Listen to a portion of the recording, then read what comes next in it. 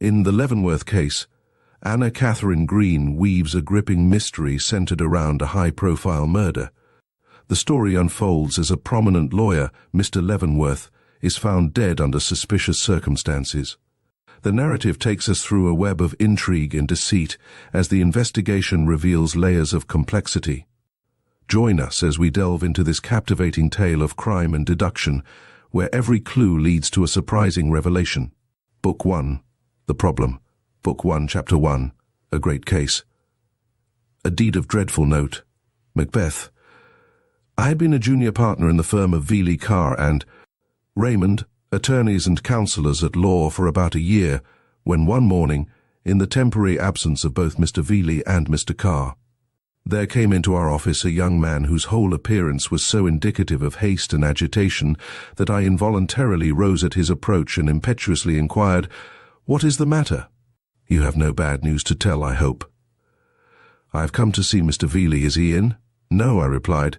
"He was unexpectedly called away this morning to Washington, cannot be home before tomorrow.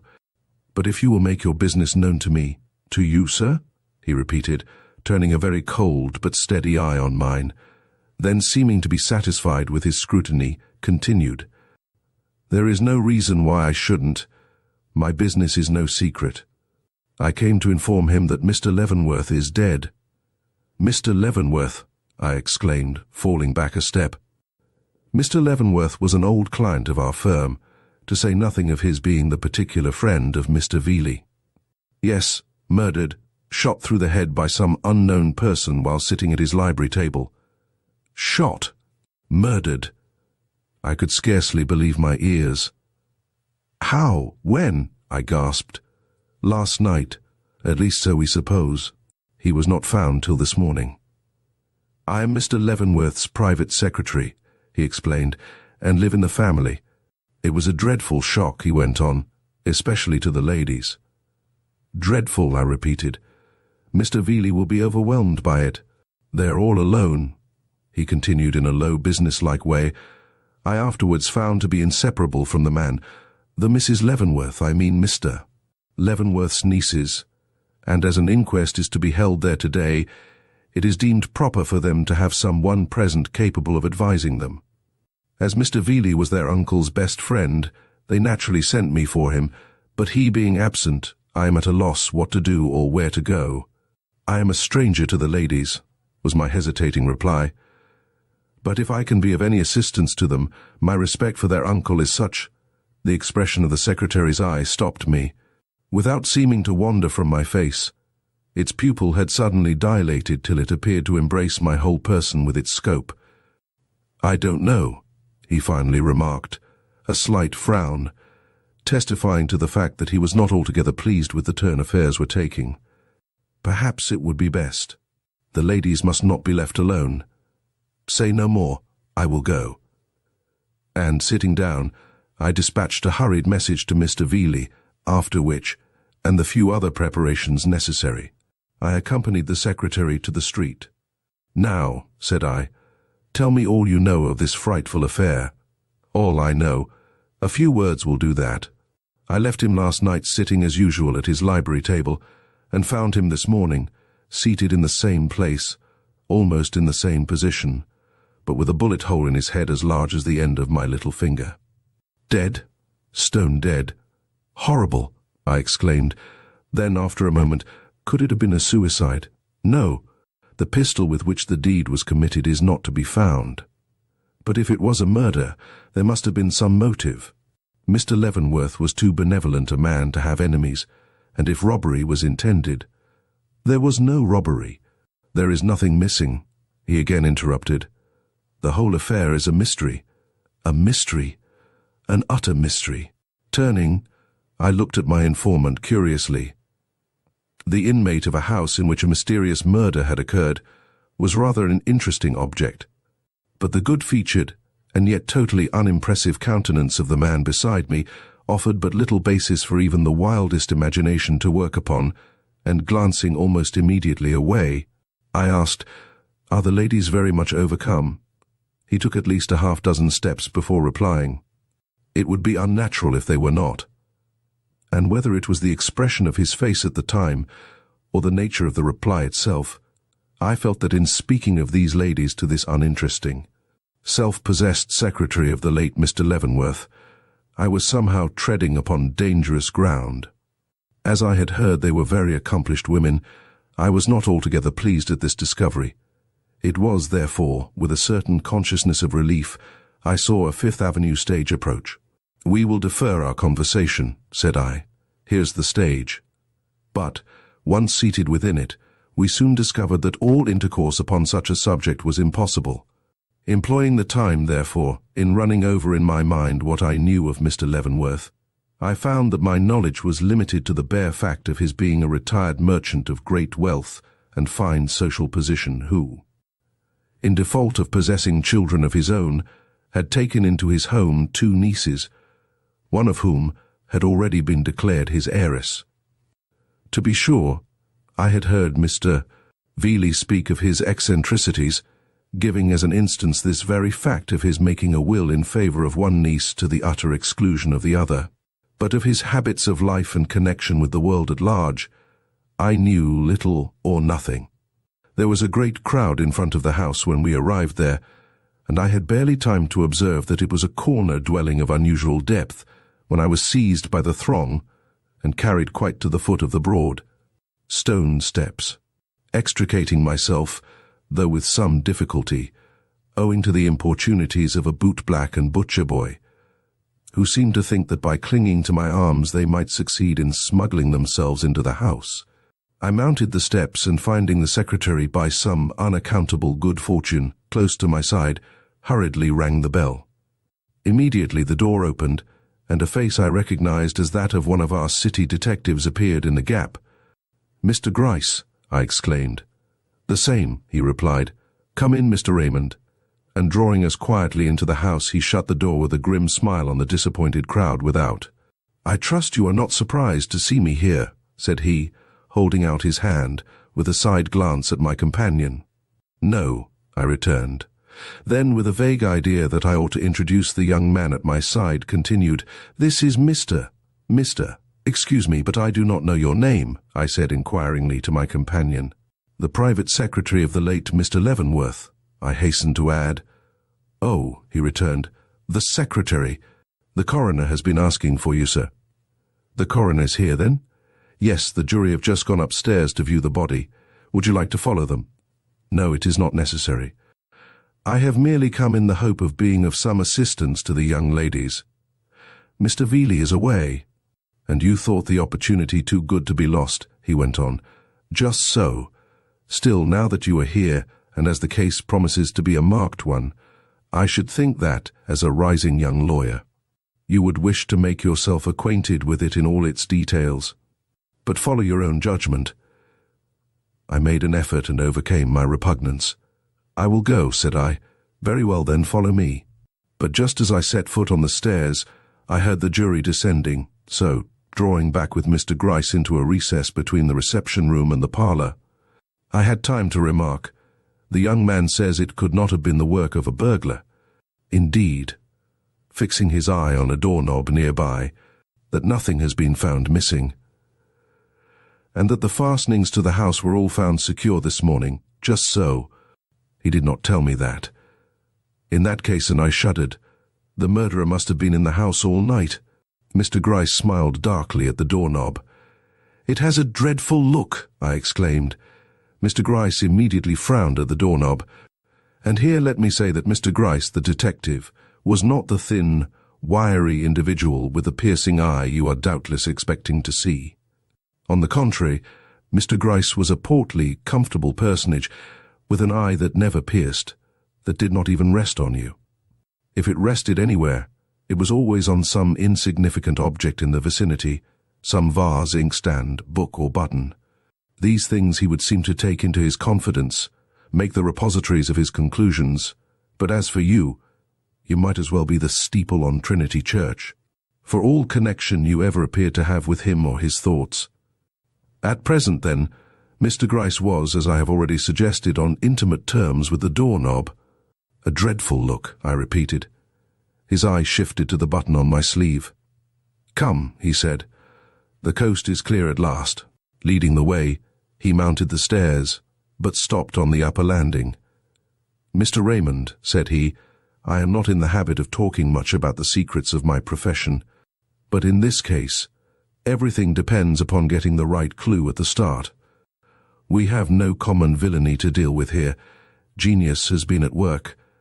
Now sometimes an absolutely uninitiated mind will intuitively catch at something which the most highly trained intellect will miss. If such a thing should occur, remember that I am your man. Don't go round talking, but come to me. For this is going to be a great case, mind you. A great case. Now come on." But the ladies, they are in the rooms above, in grief, of course, but tolerably composed for all that, I hear. And advancing to a door, he pushed it open and beckoned me in. All was dark for a moment, but presently, my eyes becoming accustomed to the place, I saw that we were in the library. "It was here he was found," said he, "in this room and upon this very spot." And advancing, he laid his hand on the end of a large baize-covered table that, together with its attendant chairs, occupied the center of the room. "You see for yourself that it is directly opposite this door," and, crossing the floor, he paused in front of the threshold of a narrow passageway, opening into a room beyond. As the murdered man was discovered sitting in this chair, and consequently with his back towards the passageway, the assassin must have advanced through the doorway to deliver his shot, pausing, let us say, about here. And Mr. Gryce planted his feet firmly upon a certain spot in the carpet, about a foot from the threshold before mentioned. "But," I hastened to interpose. "There is no room for but," he cried. "We have studied the situation," and without deigning to dilate upon the subject, he turned immediately about, and stepping swiftly before me, led the way into the passage named. "Wine closet, clothes closet, washing apparatus, towel rack," he explained, waving his hand from side to side as we hurried through, finishing with Mr. Leavenworth's private apartment, as that room of comfortable aspect opened upon us. Mr. Leavenworth's private apartment. It was here then that it ought to be, the horrible blood-curdling it that yesterday was a living, breathing man. Advancing to the bed that was hung with heavy curtains, I raised my hand to put them back, when Mr. Gryce, drawing them from my clasp, disclosed lying upon the pillow a cold, calm face. Looking so natural, I involuntarily started. "His death was too sudden to distort the features," he remarked, turning the head to one side in a way to make visible a ghastly wound in the back of the cranium. "Such a hole as that sends a man out of the world without much notice. The surgeon will convince you it could never have been inflicted by himself. It is a case of deliberate murder." Horrified, I drew hastily back, when my glance fell upon a door situated directly opposite me in the side of the wall towards the hall. It appeared to be the only outlet from the room, with the exception of the passage through which we had entered, and I could not help wondering if it was through this door the assassin had entered on his roundabout course to the library. But Mr. Gryce, seemingly observant of my glance, though his own was fixed upon the chandelier, made haste to remark, as if in reply to the inquiry in my face, "Found locked on the inside, may have come that way, and may not, we don't pretend to say." Observing now that the bed was undisturbed in its arrangement, I remarked, "He had not retired then? No, the tragedy must be 10 hours old. Time for the murderer to have studied the situation and provided for all contingencies." "The murderer? Whom do you suspect?" I whispered. He looked impassively at the ring on my finger. "Everyone and nobody. It is not for me to suspect, but to detect." And dropping the curtain into its former position, he led me from the room. The coroner's inquest being now in session, I felt a strong desire to be present, so, requesting Mr. Gryce to inform the ladies that Mr. Veeley was absent from town, and that I had come as his substitute, to render them any assistance they might require on so melancholy an occasion, I proceeded to the large parlour below, and took my seat among the various persons there assembled. Book 1, Chapter 2, The Coroner's Inquest. The baby figure of the giant mass of things to come, Troilus and Cressida. For a few minutes I sat dazed by the sudden flood of light greeting me from the many open windows. Then, as the strongly contrasting features of the scene before me began to impress themselves upon my consciousness, I found myself experiencing something of the same sensation of double personality which years before had followed an enforced use of ether. As at that time, I appeared to be living two lives at once, in two distinct places, with two separate sets of incidents going on, so now I seemed to be divided between two irreconcilable trains of thought. The gorgeous house, its elaborate furnishing, the little glimpses of yesterday's life, as seen in the open piano with its sheet of music held in place by a lady's fan, occupying my attention fully, as much as the aspect of the throng of incongruous and impatient people huddled about me. Perhaps one reason of this lay in the extraordinary splendor of the room I was in, the glow of satin, glitter of bronze, and glimmer of marble meeting the eye at every turn. But I am rather inclined to think it was mainly due to the force and eloquence of a certain picture which confronted me from the opposite wall. A sweet picture, sweet enough and poetic enough to have been conceived by the most idealistic of artists. Simple, too, the vision of a young flaxen-haired, blue-eyed coquette, dressed in the costume of the First Empire, standing in a wood path, looking back over her shoulder at someone following, yet with such a dash of something not altogether saint-like in the corners of her meek eyes and baby-like lips, that it impressed me with the individuality of life. Had it not been for the open dress, with its waist almost beneath the armpits, the hair cut short on the forehead, and the perfection of the neck and shoulders, I should have taken it for a literal portrait of one of the ladies of the house.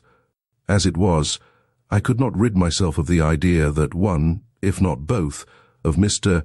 Leavenworth's nieces looked down upon me from the eyes of this entrancing blonde with the beckoning glance and forbidding hand.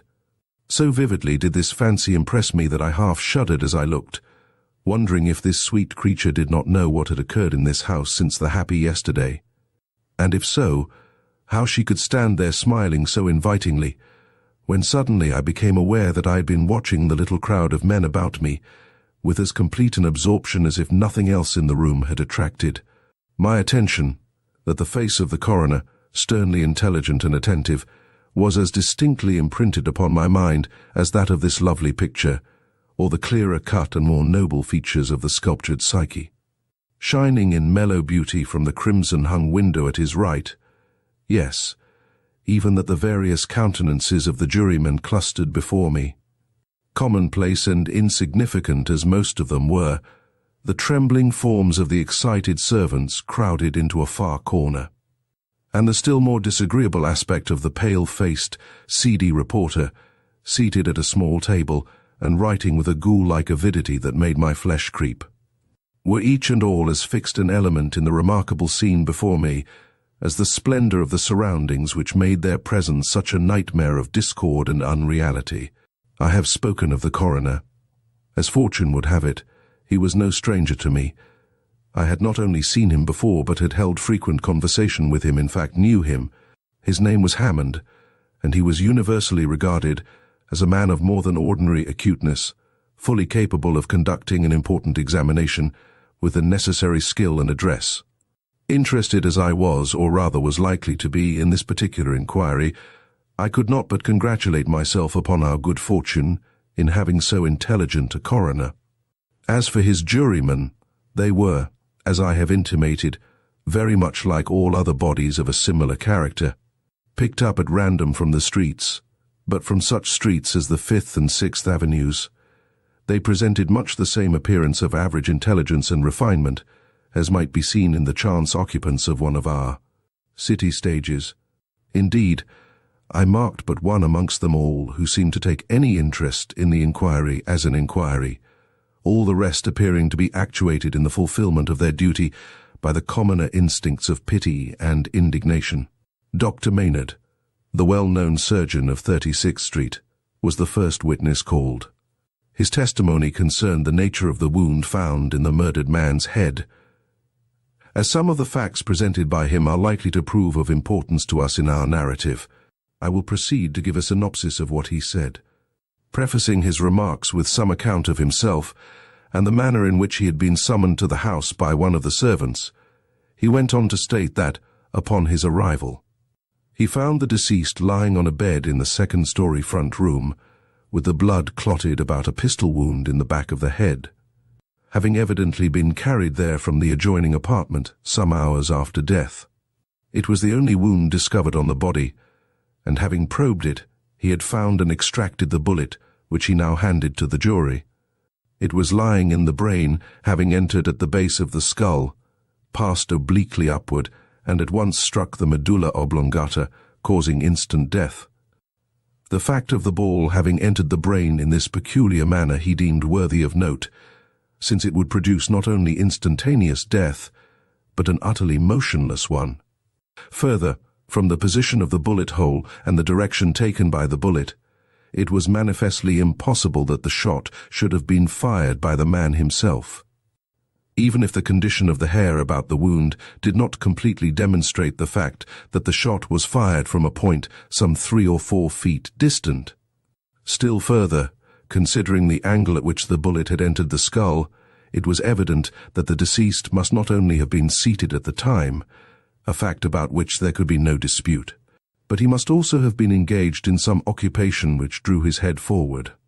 For, in order that a ball should enter the head of a man sitting erect at the angle seen here of 45 degrees, it would be necessary, not only for the pistol to be held very low down, but in a peculiar position, while if the head had been bent forward, as in the act of writing, a man holding a pistol naturally with the elbow bent, might very easily fire a ball into the brain at the angle observed. Upon being questioned in regard to the bodily health of Mr. Leavenworth, he replied that the deceased appeared to have been in good condition at the time of his death, but that, not being his attendant physician, he could not speak conclusively upon the subject without further examination, and, to the remark of a juryman, observed that he had not seen pistol or weapon lying upon the floor, or, indeed, anywhere else in either of the above mentioned rooms.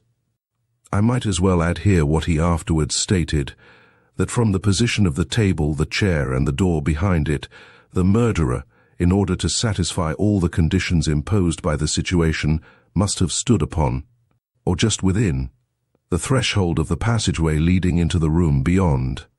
Also, that as the ball was small, and from a rifled barrel, and thus especially liable to deflections while passing through bones and integuments, it seemed to him evident that the victim had made no effort to raise or turn his head when advanced upon by his destroyer, the fearful conclusion being that the footstep was an accustomed one, and the presence of its possessor in the room either known or expected.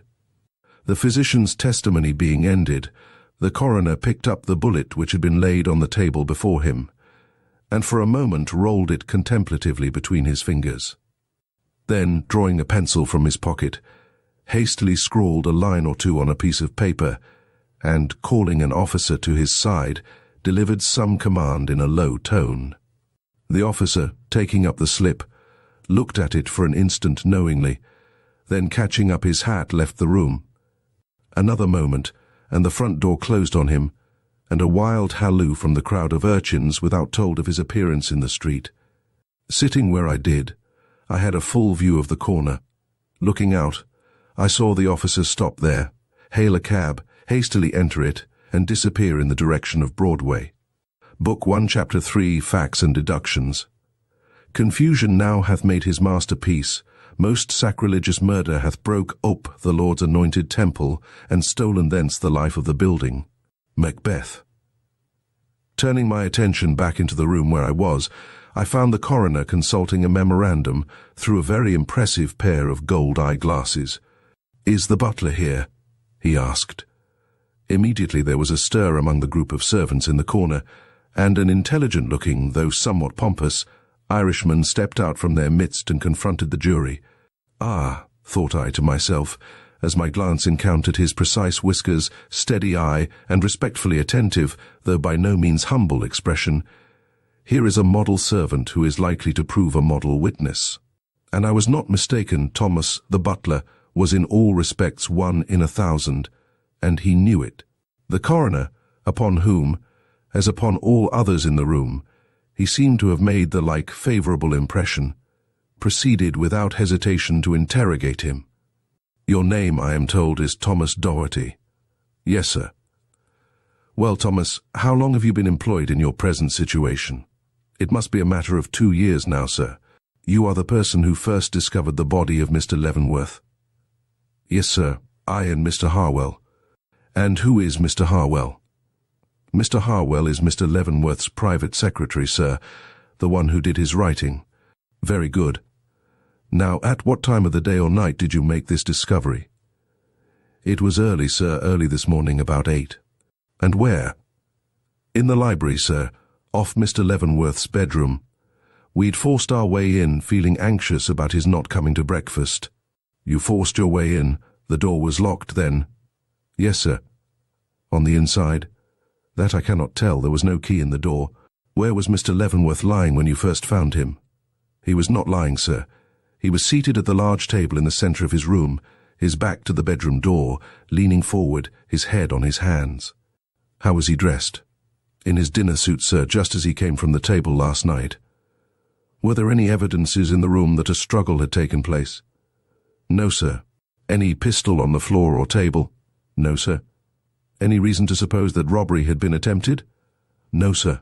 Mr. Leavenworth's watch and purse were both in his pockets. Being asked to mention who were in the house at the time of the discovery, he replied, "The young ladies, Miss Mary Leavenworth and Miss Eleanore, Mr. Harwell, Kate the cook, Molly the upstairs girl, and myself. The usual members of the household?" Yes, sir. Now tell me whose duty it is to close up the house at night. Mine, sir. Did you secure it as usual last night? I did, sir. Who unfastened it this morning? I, sir. How did you find it? Just as I left it. What, not a window open nor a door unlocked? No, sir. By this time you could have heard a pin drop. The certainty that the murderer, whoever he was, had not left the house, at least till after it was opened in the morning, seemed to weigh upon all minds. Forewarned as I had been of the fact, I could not but feel a certain degree of emotion at having it thus brought before me, and, moving so as to bring the butler's face within view, searched it for some secret token that he had spoken thus emphatically in order to cover up some failure of duty on his own part. But it was unmoved in its candour, and sustained the concentrated gaze of all in the room like a rock. Being now asked when he had last seen Mr. Leavenworth alive, he replied, "At dinner last night." He was, however, seen later by some of you. Yes, sir. Mr. Harwell says he saw him as late as 10:30 in the evening. What room do you occupy in this house? A little one on the basement floor. And where do the other members of the household sleep? Mostly on the 3rd floor, sir. The ladies in the large back rooms, and Mr. Harwell in the little one in front. The girls sleep above.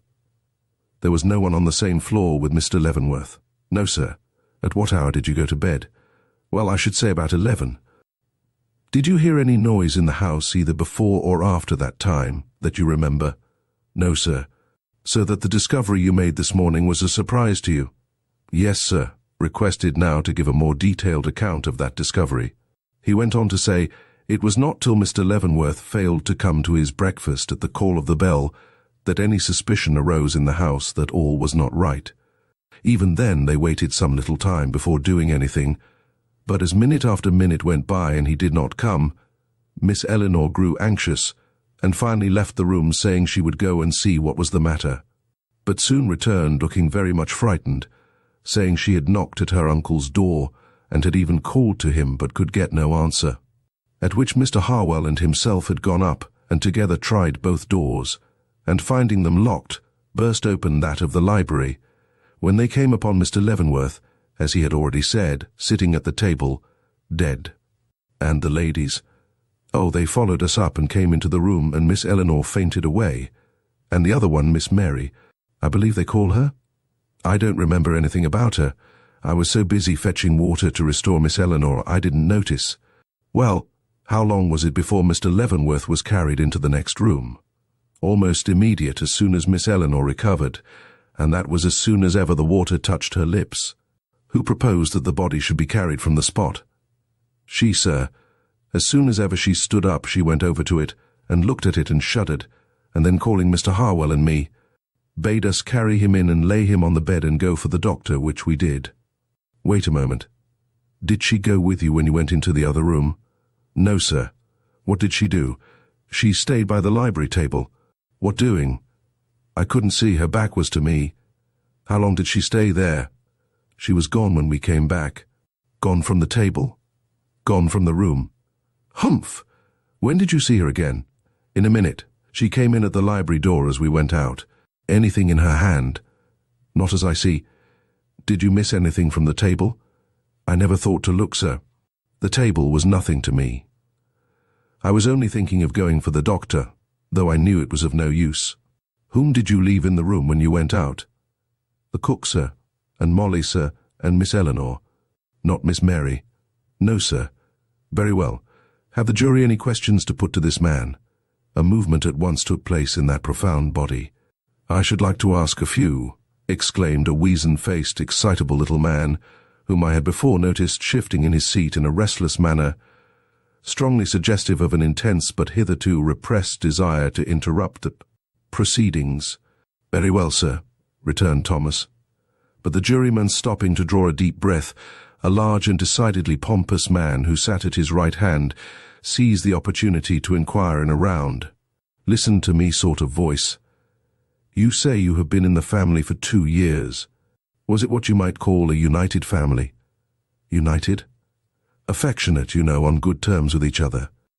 And the juryman lifted the very long and heavy watch chain that hung across his vest, as if that as well as himself had a right to a suitable and well-considered reply.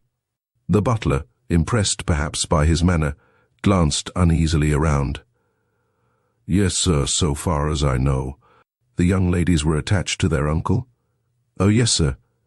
"And to each other?" "Well, yes, I suppose so. It's not for me to say." "You suppose so. Have you any reason to think otherwise?" And he doubled the watch chain about his fingers as if he would double its attention as well as his own. Thomas hesitated a moment. But just as his interlocutor was about to repeat his question, he drew himself up into a rather stiff and formal attitude, and replied, "Well, sir, no." The juryman, for all his self-assertion, seemed to respect the reticence of a servant who declined to give his opinion in regard to such a matter, and drawing complacently back, signified with a wave of his hand that he had no more to say. Immediately the excitable little man before mentioned slipped forward to the edge of his chair and asked, this time without hesitation, "At what time did you unfasten the house this morning?" "About 6, sir." "Now, could anyone leave the house after that time without your knowledge?" Thomas glanced a trifle uneasily at his fellow servants, but answered up promptly, and as if without reserve, "I don't think it would be possible for anybody to leave this house after 6 in the morning without either myself or the cooks knowing of it. Folks don't jump from second-story windows in broad daylight, and as to leaving by the doors, the front door closes with such a slam all the house can hear it from top to bottom, and as for the back door, no one that goes out of that can get clear of the yard without going by the kitchen window, and no one can go by our kitchen window without the cooks seeing of them, that I can just swear to." And he cast a half-quizzing, half-malicious look at the round, red-faced individual in question, strongly suggestive of late and unforgotten bickerings over the kitchen coffee-urn and caster. This reply, which was of a nature calculated to deepen the forebodings which had already settled upon the minds of those present, produced a visible effect. The house found locked, and no one seen to leave it.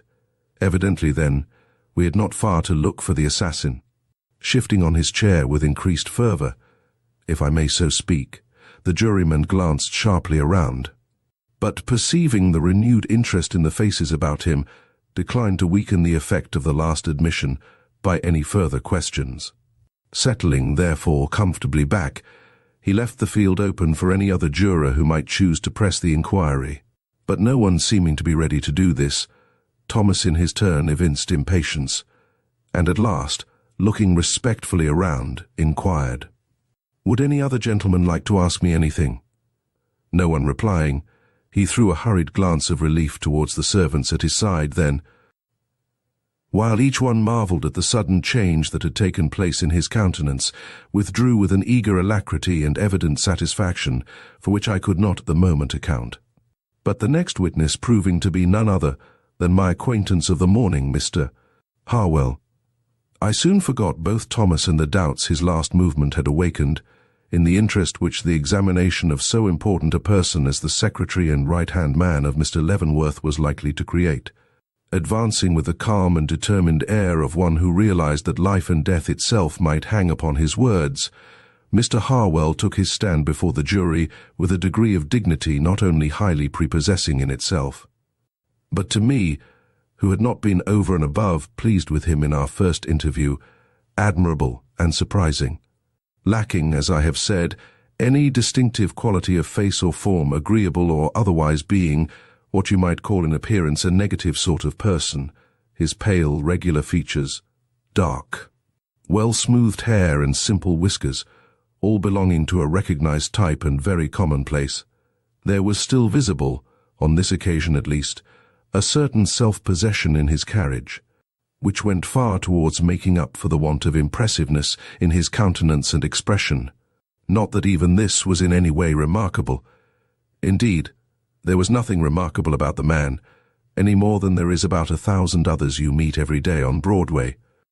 Unless you accept the look of concentration and solemnity which pervaded his whole person, a solemnity which at this time would not have been noticeable, perhaps, if it had not appeared to be the habitual expression of one who in his short life had seen more of sorrow than joy, less of pleasure than care and anxiety. The coroner, to whom his appearance one way or the other seemed to be a matter of no moment, addressed him immediately and without reserve. "Your name?" "James Trueman Harwell." "Your business?" "I have occupied the position of private secretary and amanuensis to Mr. Leavenworth for the past 8 months. You are the person who last saw Mr. Leavenworth alive, are you not?" The young man raised his head with a haughty gesture which well nigh transfigured it. "Certainly not, as I am not the man who killed him." This answer, which seemed to introduce something akin to levity or badinage into an examination, the seriousness of which we were all beginning to realize, produced an immediate revulsion of feeling toward the man who, in face of facts revealed and to be revealed, could so lightly make use of it. A hum of disapproval swept through the room, and in that one remark, James Harwell lost all that he had previously won by the self-possession of his bearing and the unflinching regard of his eye. He seemed himself to realize this, for he lifted his head still higher, though his general aspect remained unchanged. "I mean," the coroner exclaimed, evidently nettled that the young man had been able to draw such a conclusion from his words, "that you were the last one to see him previous to his assassination by some unknown individual." The secretary folded his arms, whether to hide a certain tremble which had seized him, or by that simple action to gain time for a moment's further thought, I could not then determine. "Sir," he replied at length, "I cannot answer yes or no to that question. In all probability I was the last to see him in good health and spirits, but in a house as large as this, I cannot be sure of even so simple a fact as that." Then, observing the unsatisfied look on the faces around, added slowly, "It is my business to see him late." "Your business? Oh, as his secretary, I suppose?" He gravely nodded. "Mr. Harwell," the coroner went on, "the office of private secretary in this country is not a common one. Will you explain to us what your duties were in that capacity, in short, what use Mr. Leavenworth had for such an assistant and how he employed you?" "Certainly. Mr. Leavenworth was, as you perhaps know, a man of great wealth, connected with various societies, clubs, institutions, etc., besides being known far and near as a giving man. He was accustomed every day of his life to receive numerous letters, begging and otherwise, which it was my business to open and answer, his private correspondence always bearing a mark upon it which distinguished it from the rest. But this was not all I was expected to do. Having in his early life been engaged in the tea trade, he had made more than one voyage to China, and was consequently much interested in the question of international communication between that country and our own. Thinking that in his various visits there he had learned much which, if known to the American people, would conduce to our better understanding of the nation, its peculiarities, and the best manner of dealing with it, He has been engaged for some time in writing a book on the subject, which same it has been my business for the last 8 months to assist him in preparing, by writing at his dictation 3 hours out of the 24. The last hour being commonly taken from the evening, say from 9:30 to 10:30, Mr. Leavenworth being a very methodical man and accustomed to regulate his own life and that of those about him with almost mathematical precision. You say you were accustomed to write at his dictation evenings. Did you do this as usual last evening? I did, sir. What can you tell us of his manner and appearance at the time? Were they in any way unusual? A frown crossed the secretary's brow. As he probably had no premonition of his doom, why should there have been any change in his manner? This giving the coroner an opportunity to revenge himself for his discomfiture of a moment before. He said, somewhat severely, "It is the business of a witness to answer questions, not to put them." The secretary flushed and the account stood even. "Very well then, sir. If Mr. Leavenworth felt any forebodings of his end, he did not reveal them to me. On the contrary, he seemed to be more absorbed in his work than usual. One of the last words he said to me was, 'In a month we will have this book in press, eh, Trueman?' I remember this particularly, as he was filling his wine glass at the time. He always drank 1 glass of wine before retiring, it being my duty to bring the decanter of sherry from the closet, the last thing before leaving him. I was standing with my hand on the knob of the hall door, but advanced as he said this and replied, 'I hope so indeed, Mr. Leavenworth.' 'Then join me in drinking a glass of sherry,' said he, motioning me to procure another glass from the closet. I did so, and he poured me out the wine with his own hand. I am not especially fond of sherry, but the occasion was a pleasant one, and I drained my glass. I remember being slightly ashamed of doing so, for Mr. Leavenworth set his down half full. It was half full when we found him this morning. Do what he would, and being a reserved man he appeared anxious to control his emotion. The horror of his first shock seemed to overwhelm him here. Pulling his handkerchief from his pocket, he wiped his forehead. 'Gentlemen, that is the last action of Mr. Leavenworth I ever saw.' As he set the glass down on the table, I said good night to him and left the room. The coroner, with a characteristic imperviousness to all expressions of emotion, leaned back and surveyed the young man with a scrutinizing glance. 'And where did you go then?' he asked. 'To my own room.' 'Did you meet anybody on the way?' 'No, sir.' 'Hear anything or see anything unusual?' The secretary's voice fell a trifle. 'No, sir.' 'Mr. Harwell, think again. Are you ready to swear that you neither met anybody, heard anybody, nor saw anything which lingers yet in your memory as unusual?' His face grew quite distressed. Twice he opened his lips to speak, and as often closed them without doing so. At last, with an effort, he replied, 'I saw one thing, a little thing, too slight to mention, but it was unusual, and I could not help thinking of it when you spoke.' 'What was it?' 'Only a door half open.' 'Whose door?' 'Miss Eleanor Leavenworth's.' His voice was almost a whisper now. 'Where were you when you observed this fact?' 'I cannot say exactly. Probably at my own door, as I did not stop on the way. If this frightful occurrence had not taken place, I should never have thought of it again.' 'When you went into your room, did you close your door?' 'I did, sir.' 'How soon did you retire?' 'Immediately.' 'Did you hear nothing before you fell asleep?' Again that indefinable hesitation. 'Barely nothing.' 'Not a footstep in the hall?' 'I might have heard a footstep.' 'Did you?' 'I cannot swear I did.' 'Do you think you did?' 'Yes, I think I did. To tell the whole, I remember hearing, just as I was falling into a doze, a rustle and a footstep in the hall, but it made no impression upon me, and I dropped asleep.' 'Well?'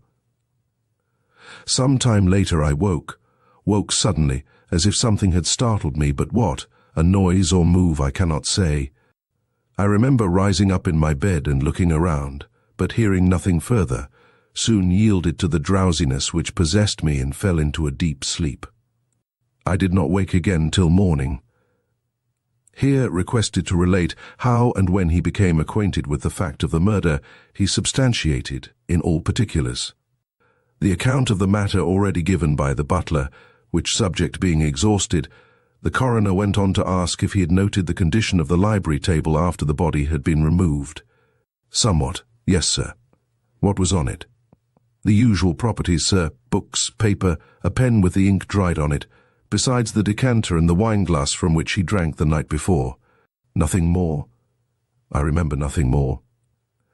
In regard to that decanter and glass, broke in the juryman of the watch and chain, did you not say that the latter was found in the same condition in which you saw it at the time you left Mr. Leavenworth sitting in his library? Yes, sir, very much. Yet he was in the habit of drinking a full glass. Yes, sir. An interruption must then have ensued very close upon your departure, Mr. Harwell. A cold, bluish pallor suddenly broke out upon the young man's face. He started, and for a moment looked as if struck by some horrible thought. That does not follow, sir, he articulated with some difficulty. Mr. Leavenworth might, but suddenly stopped, as if too much distressed to proceed. Go on, Mr. Harwell. Let us hear what you have to say. There is nothing, he returned faintly, as if battling with some strong emotion. As he had not been answering a question, only volunteering an explanation, the coroner let it pass, but I saw more than one pair of eyes roll suspiciously from side to side, as if many there felt that some sort of clue had been offered them in this man's emotion. The coroner, ignoring in his easy way both the emotion and the universal excitement it had produced, now proceeded to ask, "Do you know whether the key to the library was in its place when you left the room last night?" "No, sir. I did not notice. The presumption is it was." "I suppose so. At all events, the door was locked in the morning and the key gone?" "Yes, sir." "Then whoever committed this murder locked the door on passing out and took away the key." "It would seem so." The coroner, turning, faced the jury with an earnest look. "Gentlemen," said he, "there seems to be a mystery in regard to this key which must be looked into." Immediately a universal murmur swept through the room, testifying to the acquiescence of all present. The little juryman, hastily rising, proposed that an instant search should be made for it, but the coroner, turning upon him with what I should denominate as a quelling look, decided that the inquest should proceed in the usual manner, till the verbal testimony was all in. "Then allow me to ask a question," again volunteered the irrepressible. "Mr. Harwell, we are told that upon the breaking in of the library door this morning, Mr. Leavenworth's two nieces followed you into the room." "One of them, sir, Miss Eleanore."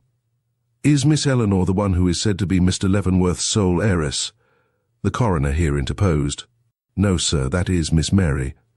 "That she gave orders," pursued the juryman, "for the removal of the body into the further room?"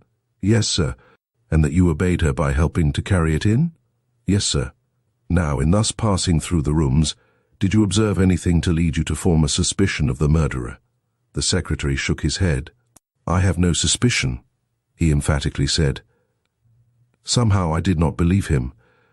Whether it was the tone of his voice, the clutch of his hand on his sleeve, and the hand will often reveal more than the countenance, I felt that this man was not to be relied upon in making this assertion. "I should like to ask Mr. Harwell a question," said a juryman who had not yet spoken. "We have had a detailed account of what looks like the discovery of a murdered man. Now, murder is never committed without some motive. Does the secretary know whether Mr. Leavenworth had any secret enemy?" "I do not. Everyone in the house seemed to be on good terms with him?" "Yes, sir." With a little quaver of dissent in the assertion, however, "Not a shadow lay between him and any other member of his household, so far as you know?" "I am not ready to say that," he returned, quite distressed. "A shadow is a very slight thing. There might have been a shadow. Between him and whom?" A long hesitation. "One of his nieces, sir." "Which one?" Again that defiant lift of the head. "Miss Eleanore." "How long has this shadow been observable?" "I cannot say." "You do not know the cause?" "I do not." "Nor the extent of the feeling?" "No, sir." "You open Mr. Leavenworth's letters?" "I do." "Has there been anything in his correspondence of late calculated to throw any light upon this deed?" It actually seemed as if he never would answer. Was he simply pondering over his reply, or was the man turned to stone? "Mr. Harwell, did you hear the juryman?" inquired the coroner. "Yes, sir. I was thinking." "Very well, now answer." "Sir," he replied, turning and looking the juryman full in the face, and in that way revealing his unguarded left hand to my gaze.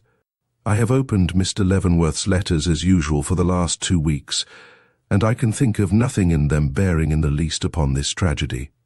The man lied, I knew it instantly, the clenched hand pausing irresolute, then making up its mind to go through with the lie firmly, was enough for me.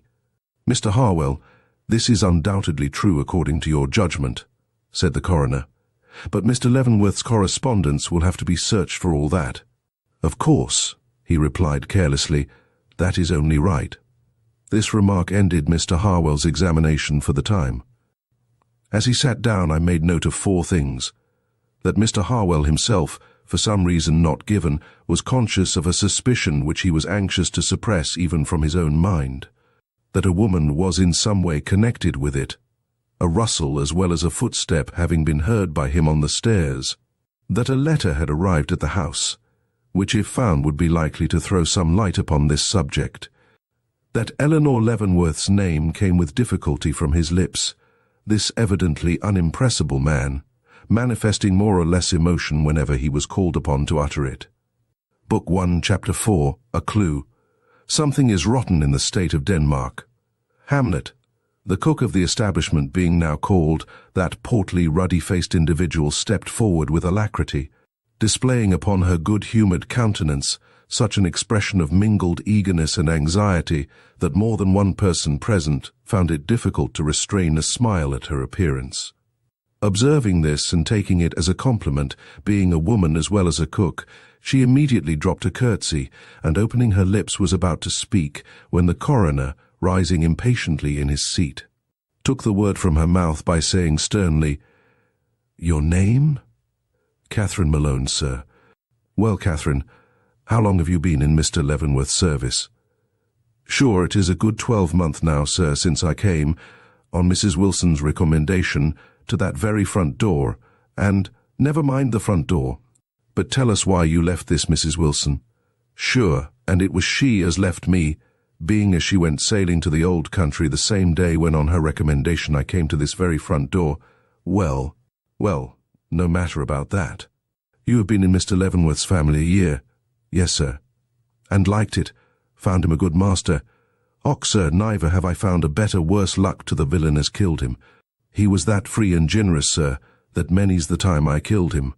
He was that free and generous, sir, that many's the time I have said to Hannah—" She stopped, with a sudden comical gasp of terror, looking at her fellow servants, like one who had incautiously made a slip. The coroner, observing this, inquired hastily, "Hannah? Who is Hannah?" The cook, drawing her roly-poly figure up into some sort of shape in her efforts to appear unconcerned, exclaimed boldly, "She—" "Oh, only the lady's maid, sir." "But I don't see anyone here answering to that description. You didn't speak of anyone by the name of Hannah as belonging to the house," said he, turning to Thomas. "No, sir," the latter replied, with a bow and a sidelong look at the red-cheeked girl at his side. "You asked me who were in the house at the time the murder was discovered, and I told you." "Oh," cried the coroner satirically. "Used to police courts, I see." Then, turning back to the cook, who had all this while been rolling her eyes in a vague fright about the room, inquired, "And where is this Hannah?" "Sure, sir, she's gone." "How long since?" The cook caught her breath hysterically. "Since last night." "What time last night?" "Troth, sir, and I don't know. I don't know anything about it." "Was she dismissed?" "Not as I knows on. Her clothes is here." "Oh, her clothes are here. At what hour did you miss her?" "I didn't miss her. She was here last night and she isn't here this morning, and so I says she's gone." "Humph!" cried the coroner, casting a slow glance down the room, while everyone present looked as if a door had suddenly opened in a closed wall. "Where did this girl sleep?" The cook, who had been fumbling uneasily with her apron, looked up. "Sure, we all sleeps at the top of the house, sir." "In one room?" Slowly. "Yes, sir." "Did she come up to the room last night?" "Yes, sir." "At what hour?" "Sure, it was 10 when we all came up. I heard the clock a-striking." "Did you observe anything unusual in her appearance?" "She had a toothache, sir." "Oh, a toothache. What then?" "Tell me all she did." But at this the cook broke into tears and wails. "Sure, she didn't do nothing, sir. It wasn't her, sir, as did anything, don't you believe it? Hannah is a good girl, and honest, sir, as ever you see. I am ready to swear on the book as how she never put her hand to the lock of his door. What should she for? She only went down to Miss Eleanore for some toothache drops. Her face was paining her that awful, and oh, sir—" There, interrupted the coroner. "I am not accusing Hannah of anything. I only asked you what she did after she reached your room.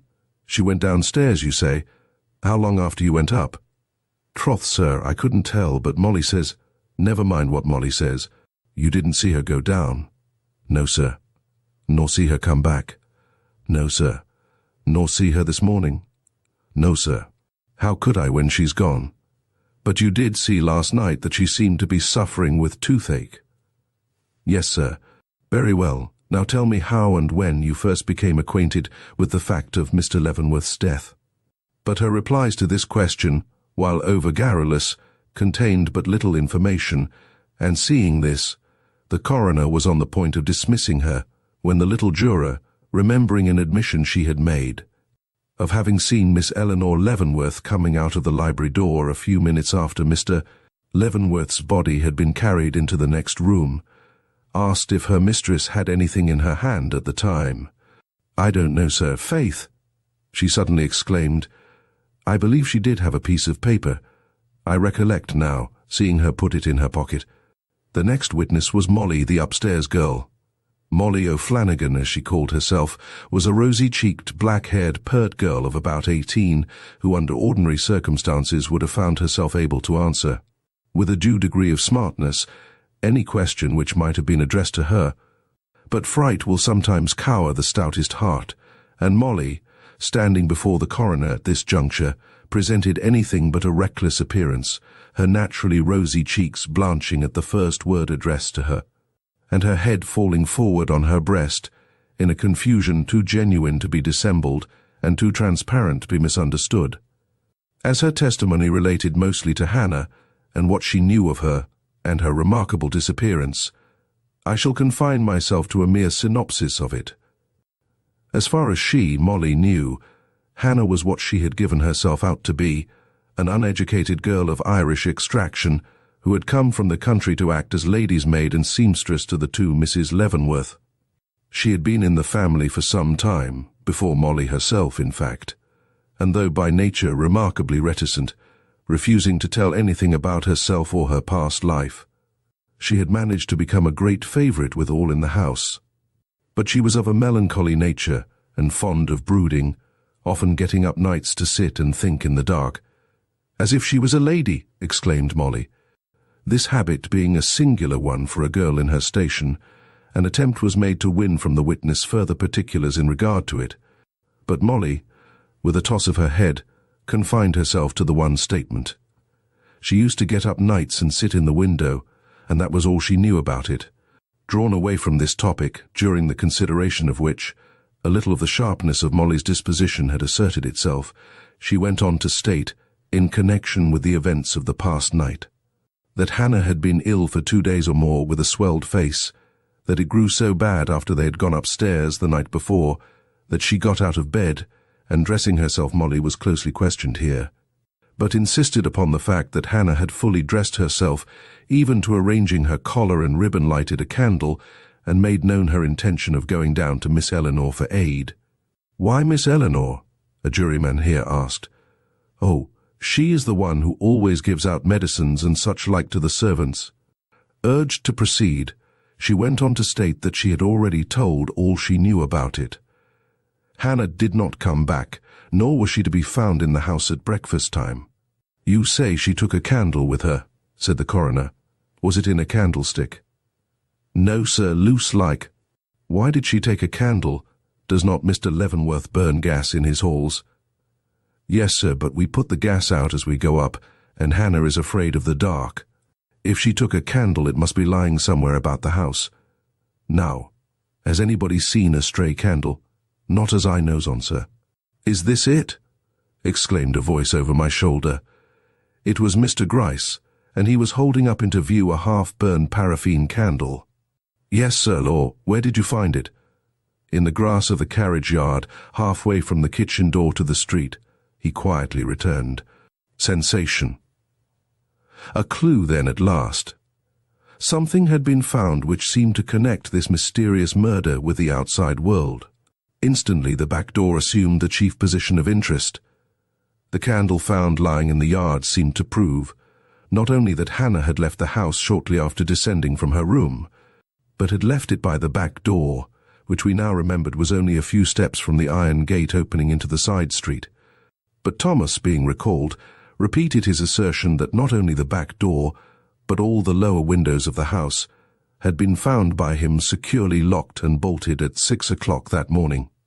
Inevitable conclusion. Someone had locked and bolted them after the girl. Who? Alas, that had now become the very serious and momentous question. Book 1, Chapter 5, Expert Testimony. And oftentimes, to win us to our harm, the instruments of darkness tell us truths, win us with honest trifles, to betray us in deepest consequence. Macbeth. In the midst of the universal gloom, thus awakened, there came a sharp ring at the bell. Instantly all eyes turned toward the parlour door, just as it slowly opened, and the officer who had been sent off so mysteriously by the coroner an hour before entered, in company with a young man whose sleek appearance, intelligent eye, and general air of trustworthiness seemed to proclaim him to be, what in fact he was, the confidential clerk of a responsible mercantile house. Advancing without apparent embarrassment, though each and every eye in the room was fixed upon him with lively curiosity, he made a slight bow to the coroner. "You have sent for a man from Bone and Company," he said. Strong and immediate excitement. Bone and Company was the well-known pistol and ammunition store of Broadway. "Yes, sir," returned the coroner. "We have here a bullet, which we must ask you to examine. You are fully acquainted with all matters connected with your business." The young man, merely elevating an expressive eyebrow, took the bullet carelessly in his hand. "Can you tell us from what make of pistol that was delivered?"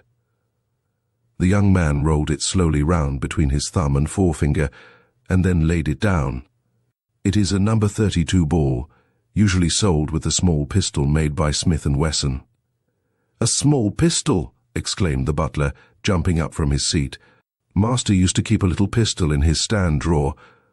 I have often seen it. We all knew about it."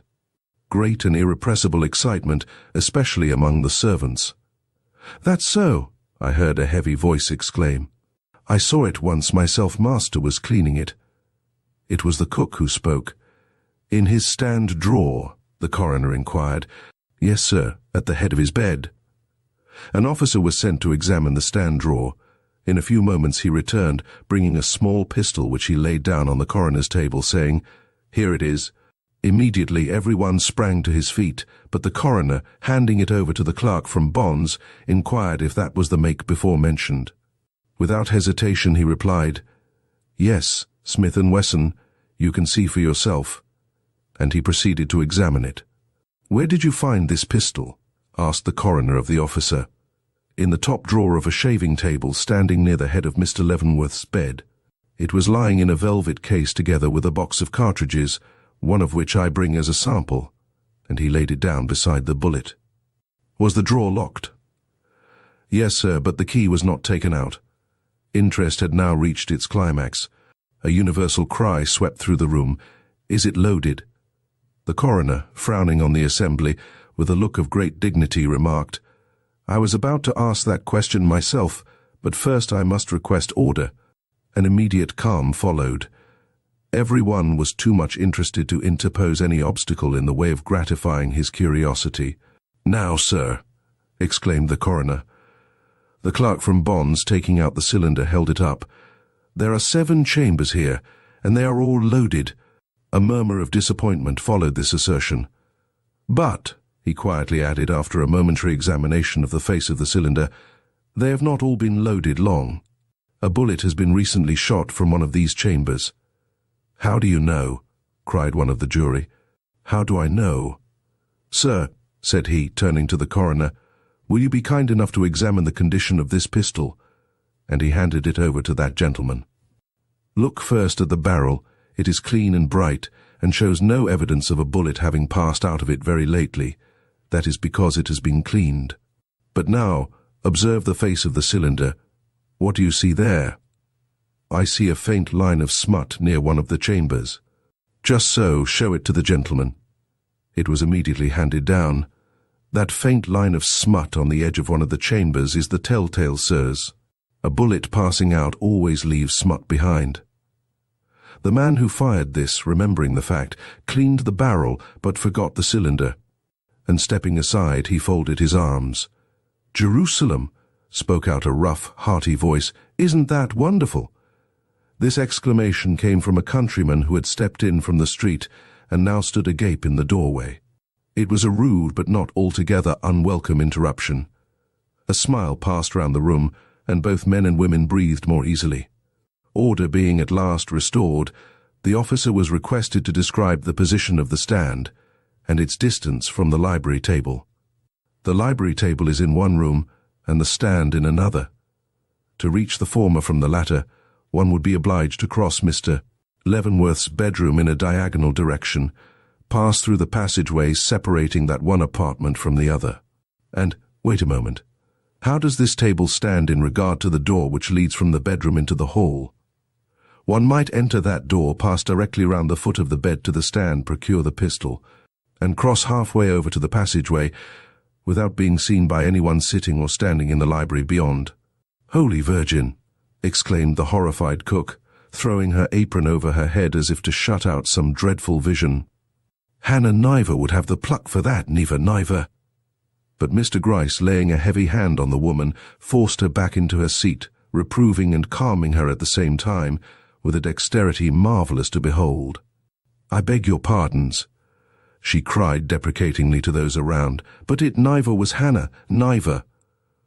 The clerk from Bones here being dismissed, those assembled took the opportunity of making some change in their position, after which the name of Mr. Harwell was again called.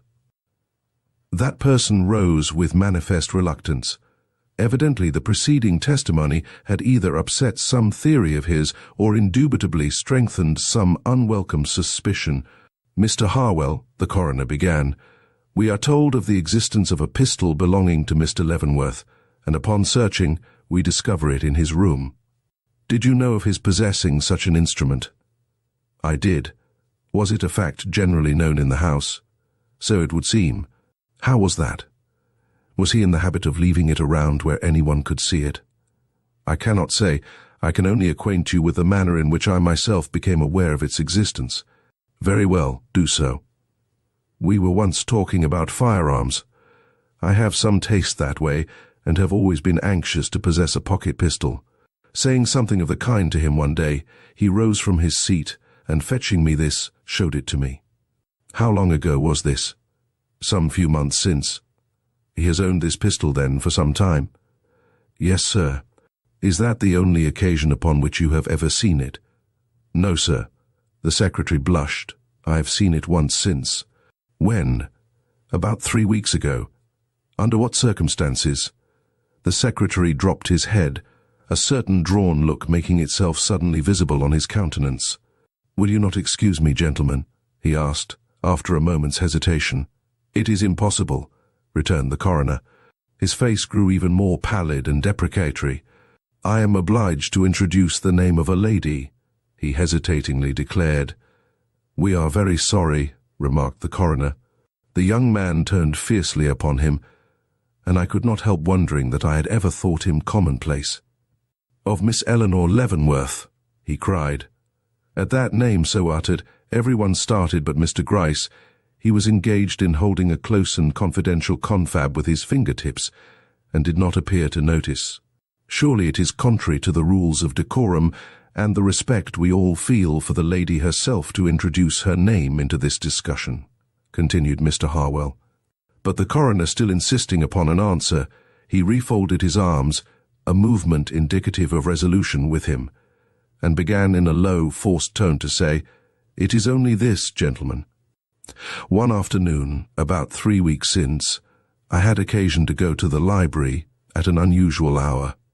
crossing over to the mantelpiece for the purpose of procuring a penknife, which I had carelessly left there in the morning. I heard a noise in the adjoining room. Knowing that Mr. Leavenworth was out, and supposing the ladies to be out also, I took the liberty of ascertaining who the intruder was. When what was my astonishment to come upon Miss Eleanore Leavenworth, standing at the side of her uncle's bed with his pistol in her hand. Confused at my indiscretion, I attempted to escape without being observed, but in vain, for just as I was crossing the threshold, she turned, and calling me by name, requested me to explain the pistol to her. Gentlemen, in order to do so, I was obliged to take it in my hand, and that, sirs, is the only other occasion upon which I ever saw or handled the pistol of Mr. Leavenworth. Drooping his head, he waited in indescribable agitation for the next question. She asked you to explain the pistol to her. What do you mean by that? I mean, he faintly continued, catching his breath in a vain effort to appear calm, how to load, aim, and fire it. A flash of awakened feeling shot across the faces of all present.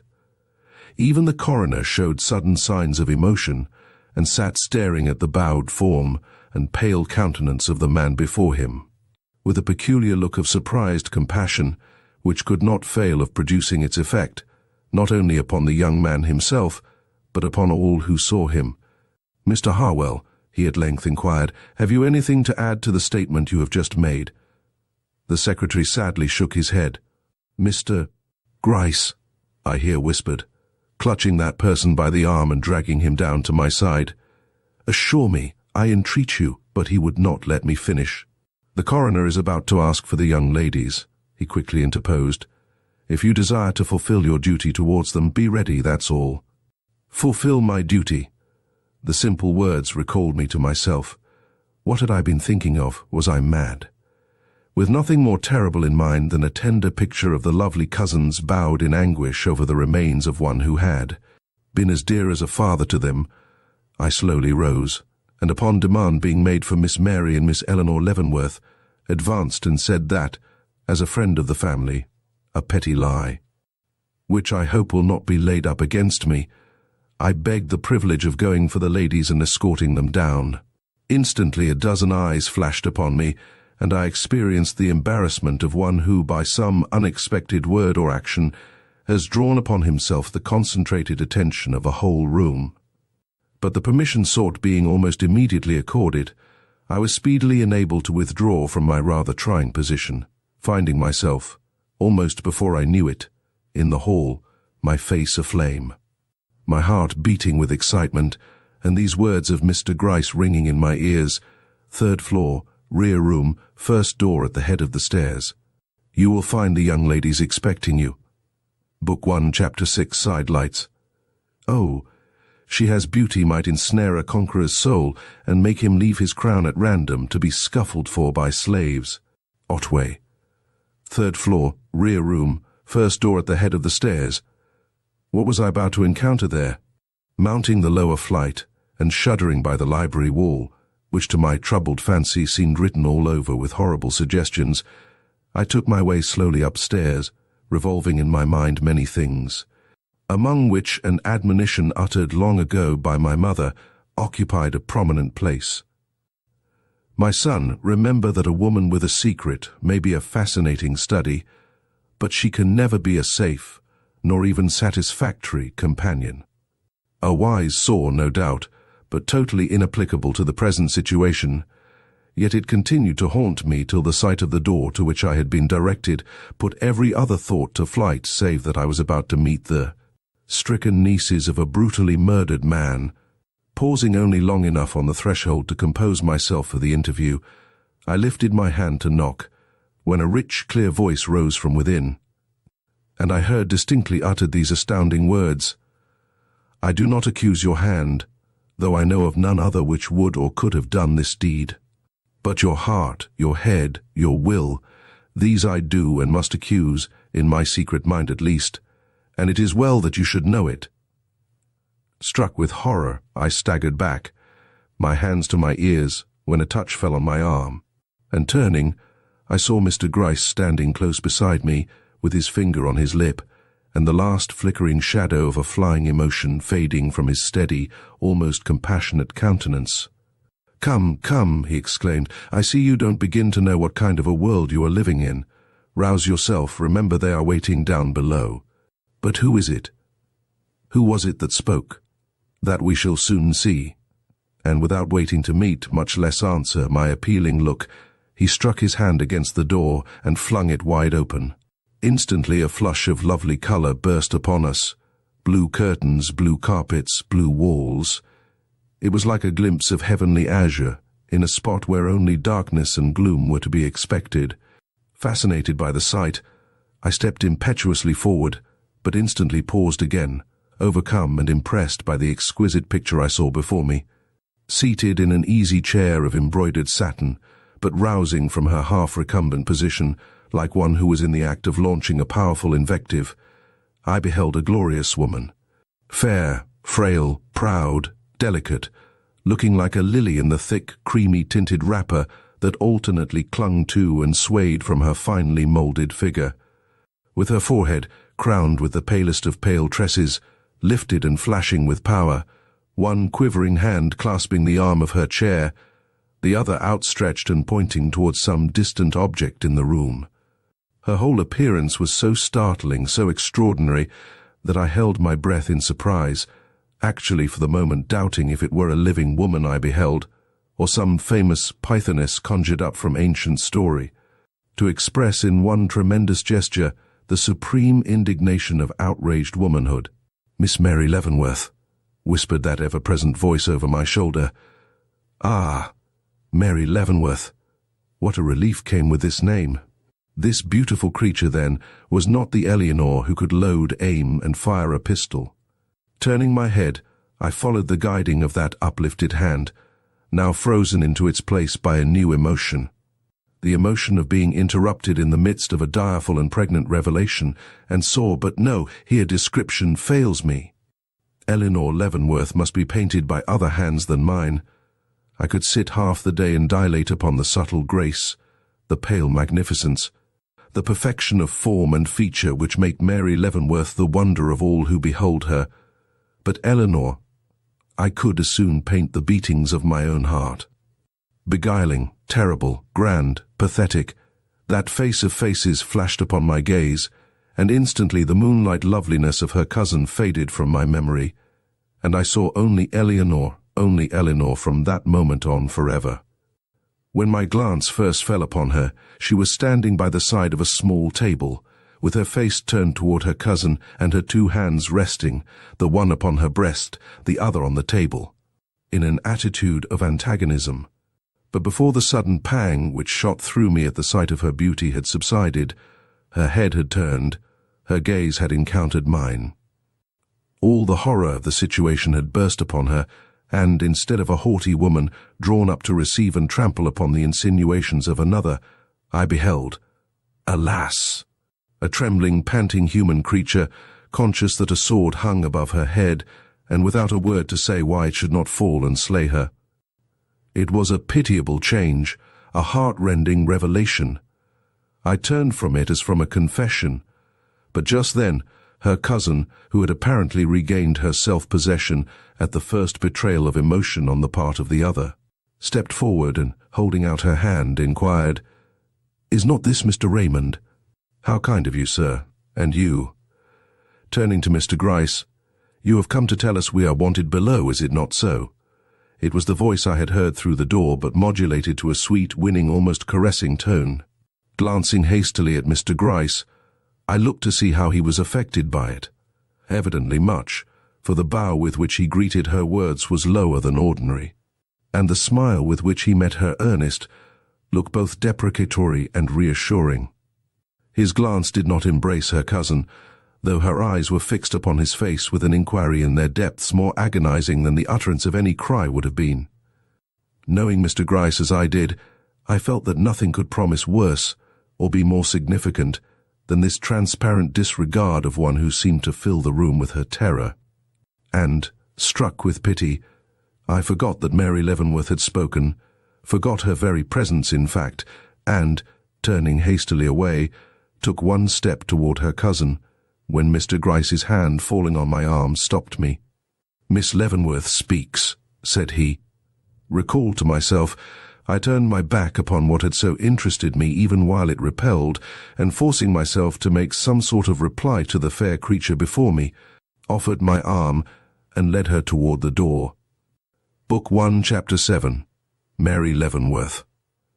Softened almost to the point of smiling, and here let me say, there never was a woman who could smile and not smile like Mary Leavenworth. Looking in my face, with a frank and sweet appeal in her eyes, she murmured, "You are very good. I do feel the need of support. The occasion is so horrible, and my cousin there," here a little gleam of alarm nickered into her eyes, "is so very strange today." Humph! Thought I to myself, where is the grand indignant pythoness, with the unspeakable wrath and menace in her countenance, whom I saw when I first entered the room? Could it be that she was trying to beguile us from our conjectures by making light of her former expressions?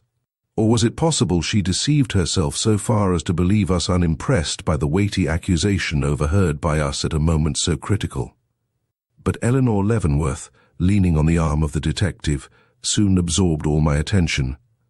She had regained by this time her self-possession also, but not so entirely as her cousin. Her step faltered as she endeavored to walk, and the hand which rested on his arm trembled like a leaf. "Would to God I had never entered this house," said I to myself. And yet, before the exclamation was half uttered, I became conscious of a secret rebellion against the thought. An emotion, shall I say, of thankfulness that it had been myself rather than another who had been allowed to break in upon their privacy, overhear that significant remark, and, shall I acknowledge it, follow Mr. Gryce and the trembling, swaying figure of Eleanore Leavenworth downstairs. Not that I felt the least relenting in my soul towards guilt. Crime had never looked so black. Revenge, selfishness, hatred, cupidity never seemed more loathsome, and yet, but why enter into the consideration of my feelings at that time? They cannot be of interest besides. Who can fathom the depths of his own soul, or untangle for others the secret cords of revulsion and attraction which are, and ever have been, a mystery and wonder to himself? Enough that, supporting upon my arm the half-fainting form of one woman, but with my attention and interest devoted to another, I descended the stairs of the Leavenworth mansion, and re-entered the dreaded presence of those inquisitors of the law who had been so impatiently awaiting us. As I once more crossed that threshold, and faced the eager countenances of those I had left so short a time before, I felt as if ages had elapsed in the interval. So much can be experienced by the human soul in the short space of a few overweighted moments. 7th Mary Leavenworth. For this relief much thanks. Hamlet. Have you ever observed the effect of the sunlight bursting suddenly upon the earth from behind a mass of heavily surcharged clouds? If so, you can have some idea of the sensation produced in that room by the entrance of these two beautiful ladies, possessed of a loveliness which would have been conspicuous in all places and under all circumstances. Mary, at least, if not her less striking, though by no means less interesting cousin, could never have entered any assemblage without drawing to herself the wondering attention of all present. But, heralded as here, by the most fearful of tragedies, what could you expect from a collection of men such as I have already described, but overmastering wonder and incredulous admiration? Nothing, perhaps, and yet at the first murmuring sound of amazement and satisfaction, I felt my soul recoil in disgust. Making haste to seat my now trembling companion in the most retired spot I could find, I looked around for her cousin. But Eleanore Leavenworth, weak as she had appeared in the interview above, showed at this moment neither hesitation nor embarrassment. Advancing upon the arm of the detective, whose suddenly assumed air of persuasion in the presence of the jury was anything but reassuring, she stood for an instant gazing calmly upon the scene before her, then bowing to the coroner with a grace and condescension which seemed at once to place him on the footing of a politely endured intruder in this home of elegance. She took the seat which her own servants hastened to procure for her, with an ease and dignity that rather recalled the triumphs of the drawing-room than the self-consciousness of a scene such as that in which we found ourselves. Palpable acting, though this was, it was not without its effect. Instantly the murmurs ceased, the obtrusive glances fell, and something like a forced respect made itself visible upon the countenances of all present. Even I, impressed as I had been by her very different demeanour in the room above, experienced a sensation of relief, and was more than startled when, upon turning to the lady at my side, I beheld her eyes riveted upon her cousin with an inquiry in their depths that was anything but encouraging. Fearful of the effect this look might have upon those about us, I hastily seized her hand which, clenched and unconscious, hung over the edge of her chair, and was about to beseech her to have care, when her name, called in a slow, impressive way by the coroner, roused her from her abstraction. Hurriedly withdrawing her gaze from her cousin, she lifted her face to the jury, and I saw a gleam pass over it, which brought back my early fancy of the Pythoness. But it passed, and it was with an expression of great modesty she settled herself to respond to the demand of the coroner and answer the first few opening inquiries. But what can express the anxiety of that moment to me? Gentle as she now appeared, she was capable of great wrath, as I knew. Was she going to reiterate her suspicions here? Did she hate as well as mistrust her cousin?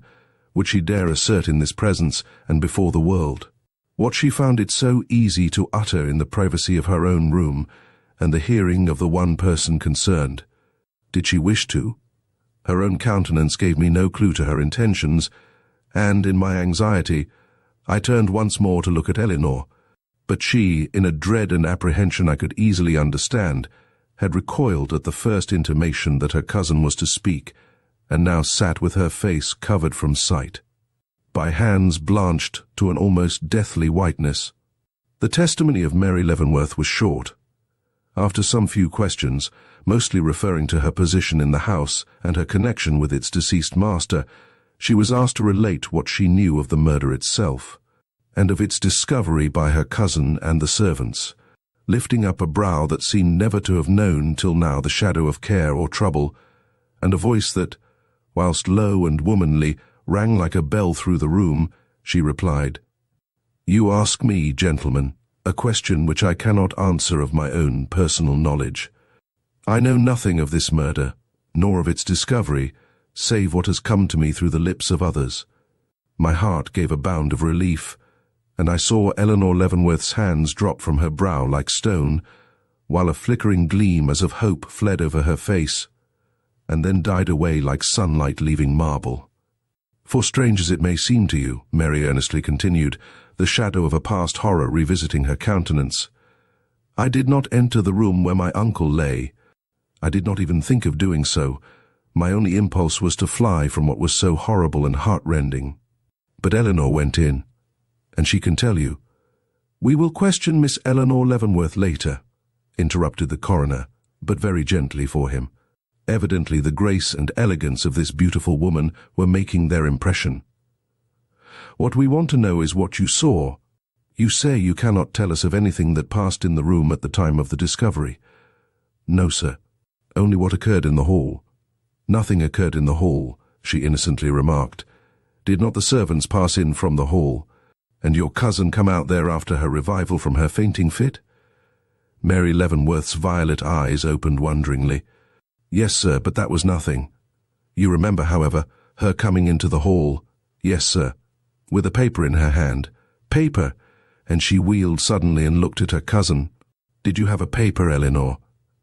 The moment was intense.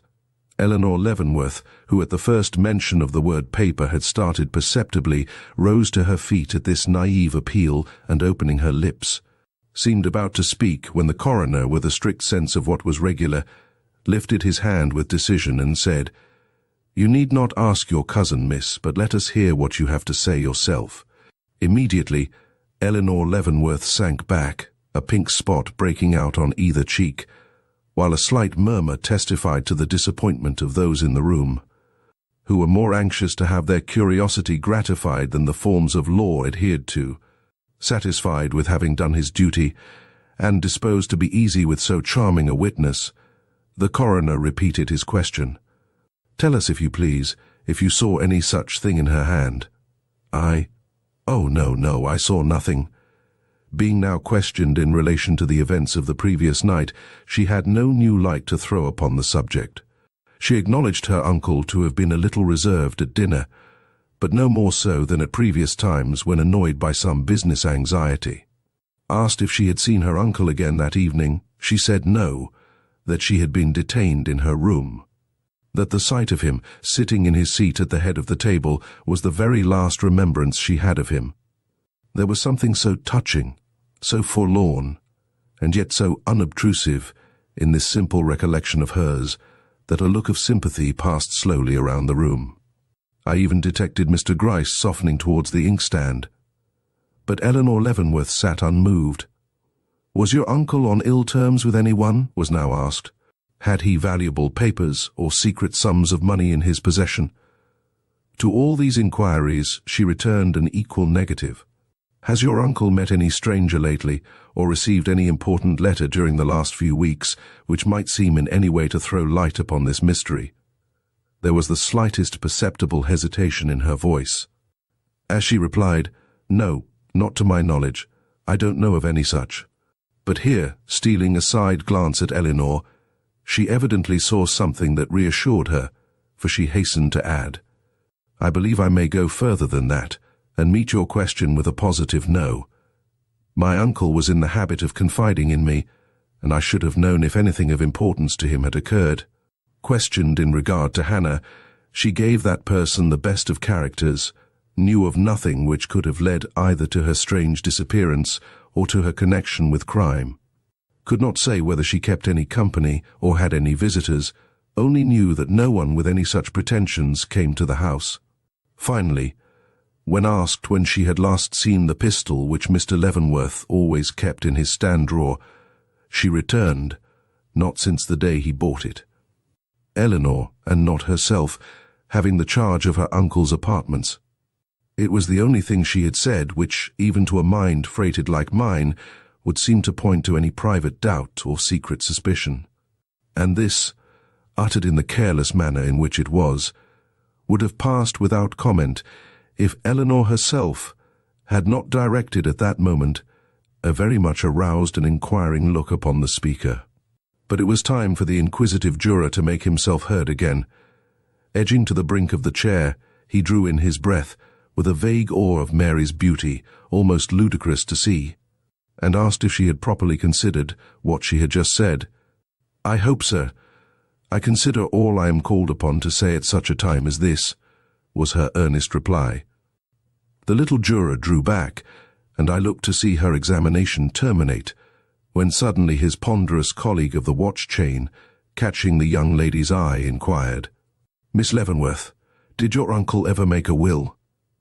Instantly every man in the room was in arms, and even she could not prevent the slow blush of injured pride from springing to her cheek. But her answer was given firmly, and without any show of resentment. "Yes, sir," she returned simply. "More than one. I never heard of but one." "Are you acquainted with the contents of that will?" "I am. He made no secret of his intentions to anyone." The juryman lifted his eyeglass and looked at her.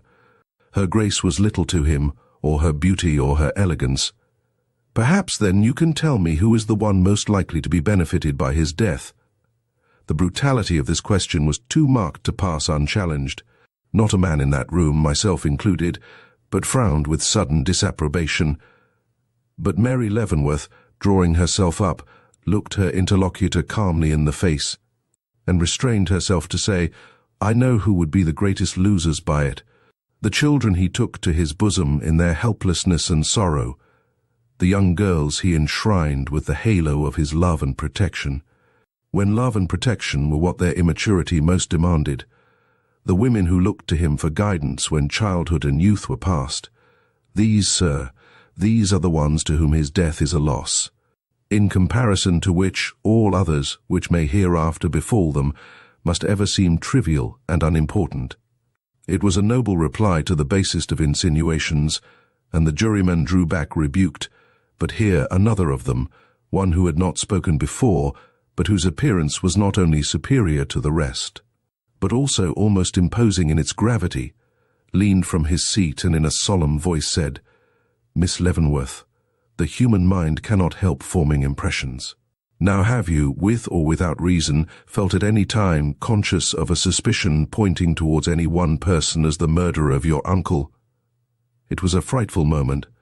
To me, and to one other, I am sure it was not only frightful, but agonizing.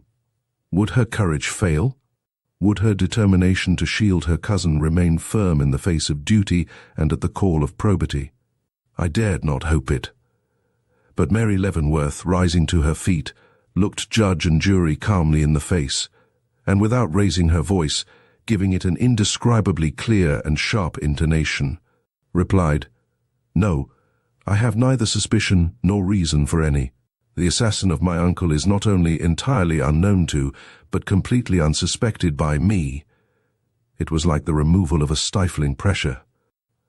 Amid a universal outgoing of the breath, Mary Leavenworth stood aside, and Eleanore was called in her place. Book 1, Chapter 8. Circumstantial Evidence. Oh, dark, dark, dark. And now that the interest was at its height, that the veil which shrouded this horrible tragedy seemed about to be lifted, if not entirely withdrawn, I felt a desire to fly the scene, to leave the spot, to know no more. Not that I was conscious of any particular fear of this woman betraying herself. The cold steadiness of her now fixed and impassive countenance was sufficient warranty in itself against the possibility of any such catastrophe.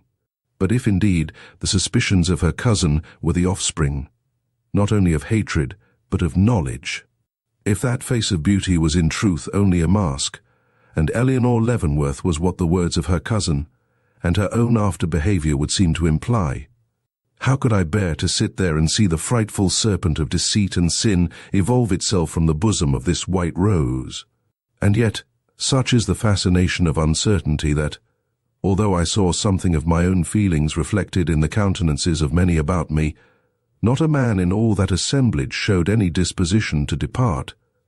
I least of all. The coroner, upon whom the blonde loveliness of Mary had impressed itself to Eleanor's apparent detriment, was the only one in the room who showed himself unaffected at this moment.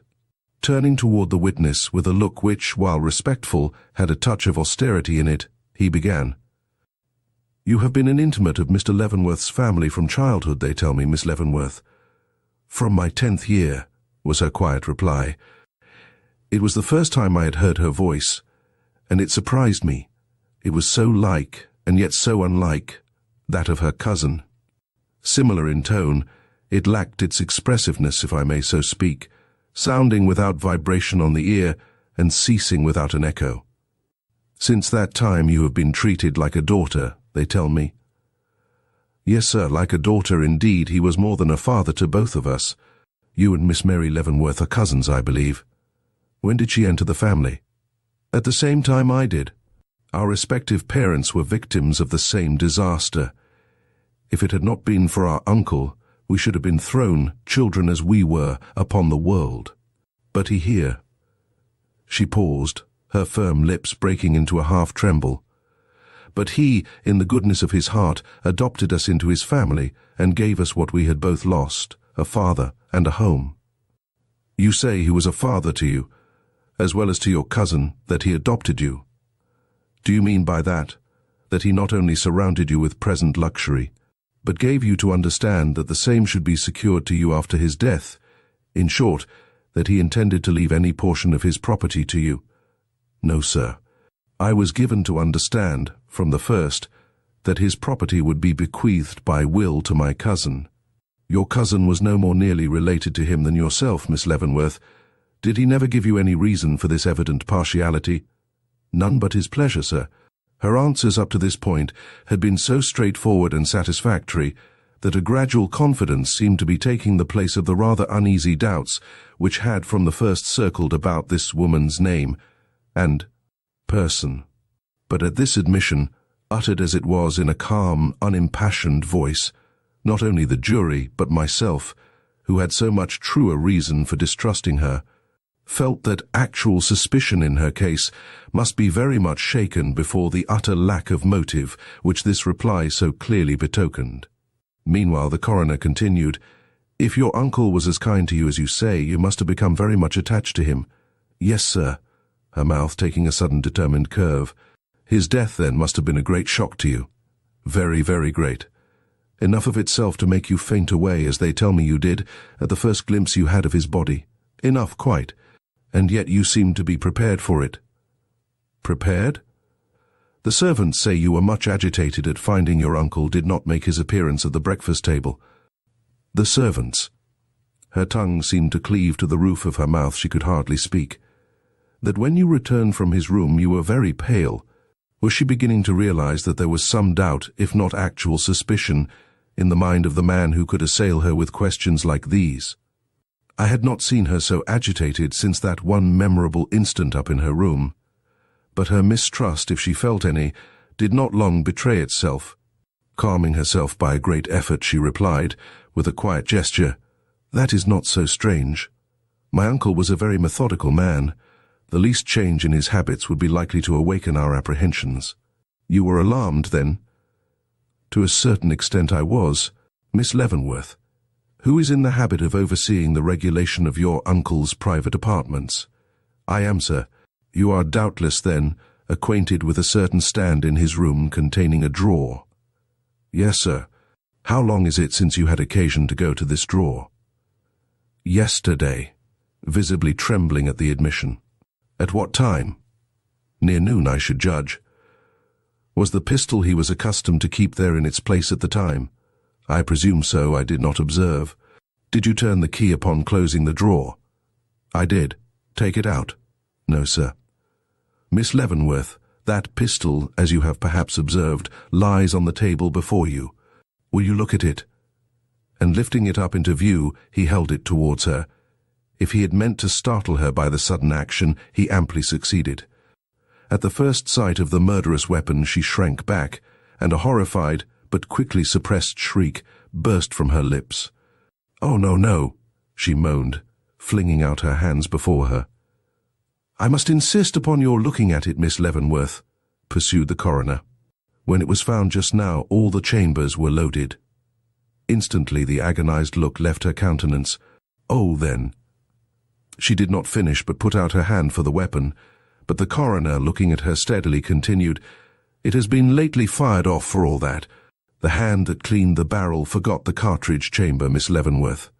She did not shriek again, but a hopeless, helpless look slowly settled over her face, and she seemed about to sink. But like a flash the reaction came, and lifting her head with a steady, grand action I have never seen equaled, she exclaimed, "Very well. What then?" The coroner laid the pistol down. Men and women glanced at each other. Everyone seemed to hesitate to proceed.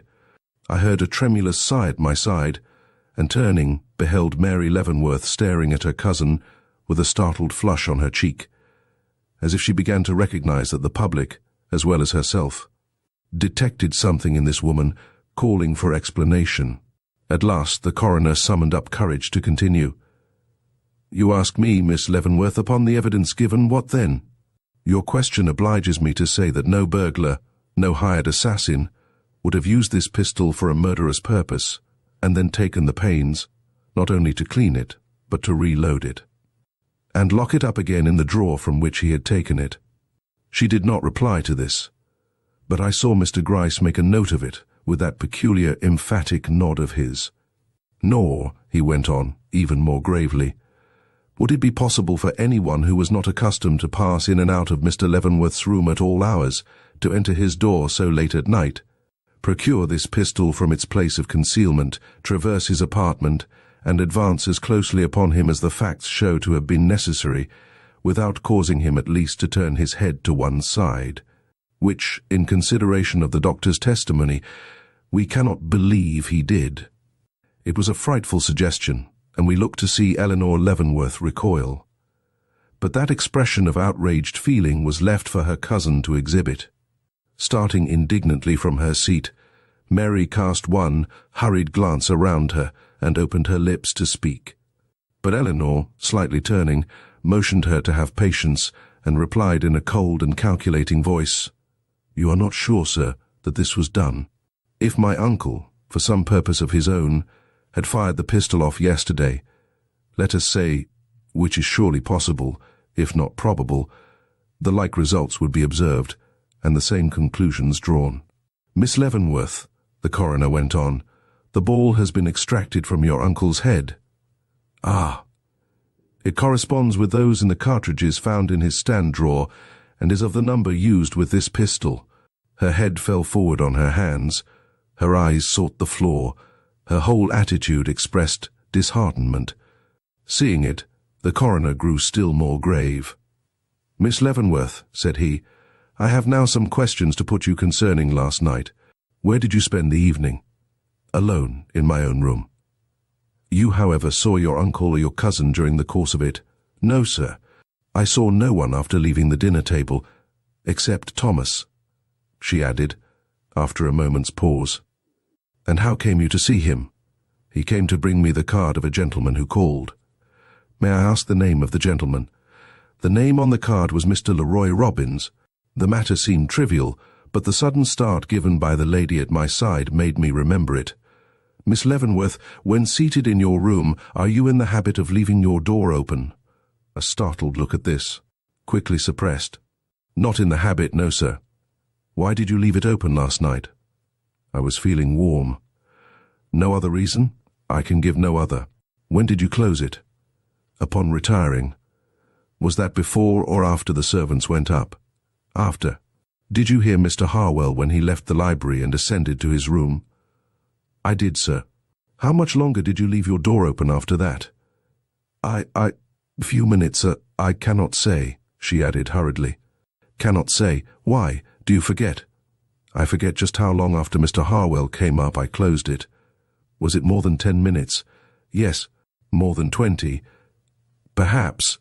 How pale her face was and how she trembled. "Miss Leavenworth, according to evidence, your uncle came to his death not very long after Mr. Harwell left him. If your door was open, you ought to have heard if anyone went to his room, or any pistol shot was fired. Now, did you hear anything?" "I heard no confusion, no, sir."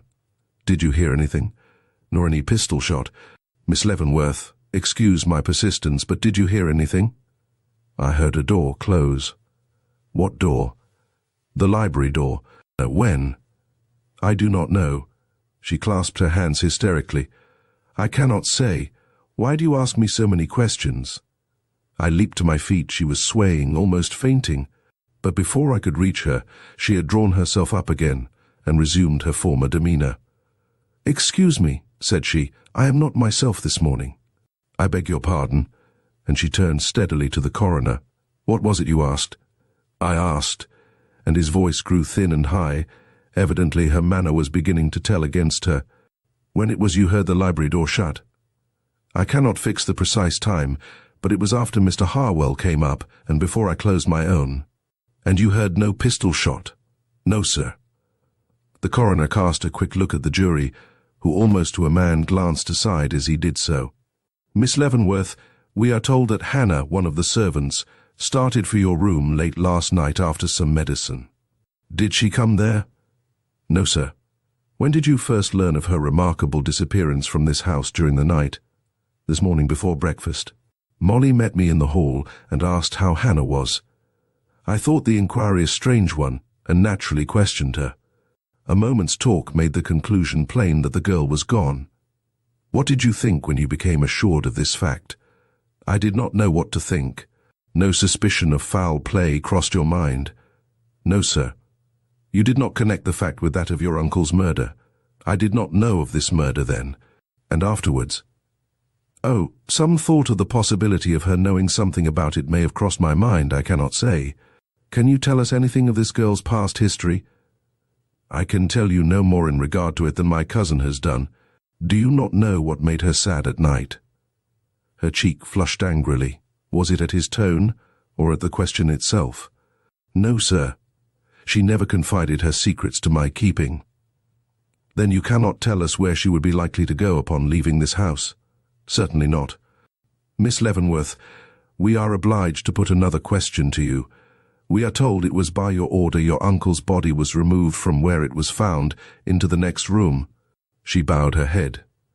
Didn't you know it to be improper for you or anyone else to disturb the body of a person found dead, except in the presence and under the authority of the proper officer? I did not consult my knowledge. Sir, in regard to the subject, only my feelings. Then I suppose it was your feelings which prompted you to remain standing by the table at which he was murdered, instead of following the body in and seeing it properly deposited. Or perhaps, he went on with relentless sarcasm, you were too much interested just then in the piece of paper you took away to think much of the proprieties of the occasion. Paper? Lifting her head with determination. Who says I took a piece of paper from the table? One witness has sworn to seeing you bend over the table upon which several papers lay strewn. Another, to meeting you a few minutes later in the hall just as you were putting a piece of paper into your pocket. The inference follows, Miss Leavenworth. This was a home thrust, and we looked to see some show of agitation, but her haughty lip never quivered. You have drawn the inference, and you must prove the fact. The answer was stateliness itself, and we were not surprised to see the coroner look a trifle baffled. But recovering himself, he said, Miss Leavenworth, I must ask you again whether you did or did not take anything from that table. She folded her arms. I decline answering the question, she quietly said. Pardon me, he rejoined. It is necessary that you should. Her lip took a still more determined curve. When any suspicious paper is found in my possession, it will be time enough then for me to explain how I came by it. This defiance seemed to quite stagger the coroner. Do you realize to what this refusal is liable to subject you? She dropped her head. I am afraid that I do, yes, sir. Mr. Gryce lifted his hand and softly twirled the tassel of the window curtain. And you still persist? She absolutely disdained to reply. The coroner did not press it further. It had now become evident to all that Eleanore Leavenworth not only stood on her defense, but was perfectly aware of her position and prepared to maintain it. Even her cousin, who until now had preserved some sort of composure, began to show signs of strong and uncontrollable agitation, as if she found it one thing to utter an accusation herself, and quite another to see it mirrored in the countenances of the men about her. Miss Leavenworth, the coroner continued, changing the line of attack, you have always had free access to your uncle's apartments, have you not? Yes, sir. Might even have entered his room late at night, crossed it and stood at his side, without disturbing him sufficiently to cause him to turn his head. Yes, her hands pressing themselves painfully together. Miss Leavenworth, the key to the library door is missing. She made no answer. It has been testified to that previous to the actual discovery of the murder, you visited the door of the library alone. Will you tell us if the key was then in the lock? It was not. Are you certain? I am. Now, was there anything peculiar about this key, either in size or shape? She strove to repress the sudden terror which this question produced, glanced carelessly around at the group of servants stationed at her back, and trembled. It was a little different from the others, she finally acknowledged. In what respect? The handle was broken. Ah, gentlemen, the handle was broken, emphasized the coroner, looking towards the jury. Mr. Gryce seemed to take this information to himself, for he gave another of his quick nods. You would then recognize this key, Miss Leavenworth, if you should see it. She cast a startled look at him, as if she expected to behold it in his hand, but, seeming to gather courage at not finding it produced, replied quite easily, I think I should, sir. The coroner seemed satisfied, and was about to dismiss the witness, when Mr. Gryce quietly advanced and touched him on the arm. One moment, said that gentleman, and stooping, he whispered a few words in the coroner's ear, then, recovering himself, stood with his right hand in his breast pocket and his eye upon the chandelier. I scarcely dared to breathe. Had he repeated to the coroner the words he had inadvertently overheard in the hall above? But a glance at the latter's face satisfied me that nothing of such importance had transpired. He looked not only tired, but a trifle annoyed. Miss Leavenworth, said he, turning again in her direction, you have declared that you did not visit your uncle's room last evening. Do repeat the assertion." "I do."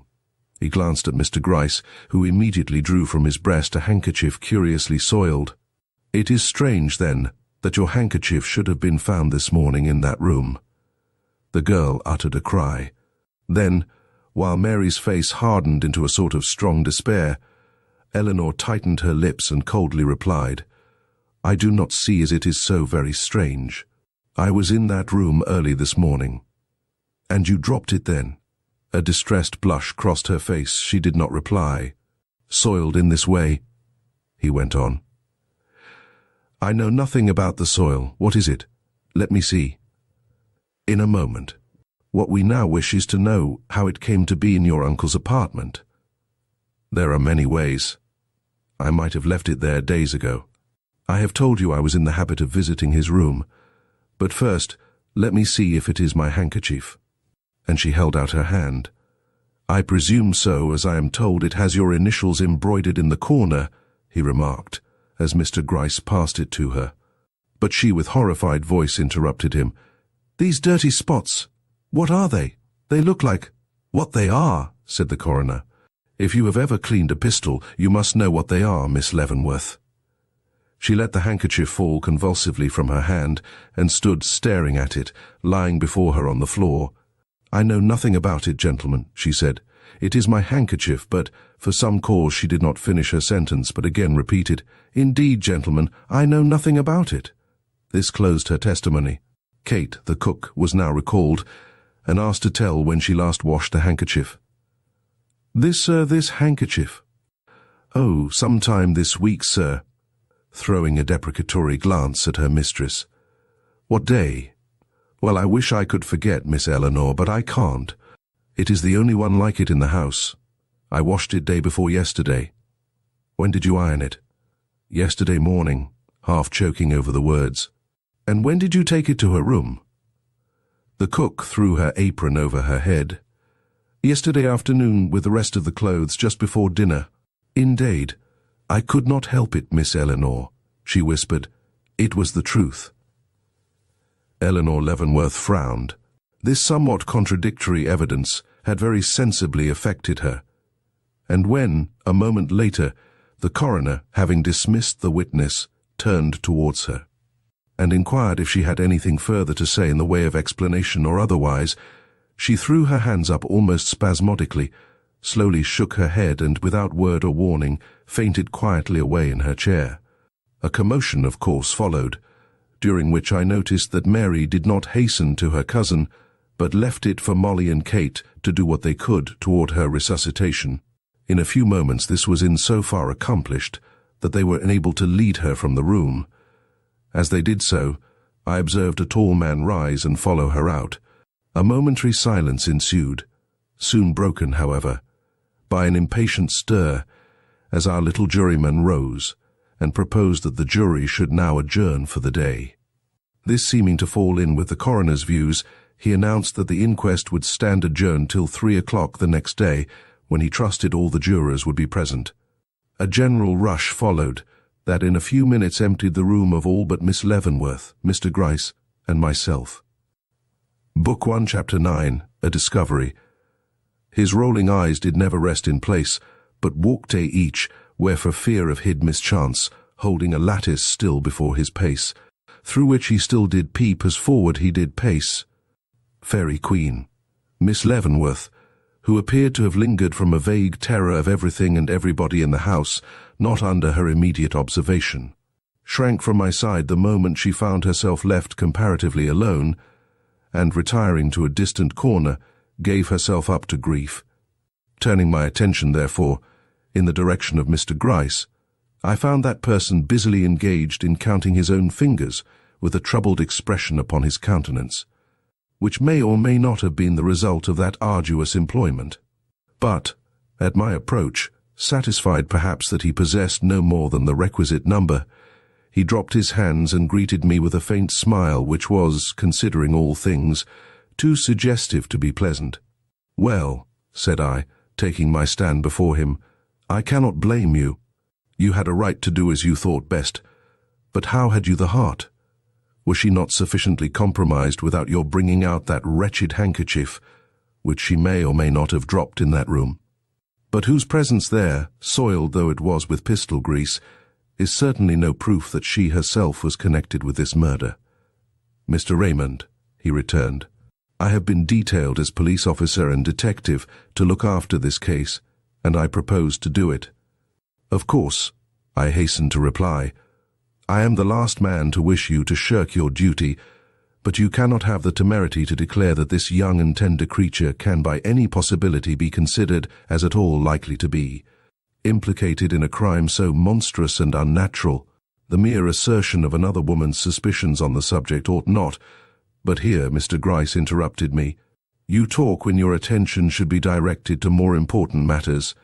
That other woman, as you are pleased to designate the fairest ornament of New York society, sits over there in tears. Go and comfort her. Looking at him in amazement, I hesitated to comply, but seeing he was in earnest, crossed to Mary Leavenworth and sat down by her side. She was weeping, but in a slow, unconscious way, as if grief had been mastered by fear. The fear was too undisguised and the grief too natural for me to doubt the genuineness of either. Miss Leavenworth, said I, any attempt at consolation on the part of a stranger must seem at a time like this the most bitter of mockeries. But do try and consider that circumstantial evidence is not always absolute proof. Starting with surprise, she turned her eyes upon me with a slow, comprehensive gaze, wonderful to see in orbs, so tender and womanly. No, she repeated, circumstantial evidence is not absolute proof, but Eleanore does not know this. She is so intense, she cannot see but one thing at a time. She has been running her head into a noose, and pausing, she clutched my arm with a passionate grasp. Do you think there is any danger? Will they— She could not go on. Miss Leavenworth, I protested, with a warning look toward the detective. What do you mean? Like a flash, her glance followed mine, an instant change taking place in her bearing. Your cousin may be intense, I went on as if nothing had occurred, but I do not know to what you refer when you say she has been running her head into a noose. I mean this, she firmly returned, that, wittingly or unwittingly, she has so parried and met the questions which have been put to her in this room that anyone listening to her would give her the credit of knowing more than she ought to of this horrible affair.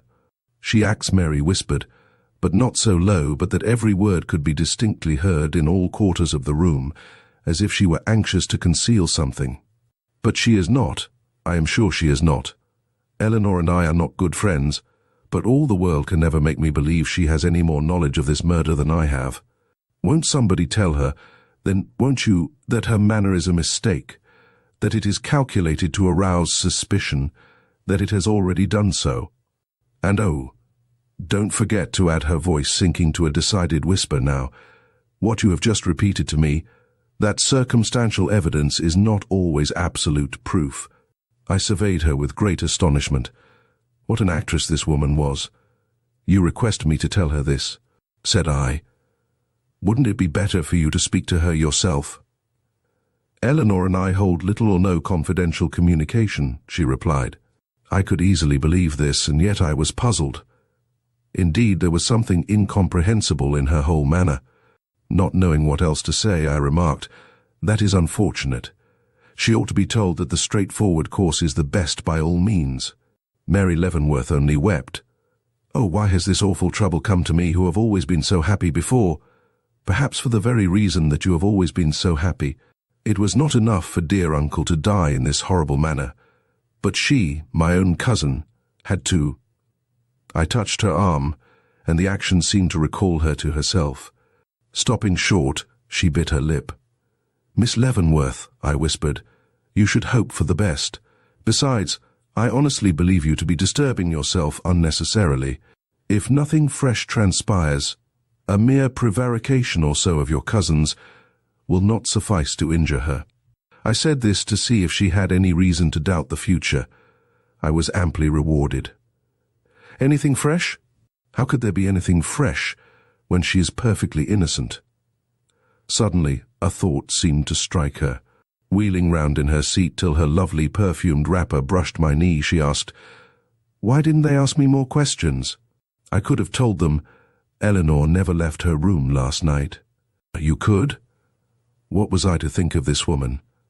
Yes, my room is nearer the head of the stairs than hers. If she had passed my door, I should have heard her, don't you see? Ah, that was all.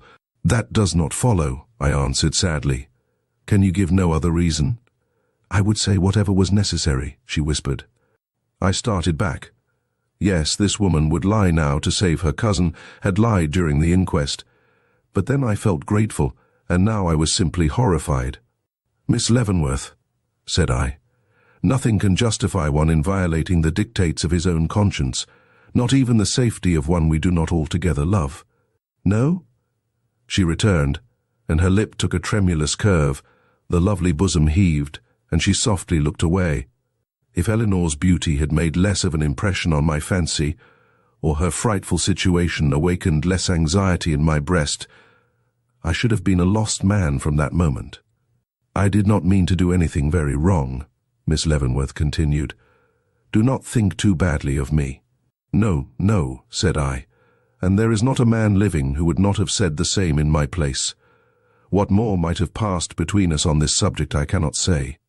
For just then the door opened, and a man entered, whom I recognized as the one who had followed Eleanor Leavenworth out, a short time before. Mr. Gryce, said he, pausing just inside the door, a word if you please. The detective nodded, but did not hasten towards him. Instead of that, he walked deliberately away to the other end of the room, where he lifted the lid of an inkstand he saw there, muttered some unintelligible words into it, and speedily shut it again.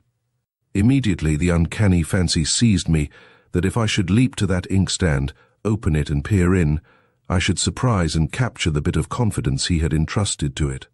But I restrained my foolish impulse, and contented myself with noting the subdued look of respect with which the gaunt subordinate watched the approach of his superior. "Well?" inquired the latter as he reached him. "What now?" The man shrugged his shoulders and drew his principal through the open door.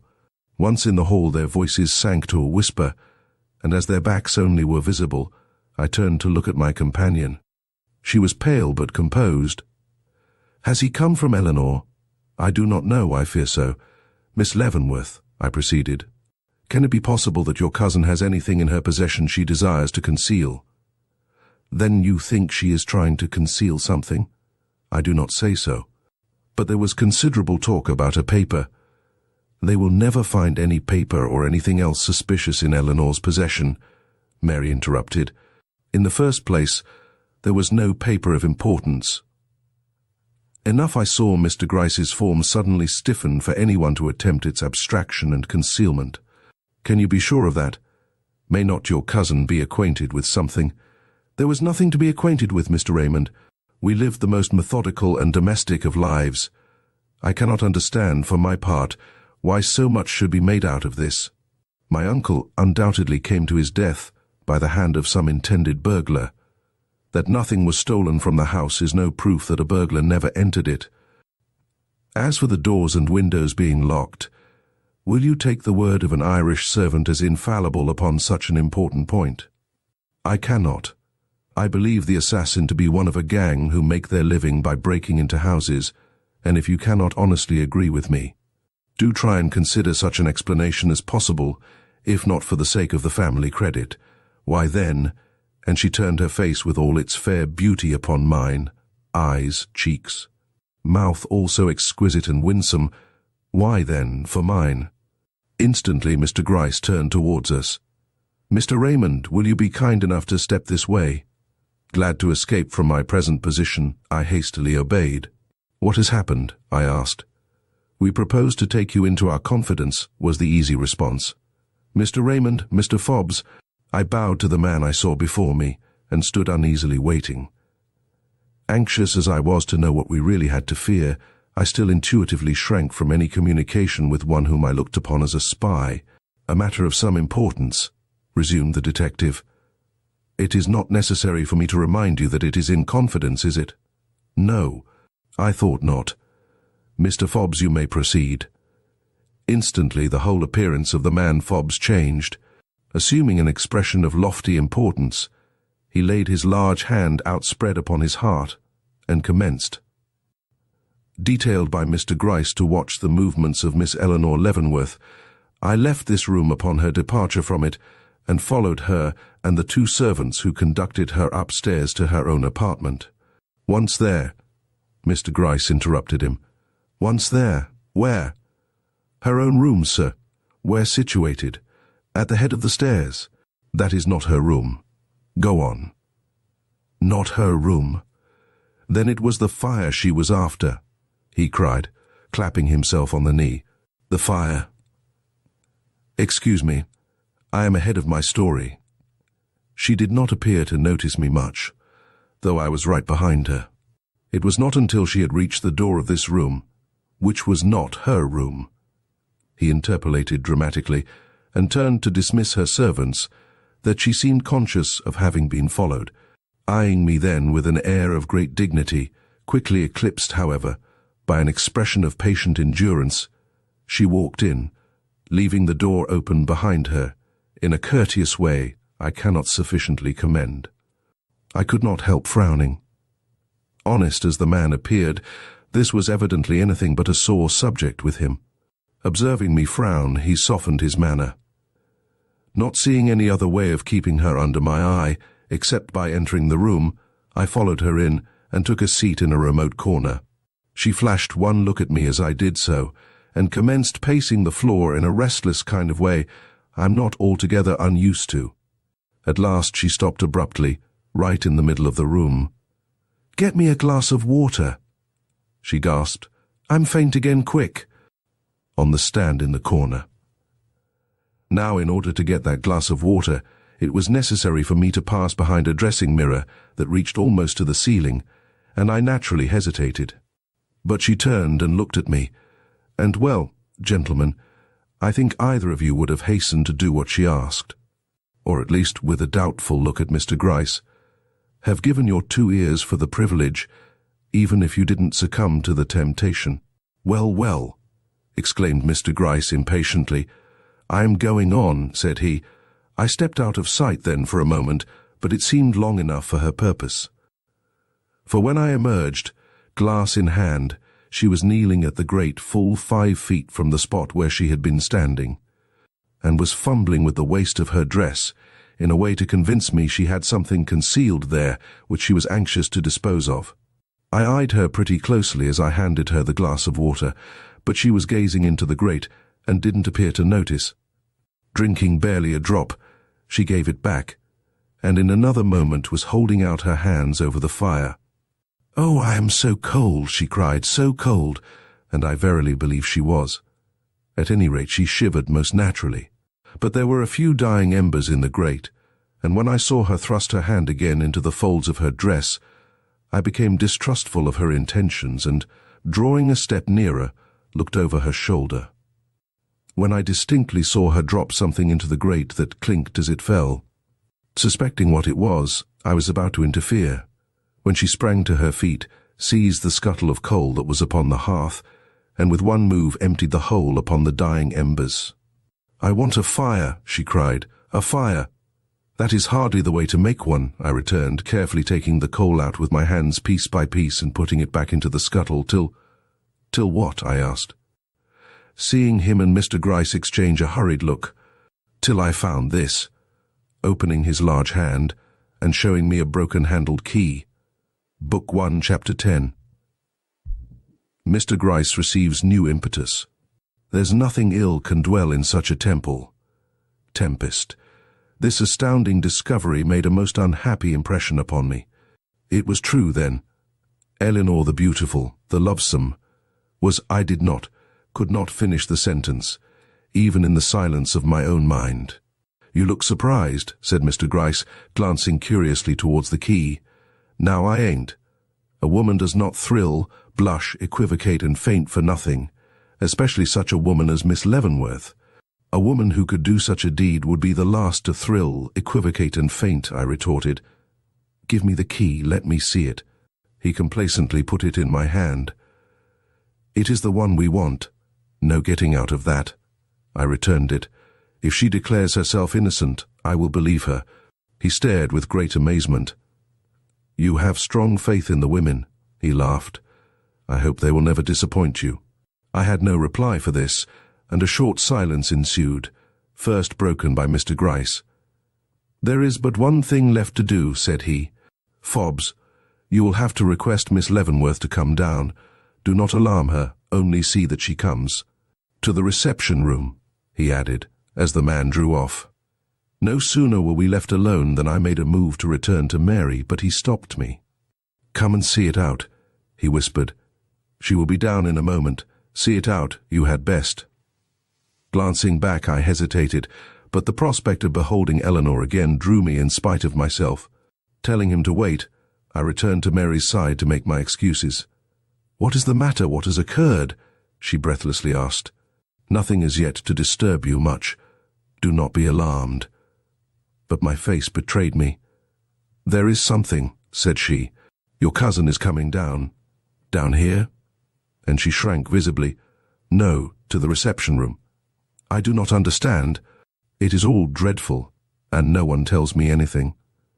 "I pray God there may be nothing to tell. Judging from your present faith in your cousin, there will not be. Take comfort then, and be assured I will inform you if anything occurs which you ought to know." Giving her a look of encouragement, I left her crushed against the crimson pillows of the sofa on which she sat, and rejoined Mr. Gryce. We had scarcely entered the reception room when Eleanore Leavenworth came in. More languid than she was an hour before, but haughty still, she slowly advanced, and meeting my eye, gently bent her head. "I have been summoned here," said she, directing herself exclusively to Mr. Gryce, "by an individual whom I take to be in your employ. If so, may I request you to make your wishes known at once, as I am quite exhausted and am in great need of rest." "Miss Leavenworth," returned Mr. Gryce, rubbing his hands together and staring in quite a fatherly manner at the doorknob, "I am very sorry to trouble you, but the fact is I wish to ask you—" But here she stopped him. "Anything in regard to the key which that man has doubtless told you he saw me drop into the ashes?" "Yes, miss." "Then I must refuse to answer any questions concerning it. I have nothing to say on the subject, unless it is this, giving him a look full of suffering, but full of a certain sort of courage too, that he was right if he told you I had the key in hiding about my person, and that I attempted to conceal it in the ashes of the grate. Still, miss—" But she had already withdrawn to the door. "I pray you to excuse me," said she. "No argument you could advance would make any difference in my determination. Therefore it would be but a waste of energy on your part to attempt any." And, with a flitting glance in my direction, not without its appeal, she quietly left the room. For a moment Mr. Gryce stood gazing after her with a look of great interest, then, bowing with almost exaggerated homage, he hastily followed her out. I had scarcely recovered from the surprise occasioned by this unexpected movement, when a quick step was heard in the hall, and Mary, flushed and anxious, appeared at my side. "What is it?" she inquired. "What has Eleanore been saying?" "Alas," I answered, "she has not said anything. That is the trouble, Miss Leavenworth. Your cousin preserves a reticence upon certain points very painful to witness. She ought to understand that if she persists in doing this, that what? There was no mistaking the deep anxiety prompting this question. That she cannot avoid the trouble that will ensue." For a moment she stood gazing at me, with great horror-stricken, incredulous eyes, then sinking back into a chair, flung her hands over her face with the cry, "Oh, why were we ever born? Why were we allowed to live? Why did we not perish with those who gave us birth?" In the face of anguish like this I could not keep still. "Dear Miss Leavenworth," I essayed, "there is no cause for such despair as this. The future looks dark, but not impenetrable. Your cousin will listen to reason, and in explaining—" But she, deaf to my words, had again risen to her feet, and stood before me in an attitude almost appalling. Some women in my position would go mad, mad, mad. I surveyed her with growing wonder. I thought I knew what she meant. She was conscious of having given the cue which had led to this suspicion of her cousin, and that in this way the trouble which hung over their heads was of her own making. I endeavored to soothe her, but my efforts were all unavailing. Absorbed in her own anguish, she paid but little attention to me. Satisfied at last that I could do nothing more for her, I turned to go. The movement seemed to arouse her. "I am sorry to leave," said I, "without having afforded you any comfort. Believe me, I am very anxious to assist you. Is there no one I can send to your side, no woman friend or relative? It is sad to leave you alone in this house at such a time. And do you expect me to remain here? Why, I should die. Here tonight." And the long shudders shook her very frame. "It is not at all necessary for you to do so, Miss Leavenworth," broke in a bland voice over our shoulders. I turned with a start. Mr. Gryce was not only at our back, but had evidently been there for some moments. Seated near the door, one hand in his pocket, the other caressing the arm of his chair, he met our gaze with a sidelong smile that seemed at once to beg pardon for the intrusion, and to assure us it was made with no unworthy motive. "Everything will be properly looked after, miss. You can leave with perfect safety." I expected to see her resent this interference, but instead of that, she manifested a certain satisfaction in beholding him there. Drawing me to one side, she whispered, "You think this Mr. Gryce very clever, do you not?" "Well," I cautiously replied, "he ought to be to hold the position he does. The authorities evidently repose great confidence in him." Stepping from my side as suddenly as she had approached it, she crossed the room and stood before Mr. Gryce.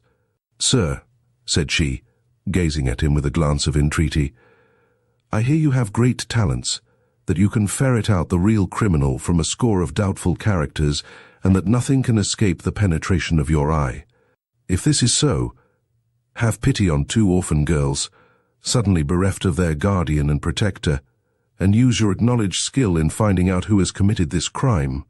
It would be folly in me to endeavor to hide from you that my cousin in her testimony has given cause for suspicion. But I here declare her to be as innocent of wrong as I am, and I am only endeavoring to turn the eye of justice from the guiltless to the guilty when I entreat you to look elsewhere for the culprit who committed this deed." Pausing, she held her two hands out before him. "It must have been some common burglar or desperado. Can you not bring him, then, to justice?" Her attitude was so touching, her whole appearance so earnest and appealing, that I saw Mr. Gryce's countenance brim with suppressed emotion, though his eye never left the coffee urn upon which it had fixed itself at her first approach. "You must find out, you can," she went on. "Hannah, the girl who is gone, must know all about it. Search for her, ransack the city, do anything. My property is at your disposal. I will offer a large reward for the detection of the burglar who did this deed." Mr. Gryce slowly rose. "Miss Leavenworth," he began, and stopped. The man was actually agitated. "Miss Leavenworth, I did not need your very touching appeal to incite me to my utmost duty in this case. Personal and professional pride were in themselves sufficient. But, since you have honored me with this expression of your wishes, I will not conceal from you that I shall feel a certain increased interest in the affair from this hour. What mortal man can do, I will do. And if in 1 month from this day I do not come to you for my reward, Ebenezer Gryce is not the man I have always taken him to be. And Eleanore—" "We will mention no names," said he, gently waving his hand to and fro. A few minutes later, I left the house with Miss Leavenworth, she having expressed a wish to have me accompany her to the home of her friend, Mrs. Gilbert, with whom she had decided to take refuge. As we rolled down the street in the carriage Mr. Gryce had been kind enough to provide for us, I noticed my companion cast a look of regret behind her, as if she could not help feeling some compunctions at this desertion of her cousin. But this expression was soon changed for the alert look of one who dreads to see a certain face start up from some unknown quarter. Glancing up and down the street, peering furtively into doorways as we passed, starting and trembling if a sudden figure appeared on the curbstone. She did not seem to breathe with perfect ease till we had left the avenue behind us and entered upon 37th Street. Then, all at once her natural colour returned, and leaning gently toward me, she asked if I had a pencil and piece of paper I could give her. I fortunately possessed both. Handing them to her, I watched her with some little curiosity while she wrote 2 or 3 lines, wondering she could choose such a time and place for the purpose. "A little note I wish to send," she explained, glancing at the almost illegible scrawl with an expression of doubt. "Couldn't you stop the carriage a moment while I direct it?" I did so, and in another instant the leaf which I had torn from my notebook was folded, directed, and sealed with a stamp which she had taken from her own pocketbook. "That is a crazy-looking epistle," she muttered as she laid it direction downwards in her lap. "Why not wait, then, till you arrive at your destination, where you can seal it properly, and direct it at your leisure? Because I am in haste. I wish to mail it now. Look, there is a box on the corner. Please ask the driver to stop once more." "Shall I not post it for you?" I asked, holding out my hand. But she shook her head, and without waiting for my assistance, opened the door on her own side of the carriage and leaped to the ground. Even then she paused to glance up and down the street, before venturing to drop her hastily written letter into the box. But when it had left her hand, she looked brighter and more hopeful than I had yet seen her, and when, a few moments later, she turned to bid me good-bye in front of her friend's house, it was with almost a cheerful air she put out her hand and entreated me to call on her the next day and inform her how the inquest progressed. I shall not attempt to disguise from you the fact that I spent all that long evening in going over the testimony given at the inquest, endeavouring to reconcile what I had heard with any other theory than that of Eleanor's guilt.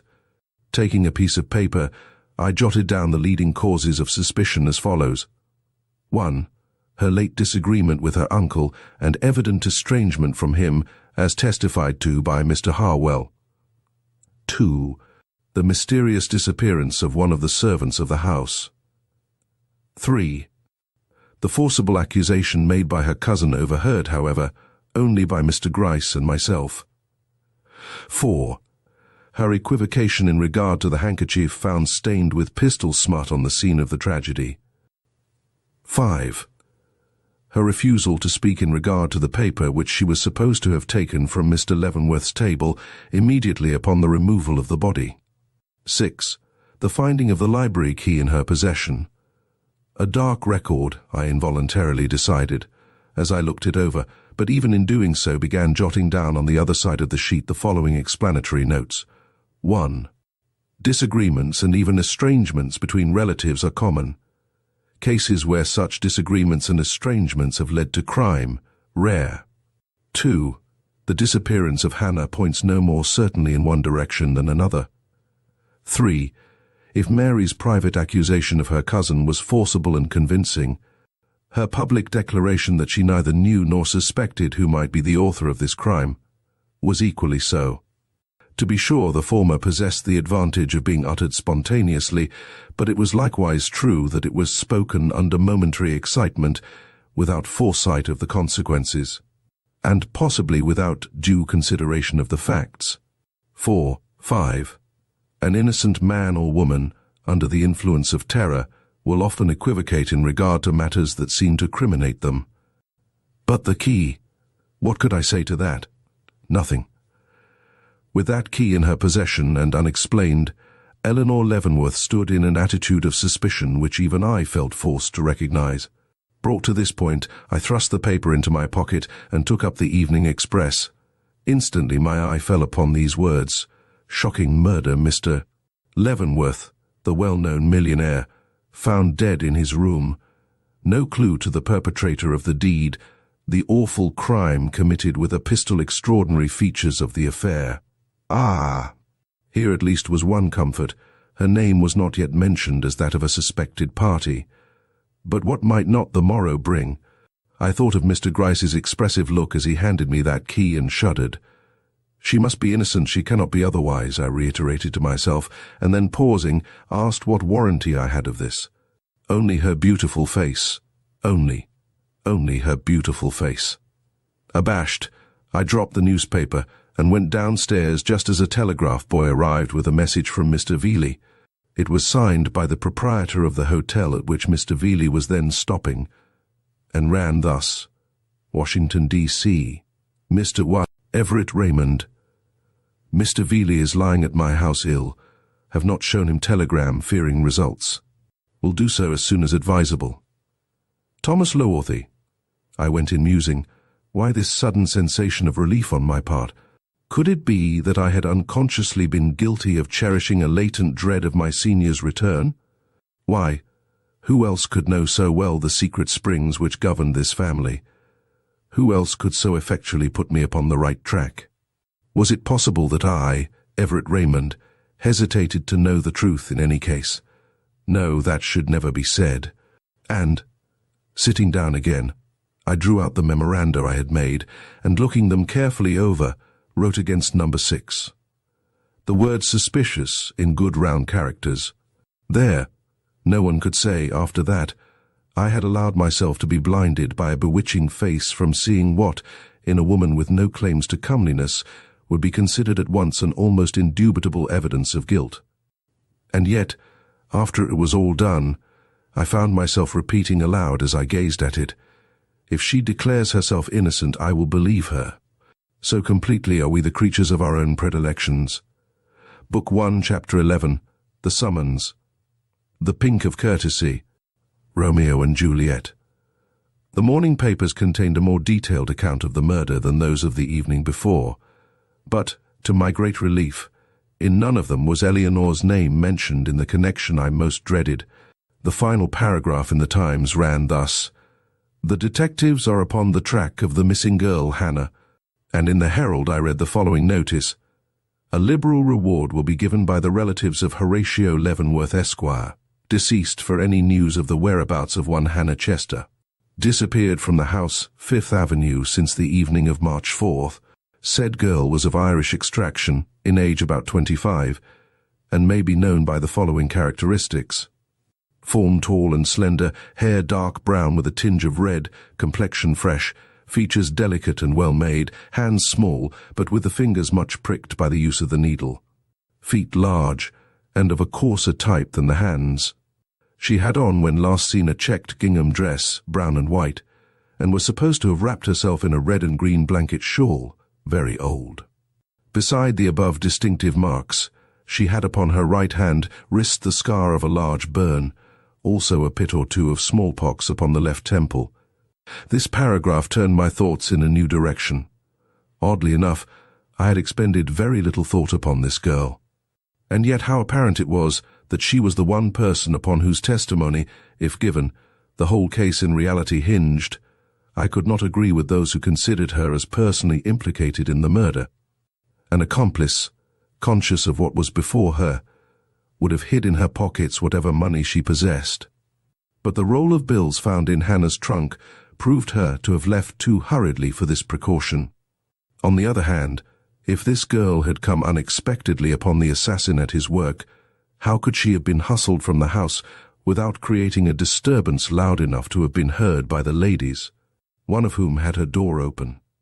An innocent girl's first impulse upon such an occasion would have been to scream, and yet no scream was heard. She simply disappeared. What were we to think, then? That the person seen by her was one both known and trusted? I would not consider such a possibility. So laying down the paper, I endeavored to put away all further consideration of the affair, till I had acquired more facts upon which to base the theory. But who can control his thoughts when overexcited upon any one theme? All the morning I found myself turning the case over in my mind, arriving ever at one of two conclusions.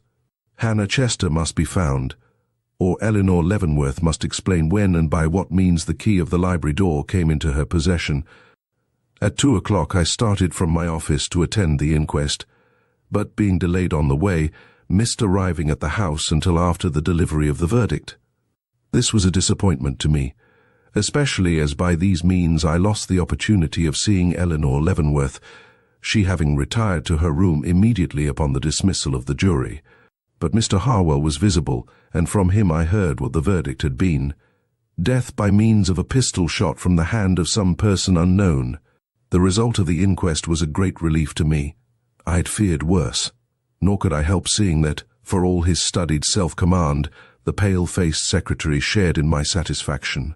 What was less of a relief to me was the fact, soon communicated, that Mr. Gryce and his subordinates had left the premises immediately upon the delivery of the verdict. Mr. Gryce was not the man to forsake an affair like this, while anything of importance connected with it remained unexplained. Could it be he meditated any decisive action? Somewhat alarmed, I was about to hurry from the house for the purpose of learning what his intentions were, when a sudden movement in the front lower window of the house on the opposite side of the way arrested my attention, and, looking closer, I detected the face of Mr. Fobbs peering out from behind the curtain. The sight assured me I was not wrong in my estimate of Mr. Gryce, and struck with pity for the desolate girl left to meet the exigencies of a fate to which this watch upon her movements was but the evident precursor, I stepped back and sent her a note, in which, as Mr. Veely's representative, I proffered my services in case of any sudden emergency, saying I was always to be found in my rooms between the hours of 6 and 8. This done, I proceeded to the house in 37th Street, where I had left Miss Mary Leavenworth the day before. Ushered into the long and narrow drawing-room, which of late years has been so fashionable in our uptown houses, I found myself almost immediately in the presence of Miss Leavenworth.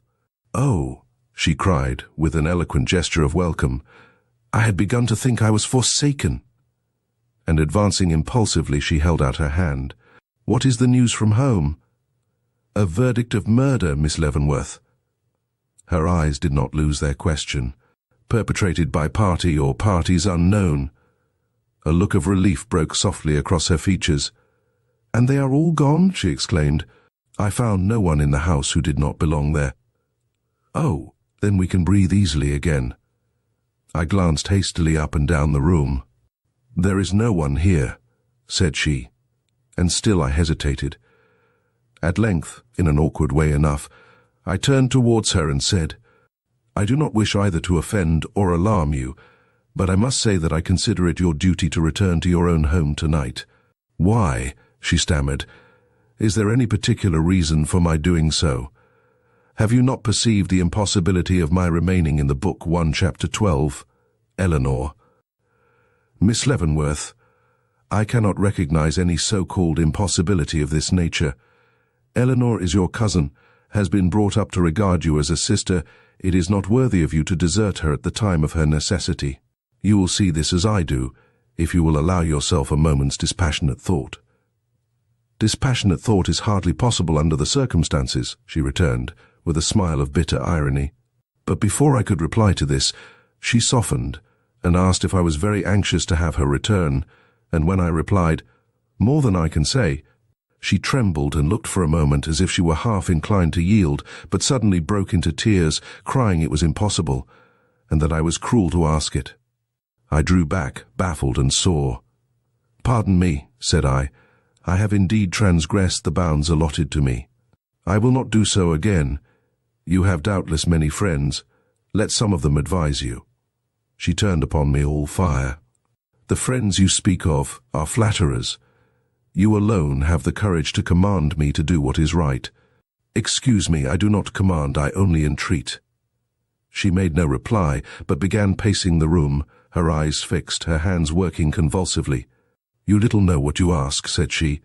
"I feel as though the very atmosphere of that house would destroy me, but why cannot Eleanore come here?" she impulsively inquired. "I know Mrs. Gilbert will be quite willing, and I could keep my room, and we need not meet. You forget that there is another call at home, besides the one I have already mentioned. Tomorrow afternoon your uncle is to be buried." "Oh yes, poor uncle." "You are the head of the household," I now ventured, "and the proper one to attend to the final offices towards one who has done so much for you." There was something strange in the look which she gave me. "It is true," she assented. Then, with a grand turn of her body and a quick air of determination, "I am desirous of being worthy of your good opinion. I will go back to my cousin, Mr. Raymond." I felt my spirits rise a little. I took her by the hand. "May that cousin have no need of the comfort which I am now sure you will be ready to give her." Her hand dropped from mine. "I mean to do my duty," was her cold response. As I descended the stoop, I met a certain thin and fashionably dressed young man, who gave me a very sharp look as he passed. As he wore his clothes a little too conspicuously for the perfect gentleman, and as I had some remembrance of having seen him at the inquest, I set him down for a man in Mr. Gryce's employ, and hasted on towards the avenue, when what was my surprise to find on the corner another person, who, while pretending to be on the lookout for a car, cast upon me, as I approached, a furtive glance of intense inquiry. As this latter was, without question, a gentleman, I felt some annoyance, and walking quietly up to him, asked if he found my countenance familiar, that he scrutinized it so closely. "I find it a very agreeable one," was his unexpected reply, as he turned from me and walked down the avenue. Nettled, and in no small degree mortified, at the disadvantage in which his courtesy had placed me, I stood watching him as he disappeared, asking myself who and what he was. For he was not only a gentleman, but a marked one, possessing features of unusual symmetry, as well as a form of peculiar elegance. Not so very young. He might well be 40. There were yet evident on his face the impress of youth's strongest emotions. Not a curve of his chin, nor a glance of his eye betraying in any way the slightest leaning towards ennui, though face and figure were of that type which seems most to invite and cherish it. He can have no connection with the police force, thought I, nor is it by any means certain that he knows me or is interested in my affairs, but I shall not soon forget him for all that. The summons from Eleanore Leavenworth came about 8 o'clock in the evening. It was brought by Thomas and read as follows: "Come, oh come." There breaking off in a tremble, as if the pen had fallen from a nerveless hand. It did not take me long to find my way to her home. 12th Eleanore. "Constant you are, and for secrecy no lady closer." Henry IV. "No, 'tis slander, whose edge is sharper than the sword, whose tongue outvenoms all the worms of Nile." Cymbeline. The door was opened by Molly. "You will find Miss Eleanore in the drawing-room, sir," she said, ushering me in. Fearing I knew not what, I hurried to the room thus indicated, feeling as never before the sumptuousness of the magnificent hall, with its antique flooring, carved woods, and bronze ornamentations, the mockery of things for the first time forcing itself upon me. Laying my hand on the drawing-room door, I listened. All was silent. Slowly pulling it open, I lifted the heavy satin curtains hanging before me to the floor, and looked within. What a picture met my eyes! Sitting in the light of a solitary gas jet, whose faint glimmering just served to make visible the glancing satin and stainless marble of the gorgeous apartment, I beheld Eleanore Leavenworth. Pale as the sculptured image of the Psyche that towered above her from the mellow dusk of the bow window near which she sat, beautiful as it and almost as immobile, she crouched with rigid hands frozen in forgotten entreaty before her, apparently insensible to sound, movement, or touch, a silent figure of despair in presence of an implacable fate. Impressed by the scene, I stood with my hand upon the curtain, hesitating if to advance or retreat, when suddenly a sharp tremble shook her impassive frame, the rigid hands unlocked, the stony eyes softened, and, springing to her feet, she uttered a cry of satisfaction and advanced towards me. "Miss Leavenworth!" I exclaimed, starting at the sound of my own voice. She paused and pressed her hands to her face, as if the world and all she had forgotten had rushed back upon her at this simple utterance of her name. "What is it?" I asked. Her hands fell heavily. "Do you not know? They're beginning to say that I—" She paused and clutched her throat. "Read!" she gasped, pointing to a newspaper lying on the floor at her feet. I stooped and lifted what showed itself at first glance to be the Evening Telegram. It needed but a single look to inform me to what she referred. There, in startling characters, I beheld the Leavenworth murder. Latest developments in the mysterious case: a member of the murdered man's own family, strongly suspected of the crime, the most beautiful woman in New York, under a cloud past history of Miss Eleanore. Leavenworth, I was prepared for it, had schooled myself for this very thing, you might say, and yet I could not help recoiling. Dropping the paper from my hand, I stood before her, longing and yet dreading to look into her face. "What does it mean?" she panted. What does it mean? Is the world mad? and her eyes, fixed and glassy, stared into mine as if she found it impossible to grasp the sense of this outrage. I shook my head. I could not reply. To accuse, she murmured, "Me, me," striking her breast with her clenched hand. Who loved the very ground he trod upon, who would have cast my own body between him and the deadly bullet if I had only known his danger. "Oh," she cried, "it is not a slander they utter, but a dagger which they thrust into my heart." Overcome by her misery, but determined not to show my compassion until more thoroughly convinced of her complete innocence, I replied, after a pause, "This seems to strike you with great surprise, Miss Leavenworth. Were you not then able to foresee what must follow your determined reticence upon certain points? Did you know so little of human nature as to imagine that, situated as you are, you could keep silence in regard to any matter connected with this crime without arousing the antagonism of the crowd, to say nothing of the suspicions of the police? But, I hurriedly waved my hand.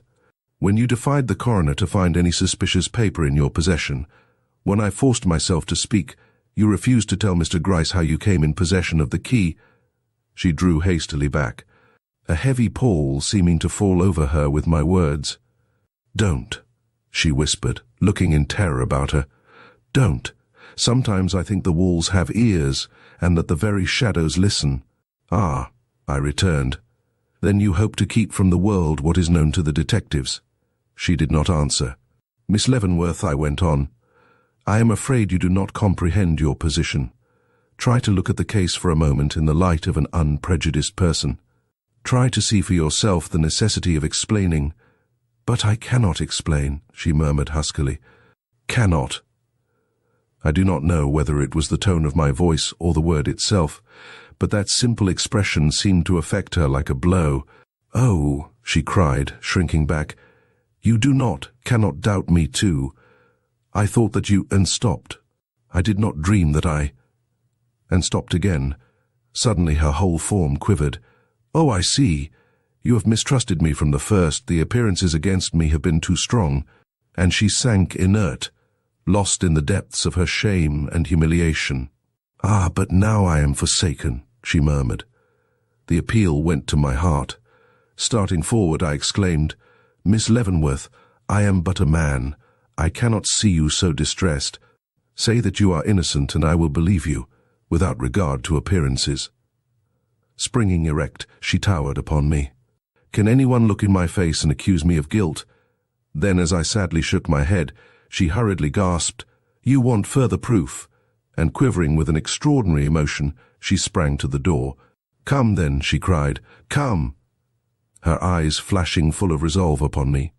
Aroused, appalled, moved in spite of myself, I crossed the room to where she stood, but she was already in the hall. Hastening after her, filled with a fear I dared not express, I stood at the foot of the stairs. She was halfway to the top. Following her into the hall above, I saw her form standing erect and noble at the door of her uncle's bedroom. "Come!"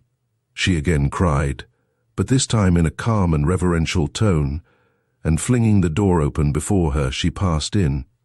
Subduing the wonder which I felt, I slowly followed her.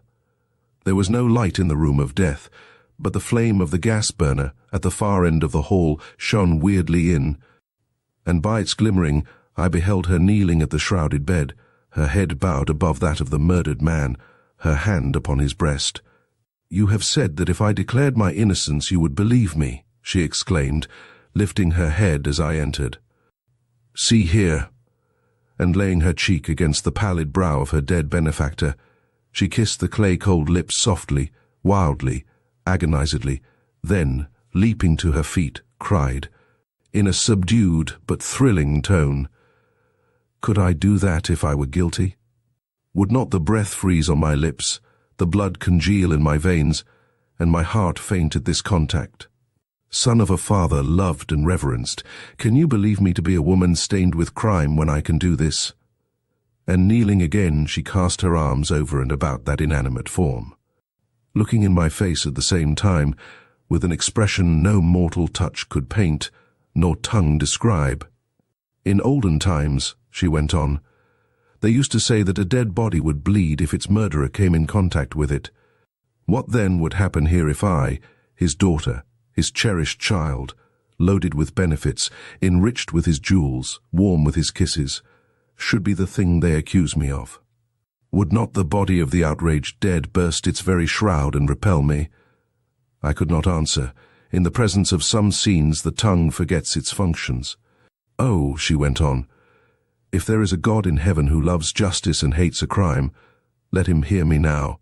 If I, by thought or action, with or without intention, have been the means of bringing this dear head to this pass, if so much as the shadow of guilt, let alone the substance, lies upon my heart and across these feeble woman's hands, may his wrath speak in righteous retribution to the world, and here, upon the breast of the dead.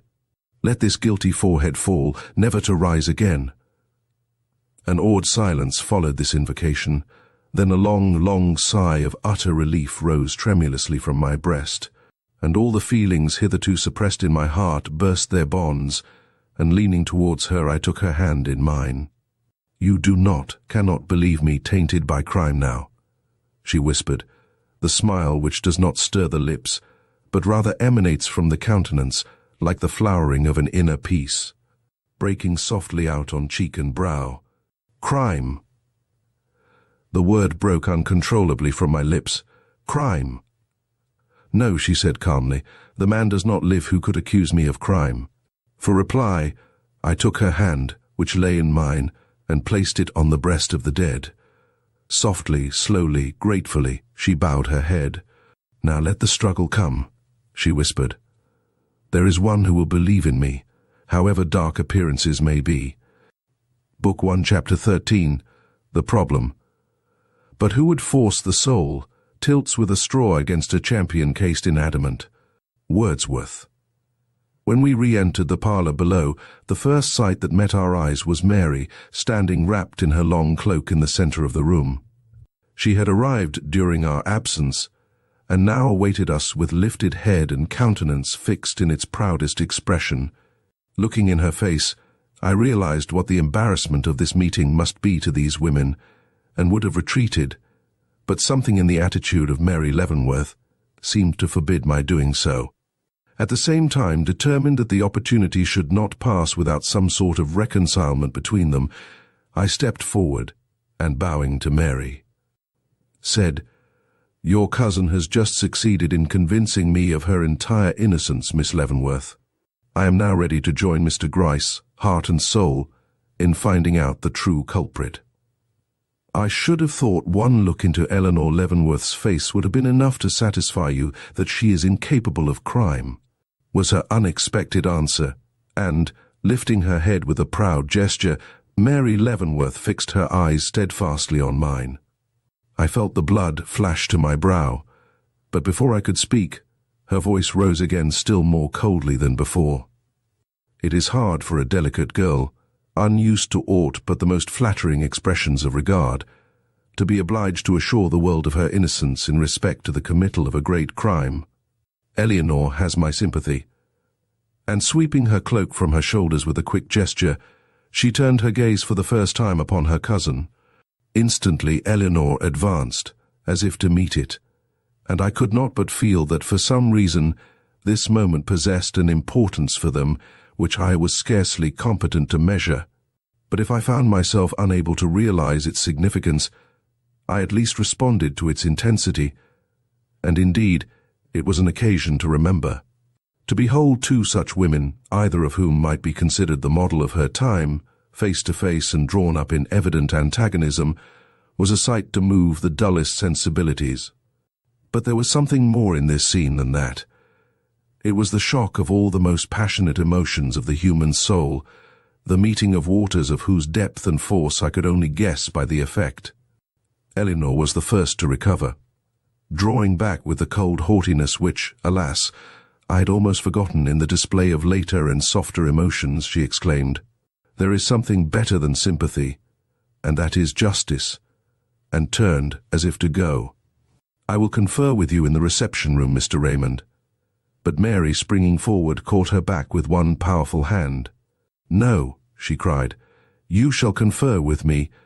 "I have something to say to you, Eleanore Leavenworth." And taking her stand in the center of the room, she waited. I glanced at Eleanore, saw this was no place for me, and hastily withdrew.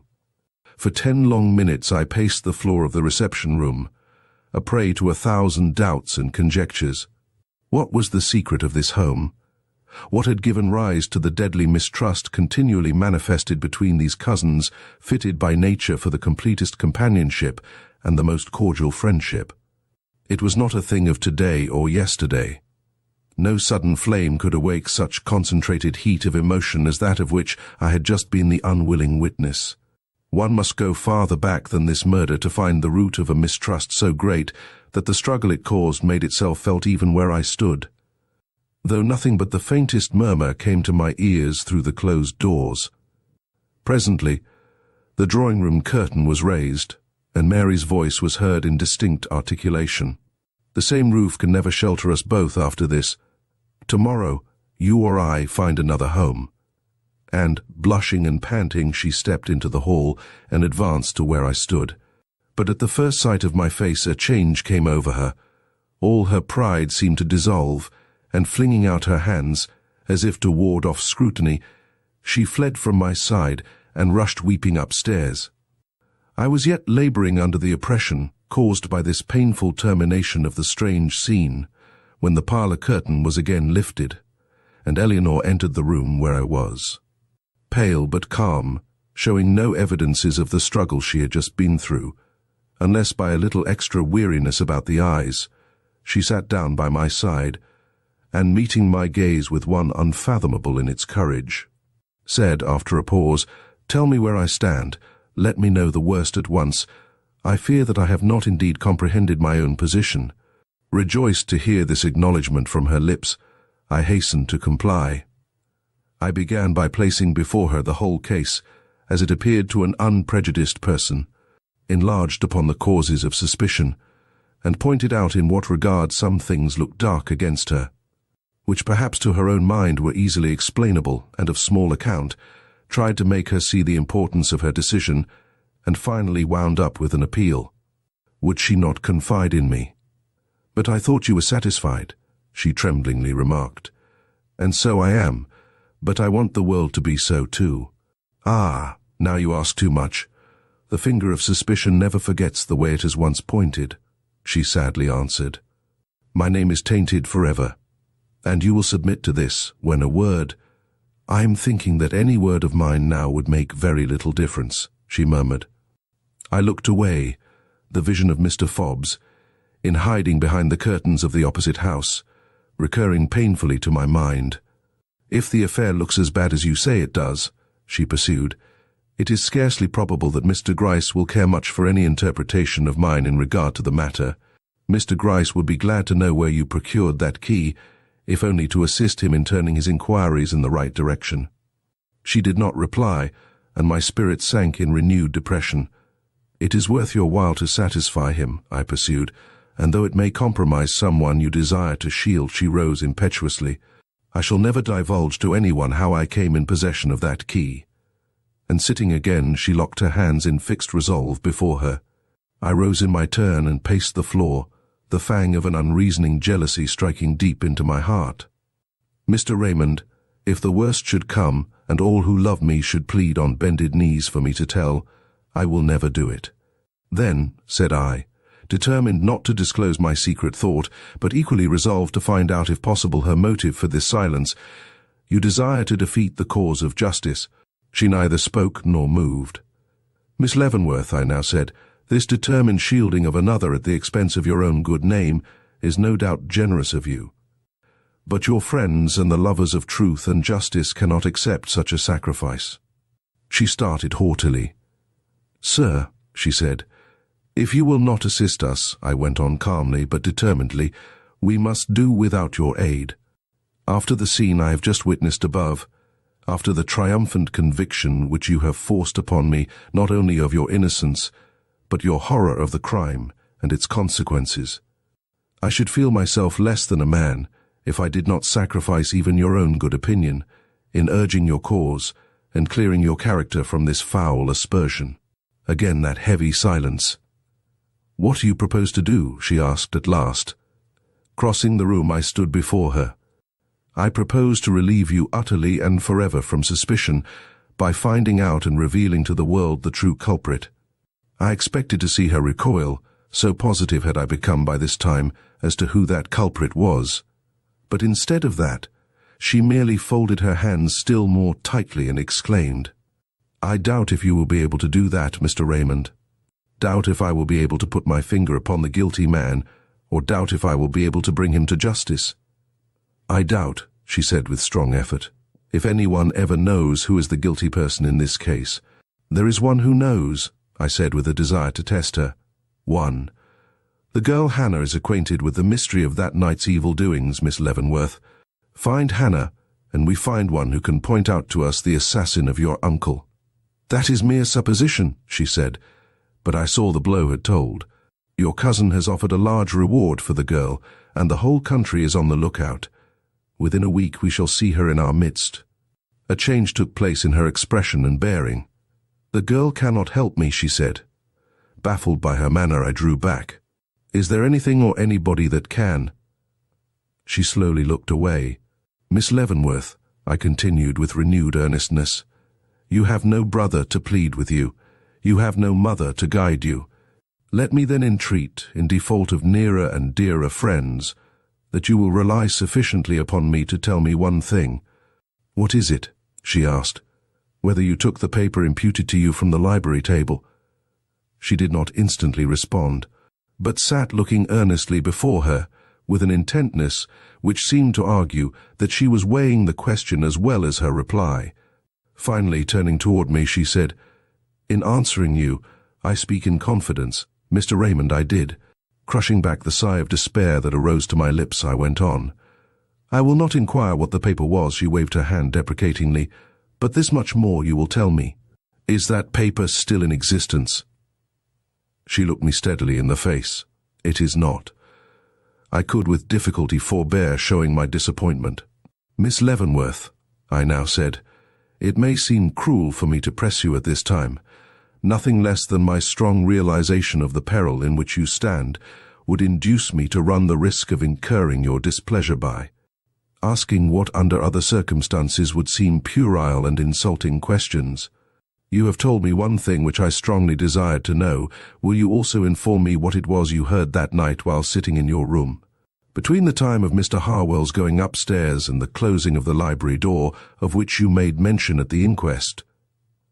I had pushed my inquiries too far, and I saw it immediately. "Mr. Raymond," she returned, "influenced by my desire not to appear utterly ungrateful to you, I have been led to reply in confidence to one of your urgent appeals, but I can go no further. Do not ask me to." Stricken to the heart by her look of reproach, I answered with some sadness that her wishes should be respected.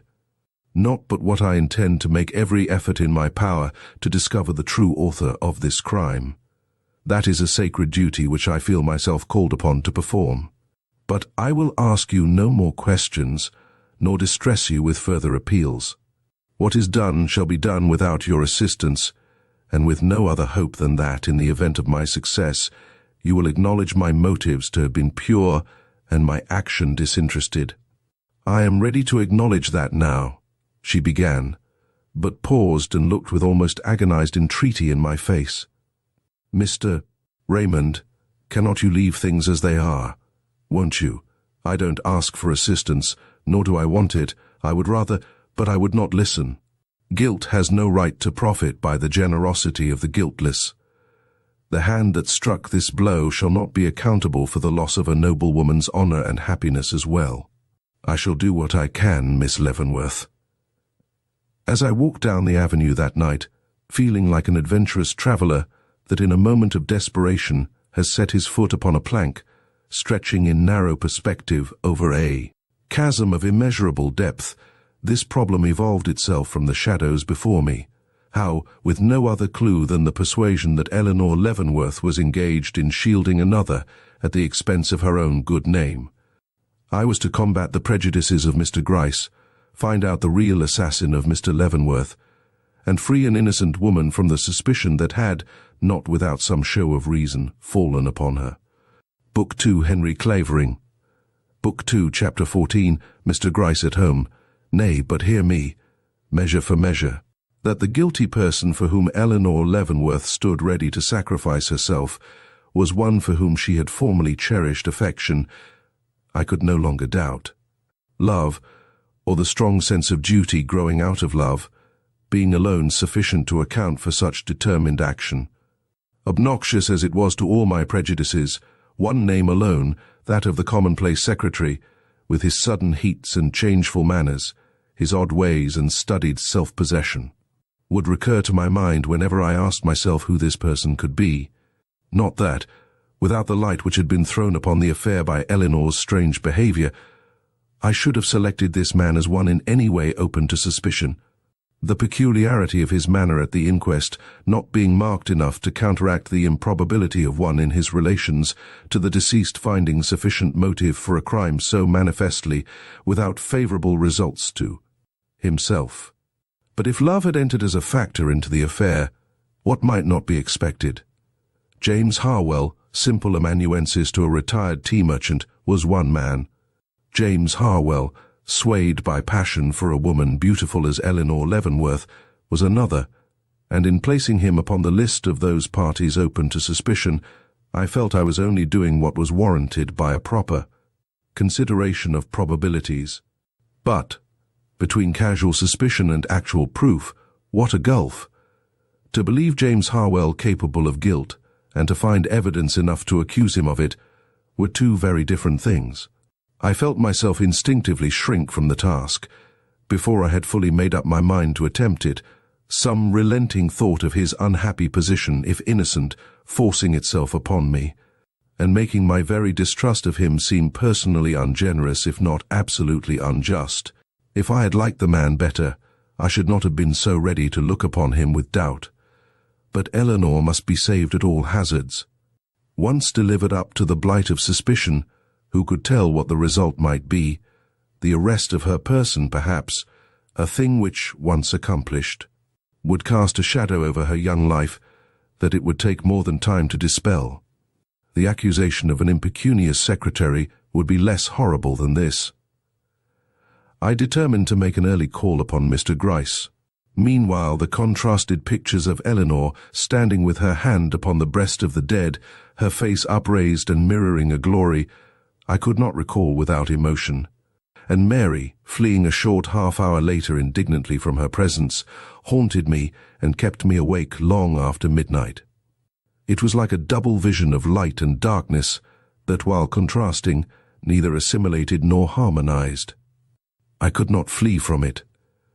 Do what I would, the two pictures followed me, filling my soul with alternate hope and distrust, till I knew not whether to place my hand with Eleanore on the breast of the dead, and swear implicit faith in her truth and purity, or to turn my face like Mary, and fly from what I could neither comprehend nor reconcile. Expectant of difficulty, I started next morning upon my search for Mr. Gryce, with strong determination not to allow myself to become flurried by disappointment, nor discouraged by premature failure. My business was to save Eleanore Leavenworth, and to do that, it was necessary for me to preserve not only my equanimity, but my self-possession. The worst fear I anticipated was that matters would reach a crisis before I could acquire the right, or obtain the opportunity, to interfere. However, the fact of Mr. Leavenworth's funeral being announced for that day gave me some comfort in that direction, my knowledge of Mr. Gryce being sufficient, as I thought, to warrant me in believing he would wait till after that ceremony before proceeding to extreme measures. I do not know that I had any very definite ideas of what a detective's home should be, but when I stood before the neat 3-story brick house to which I had been directed, I could not but acknowledge there was something in the aspect of its half-open shutters, over closely drawn curtains of spotless purity, highly suggestive of the character of its inmate, a pale-looking youth, with vivid locks of red hair hanging straight down over either ear, answered my rather nervous ring. To my inquiry as to whether Mr. Gryce was in, he gave a kind of snort which might have meant no, but which I took to mean yes. "My name is Raymond, and I wish to see him." He gave me one glance that took in every detail of my person and apparel and pointed to a door at the head of the stairs. Not waiting for further directions, I hastened up, knocked at the door he had designated, and went in. The broad back of Mr. Gryce, stooping above a desk that might have come over in the Mayflower, confronted me. "Well," he exclaimed, "this is an honor." And rising, he opened with a squeak and shut with a bang the door of an enormous stove that occupied the center of the room. "Rather chilly day, eh?" "Yes," I returned, eyeing him closely to see if he was in a communicative mood. "But I have had but little time to consider the state of the weather. My anxiety in regard to this murder—" "To be sure," he interrupted, fixing his eyes upon the poker, though not with any hostile intention, I am sure. "A puzzling piece of business enough. But perhaps it is an open book to you. I see you have something to communicate." "I have, though I doubt if it is of the nature you expect. Mr. Gryce, since I saw you last, my convictions upon a certain point have been strengthened into an absolute belief. The object of your suspicions is an innocent woman." If I had expected him to betray any surprise at this, I was destined to be disappointed. "That is a very pleasing belief," he observed. "I honor you for entertaining it, Mr. Raymond." I suppressed a movement of anger.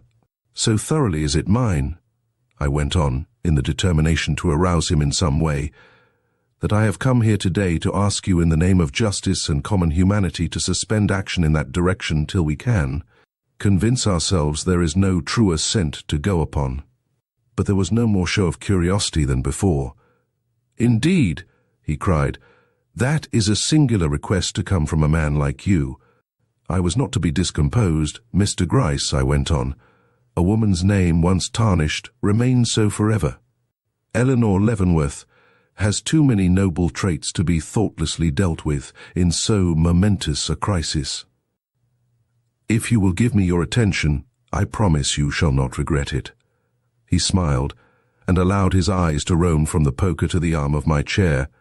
"Very well," he remarked. "I hear you, say on." I drew my notes from my pocketbook and laid them on the table. "What? Memoranda?" he exclaimed. "Unsafe, very. Never put your plans on paper." Taking no heed of the interruption, I went on. "Mr. Gryce, I have had fuller opportunities than yourself for studying this woman.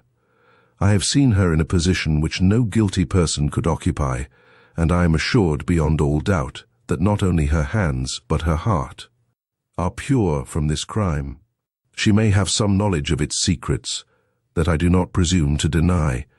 The key seen in her possession would refute me if I did. But what if she has? You can never wish to see so lovely a being brought to shame for withholding information which she evidently considers it her duty to keep back, when by a little patient finesse we may succeed in our purposes without it." "But," interposed the detective, "say this is so, how are we to arrive at the knowledge we want without following out the only clue which has yet been given us?" "You will never reach it by following out any clue given you by Eleanore Leavenworth." His eyebrows lifted expressively, but he said nothing. "Miss Eleanore Leavenworth has been used by someone acquainted with her firmness, generosity, and perhaps love. Let us discover who possesses sufficient power over her to control her to this extent, and we find the man we seek." "Humph!" came from Mr. Gryce's compressed lips, and no more. Determined that he should speak, I waited. "You have, then, someone in your mind," he remarked at last, almost flippantly. "I mention no names," I returned. "All I want is further time." "You are, then, intending to make a personal business of this matter?" "I am." He gave a long, low whistle. "May I ask," he inquired at length, "whether you expect to work entirely by yourself, or whether, if a suitable coadjutor were provided, you would disdain his assistance and slight his advice?" "I desire nothing more than to have you for my colleague." The smile upon his face deepened ironically. "You must feel very sure of yourself," said he. "I am very sure of Miss Leavenworth." The reply seemed to please him. "Let us hear what you propose doing." I did not immediately answer. The truth was, I had formed no plans. "It seems to me," he continued, "that you have undertaken a rather difficult task for an amateur. "Better leave it to me, Mr. Raymond, better leave it to me." "I am sure," I returned, "that nothing would please me better." "Not," he interrupted, "but that a word from you now and then would be welcome. I am not an egotist. I am open to suggestions, as for instance now, if you could conveniently inform me of all you have yourself seen and heard in regard to this matter, I should be most happy to listen." Relieved to find him so amiable, I asked myself what I really had to tell, not so much that he would consider vital. However, it would not do to hesitate now. "Mr. Gryce," said I have but few facts to add to those already known to you. Indeed, I am more moved by convictions than facts. That Eleanore Leavenworth never committed this crime, I am assured. That, on the other hand, the real perpetrator is known to her, I am equally certain, and that for some reason she considers it a sacred duty to shield the assassin, even at the risk of her own safety, follows as a matter of course from the facts. Now, with such data, it cannot be a very difficult task for you or me to work out satisfactorily, to our own minds at least, who this person can be. A little more knowledge of the family. You know nothing of its secret history, then? Nothing. Do not even know whether either of these girls is engaged to be married. I do not, I returned, wincing at this direct expression of my own thoughts. He remained a moment silent. "Mr. Raymond," he cried at last, "have you any idea of the disadvantages under which a detective labors? For instance, now, you imagine I can insinuate myself into all sorts of society, perhaps, but you are mistaken. Strange as it may appear, I have never by any possibility of means succeeded with one class of persons at all. I cannot pass myself off for a gentleman. Tailors and barbers are no good. I am always found out." He looked so dejected I could scarcely forbear smiling, notwithstanding my secret care and anxiety. I have even employed a French valet, who understood dancing and whiskers, but it was all of no avail. The first gentleman I approached stared at me. Real gentlemen, I mean, none of your American dandies, and I had no stare to return. I had forgotten that emergency in my confabs with Pierre Catnil Marie Makeface. Amused, but a little discomposed by this sudden turn in the conversation, I looked at Mr. Gryce inquiringly. "Now you, I dare say, have no trouble. Was born one, perhaps. Can even ask a lady to dance without blushing, eh?" "Well," I commenced. "Just so," he replied. "Now I can't. I can enter a house, bow to the mistress of it, let her be as elegant as she will, so long as I have a writ of arrest in my hand, or some such professional matter upon my mind. But when it comes to visiting in kid gloves, raising a glass of champagne in response to a toast and such like, I am absolutely good for nothing." And he plunged his two hands into his hair, and looked dolefully at the head of the cane I carried in my hand. "But it is much the same with the whole of us. When we are in want of a gentleman to work for us, we have to go outside of our profession."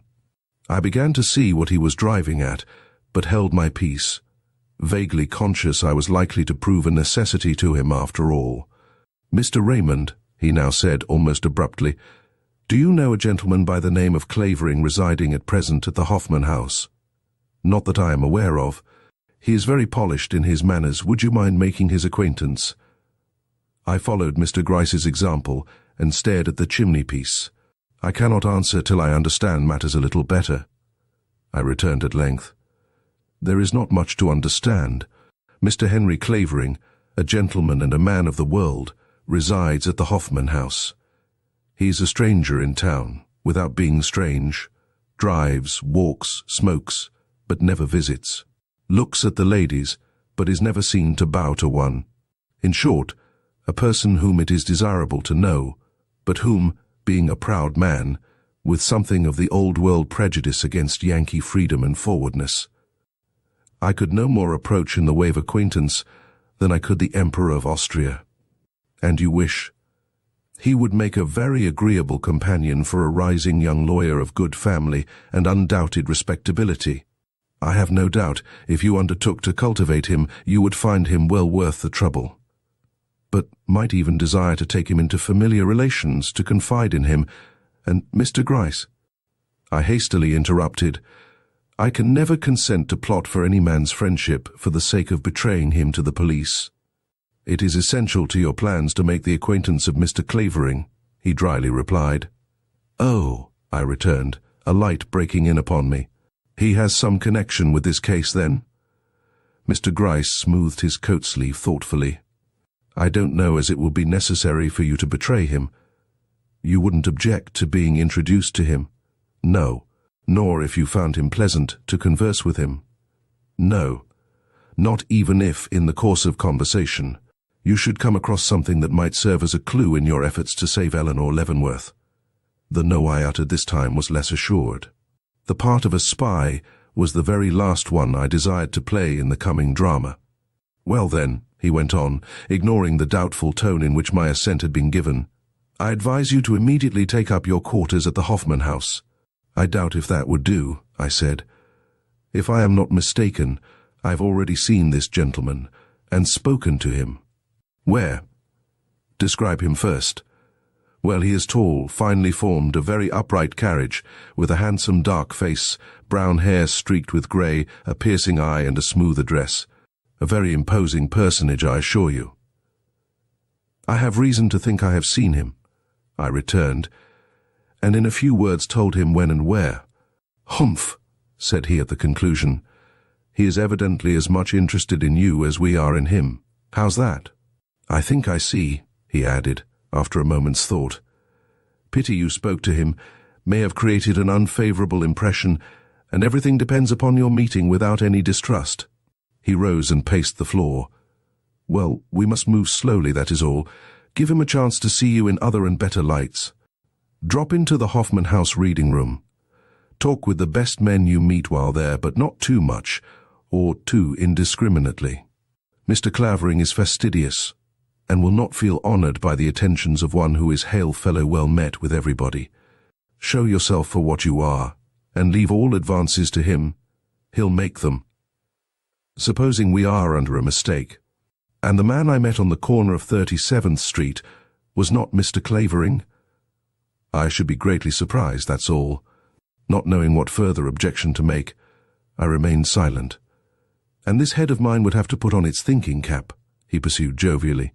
Mr. Gryce, I now said, anxious to show that all this talk about an unknown party had not served to put my own plans from my mind, there is one person of whom we have not spoken. No, he exclaimed softly, wheeling around until his broad back confronted me. And who may that be? Why, who but Mr. I could get no further. What right had I to mention any man's name in this connection, without possessing sufficient evidence against him to make such mention justifiable? I beg your pardon, said I, but I think I will hold to my first impulse and speak no names. Harwell, he ejaculated easily. The quick blush rising to my face gave an involuntary assent. I see no reason why we shouldn't speak of him, he went on, that is, if there is anything to be gained by it. His testimony at the inquest was honest, you think? It has not been disproved. He is a peculiar man, and so am I. I felt myself slightly nonplussed, and, conscious of appearing at a disadvantage, lifted my hat from the table and prepared to take my leave. But suddenly thinking of Hannah, turned and asked if there was any news of her. He seemed to debate with himself, hesitating so long that I began to doubt if this man intended to confide in me after all. When suddenly he brought his two hands down before him and exclaimed vehemently, "The evil one himself is in this business. If the earth had opened and swallowed up this girl, she couldn't have more effectually disappeared." I experienced a sinking of the heart. Eleanore had said, "Hannah can do nothing for me." Could it be that the girl was indeed gone, and forever? I have innumerable agents at work, to say nothing of the general public, and yet not so much as a whisper has come to me in regard to her whereabouts or situation. I am only afraid we shall find her floating in the river some fine morning, without a confession in her pocket. Everything hangs upon that girl's testimony, I remarked. He gave a short grunt. What does Miss Leavenworth say about it? That the girl cannot help her. I thought he looked a trifle surprised at this, but he covered it with a nod and an exclamation. "She must be found for all that," said he, "and shall. If I have to send out Q, an agent of mine who is a living interrogation point, so we call him Q, which is short for query. Then, as I turned again to go, when the contents of the will are made known, come to me. The will. I had forgotten the will. Book 2, Chapter 15, Ways Opening. It is not, and it cannot come to good. Hamlet. I attended the funeral of Mr. Leavenworth, but did not see the ladies before or after the ceremony. I, however, had a few moments' conversation with Mr. Harwell, which, without eliciting anything new, provided me with food for abundant conjecture. For he had asked, almost at first greeting, if I had seen the telegram of the night before, and when I responded in the affirmative, turned such a look of mingled distress and appeal upon me. I was tempted to ask how such a frightful insinuation against a young lady of reputation and breeding could ever have got into the papers. It was his reply that struck me. That the guilty party might be driven by remorse to own himself the true culprit. A curious remark to come from a person who had no knowledge or suspicion of the criminal and his character. And I would have pushed the conversation further, but the secretary, who was a man of few words, drew off at this, and could be induced to say no more. Evidently it was my business to cultivate Mr. Clavering, or anyone else who could throw any light upon the secret history of these girls. That evening I received notice that Mr. Veeley had arrived home, but was in no condition to consult with me upon so painful a subject as the murder of Mr. Leavenworth. Also a line from Eleanore, giving me her address, but requesting me at the same time not to call unless I had something of importance to communicate, as she was too ill to receive visitors. The little note affected me. Ill, alone, and in a strange home, 'twas pitiful. The next day, pursuant to the wishes of Mr. Gryce, in I stepped into the Hoffman house, and took a seat in the reading-room. I had been there but a few moments when a gentleman entered, whom I immediately recognized as the same I had spoken to on the corner of 37th Street and 6th Avenue. He must have remembered me also, for he seemed to be slightly embarrassed at seeing me, but, recovering himself, took up a paper and soon became to all appearance lost in its contents. Though I could feel his handsome black eye upon me, studying my features, figure, apparel, and movements with a degree of interest which equally astonished and disconcerted me, I felt that it would be injudicious on my part to return his scrutiny, anxious as I was to meet his eye and learn what emotion had so fired his curiosity in regard to a perfect stranger. So I rose, and, crossing to an old friend of mine who sat at a table opposite, commenced a desultory conversation, in the course of which I took occasion to ask if he knew who the handsome stranger was.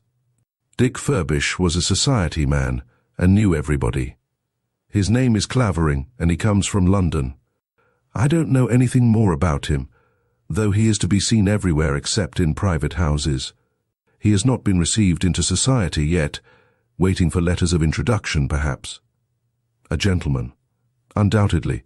One you speak to? Oh, yes, I talk to him, but the conversation is very one-sided. I could not help smiling at the grimace with which Dick accompanied this remark. Which same goes to prove, he went on, that he is the real thing. Laughing outright this time, I left him, and in a few minutes sauntered from the room. As I mingled again with the crowd on Broadway, I found myself wondering immensely over this slight experience, that this unknown gentleman from London, who went everywhere except into private houses, could be in any way connected with the affair I had so at heart, seemed not only improbable but absurd, and for the first time I felt tempted to doubt the sagacity of Mr. Gryce in recommending him to my attention. The next day I repeated the experiment, but with no greater success than before. Mr. Clavering came into the room, but, seeing me, did not remain. I began to realize it was no easy matter to make his acquaintance. To atone for my disappointment, I called on Mary Leavenworth in the evening. She received me with almost a sister-like familiarity. "Ah!" she cried, after introducing me to an elderly lady at her side, some connection of the family, I believe, who had come to remain with her for a while. "You are here to tell me Hannah is found. Is it not so?" I shook my head, sorry to disappoint her. "No," said I, "not yet." But Mr. Gryce was here today, and he told me he hoped she would be heard from within 24 hours. Mr. Gryce here? Yes, came to report how matters were progressing, not that they seemed to have advanced very far. You could hardly have expected that yet. You must not be so easily discouraged. But I cannot help it. Every day, every hour that passes in this uncertainty is like a mountain weight here. And she laid one trembling hand upon her bosom. I would have the whole world at work. I would leave no stone unturned. What would you do? Oh, I don't know, she cried, her whole manner suddenly changing. Nothing, perhaps. Then, before I could reply to this, have you seen Eleanore today? I answered in the negative. She did not seem satisfied, but waited till her friend left the room before saying more. Then, with an earnest look, inquired if I knew whether Eleanore was well. I fear she is not, I returned. It is a great trial to me, Eleanore being away. Not, she resumed, noting perhaps my incredulous look, that I would have you think I wished to disclaim my share in bringing about the present unhappy state of things. I am willing to acknowledge I was the first to propose a separation. But it is none the easier to bear on that account. It is not as hard for you as for her, said I. Not as hard. Why? Because she is left comparatively poor, while I am rich, is that what you would say? Ah, she went on, without waiting for my answer. Would I could persuade Eleanore to share my riches with me. Willingly would I bestow upon her the half I have received, but I fear she could never be induced to accept so much as $1 from me. Under the circumstances, it would be better for her not to. Just what I thought, yet it would ease me of a great weight if she would. This fortune, suddenly thrown into my lap, sits like an incubus upon me, Mr. Raymond. When the will was read today which makes me possessor of so much wealth, I could not but feel that a heavy, blinding pall had settled upon me, spotted with blood and woven of horrors. Ah, how different from the feelings with which I have been accustomed to anticipate this day. For Mr. Raymond, she went on with a hurried gasp, dreadful as it seems now, I have been reared to look forward to this hour with pride, if not with actual longing. Money has been made so much of in my small world. Not that I wish in this evil time of retribution to lay blame upon anyone, least of all upon my uncle. But from the day 12 years ago, when for the first time he took us in his arms, and looking down upon our childish faces, exclaimed, "The light-haired one pleases me best. She shall be my heiress." I have been petted, cajoled, and spoiled, called little princess, and uncle's darling, till it is only strange I retain in this prejudiced breast any of the impulses of generous womanhood. Yes, though I was aware from the first that whim alone had raised this distinction between myself and cousin, a distinction which superior beauty, worth, or accomplishments could never have drawn, Eleanore being more than my equal in all these things. Pausing, she choked back the sudden sob that rose in her throat, with an effort at self-control which was at once touching and admirable. Then, while my eyes stole to her face, murmured in a low, appealing voice, "If I have faults, you see there is some slight excuse for them. Arrogance, vanity, and selfishness being considered in the gay young heiress as no more than so many assertions of a laudable dignity." "Ah, ah," she bitterly exclaimed, "money alone has been the ruin of us all." Then, with a falling of her voice, "And now it has come to me with its heritage of evil, and I would give it all for, but this is weakness. I have no right to afflict you with my griefs. Pray forget all I have said, Mr. Raymond, or regard my complaints as the utterances of an unhappy girl loaded down with sorrows and oppressed by the weight of many perplexities and terrors. But I do not wish to forget," I replied.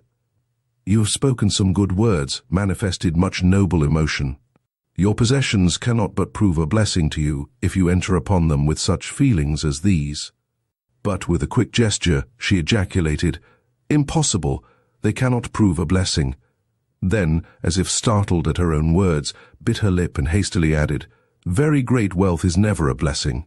And now," said she, with a total change of manner, "I wish to address you on a subject which may strike you as ill-timed, but which nevertheless I must mention, if the purpose I have at heart is ever to be accomplished. My uncle, as you know, was engaged at the time of his death in writing a book on Chinese customs and prejudices. It was a work which he was anxious to see published, and naturally I desire to carry out his wishes. But, in order to do so, I find it necessary not only to interest myself in the matter now, Mr. Harwell's services being required, and it being my wish to dismiss that gentleman as soon as possible, but to find someone competent to supervise its completion. Now I have heard, I have been told, that you are the one of all others to do this, and though it is difficult if not improper for me to ask so great a favour of one who but a week ago was a perfect stranger to me, it would afford me the keenest pleasure if you would consent to look over this manuscript and tell me what remains to be done. The timidity with which these words were uttered proved her to be in earnest, and I could not but wonder at the strange coincidence of this request with my secret wishes. It having been a question with me for some time how I was to gain free access to this house without in any way compromising either its inmates or myself. I did not know then that Mr. Gryce had been the one to recommend me to her favour in this respect. But, whatever satisfaction I may have experienced, I felt myself in duty bound to plead my incompetence for a task so entirely out of the line of my profession, and to suggest the employment of someone better acquainted with such matters than myself. But she would not listen to me. "Mr. Harwell has notes and memoranda in plenty," she exclaimed, "and can give you all the information necessary. You will have no difficulty, indeed you will not. But cannot Mr. Harwell himself do all that is requisite? He seems to be a clever and diligent young man." But she shook her head. "He thinks he can, but I know Uncle never trusted him with the composition of a single sentence. But perhaps he will not be pleased, Mr. Harwell, I mean with the intrusion of a stranger into his work." She opened her eyes with astonishment. "That makes no difference," she cried. "Mr. Harwell is in my pay and has nothing to say about it, but he will not object. I have already consulted him, and he expresses himself as satisfied with the arrangement." "Very well," said I. "Then I will promise to consider the subject. I can at any rate look over the manuscript and give you my opinion of its condition." "Oh, thank you," said she with the prettiest gesture of satisfaction. "How kind you are, and what can I ever do to repay you? But would you like to see Mr. Harwell himself?" And she moved towards the door, but suddenly paused, whispering, with a short shudder of remembrance, "He's in the library, do you mind?" Crushing down the sick qualm that arose at the mention of that spot, I replied in the negative. "The papers are all there, and he says he can work better in his old place than anywhere else, but if you wish, I can call him down." But I would not listen to this, and myself led the way to the foot of the stairs. "I have sometimes thought I would lock up that room," she hurriedly observed, "but something restrains me. I can no more do so than I can leave this house. A power beyond myself forces me to confront all its horrors. And yet I suffer continually from terror, sometimes in the darkness of the night. But I will not distress you. I have already said too much. Come." And with a sudden lift of the head she mounted the stairs. Mr. Harwell was seated when we entered that fatal room. In the one chair of all others I expected to see unoccupied, and as I beheld his meagre figure bending, where such a little while before his eyes had encountered the outstretched form of his murdered employer, I could not but marvel over the unimaginativeness of the man who, in the face of such memories, could not only appropriate that very spot for his own use, but pursue his avocations there with so much calmness and evident precision. But in another moment I discovered that the disposition of the light in the room made that one seat the only desirable one for his purpose. And instantly my wonder changed to admiration at this quiet surrender of personal feeling to the requirements of the occasion. He looked up mechanically as we came in, but did not rise, his countenance wearing the absorbed expression which bespeaks the preoccupied mind. "He is utterly oblivious," Mary whispered. "That is a way of his. I doubt if he knows who or what it is that has disturbed him." And, advancing into the room, she passed across his line of vision, as if to call attention to herself, and said, "I've brought Mr. Raymond upstairs to see you, Mr. Harwell. He has been so kind as to accede to my wishes in regard to the completion of the manuscript now before you." Slowly Mr. Harwell rose, wiped his pen, and put it away, manifesting, however, a reluctance in doing so that proved this interference to be in reality anything but agreeable to him. Observing this, I did not wait for him to speak, but took up the pile of manuscript, arranged in one mass on the table, saying, "This seems to be very clearly written. If you will excuse me, I will glance over it, and thus learn something of its general character." He bowed, uttered a word or so of acquiescence, then, as Mary left the room, awkwardly reseated himself and took up his pen. Instantly the manuscript and all connected with it vanished from my thoughts, and Eleanore, her situation, and the mystery surrounding this family returned upon me with renewed force. Looking the secretary steadily in the face, I remarked, "I am very glad of this opportunity of seeing you a moment alone, Mr. Harwell, if only for the purpose of saying—" "Anything in regard to the murder?" "Yes." I began. "Then you must pardon me," he respectfully but firmly replied. "It is a disagreeable subject which I cannot bear to think of, much less discuss." Disconcerted, and what was more, convinced of the impossibility of obtaining any information from this man, I abandoned the attempt, and, taking up the manuscript once more, endeavored to master in some small degree the nature of its contents. Succeeding beyond my hopes, I opened a short conversation with him in regard to it, and finally, coming to the conclusion I could accomplish what Miss Leavenworth desired, left him and descended again to the reception room. When, an hour or so later, I withdrew from the house, it was with the feeling that one obstacle had been removed from my path. If I failed in what I had undertaken, it would not be from lack of opportunity of studying the inmates of this dwelling. Book 2, Chapter 16, The Will of a Millionaire. Our remedies oft in ourselves do lie, which we ascribe to heaven. All's well that ends well. The next morning's Tribune contained a synopsis of Mr. Leavenworth's will. Its provisions were a surprise to me, for, while the bulk of his immense estate was, according to the general understanding, bequeathed to his niece, Mary, it appeared by a codicil attached to his will some 5 years before, that Eleanore was not entirely forgotten, she having been made the recipient of a legacy which, if not large, was at least sufficient to support her in comfort. After listening to the various comments of my associates on the subject, I proceeded to the house of Mr. Gryce, in obedience to his request to call upon him as soon as possible after the publication of the will. "Good morning," he remarked as I entered, but whether addressing me or the frowning top of the desk before which he was sitting it would be difficult to say. "Won't you sit?" nodding with a curious back movement of his head towards a chair in his rear. I drew up the chair to his side. "I am curious to know," I remarked, "what you have to say about this will and its probable effect upon the matters we have in hand. What is your own idea in regard to it?" "Well, I think upon the whole it will make but little difference in public opinion. Those who thought Eleanore guilty before will feel that they possess now greater cause than ever to doubt her innocence, while those who have hitherto hesitated to suspect her will not consider that the comparatively small amount bequeathed her would constitute an adequate motive for so great a crime. You have heard men talk, what seems to be the general opinion among those you converse with, that the motive of the tragedy will be found in the partiality shown in so singular a will, though how, they do not profess to know." Mr. Gryce suddenly became interested in one of the small drawers before him. "And all this has not set you thinking?" said he. "Thinking?" returned I. "I don't know what you mean. I am sure I have done nothing but think for the last 3 days. Of course, he cried. "I didn't mean to say anything disagreeable. And so you have seen Mr. Clavering?" "Just seen him, no more." "And are you going to assist Mr. Harwell in finishing Mr. Leavenworth's book?" "How did you learn that?" He only smiled. "Yes," said I. "Miss Leavenworth has requested me to do her that little favor.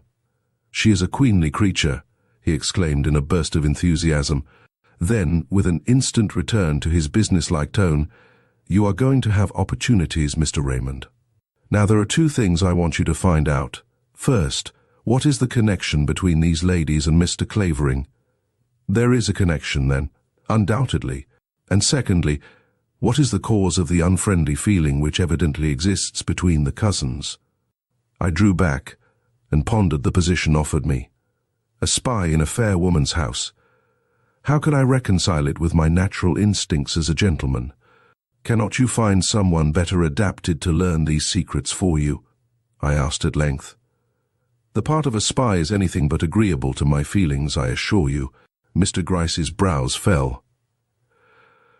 I will assist Mr. Harwell in his efforts to arrange Mr. Leavenworth's manuscript for the press, I said. I will give Mr. Clavering an opportunity to form my acquaintance. And I will listen, if Miss Leavenworth chooses to make me her confidant in any way. But any hearkening at doors, surprises, unworthy feints or ungentlemanly subterfuges, I herewith disclaim as outside of my province. My task being to find out what I can in an open way, and yours to search into the nooks and corners of this wretched business. In other words, you are to play the hound, and I the mole. Just so, I know what belongs to a gentleman. And now, said I, what news of Hannah? He shook both hands high in the air. None. I cannot say I was greatly surprised that evening when, upon descending from an hour's labour with Mr. Harwell, I encountered Miss Leavenworth standing at the foot of the stairs. There had been something in her bearing the night before, which prepared me for another interview this evening, though her manner of commencing it was a surprise. Mr. Raymond, said she with an air of marked embarrassment, I want to ask you a question. I believe you to be a good man, and I know you will answer me conscientiously. As a brother would, she added, lifting her eyes for a moment to my face.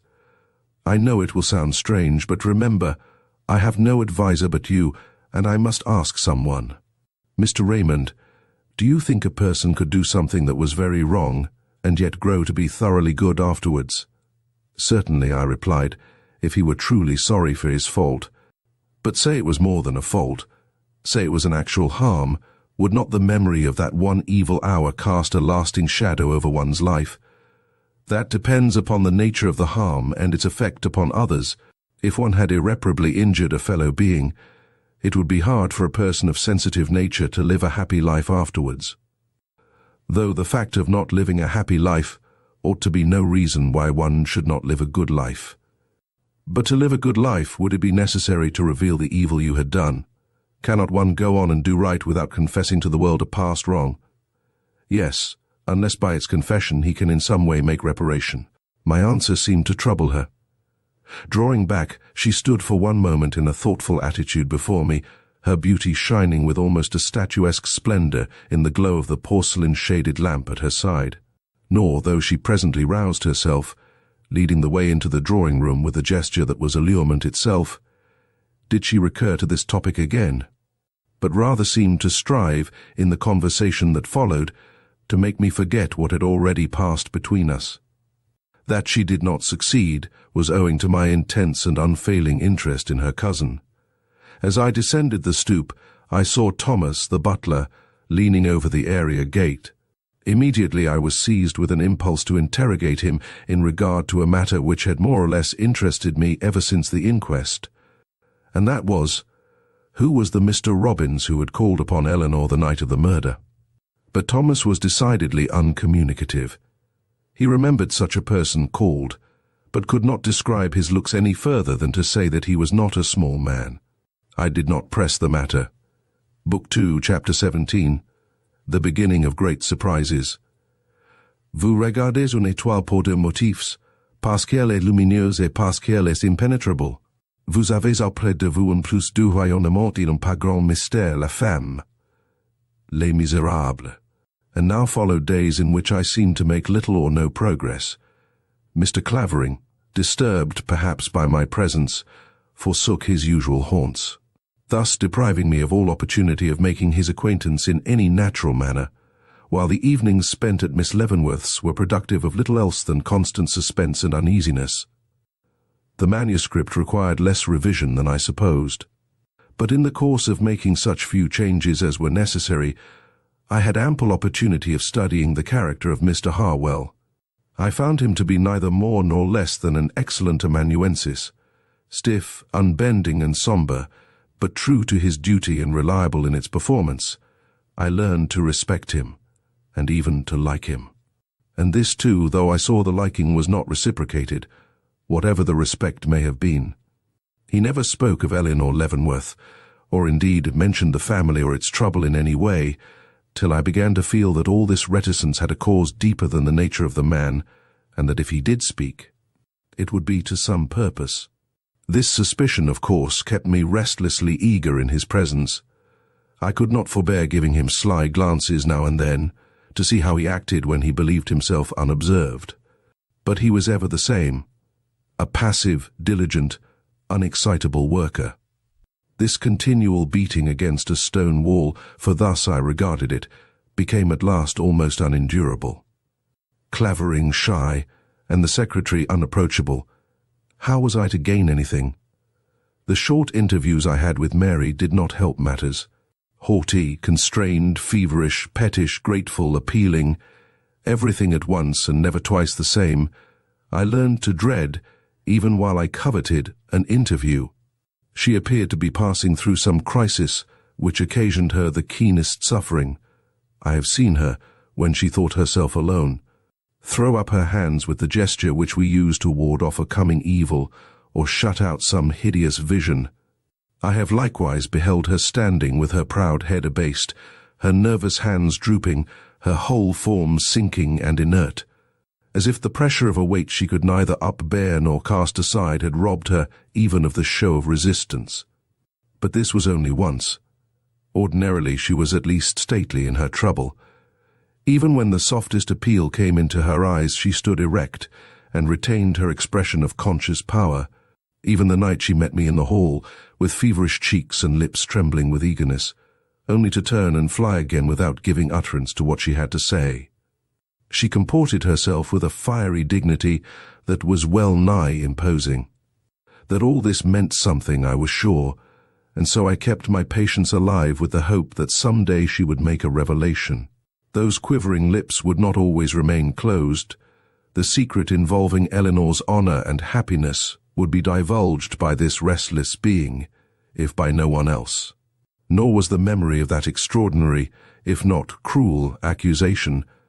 I had heard her make enough to destroy this hope, for hope it had grown to be, so that I found myself insensibly shortening my time with Mr. Harwell in the library and extending my tete-a-tete visits with Mary in the reception-room, till the imperturbable secretary was forced to complain that he was often left for hours without work. But, as I say, days passed, and a second Monday evening came round without seeing me any further advanced upon the problem I had set myself to solve than when I first started upon it 2 weeks before.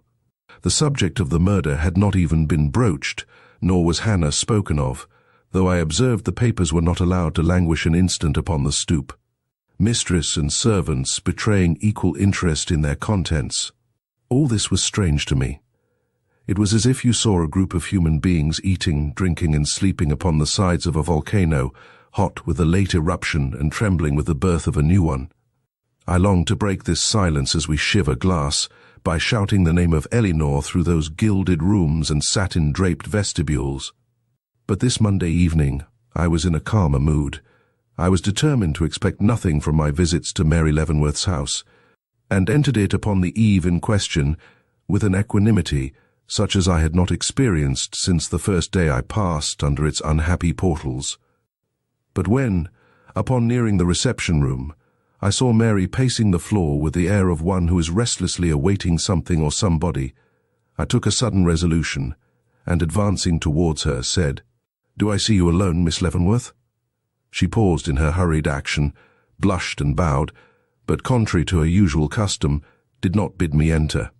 "Will it be too great an intrusion on my part if I venture to come in?" I asked. Her glance flashed uneasily to the clock, and she seemed about to excuse herself, but suddenly yielded and, drawing up a chair before the fire, motioned me towards it. Though she endeavored to appear calm, I vaguely felt I had chanced upon her in one of her most agitated moods. and that I had only to broach the subject I had in mind to behold her haughtiness disappear before me like melting snow. I also felt that I had but few moments in which to do it. I accordingly plunged immediately into the subject. "Miss Leavenworth," said I, "in obtruding upon you tonight, I have a purpose other than that of giving myself a pleasure. I have come to make an appeal." Instantly I saw that in some way I'd started wrong. "An appeal to make to me?" she asked, breathing coldness from every feature of her face. "Yes," I went on with passionate recklessness. "Balked in every other endeavor to learn the truth, I have come to you, whom I believe to be noble at the core. For that help which seems likely to fail us in every other direction. For the word which, if it does not absolutely save your cousin, will at least put us upon the track of what will." "I do not understand what you mean," she protested, slightly shrinking. "Miss Leavenworth," I pursued, "it is needless for me to tell you in what position your cousin stands. You, who remember both the form and drift of the questions put to her at the inquest, comprehend it all without any explanation from me. But what you may not know is this, that unless she is speedily relieved from the suspicion which, justly or not, has attached itself to her name, the consequences which such suspicion entails must fall upon her. And, good God," she cried, "you do not mean she will be subject to arrest?" Yes. It was a blow. Shame, horror, and anguish were in every line of her white face. "And all because of that key," she murmured. "Key? How did you know anything about a key?" "Why," she cried, flushing painfully, "I cannot say, didn't you tell me?" "No," I returned. "The papers, then?" "The papers have never mentioned it." She grew more and more agitated. "I thought everyone knew." "No, I did not either," she avowed in a sudden burst of shame and penitence. "I knew it was a secret, but oh, Mr. Raymond, it was Eleanore herself who told me." "Eleanore?" "Yes, that last evening she was here, we were together in the drawing-room." "What did she tell?" "That the key to the library had been seen in her possession." I could scarcely conceal my incredulity. Eleanore, conscious of the suspicion with which her cousin regarded her, informed that cousin of a fact calculated to add weight to that suspicion? I could not believe this. "But you knew it," Mary went on. "I have revealed nothing I ought to have kept secret." "No," said I. "And Miss Leavenworth, it is this thing which makes your cousin's position absolutely dangerous. It is a fact that, left unexplained, must ever link her name with infamy, a bit of circumstantial evidence no sophistry can smother, and no denial obliterate. Only her hitherto spotless reputation, and the efforts of one who, notwithstanding appearances, believes in her innocence, keeps her so long from the clutch of the officers of justice. That key, and the silence preserved by her in regard to it, is sinking her slowly into a pit, from which the utmost endeavors of her best friends will soon be inadequate to extricate her. And you tell me this, that you may have pity on the poor girl, who will not have pity on herself, and by the explanation of a few circumstances which cannot be mysteries to you, assist in bringing her from under the dreadful shadow that threatens to overwhelm her. And would you insinuate, sir," she cried, turning upon me with a look of great anger, "that I know any more than you do of this matter? That I possess any knowledge which I have not already made public concerning the dreadful tragedy which has transformed our home into a desert, our existence into a lasting horror? Has the blight of suspicion fallen upon me too, and have you come to accuse me in my own house?" "Miss Leavenworth," I entreated, "calm yourself. I accuse you of nothing. I only desire you to enlighten me as to your cousin's probable motive for this criminating silence. You cannot be ignorant of it. You are her cousin, almost her sister, have been at all events her daily companion for years, and must know for whom or for what she seals her lips, and conceals facts which, if known, would direct suspicion to the real criminal, that is, if you really believe what you have hitherto stated, that your cousin is an innocent woman." She not making any answer to this, I rose and confronted her. "Miss Leavenworth, do you believe your cousin guiltless of this crime or not?" "Guiltless? Eleanore, oh my God, if all the world were only as innocent as she!" "Then," said I, You must likewise believe that if she refrains from speaking in regard to matters which to ordinary observers ought to be explained, she does it only from motives of kindness towards one less guiltless than herself. What? No, I do not say that. What made you think of any such explanation? The action itself. With one of Eleanor's character, such conduct as hers admits of no other construction. Either she is mad, or she is shielding another at the expense of herself. Mary's lip, which had trembled, slowly steadied itself. And whom have you settled upon as the person for whom Eleanor thus sacrifices herself? Ah, said I, there is where I seek assistance from you, with your knowledge of her history. But Mary Leavenworth, sinking haughtily back into her chair, stopped me with a quiet gesture. I beg your pardon, said she, but you make a mistake. I know little or nothing of Eleanor's personal feelings. The mystery must be solved by someone besides me. I changed my tactics. When Eleanor confessed to you that the missing key had been seen in her possession, did she likewise inform you where she obtained it, and for what reason she was hiding it? No, merely told you the fact without any explanation. Yes. Was not that a strange piece of gratuitous information for her to give one who, but a few hours before, had accused her to the face of committing a deadly crime? What do you mean? She asked, her voice suddenly sinking. You will not deny that you were once not only ready to believe her guilty, but that you actually charged her with having perpetrated this crime. Explain yourself, she cried. Miss Leavenworth, do you not remember what you said in that room upstairs when you were alone with your cousin on the morning of the inquest, just before Mr. Gryce and myself entered your presence? Her eyes did not fall, but they filled with sudden terror. You heard? She whispered. I could not help it. I was just outside the door and— What did you hear? I told her. And Mr. Gryce? He was at my side. It seemed as if her eyes would devour my face. Yet nothing was said when you came in? No. You, however, have never forgotten it. How could we, Miss Leavenworth? Her head fell forward in her hands, and for one wild moment she seemed lost in despair. Then she roused and desperately exclaimed, And that is why you come here tonight. With that sentence written upon your heart you invade my presence, torture me with questions. Pardon me, I broke in.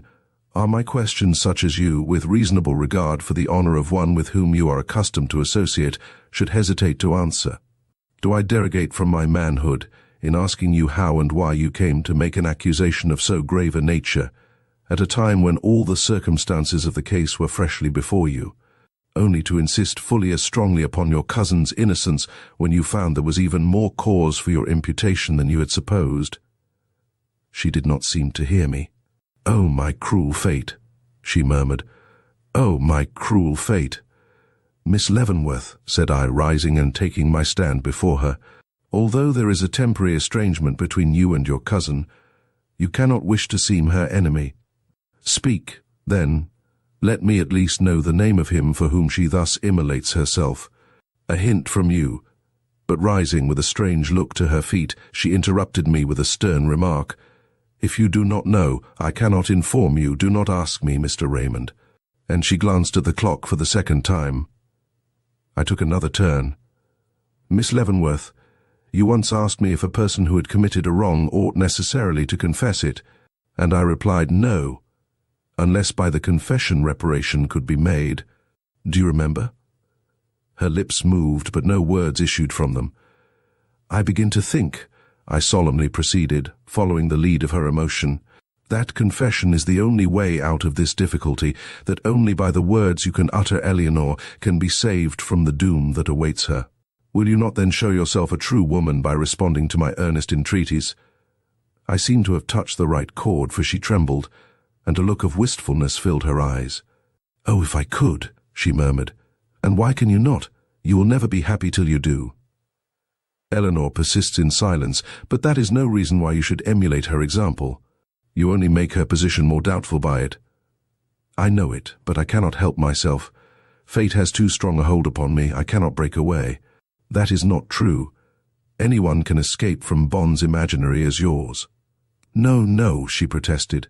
You do not understand. I understand this, that the path of rectitude is a straight one, and that he who steps into devious byways is going astray. A flicker of light, pathetic beyond description, flashed for a moment across her face. Her throat rose as with one wild sob. Her lips opened, she seemed yielding. When a sharp ring at the front door bell. "Oh," she cried, sharply turning. "Tell him I cannot see him, tell him."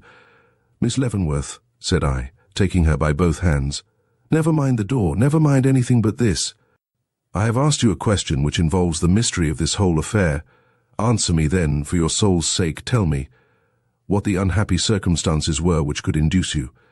But she tore her hands from mine. "The door," she cried. "It will open." And, stepping into the hall, I met Thomas coming up the basement stairs. "Go back," said I. "I will call you when you are wanted." With a bow he disappeared. "You expect me to answer," she exclaimed when I re-entered. "Now, in a moment?" "I cannot." "But impossible." Fastening her gaze upon the front door. "Miss Leavenworth," she shuddered, "I fear the time will never come if you do not speak now." "Impossible," she reiterated. Another twang at the bell. "You hear," said she. I went into the hall and called Thomas. "You may open the door now," said I, and moved to return to her side. But with a gesture of command, she pointed upstairs. "Leave me." And her glance passed on to Thomas, who stopped where he was. "I will see you again before I go," said I, and hastened upstairs. Thomas opened the door. "Is Miss Leavenworth in?" I heard a rich, tremulous voice inquire. "Yes, sir," came in the butler's most respectful and measured accents. And leaning over the banisters I beheld, to my amazement, the form of Mr. Clavering enter the front hall and move towards the reception room. Book 2, Chapter 18, On the Stairs. You cannot say I did it. Macbeth. Excited, tremulous, filled with wonder at this unlooked-for event, I paused for a moment to collect my scattered senses when the sound of a low, monotonous voice breaking upon my ear from the direction of the library. I approached and found Mr. Harwell reading aloud from his late employer's manuscript. It would be difficult for me to describe the effect which this simple discovery made upon me at this time. There, in that room of late death, withdrawn from the turmoil of the world, a hermit in his skeleton-lined cell, this man employed himself in reading and rereading, with passive interest, the words of the dead. While above and below, human beings agonized in doubt and shame. Listening, I heard these words: "By these means their native rulers will not only lose their jealous terror of our institutions, but acquire an actual curiosity in regard to them." Opening the door, I went in. "Ah, you are late, sir," was the greeting with which he rose and brought forward a chair. My reply was probably inaudible, for he added, as he passed to his own seat, "I am afraid you are not well." I roused myself. "I am not ill." And pulling the papers towards me, I began looking them over, but the words danced before my eyes and I was obliged to give up all attempt at work for that night. "I fear I am unable to assist you this evening, Mr. Harwell. The fact is, I find it difficult to give proper attention to this business, while the man who by a dastardly assassination has made it necessary goes unpunished." The secretary, in his turn, pushed the papers aside, as if moved by a sudden distaste of them, but gave me no answer. "You told me, when you first came to me with news of this fearful tragedy, that it was a mystery, but it is one which must be solved, Mr. Harwell. It is wearing out the lives of too many whom we love and respect." The secretary gave me a look. "Miss Eleanore," he murmured, "and Miss Mary," I went on, "myself, you, and many others. You have manifested much interest in the matter from the beginning," he said, methodically dipping his pen into the ink. I stared at him in amazement. "And you," said I, "do you take no interest in that which involves not only the safety, but the happiness and honor of the family in which you have dwelt so long?" He looked at me with increased coldness. "I have no wish to discuss this subject. I believe I have before prayed you to spare me its introduction." And he arose. "But I cannot consider your wishes in this regard," I persisted. "If you know any facts connected with this affair which have not yet been made public, it is manifestly your duty to state them." The position which Miss Eleanor occupies at this time is one which should arouse the sense of justice in every true breast. And if I knew anything which would serve to release her from her unhappy position, Mr. Raymond, I should have spoken long ago. I bit my lip, weary of these continual bafflings, and rose also.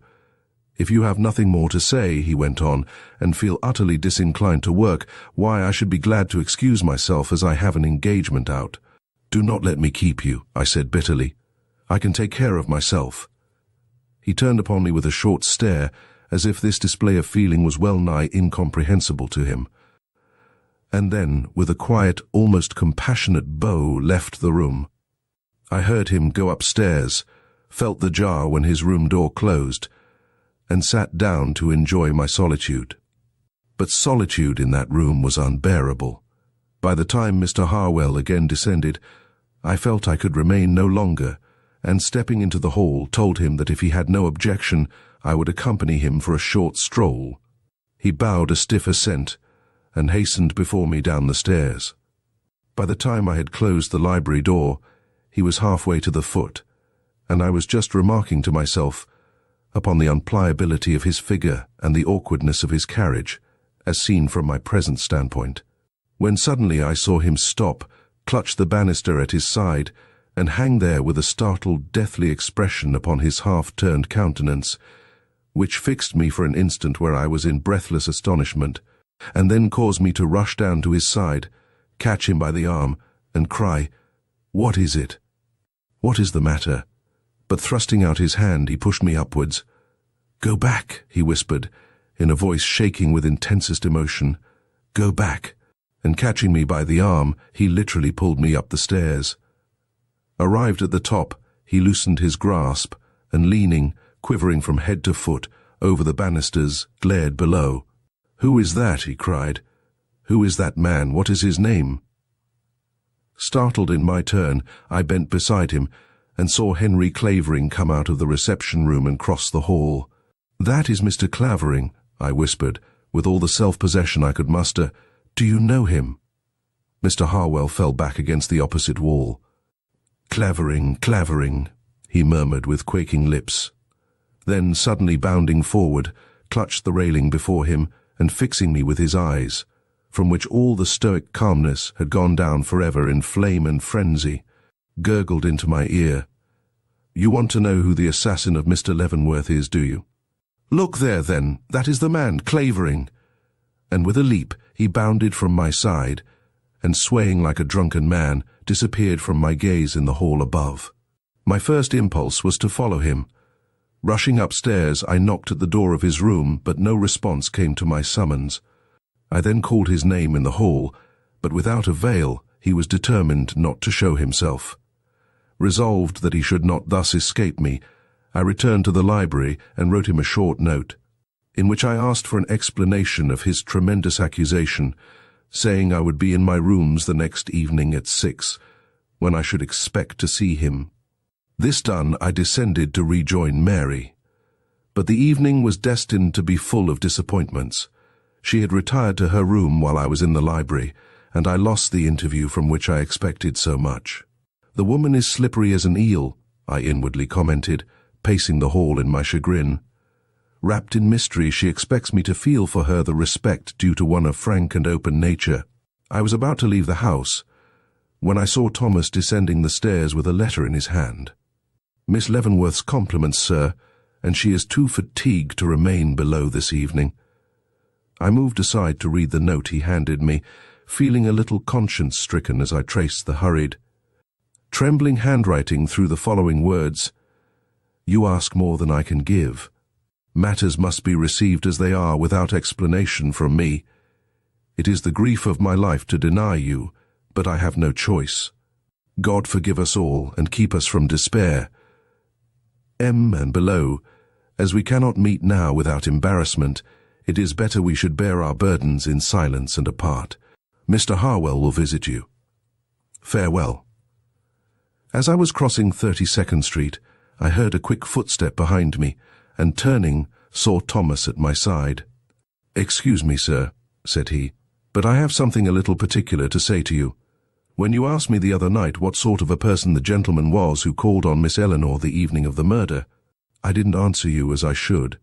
The fact is, the detectives had been talking to me about that very thing, and I felt shy.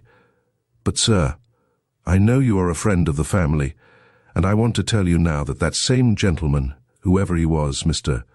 Robbins, he called himself then, was at the house again tonight, sir, and the name he gave me this time to carry to Miss Leavenworth was Clavering.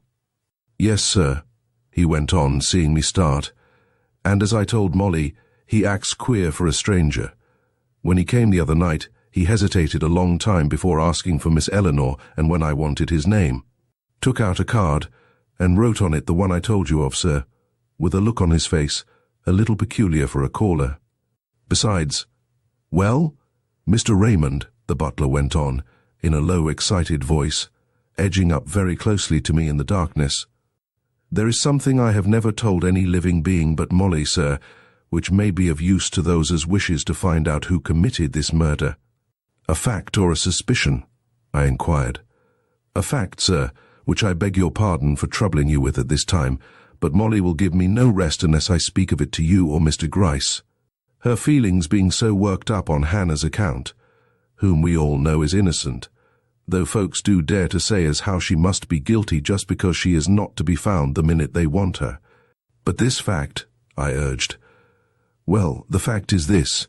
You see, I would tell Mr. Gryce, he resumed, unconscious of my anxiety. But I have my fears of detectives, sir. They catch you up so quick at times, and seem to think you know so much more than you really do. But this fact, I again broke in.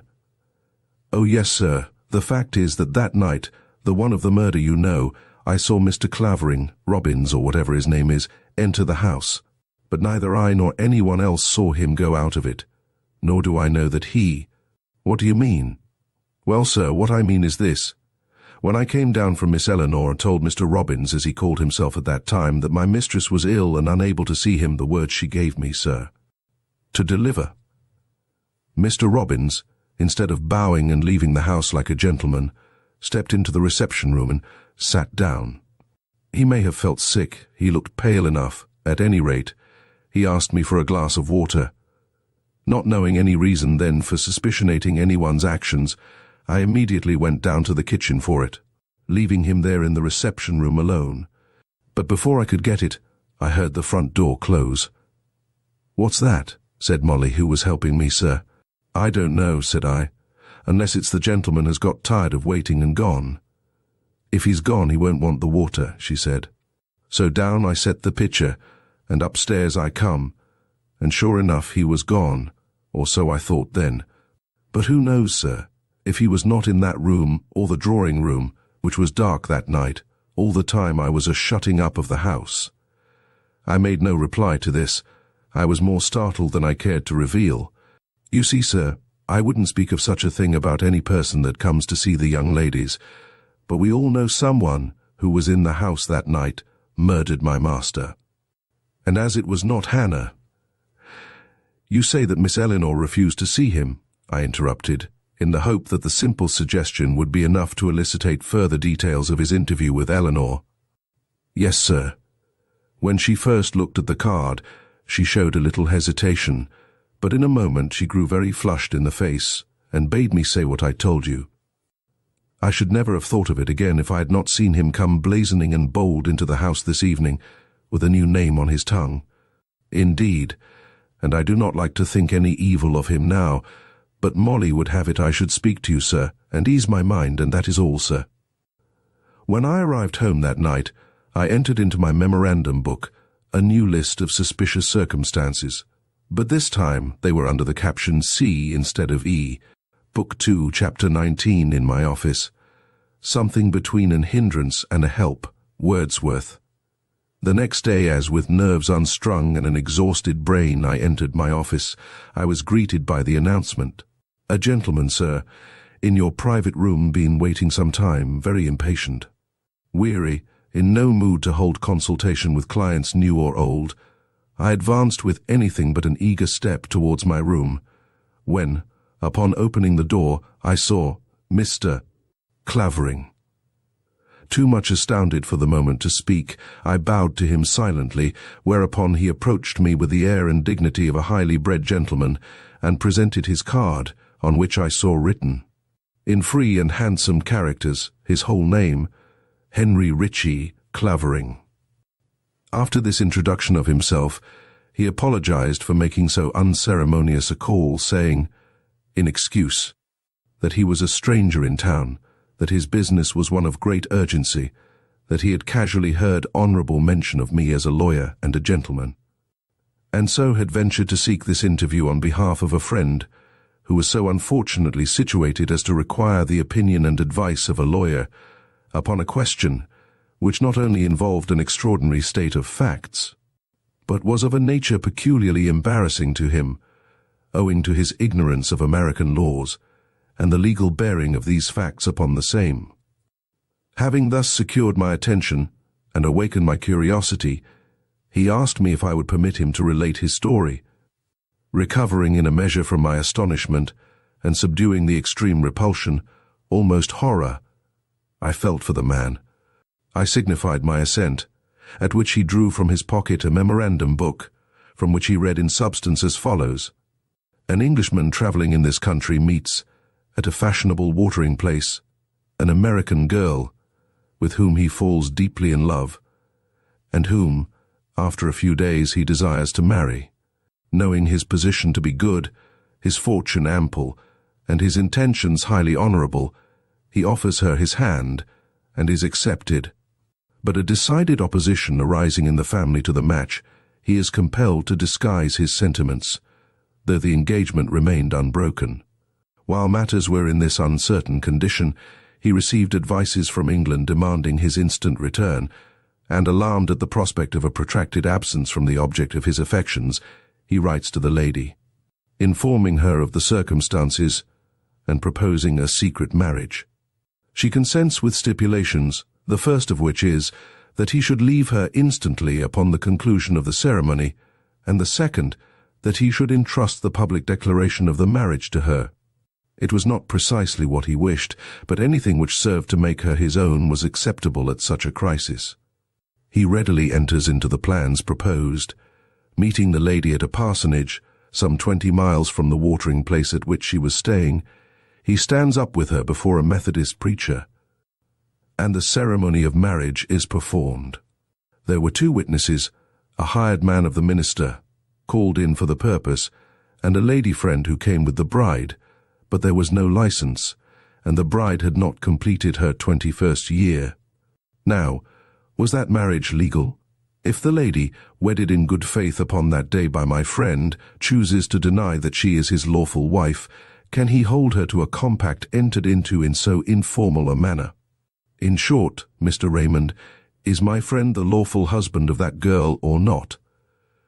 While listening to this story, I found myself yielding to feelings greatly, in contrast to those with which I greeted the relator but a moment before. I became so interested in his friend's case as to quite forget for the time being that I had ever seen or heard of Henry Clavering.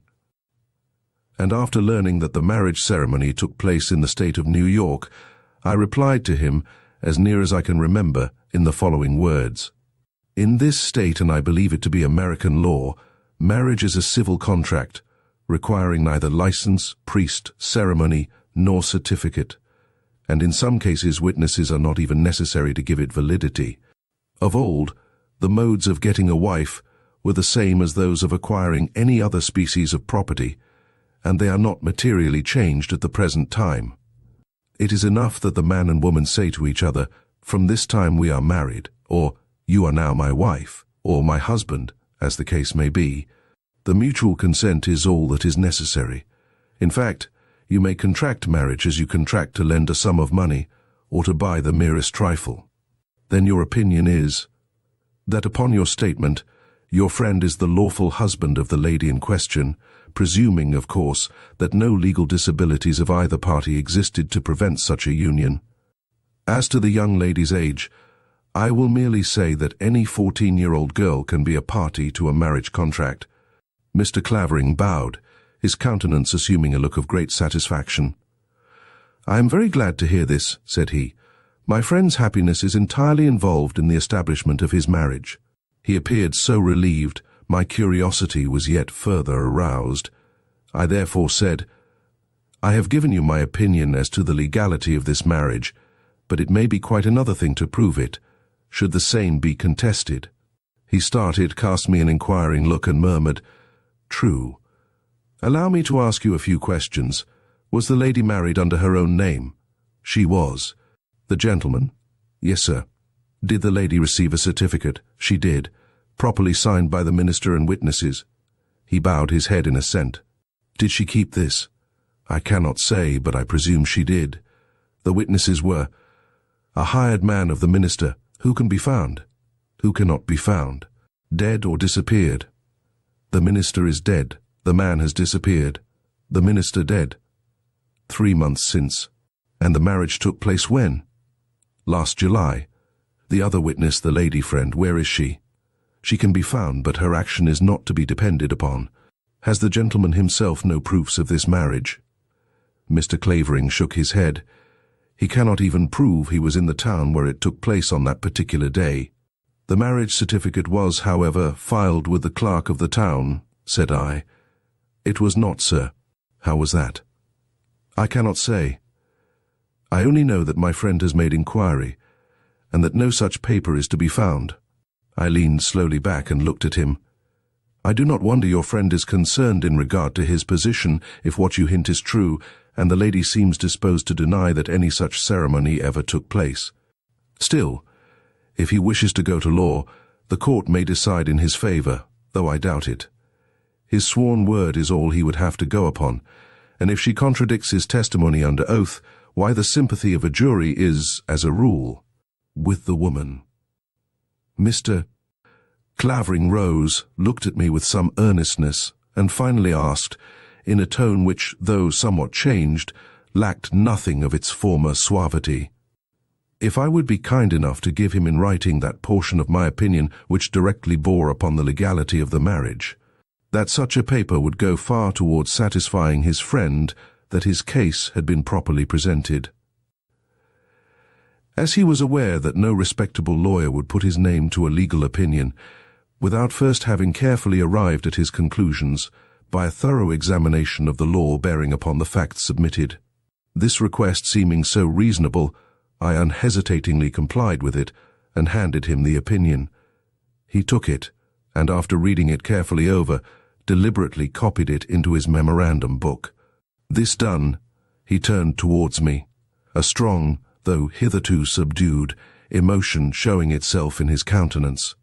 "Now, sir," said he, rising upon me to the full height of his majestic figure, "I have but one more request to make, and that is, that you will receive back this opinion into your own possession, and in the day you think to lead a beautiful woman to the altar.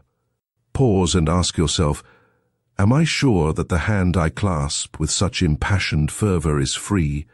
Have I any certainty for knowing that it has not already been given away, like that of the lady whom, in this opinion of mine, I have declared to be a wedded wife according to the laws of my country?" "Mr. Clavering," but he, with an urbane bow, laid his hand upon the knob of the door. "I thank you for your courtesy, Mr. Raymond, and I bid you good day. I hope you will have no need of consulting that paper before I see you again." And with another bow, he passed out. It was the most vital shock I had yet experienced, and for a moment I stood paralyzed. Me. Why should he mix me up with the affair, but I would not contemplate that possibility. Eleanore married, and to this man? No, anything but that. And yet I found myself continually turning the supposition over in my mind, until, to escape the torment of my own conjectures, I seized my hat and rushed into the street in the hope of finding him again and extorting from him an explanation of his mysterious conduct. But by the time I reached the sidewalk, he was nowhere to be seen. 1,000 busy men, with their various cares and purposes, had pushed themselves between us, and I was obliged to return to my office with my doubts unsolved. I think I never experienced a longer day, but it passed, and at 5 o'clock I had the satisfaction of inquiring for Mr. Clavering at the Hoffman House. Judge of my surprise when I learned that his visit to my office was his last action before taking passage upon the steamer leaving that day for Liverpool. That he was now on the high seas, and all chance of another interview with him was at an end. I could scarcely believe the fact at first, but after a talk with the cabman who had driven him off to my office and thence to the steamer, I became convinced. My first feeling was one of shame. I had been brought face to face with the accused man, had received an intimation from him that he was not expecting to see me again for some time, and had weakly gone on attending to my own affairs and allowed him to escape, like the simple tyro that I was. My next, the necessity of notifying Mr. Gryce of this man's departure. But it was now 6 o'clock, the hour set apart for my interview with Mr. Harwell. I could not afford to miss that, so merely stopping to dispatch a line to Mr. Gryce, in which I promised to visit him that evening, I turned my steps towards home. I found Mr. Harwell there before me. Book 2, Chapter 20. Trueman, Trueman, Trueman. Often do the spirits of great events stride on before the events, and in today already walks tomorrow. Coleridge. Instantly a great dread seized me. What revelations might not this man be going to make? But I subdued the feeling, and greeting him with what cordiality I could, settled myself to listen to his explanations.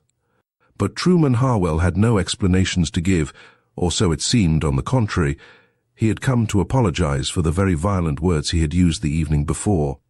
Words which, whatever their effect upon me, he now felt bound to declare had been used without sufficient basis, in fact to make their utterance of the least importance. But you must have thought you had grounds for so tremendous an accusation, or your act was that of a madman. His brow wrinkled heavily, and his eyes assumed a very gloomy expression. It does not follow, he returned. Under the pressure of surprise, I have known men utter convictions no better founded than mine, without running the risk of being called mad. Surprise? Mr. Clavering's face or form must, then, have been known to you. The mere fact of seeing a strange gentleman in the hall would have been insufficient to cause you astonishment, Mr. Harwell. He uneasily fingered the back of the chair before which he stood, but made no reply. Sit down, I again urged, this time with a touch of command in my voice. This is a serious matter, and I intend to deal with it as it deserves. You once said that if you knew anything which might serve to exonerate Eleanore Leavenworth from the suspicion under which she stands, you would be ready to impart it. Pardon me. I said that if I had ever known anything calculated to release her from her unhappy position, I would have spoken. He coldly corrected. Do not quibble. You know, and I know, that you are keeping something back, and I ask you, in her behalf and in the cause of justice, to tell me what it is. You are mistaken, was his dogged reply.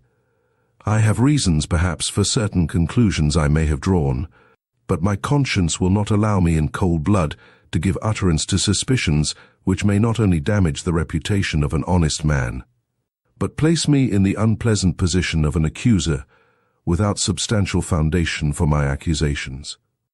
You occupy that position already, I retorted, with equal coldness. Nothing can make me forget that in my presence you have denounced Henry Clavering as the murderer of Mr. Leavenworth. You had better explain yourself, Mr. Harwell. He gave me a short look, but moved around and took the chair. You have me at a disadvantage, he said in a lighter tone. If you choose to profit by your position, and press me to disclose the little I know, I can only regret the necessity under which I lie and speak. Then you are deterred by conscientious scruples alone. Yes, and by the meagerness of the facts at my command. I will judge of the facts when I have heard them. He raised his eyes to mine, and I was astonished to observe a strange eagerness in their depths. Evidently his convictions were stronger than his scruples.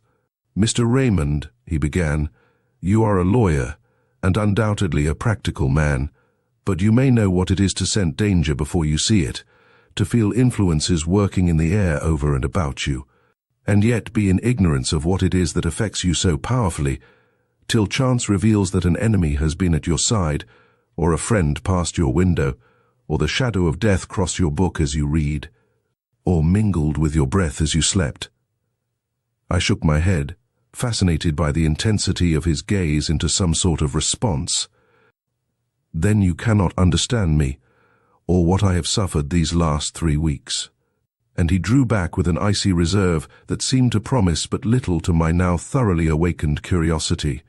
"I beg your pardon," I hastened to say, "but the fact of my never having experienced such sensations does not hinder me from comprehending the emotions of others more affected by spiritual influences than myself." He drew himself slowly forward. "Then you will not ridicule me if I say that upon the eve of Mr. Leavenworth's murder I experienced in a dream all that afterwards occurred. Saw him murdered.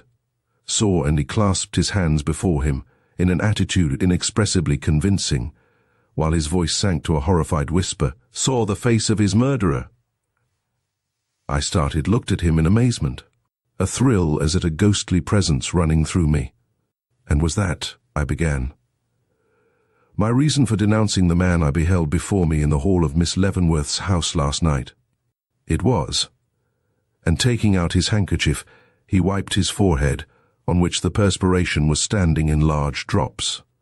"You would then intimate that the face you saw in your dream and the face you saw in the hall last night were the same?" He gravely nodded his head. I drew my chair nearer to his. "Tell me your dream," said I.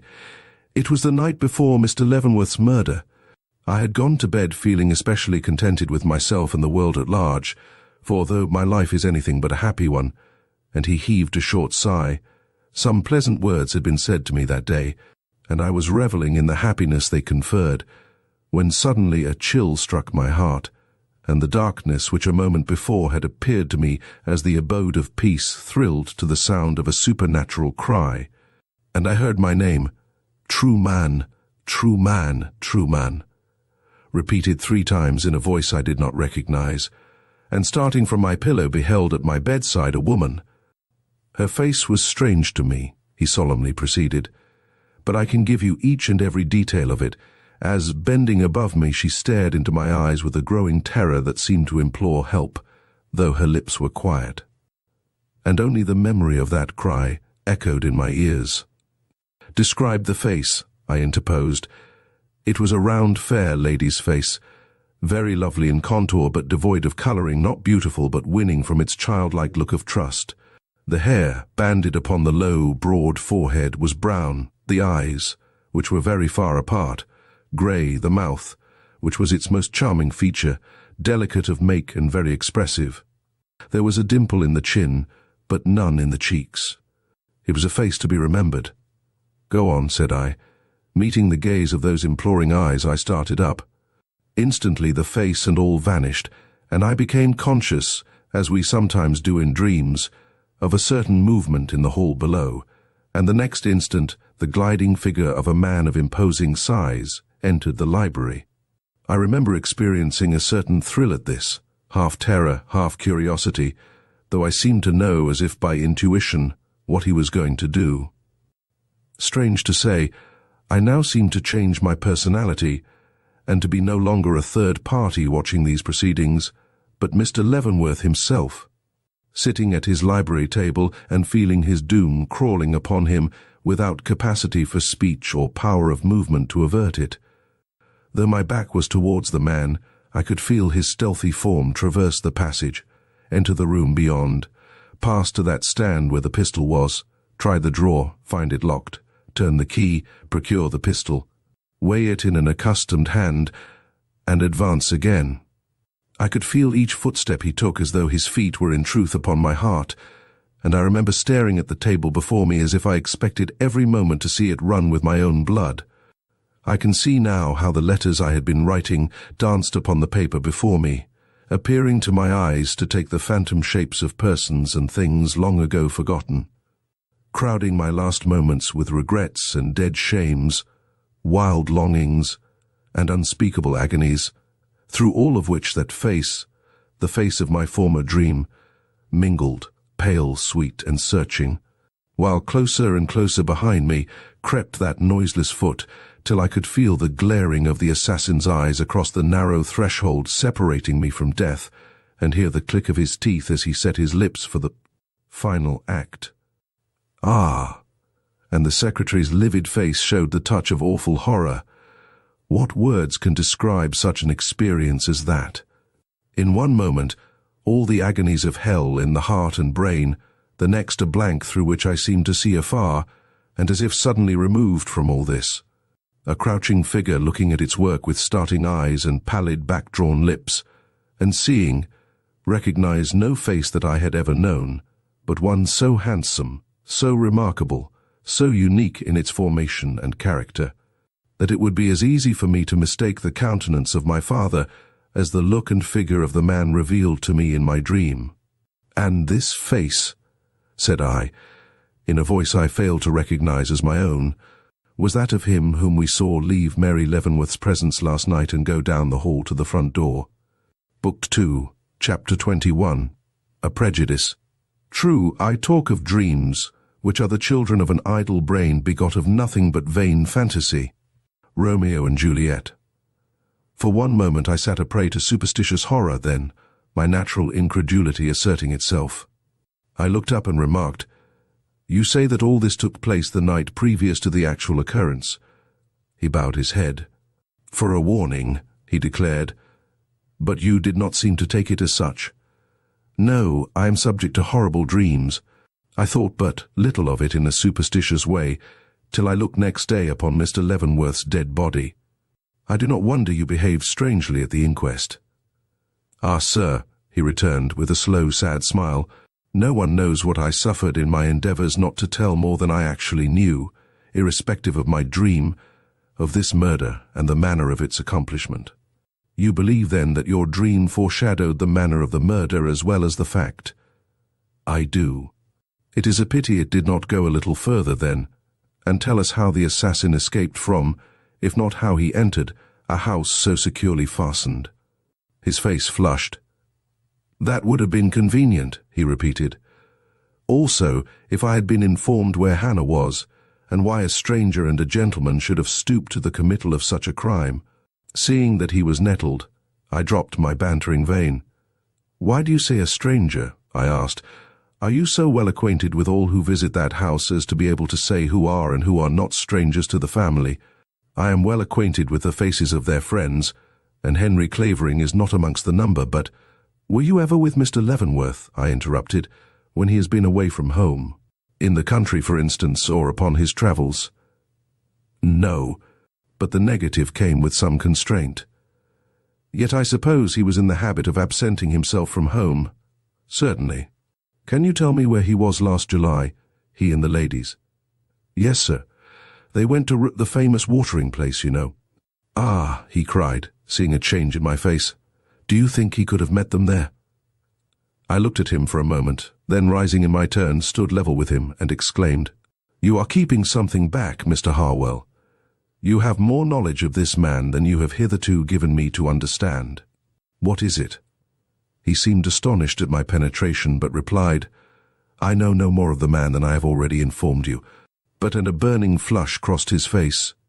"If you are determined to pursue this matter—" and he paused, with an inquiring look.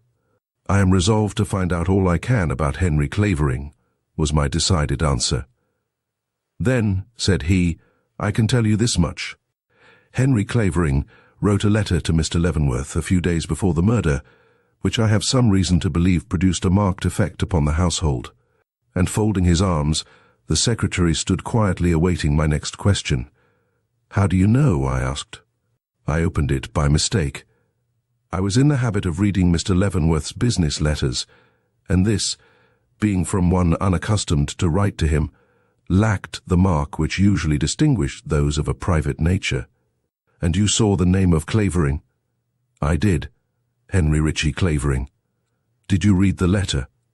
I was trembling now. The secretary did not reply. "Mr. Harwell," I reiterated, "this is no time for false delicacy. Did you read that letter?" "I did, but hastily and with an agitated conscience." "You can, however, recall its general drift?" "It was some complaint in regard to the treatment received by him at the hand of one of Mr. Leavenworth's nieces. I remember nothing more." "Which niece?" "There were no names mentioned." "But you inferred—" "No, sir, That is just what I did not do. I forced myself to forget the whole thing. And yet you say it produced an effect upon the family. I can see now that it did. None of them have ever appeared quite the same as before.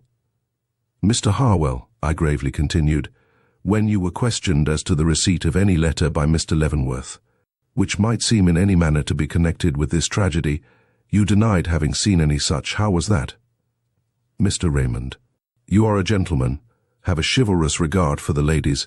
Do you think you could have brought yourself, even if in your secret heart you considered some such result possible, which I am not ready to say I did, to mention, at such a time as that, the receipt of a letter complaining of the treatment received from one of Mr. Leavenworth's nieces, as a suspicious circumstance worthy to be taken into account by a coroner's jury? I shook my head. I could not but acknowledge the impossibility. What reason had I for thinking that letter was one of importance? I knew of no Henry Ritchie Clavering. And yet you seemed to think it was. I remember you hesitated before replying. It is true, but not as I should hesitate now, if the question were put to me again. Silence followed these words, during which I took 2 or 3 turns up and down the room. This is all very fanciful, I remarked, laughing in the vain endeavor to throw off the superstitious horror his words had awakened. He bent his head in assent. I know it, said he. I am practical myself in broad daylight, and recognize the flimsiness of an accusation based upon a poor, hard-working secretary's dream as plainly as you do. This is the reason I desired to keep from speaking at all, but Mr. Raymond, and his long, thin hand fell upon my arm with a nervous intensity which gave me almost the sensation of an electrical shock. If the murderer of Mr. Leavenworth is ever brought to confess his deed, mark my words, he will prove to be the man of my dream. I drew a long breath. For a moment his belief was mine, and a mingled sensation of relief and exquisite pain swept over me as I thought of the possibility of Eleanore being exonerated from crime only to be plunged into fresh humiliation and deeper abysses of suffering. He stalks the streets in freedom now, the secretary went on, as if to himself, even dares to enter the house he has so woefully desecrated. But justice is justice, and sooner or later something will transpire which will prove to you that a premonition so wonderful as that I received had its significance, that the voice calling Trueman, Trueman, was something more than the empty utterances of an excited brain, that it was justice itself calling attention to the guilty. I looked at him in wonder. Did he know that the officers of justice were already upon the track of this same Clavering? I judged not from his look, but felt an inclination to make an effort and see. You speak with strange conviction, I said, but in all probability you are doomed to be disappointed. So far as we know, Mr. Clavering is a respectable man. He lifted his hat from the table. I do not propose to denounce him. I do not even propose to speak his name again. I am not a fool, Mr. Raymond. I have spoken thus plainly to you only in explanation of last night's most unfortunate betrayal. And while I trust you will regard what I have told you as confidential, I also hope you will give me credit for behaving, on the whole, as well as could be expected under the circumstances. And he held out his hand. Certainly, I replied as I took it. Then, with a sudden impulse to test the accuracy of this story of his, inquired if he had any means of verifying his statement of having had this dream at the time spoken of, that is, before the murder and not afterwards. No, sir. I know myself that I had it the night previous to that of Mr. Leavenworth's death, but I cannot prove the fact. Did not speak of it next morning to anyone? Oh, no, sir. I was scarcely in a position to do so. Yet it must have had a great effect upon you, unfitting you for Book 2, Chapter 22, patchwork. Nothing unfits me for work, was his bitter reply. I believe you, I returned, remembering his diligence for the last few days. But you must at least have shown some traces of having passed an uncomfortable night. Have you no recollection of anyone speaking to you in regard to your appearance the next morning? Mr. Leavenworth may have done so. No one else would be likely to notice. There was sadness in the tone, and my own voice softened as I said, I shall not be at the house tonight, Mr. Harwell, nor do I know when I shall return there. Personal considerations keep me from Miss Leavenworth's presence for a time, and I look to you to carry on the work we've undertaken without my assistance, unless you can bring it here." "I can do that. I shall expect you then, tomorrow evening." "Very well, sir," and he was going, when a sudden thought seemed to strike him. "Sir," he said, "as we do not wish to return to this subject again, and as I have a natural curiosity in regard to this man, would you object to telling me what you know of him? You believe him to be a respectable man. Are you acquainted with him, Mr. Raymond?" "I know his name and where he resides." "And where is that?" "In London. He is an Englishman." "Ah," he murmured, with a strange intonation. "Why do you say that?" He bit his lip, looked down, then up, finally fixed his eyes on mine, and returned, with marked emphasis. "I used an exclamation, sir, because I was startled." "Startled?" "Yes, you say he is an Englishman. Mr. Leavenworth had the most bitter antagonism to the English. It was one of his marked peculiarities. He would never be introduced to one, if he could help it." It was my turn to look thoughtful. "You know," continued the secretary, "that Mr. Leavenworth was a man who carried his prejudices to the extreme. He had a hatred for the English race amounting to mania. If he had known the letter I have mentioned was from an Englishman, I doubt if he would have read it. He used to say he would sooner see a daughter of his dead before him than married to an Englishman."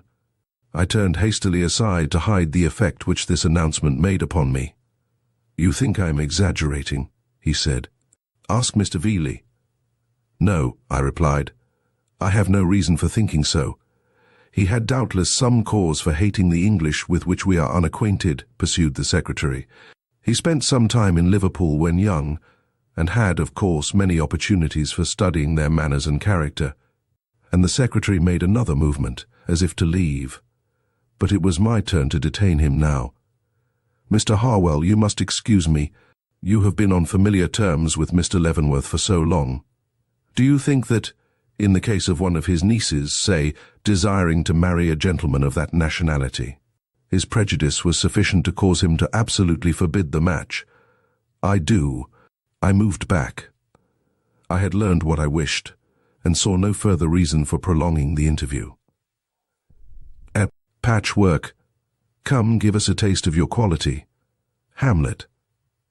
Starting with the assumption that Mr. Clavering in his conversation of the morning had been giving me, with more or less accuracy, a detailed account of his own experience and position regarding Eleanore Leavenworth, I asked myself what particular facts it would be necessary for me to establish in order to prove the truth of this assumption, and found them to be, that Mr. Clavering had not only been in this country at the time designated, but that he had been located for some little time at a watering place in New York State.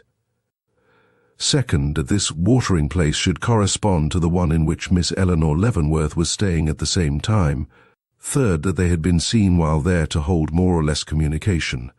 Fourth, that they had both been absent from town at some one time, long enough to have gone through the ceremony of marriage at a point 20 miles or so away.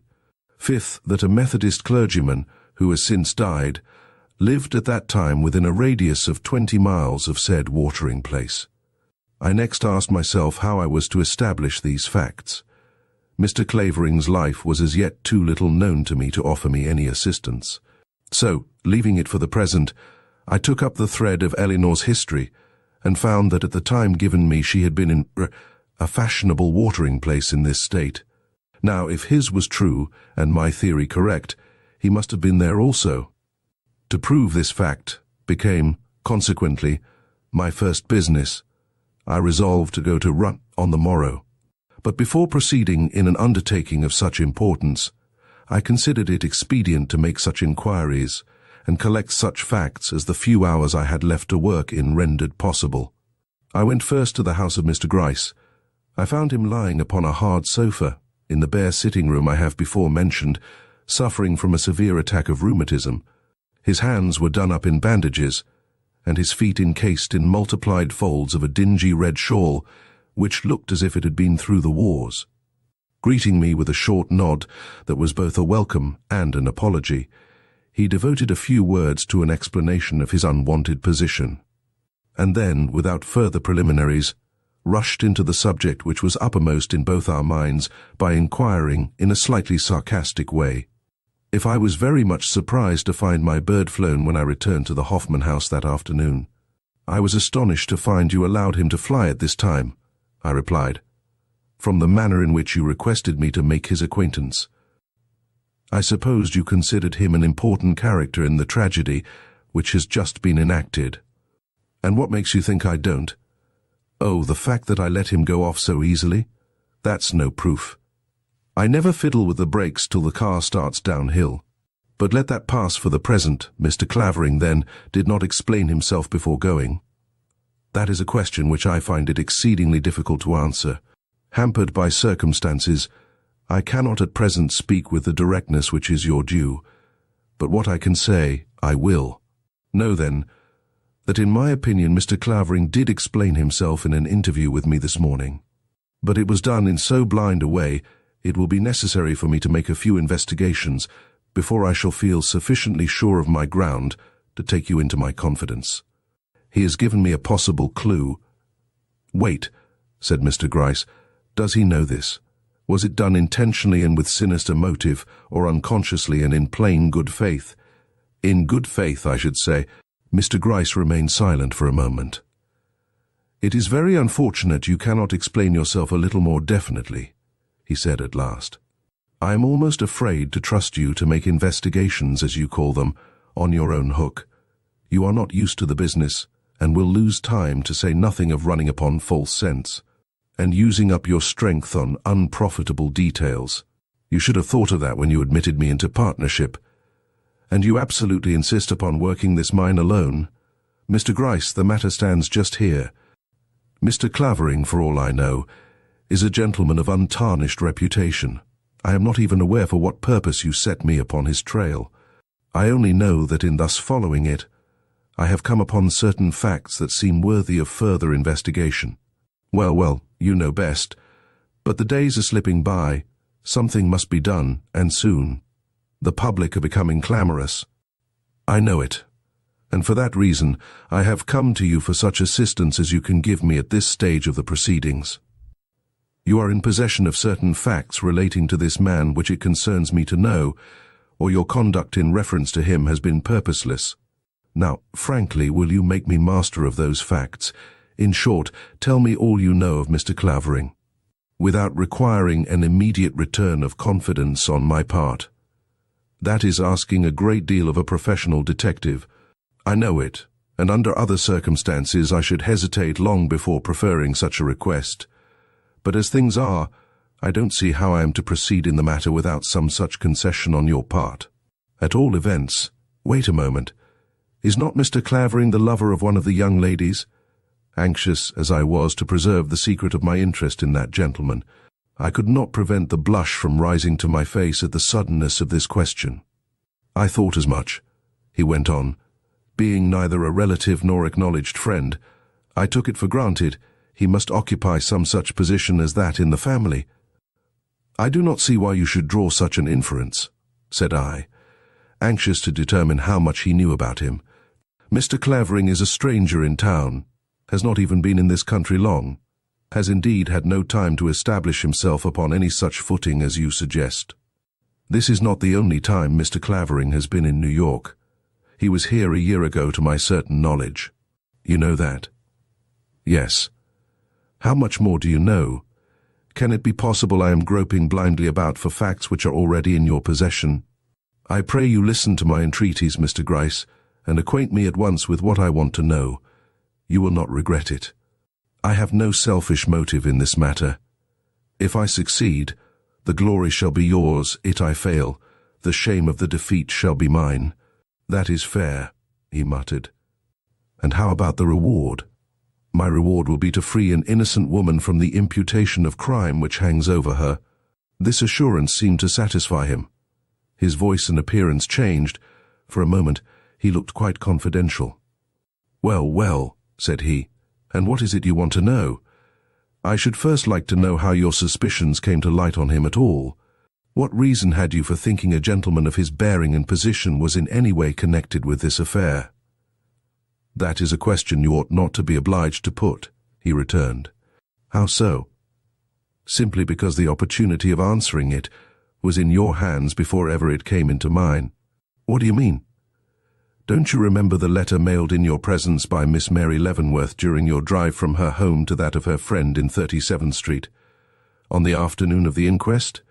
Yes, certainly. But you never thought to look at its superscription before it was dropped into the box. I had neither opportunity nor right to do so. Was it not written in your presence? It was, and you never regarded the affair as worth your attention, however I may have regarded it. I did not see how I could prevent Miss Leavenworth from dropping a letter into a box, if she chose to do so. That is because you are a gentleman. Well, it has its disadvantages, he muttered broodingly. But you, said I, how came you to know anything about this letter? Ah, I see, remembering that the carriage in which we were riding at the time had been procured for us by him. The man on the box was in your pay, and informed, as you call it. Mr. Gryce winked at his muffled toes mysteriously. That is not the point, he said. Enough that I heard that a letter, which might reasonably prove to be of some interest to me, had been dropped at such an hour into the box on the corner of a certain street. That, coinciding in the opinion of my informant, I telegraphed to the station connected with that box to take note of the address of a suspicious-looking letter about to pass through their hands on the way to the General. Post office, and following up the telegram in person, found that a curious epistle addressed in lead pencil and sealed with a stamp had just arrived, the address of which I was allowed to see, and which was Henry R. Clavering, Hoffman House, New York. I drew a deep breath. And so that is how your attention first came to be directed to this man? Yes. Strange. But go on, what next? Why, next I followed up the clue by going to the Hoffman House and instituting inquiries. I learned that Mr. Clavering was a regular guest of the hotel, that he had come there direct from the Liverpool steamer about 3 months since, and registering his name as Henry R. Clavering, Esquire, London, had engaged a first-class room which he had kept ever since. That, although nothing definite was known concerning him, he had been seen with various highly respectable people, both of his own nation and ours, by all of whom he was treated with respect, and lastly, that while not liberal, he had given many evidences of being a man of means. So much done, I entered the office and waited for him to come in the hope of having an opportunity to observe his manner, when the clerk handed him that strange-looking letter from Mary Leavenworth. And did you succeed? No, an awkward gawk of a fellow stepped between us just at the critical moment and shut off my view. But I heard enough that evening from the clerk and servants of the agitation he had shown on receiving it to convince me I was upon a trail worth following. I accordingly put on my men, and for 2 days Mr. Clavering was subjected to the most rigid watch a man ever walked under. But nothing was gained by it. His interest in the murder, if interest at all, was a secret one, and though he walked the streets, studied the papers, and haunted the vicinity of the house in Fifth Avenue, he not only refrained from actually approaching it, but made no attempt to communicate with any of the family. Meanwhile, you crossed my path, and with your determination incited me to renewed effort. Convinced from Mr. Clavering's bearing, and the gossip I had by this time gathered in regard to him, that no one short of a gentleman and a friend could succeed in getting at the clue of his connection with this family, I handed him over to you and found me rather an unmanageable colleague. Mr. Gryce smiled very much as if a sour plum had been put in his mouth, but made no reply, and a momentary pause ensued. Did you think to inquire, I asked at last, if anyone knew where Mr. Clavering had spent the evening of the murder? Yes, but with no good result. It was agreed he went out during the evening, also that he was in his bed in the morning when the servant came in to make his fire, but further than this no one seemed posted. So that, in fact, you gleaned nothing that would in any way connect this man with the murder, except his marked and agitated interest in it, and the fact that a niece of the murdered man had written a letter to him. That is all. Another question, did you hear in what manner and at what time he procured a newspaper that evening? No. I only learned that he was observed, by more than one, to hasten out of the dining room with a post in his hand and go immediately to his room without touching his dinner. Humph! That does not look. If Mr. Clavering had had a guilty knowledge of the crime, he would either have ordered dinner before opening the paper, or having ordered it, he would have eaten it. Then you do not believe, from what you have learned, that Mr. Clavering is the guilty party. Mr. Gryce shifted uneasily, glanced at the papers protruding from my coat pocket, and exclaimed, "I am ready to be convinced by you that he is." That sentence recalled me to the business in hand. Without appearing to notice his look, I recurred to my questions. How came you to know that Mr. Clavering was in this city last summer? Did you learn that too at the Hoffman House? No, I ascertained that in quite another way. In short, I have had a communication from London in regard to the matter. From London? Yes, I've a friend there in my own line of business, who sometimes assists me with a bit of information when requested. But how? You have not had time to write to London and receive an answer since the murder. It is not necessary to write. It is enough for me to telegraph him the name of a person, for him to understand that I want to know everything he can gather in a reasonable length of time about that person. And you sent the name of Mr. Clavering to him? Yes, in cipher, and have received a reply. This morning, I looked towards his desk. It is not there, he said. If you will be kind enough to feel in my breast pocket, you will find a letter. It was in my hand before he finished his sentence. Excuse my eagerness, I said. This kind of business is new to me, you know. He smiled indulgently at a very old and faded picture hanging on the wall before him. Eagerness is not a fault, only the betrayal of it. But read out what you have there. Let us hear what my friend Brown has to tell us of Mr. Henry Ritchie Clavering, of Portland Place, London. I took the paper to the light and read as follows. Henry Ritchie Clavering, gentleman, aged 43, born in Hertfordshire, England. His father was Chas Clavering, for short time in the army. Mother was Helen Ritchie, of Dumfriesshire, Scotland. She is still living. Home with HRC in Portland Place, London. HRC is a bachelor, 6 feet. High, squarely built, weight about 12 stone. Dark complexion, regular features. Eyes dark brown, nose straight. Called a handsome man. Walks erect and rapidly. In society is considered a good fellow, rather a favourite, especially with ladies. Is liberal, not extravagant, reported to be worth about £5,000 per year, and appearances give colour to this statement. Property consists of a small estate in Hertfordshire, and some funds, amount not known. Since writing this much, a correspondent sends the following in regard to his history. In 46 went from uncle's house to Eton. From Eton went to Oxford, graduating in 56. Scholarship good. In 1855 his uncle died, and his father succeeded to the estates. Father died in 57 by a fall from his horse or a similar accident. Within a very short time, HRC took his mother to London, to the residence named, where they have lived to the present time. Travelled considerably in 1860, part of the time was with, of Munich, also in party of Vandervorts from New York, went as far east as Cairo. Went to America in 1875 alone, but at end of 3 months returned on account of mother's illness. Nothing is known of his movements while in America. From servants learn that he was always a favourite from a boy. More recently has become somewhat taciturn. Toward last of his stay watched the post carefully, especially foreign ones. Posted scarcely anything but newspapers. Has written to Munich.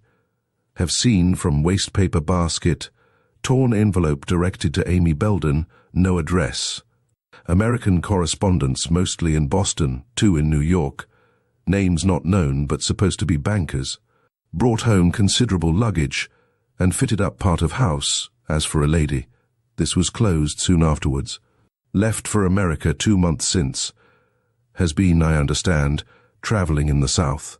Has telegraphed twice to Portland Place. His friends hear from him but rarely. Letters wrecked recently, posted in New York. One by last steamer posted in FNY. Business here conducted by, in the country, of has charge of the property. Brown.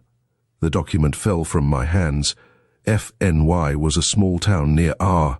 Your friend is a trump, I declared. He tells me just what I wanted most to know. And taking out my book, I made memoranda of the facts which had most forcibly struck me during my perusal of the communication before me. With the aid of what he tells me, I shall ferret out the mystery of Henry Clavering in a week, see if I do not. And how soon, inquired Mr. Gryce, may I expect to be allowed to take a hand in the game? As soon as I am reasonably assured I am upon the right tack. And what will it take to assure you of that? Not much, a certain point settled, and hold on, who knows but what I can do that for you. And looking towards the desk which stood in the corner, Mr. Gryce asked me if I would be kind enough to open the top drawer and bring him the bits of partly burned paper I would find there. Hastily complying, I brought 3 or 4 strips of ragged paper and laid them on the table at his side. Another result of Fobbs's researches under the coal on the first day of the inquest, Mr. Gryce abruptly explained. You thought the key was all he found. Well, it wasn't. A second turning over of the coal brought these to light, and very interesting they are too. I immediately bent over the torn and discoloured scraps with great anxiety. They were 4 in number, and appeared at first glance to be the mere remnants of a sheet of common writing paper, torn lengthwise into strips, and twisted up into lighters, but, upon closer inspection, they showed traces of writing upon one side, and, what was more important still, the presence of 1 or more drops of spattered blood. This latter discovery was horrible to me, and so overcame me for the moment that I put the scraps down, and turning towards Mr. Gryce, inquired, What do you make of them? That is just the question I was going to put to you. Swallowing my disgust, I took them up again. They look like the remnants of some old letter, said I. They have that appearance, Mr. Gryce grimly assented. A letter which, from the drop of blood observable on the written side, must have been lying face up on Mr. Leavenworth's table at the time of the murder. Just so. And from the uniformity in width of each of these pieces, as well as their tendency to curl up when left alone, must first have been torn into even strips, and then severally rolled up, before being tossed into the grate where they were afterwards found. That is all good, said Mr. Gryce. Go on. The writing, so far as discernible, is that of a cultivated gentleman. It is not that of Mr. Leavenworth, for I have studied his chirography too much lately not to know it at a glance, but it may behold. I suddenly exclaimed, Have you any mucilage handy? I think, if I could paste these strips down upon a piece of paper, so that they would remain flat, I should be able to tell you what I think of them much more easily. There is mucilage on the desk, signified Mr. Gryce. Procuring it, I proceeded to consult the scraps once more for evidence to guide me in their arrangement.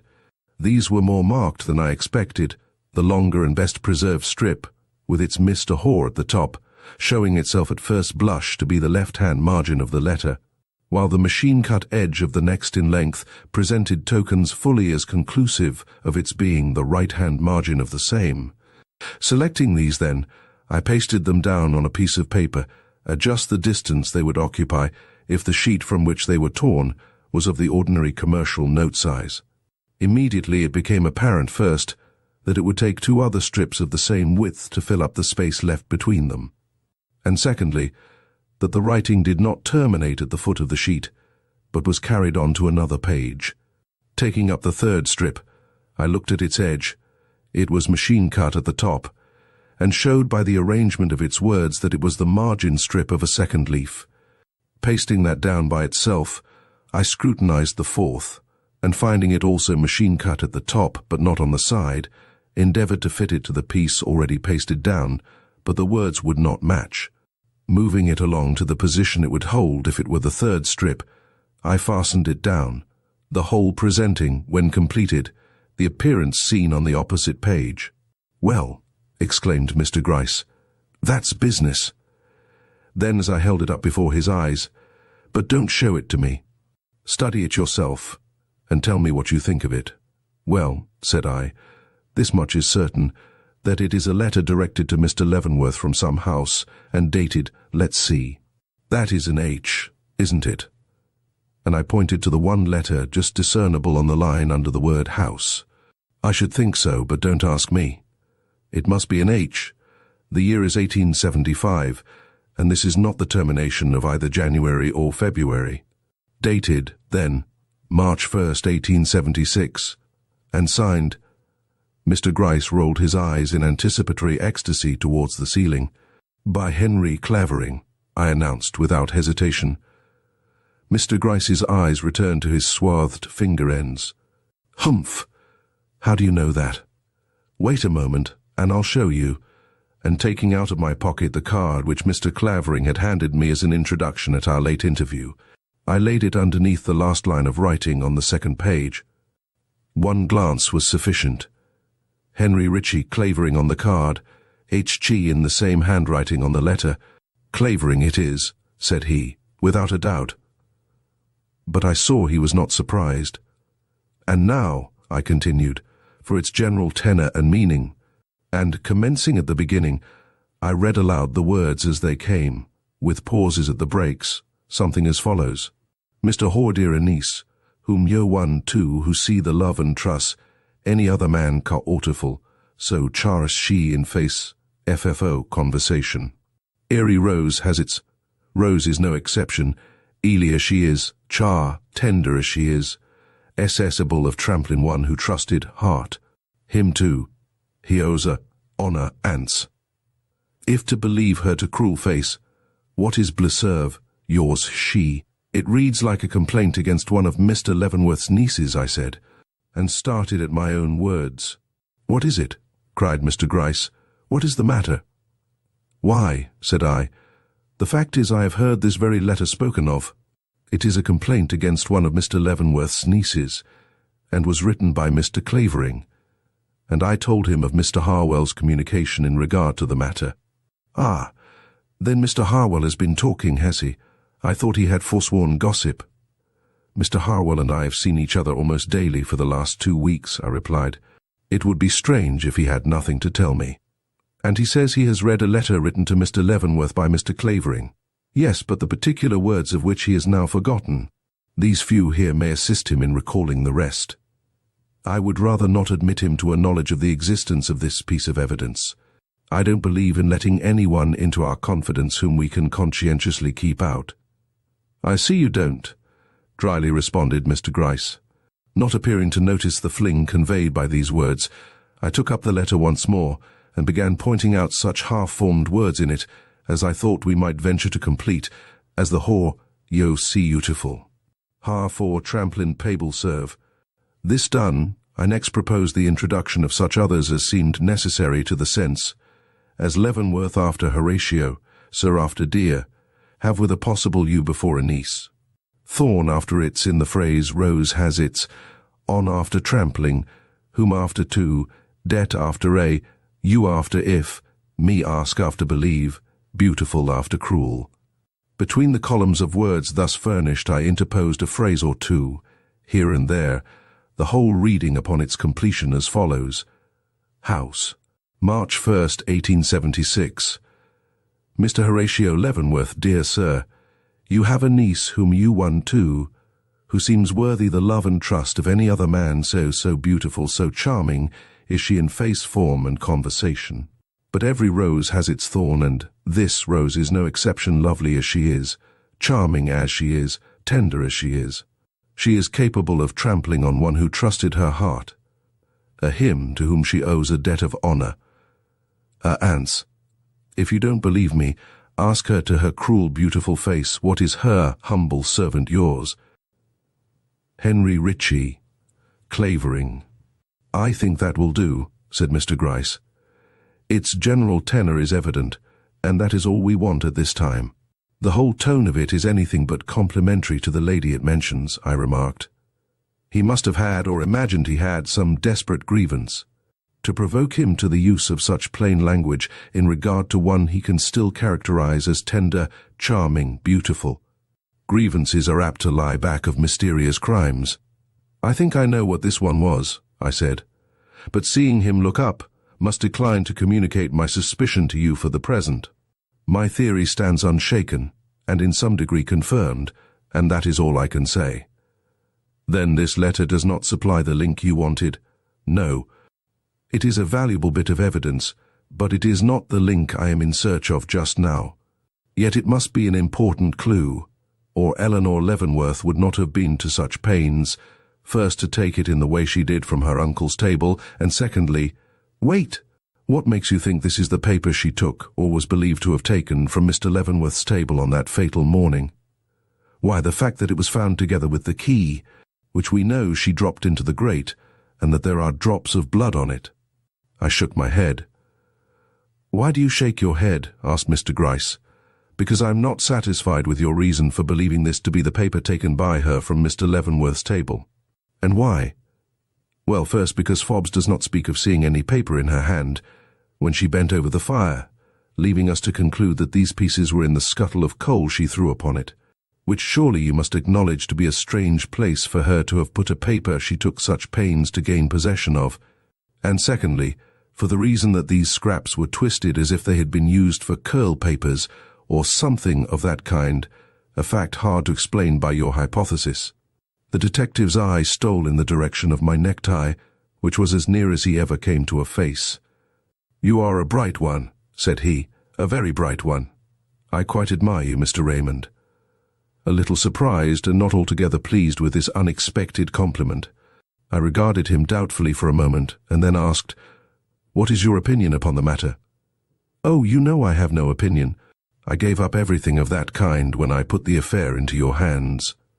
"Still, that the letter of which these scraps are the remnant was on Mr. Leavenworth's table at the time of the murder is believed. That upon the body being removed, a paper was taken from the table by Miss Eleanore Leavenworth is also believed. That, when she found her action had been noticed, and attention called to this paper and the key, she resorted to subterfuge in order to escape the vigilance of the watch that had been set over her, and, partially succeeding in her endeavour, flung the key into the fire from which these same scraps were afterwards recovered, is also known.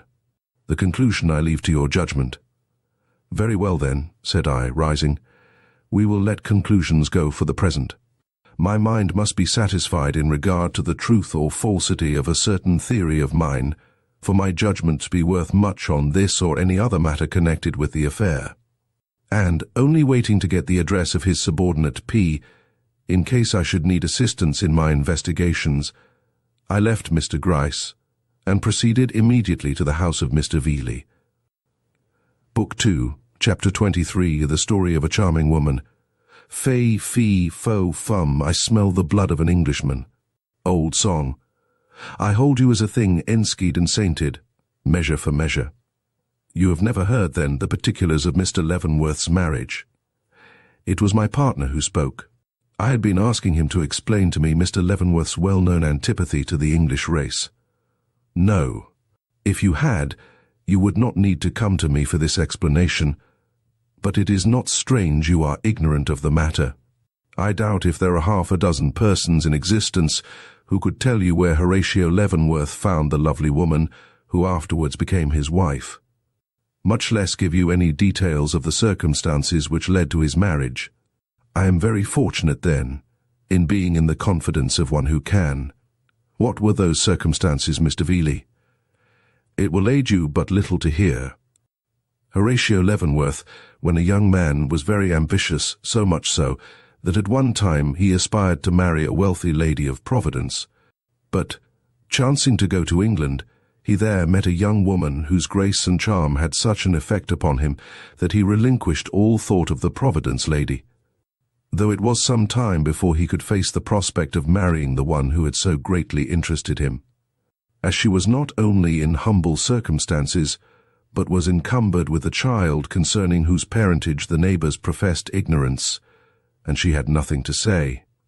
But, as is very apt to be the case in an affair like this, love and admiration soon got the better of worldly wisdom. Taking his future in his hands, he offered himself as her husband, when she immediately proved herself worthy of his regard, by entering at once into those explanations he was too much of a gentleman to demand. The story she told was pitiful. She proved to be an American by birth, her father having been a well-known merchant of Chicago. While he lived, her home was one of luxury, but just as she was emerging into womanhood, he died. It was at his funeral she met the man destined to be her ruin. How he came there she never knew. He was not a friend of her father's. It is enough he was there and saw her, and that in 3 weeks, don't shudder, she was such a child. They were married. In 24 hours she knew what that word meant for her. It meant blows. Everett, I am telling no fanciful story. In 24 hours after that girl was married, her husband, coming drunk into the house, found her in his way and knocked her down. It was but the beginning. Her father's estate, on being settled up, proving to be less than expected, he carried her off to England, where he did not wait to be drunk in order to maltreat her. She was not free from his cruelty night or day. Before she was 16, she had run the whole gamut of human suffering, and that, not at the hands of a coarse, common ruffian, but from an elegant, handsome, luxury-loving gentleman, whose taste in dress was so nice he would sooner fling a garment of hers into the fire than see her go into company, clad in a manner he did not consider becoming. She bore it till her child was born. Then she fled. 2 days after the little one saw the light, she rose from her bed, and taking her baby in her arms, ran out of the house. The few jewels she had put into her pocket supported her till she could set up a little shop. As for her husband, she neither saw him nor heard from him. From the day she left him till about 2 weeks before Horatio Leavenworth first met her, when she learned from the papers that he was dead. She was, therefore, free, but though she loved Horatio Leavenworth with all her heart, she would not marry him. She felt herself forever stained and soiled by the one awful year of abuse and contamination, nor could he persuade her. Not till the death of her child, a month or so after his proposal, did she consent to give him her hand and what remained of her unhappy life. He brought her to New York, surrounded her with luxury and every tender care, but the arrow had gone too deep. 2 years from the day her child breathed its last, she too died.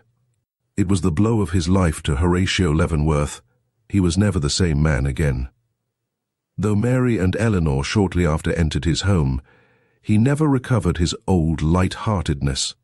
Money became his idol, and the ambition to make and leave a great fortune behind him modified all his views of life. But one proof remained that he never forgot the wife of his youth, and that was, he could not bear to have the word Englishman uttered in his hearing. Mr. Veeley paused, and I rose to go. "Do you remember how Mrs. Leavenworth looked?" I asked. "Could you describe her to me?" He seemed a little astonished at my request, but immediately replied, "She was a very pale woman, not strictly beautiful, but of a contour and expression of great charm. Her hair was brown, her eyes grey, and very wide apart." He nodded, looking still more astonished. "How came you to know? Have you seen her picture?" I did not answer that question. On my way downstairs, I bethought me of a letter which I had in my pocket from Mr. Veeley's son Fred, and, knowing of no surer way of getting it to him that night than by leaving it on the library table, I stepped to the door of that room, which in this house was at the rear of the parlours, and, receiving no reply to my knock, opened it and looked in. The room was unlighted, but a cheerful fire was burning in the grate, and by its glow I espied a lady crouching on the hearth, whom at first glance I took for Mrs. Veeley. But, upon advancing and addressing her by that name, I saw my mistake, for the person before me not only refrained from replying, but, rising at the sound of my voice, revealed a form of such noble proportions that all possibility of its being that of the dainty little wife of my partner fled. "I see I have made a mistake," said I. "I beg your pardon, and would have left the room, but something in the general attitude of the lady before me restrained me, and believing it to be Mary Leavenworth, I inquired, 'Can it be this is Miss Leavenworth?' The noble figure appeared to droop, the gently lifted head to fall, and for a moment I doubted if I had been correct in my supposition. Then form and head slowly erected themselves, a soft voice spoke, and I heard a low yes, and hurriedly advancing confronted, not Mary with her glancing, feverish gaze and scarlet, trembling lips, but Eleanore, the woman whose faintest look had moved me from the first, the woman whose husband I believed myself to be even then pursuing to his doom. The surprise was too great. I could neither sustain nor conceal it. Stumbling slowly back, I murmured something about having believed it to be her cousin, and then, conscious only of the one wish to fly a presence I dared not encounter in my present mood, turned when her rich, heartful voice rose once more and I heard, "You will not leave me without a word, Mr. Raymond, now that chance has thrown us together." Then, as I came slowly forward, "Were you so very much astonished to find me here?" "I do not know. I did not expect," was my incoherent reply.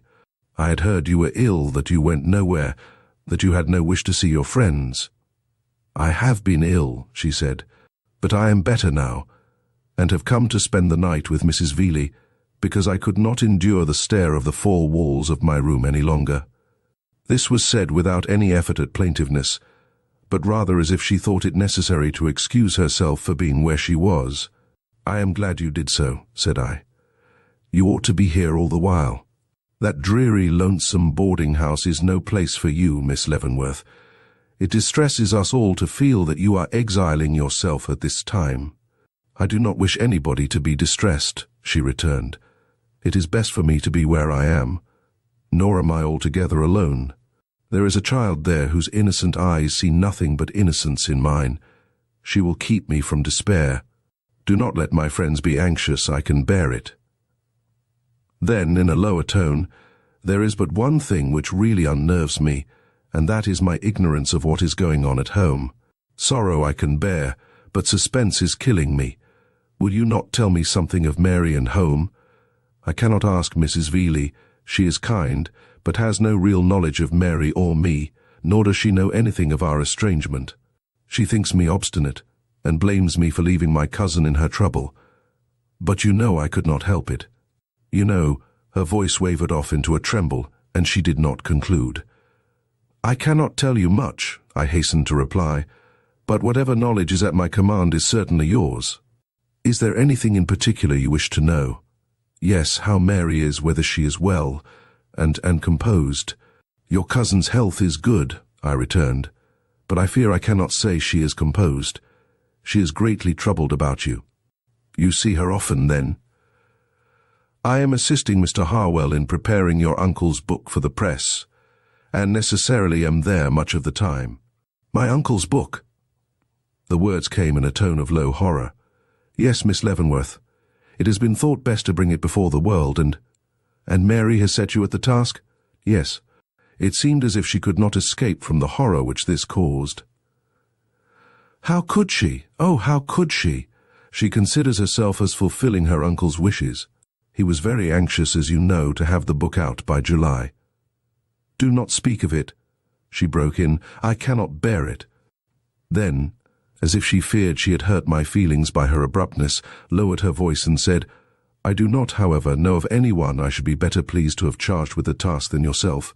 With you it will be a work of respect and reverence, but a stranger— oh, I could not have endured a stranger touching it."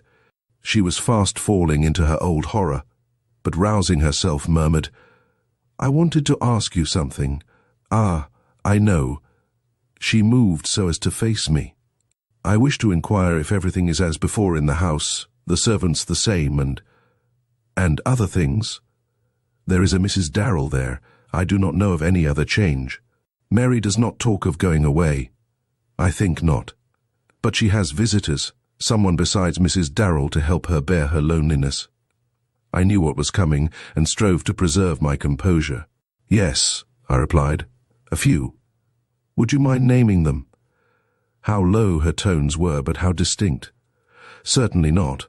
Mrs. Veeley, Mrs. Gilbert, Miss Martin, and Go on," she whispered. "A gentleman by the name of Clavering."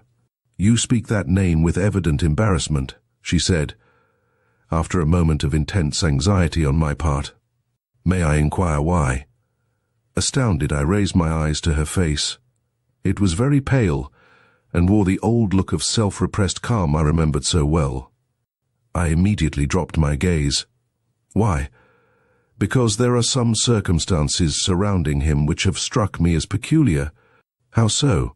She asked. He appears under 2 names. Today it is Clavering. A short time ago it was— Go on. Robbins. Her dress rustled on the hearth. There was a sound of desolation in it, but her voice when she spoke was expressionless as that of an automaton. How many times has this person, of whose name you do not appear to be certain, been to see Mary? Once. When was it? Last night. Did he stay long? About 20 minutes, I should say. And do you think he will come again? No. Why? He has left the country.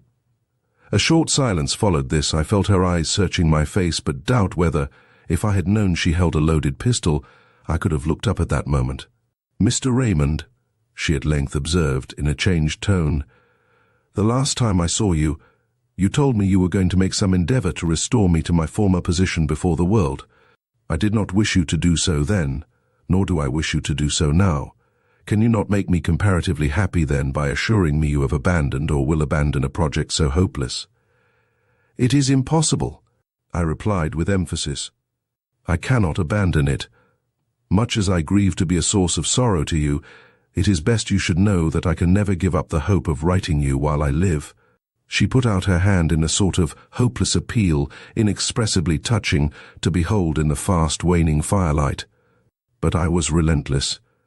I should never be able to face the world or my own conscience if, through any weakness of my own, I should miss the blessed privilege of setting the wrong right, and saving a noble woman from unmerited disgrace. And then, seeing she was not likely to reply to this, drew a step nearer and said, Is there not some little kindness I can show you, Miss Leavenworth? Is there no message you would like taken, or act it would give you pleasure to see performed? She stopped to think. No, said she, I have only one request to make, and that you refuse to grant. For the most unselfish of reasons, I urged. She slowly shook her head. You think so, then, before I could reply. I could desire one little favor shown me, however. What is that? That if anything should transpire, if Hannah should be found, or my presence required in any way, you will not keep me in ignorance, that you will let me know the worst when it comes without fail. I will. And now, good night. Mrs. Veeley is coming back, and you would scarcely wish to be found here by her. No, said I. And yet I did not go, but stood watching the firelight flicker on her black dress, till the thought of Clavering and the duty I had for the morrow struck coldly to my heart, and I turned away towards the door. But at the threshold I paused again, and looked back. Oh, the flickering, dying fire flame! Oh, the crowding, clustering shadows! Oh, that drooping figure in their midst, with its clasped hands and its hidden face! I see it all again. I see it as in a dream. Then darkness falls, and in the glare of gas-lighted streets I am hastening along, solitary and sad, to my lonely home. Book 2, Chapter 24, A Report Followed by Smoke. Oft expectation fails, and most oft there where most it promises, and oft it hits where hope is coldest and despair most sits. All's well that ends well. When I told Mr. Gryce I only waited for the determination of one fact, to feel justified in throwing the case unreservedly into his hands. I alluded to the proving or disproving of the supposition that Henry Clavering had been a guest at the same watering place with Eleanore Leavenworth the summer before. When, therefore, I found myself the next morning with the visitor book of the Hotel Union in my hands, it was only by the strongest effort of will I could restrain my impatience. The suspense, however, was short. Almost immediately I encountered his name, written not half a page below those of Mr. Leavenworth and his nieces, and whatever may have been my emotion at finding my suspicions thus confirmed, I recognized the fact that I was in the possession of a clue which would yet lead to the solving of the fearful problem which had been imposed upon me. Hastening to the telegraph office, I sent a message for the man promised me by Mr. Gryce, and receiving for an answer that he could not be with me before 3 o'clock, started for the house of Mr. Monell, a client of ours. Living in R. I found him at home, and during our interview of 2 hours, suffered the ordeal of appearing at ease and interested in what he had to say. While my heart was heavy with its first disappointment and my brain on fire with the excitement of the work then on my hands, I arrived at the depot just as the train came in. There was but one passenger for Rupp, a brisk young man, whose whole appearance differed so from the description which had been given me of Q that I at once made up my mind he could not be the man I was looking for, and was turning away disappointed when he approached, and handed me a card on which was inscribed the single character. Even then I could not bring myself to believe that the slyest and most successful agent in Mr. Gryce's employ was before me till, catching his eye, I saw such a keen, enjoyable twinkle sparkling in its depths that all doubt fled, and returning his bow with a show of satisfaction, I remarked, "You are very punctual. I like that." He gave another short, quick nod. "Glad, sir, to please you. Punctuality is too cheap a virtue not to be practiced by a man on the lookout for a rise. But what orders, sir? Down train due in 10 minutes, no time to spare." "Down train? What have we to do with that?" "I thought you might wish to take it, sir.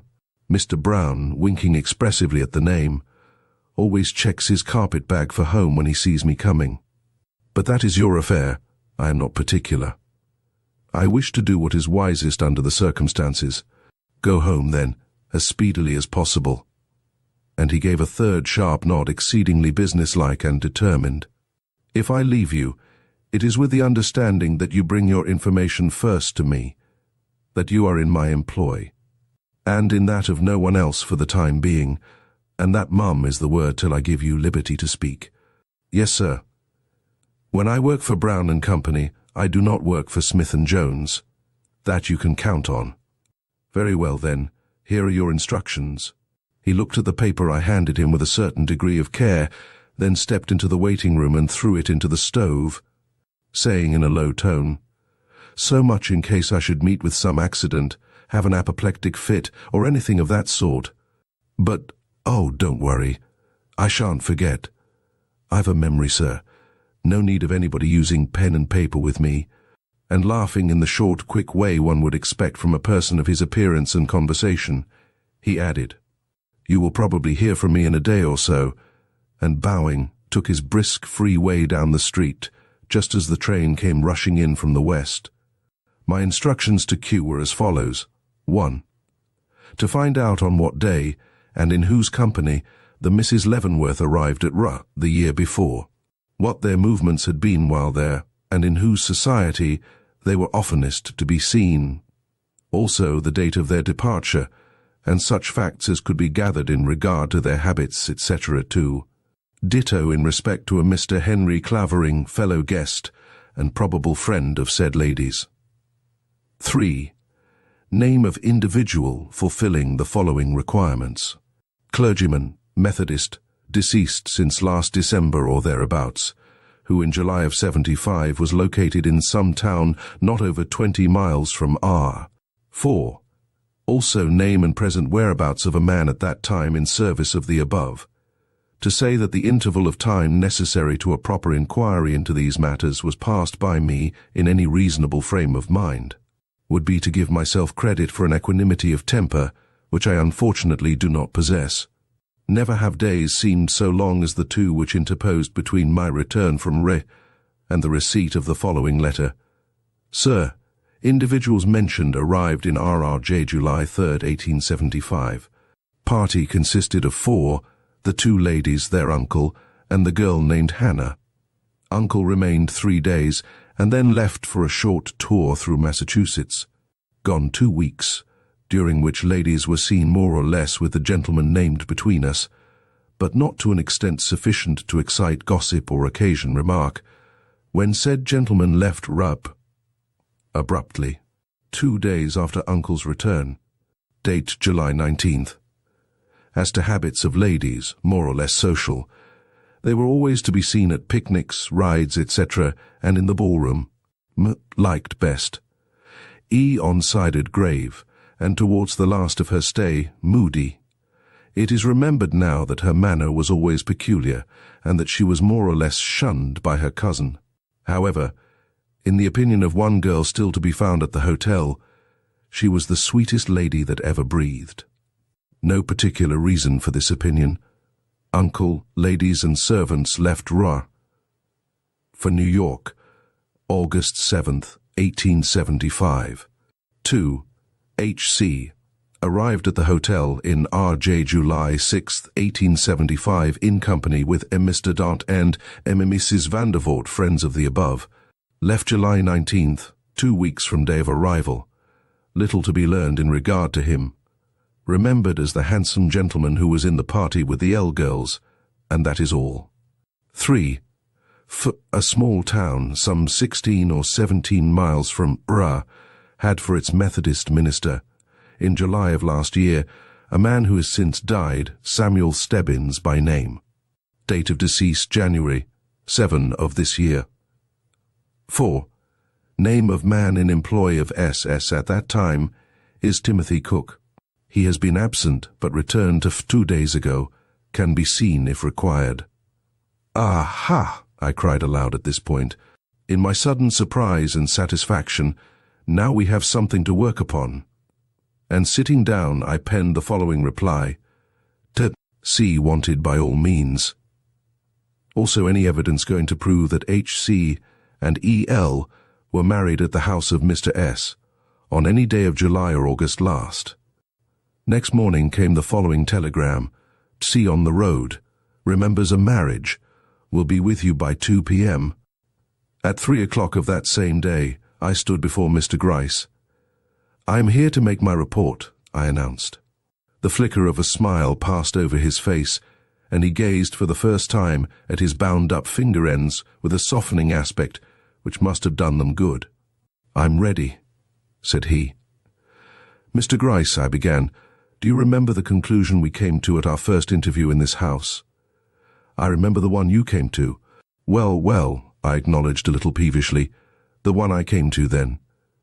It was this, that if we could find to whom Eleanore Leavenworth felt she owed her best duty and love, we should discover the man who murdered her uncle. And do you imagine you have done this? I do. His eyes stole a little nearer my face. Well, that is good, go on. When I undertook this business of clearing Eleanore Leavenworth from suspicion, I resumed, it was with the premonition that this person would prove to be her lover, but I had no idea he would prove to be her husband. Mr. Gryce's gaze flashed like lightning to the ceiling. What? He ejaculated with a frown. The lover of Eleanore Leavenworth is likewise her husband, I repeated. Mr. Clavering holds no less a connection to her than that. How have you found that out? Demanded Mr. Gryce, in a harsh tone that argued disappointment or displeasure. That I will not take time to state. The question is not how I became acquainted with a certain thing, but is what I assert in regard to it true.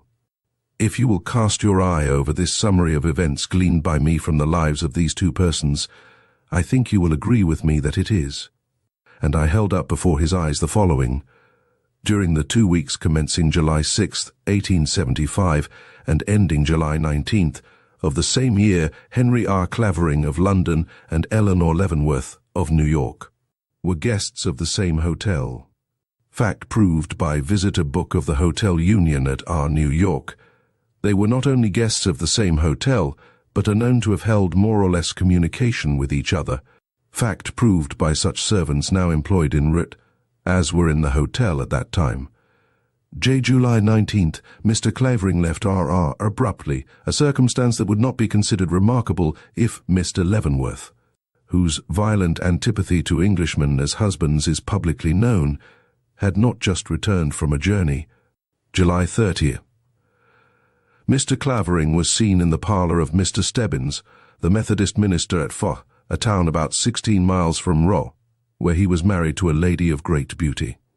Proved by Timothy Cook, a man in the employ of Mr. Stebbins, who was called in from the garden to witness the ceremony and sign a paper supposed to be a certificate. July 31. Mr. Clavering takes steamer for Liverpool, proved by newspapers of that date. September. Eleanore Leavenworth in her uncle's house in New York, conducting herself as usual, but pale of face and preoccupied in manner. Proved by servants then in her service. Mr. Clavering in London watches the United States mails with eagerness, but receives no letters. Fits up room elegantly as for a lady. Proved by secret communication from London. November. Miss Leavenworth still in Uncle's house. No publication of her marriage ever made. Mr. Clavering in London shows signs of uneasiness, the room prepared for lady closed. Proved as above. January 17, 1876. Mr. Clavering, having returned to America, engages room at Hoffman House, New York. March 1 or 2. Mr. Leavenworth receives a letter signed by Henry Clavering, in which he complains of having been ill-used by one of that gentleman's nieces. A manifest shade falls over the family at this time. March 4th. Mr. Clavering, under a false name, inquires at the door of Mr. Leavenworth's house for Miss Eleanore Leavenworth. Proved by Thomas. March 4th, exclaimed Mr. Gryce at this point. That was the night of the murder. Yes. The Mr. Leroy Robbins said to have called that evening was none other than Mr. Clavering. March 19. Miss Mary Leavenworth, in a conversation with me, acknowledges that there is a secret in the family, and is just upon the point of revealing its nature when Mr. Clavering enters the house. Upon his departure she declares her unwillingness ever to mention the subject again. Mr. Gryce slowly waved the paper aside. And from these facts you draw the inference that Eleanore Leavenworth is the wife of Mr. Clavering. I do, and that, being his wife, it would be natural for her to conceal anything she knew likely to criminate him. Always supposing Clavering himself had done anything criminal, of course, which latter supposition you now propose to justify. Which latter supposition it is left for us to justify. A peculiar gleam shot over Mr. Gryce's somewhat abstracted countenance. Then you have no new evidence against Mr. Clavering. I should think the fact just given, of his standing in the relation of unacknowledged husband to the suspected party, was something. No positive evidence as to his being the assassin of Mr. Leavenworth, I mean. I was obliged to admit I had none which he would consider positive, but I can show the existence of motive, and I can likewise show it was not only possible but probable he was in the house at the time of the murder. Ah, you can, cried Mr. Gryce, rousing a little from his abstraction. The motive was the usual one of self-interest. Mr. Leavenworth stood in the way of Eleanor's acknowledging him as a husband, and he must therefore be put out of the way. Weak. Motives for murders are sometimes weak. The motive for this was not. Too much calculation was shown for the arm to have been nerved by anything short of the most deliberate intention, founded upon the deadliest necessity of passion or avarice. Avarice? One should never deliberate upon the causes which have led to the destruction of a rich man without taking into account that most common passion of the human race. But let us hear what you have to say of Mr. Clavering's presence in the house at the time of the murder. I related what Thomas the butler had told me in regard to Mr. Clavering's call upon Miss Leavenworth that night, and the lack of proof which existed as to his having left the house when supposed to do so. That is worth remembering, said Mr. Gryce at the conclusion. Valueless as direct evidence, it might prove of great value as corroborative. Then in a graver tone he went on to say, Mr. Raymond, are you aware that in all this you have been strengthening the case against Eleanore Leavenworth instead of weakening it? I could only ejaculate, in my sudden wonder and dismay. You have shown her to be secret, sly, and unprincipled, capable of wronging those to whom she was most bound, her uncle and her husband. You put it very strongly, said I, conscious of a shocking discrepancy between this description of Eleanor's character and all that I had preconceived in regard to it. No more so than your own conclusions from this story warrant me in doing. Then, as I sat silent, murmured low, and as if to himself, if the case was dark against her before, it is doubly so with this supposition established of her being the woman secretly married to Mr. Clavering. And yet, I protested, unable to give up my hope without a struggle, you cannot believe the noble-looking Eleanore guilty of this horrible crime. No, he slowly said, you might as well know right here what I think about that. I believe Eleanore Leavenworth to be an innocent woman. You do? Then what? I cried.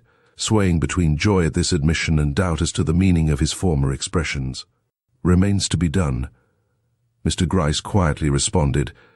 "Why, nothing but to prove your supposition a false one. Book 2, Chapter 25, Timothy Cook. Look here upon this picture, and on this. Hamlet." I stared at him in amazement. "I doubt if it will be so very difficult," said he. Then, in a sudden burst, "Where is the man Cook?" "He is below with Q." "That was a wise move. Let us see the boys have them up." Stepping to the door, I called them. "I expected, of course, you would want to question them," said I, coming back. In another moment, the spruce Q and the shock-headed Cook entered the room. "Ah," said Mr. Gryce, directing his attention at the latter in his own whimsical, non-committal way. "This is the deceased Mr. Stebbins' hired man, is it? Well, you look as though you could tell the truth." "I usually calculate to do that thing, sir. At all events, I was never called a liar as I can remember." Of course not," returned the affable detective. Then, without any further introduction, "What was the first name of the lady you saw married in your master's house last summer?" "Bless me if I know." "I don't think I heard, sir." "But you recollect how she looked?" "As well as if she was my own mother. No disrespect to the lady, sir, if you know her," he made haste to add, glancing hurriedly at me. "What I mean is, she was so handsome, I could never forget the look of her sweet face if I lived 100 years. Can you describe her?" "I don't know, sirs. She was tall and grand-looking, had the brightest eyes and the whitest hand, and smiled in a way to make even a common man like me wish he had never seen her." "Would you know her in a crowd?" "I would know her anywhere." "Very well. Now tell us all you can about that marriage." "Well, sirs, it was something like this. I had been in Mr. Stebbins's employ about a year, when one morning as I was hoeing in the garden, I saw a gentleman walk rapidly up the road to our gate and come in. I noticed him particularly, because he was so fine-looking, unlike anybody and indeed, unlike anybody I had ever seen for that matter.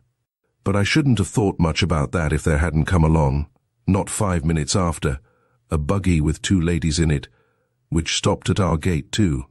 I saw they wanted to get out, so I went and held their horse for them, and they got down and went into the house." "Did you see their faces?" "No, sir, not then. They had veils on." "Very well, go on." "I hadn't been to work long before I heard someone calling my name, and looking up, saw Mr. Stebbins standing in the doorway beckoning.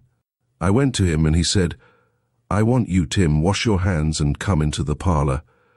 I'd never been asked to do that before, and it struck me all of a heap.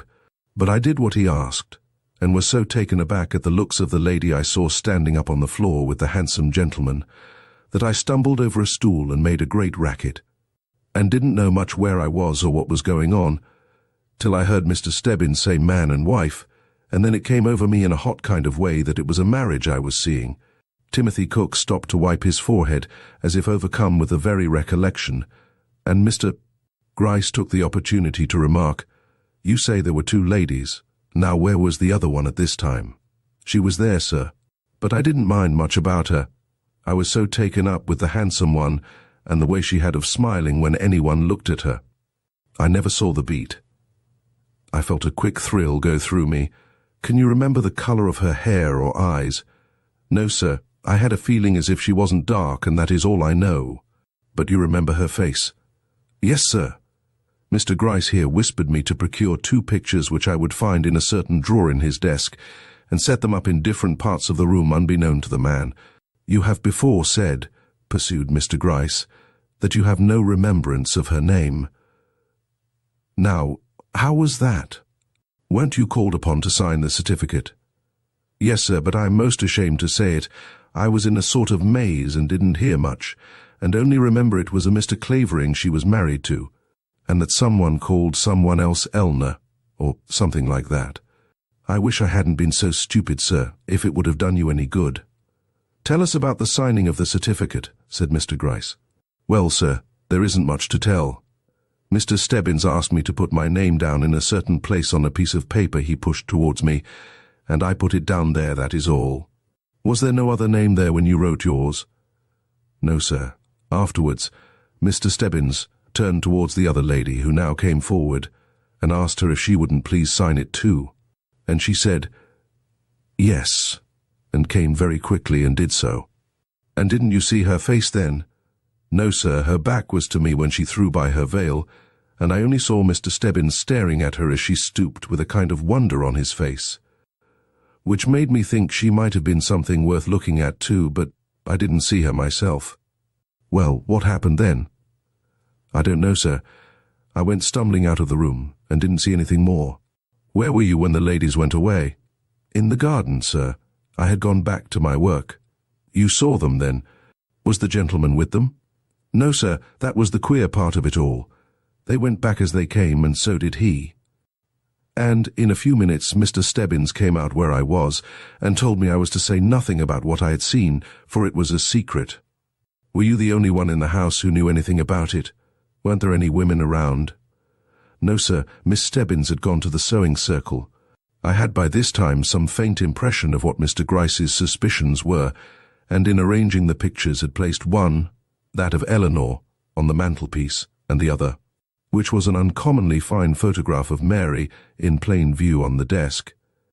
But Mr. Cook's back was as yet towards that part of the room, and taking advantage of the moment, I returned, and asked him if that was all he had to tell us about this matter. "Yes, sir." "Then," said Mr. Gryce, with a glance at Q, "isn't there something you can give Mr. Cook in payment for his story? Look around, will you?" Q nodded, and moved towards a cupboard in the wall at the side of the mantelpiece, Mr. Cook following him with his eyes, as was natural, when, with a sudden start, he crossed the room and, pausing before the mantelpiece, looked at the picture of Eleanore which I had put there, gave a low grunt of satisfaction or pleasure, looked at it again, and walked away.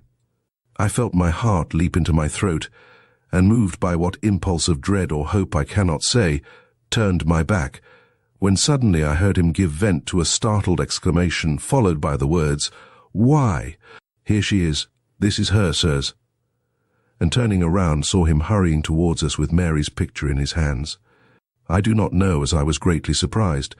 I was powerfully excited, as well as conscious of a certain whirl of thought and an unsettling of old conclusions that was very confusing, but surprised? No. Mr. Gryce's manner had too well prepared me. "This the lady who was married to Mr. Clavering, my good man?" "I guess you are mistaken," cried the detective, in a very incredulous tone. "Mistaken? Didn't I say I would know her anywhere? This is the lady, if she is the president's wife herself." And Mr. Cook leaned over it with a devouring look that was not without its element of homage.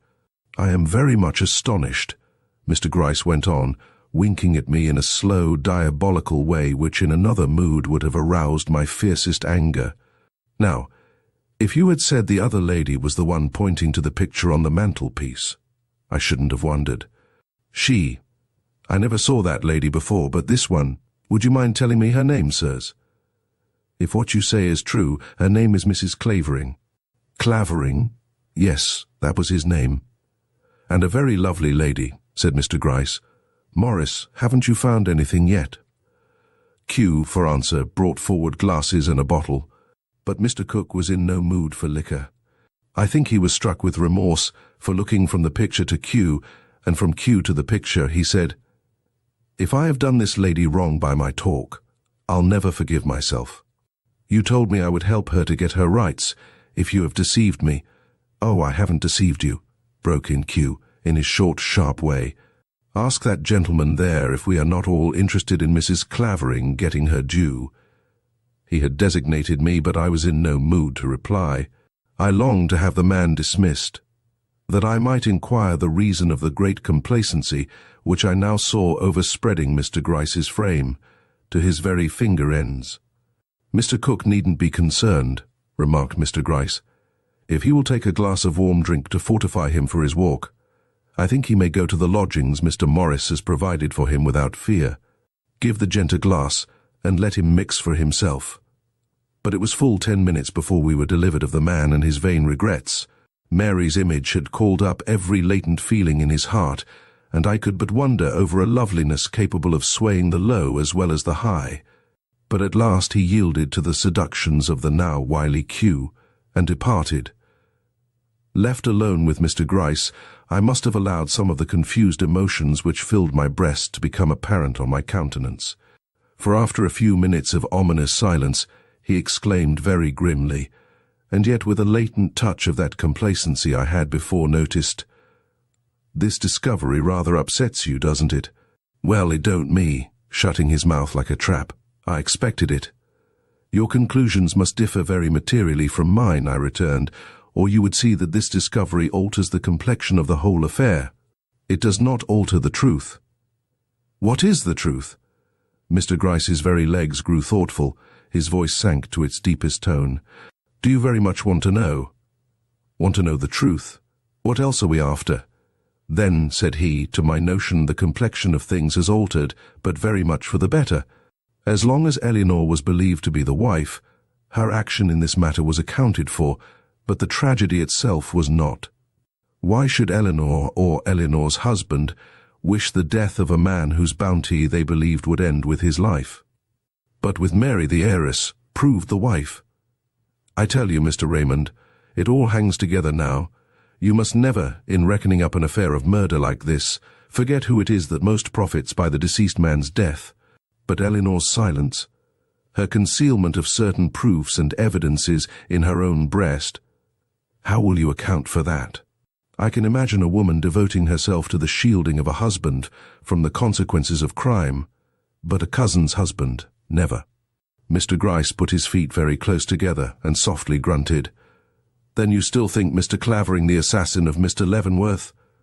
I could only stare at him in my sudden doubt and dread. "Still think?" I repeated. "Mr. Clavering the murderer of Mr. Leavenworth? Why, what else is there to think? You can't suspect Eleanore of having deliberately undertaken to help her cousin out of a difficulty by taking the life of their mutual benefactor?" "No," said Mr. Gryce. "No, I do not think Eleanore Leavenworth had any hand in the business." "Then who—" I began, and stopped, lost in the dark vista that was opening before me. "Who?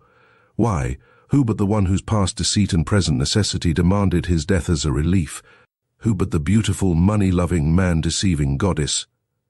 I leaped to my feet in my sudden horror and repugnance. "Do not mention the name. You are wrong, but do not speak the name."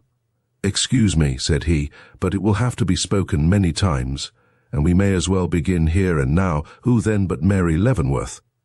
Or, if you like it better, Mrs. Henry Clavering. Are you so much surprised? It has been my thought from the beginning." Book 2, Chapter 26. Mr. Gryce explains himself. Sits the wind in that corner? Much ado about nothing. I do not propose to enter into a description of the mingled feelings aroused in me by this announcement. As a drowning man is said to live over in one terrible instant the events of a lifetime, so each word uttered in my hearing by Mary, from her first introduction to me in her own room on the morning of the inquest, to our final conversation on the night of Mr. Clavering's call, swept in one wild phantasmagoria through my brain, leaving me aghast at the signification which her whole conduct seemed to acquire from the lurid light which now fell upon it. "I perceive that I have pulled down an avalanche of doubts about your ears," exclaimed my companion from the height of his calm superiority. "You never thought of this possibility then yourself? Do not ask me what I have thought.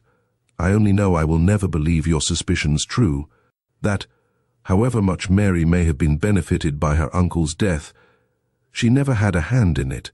Actual hand, I mean. And what makes you so sure of this? And what makes you so sure of the contrary? It is for you to prove, not for me to prove her innocence." "Ah," said Mr. Gryce, in his slow, sarcastic way, "you recollect that principle of law, do you?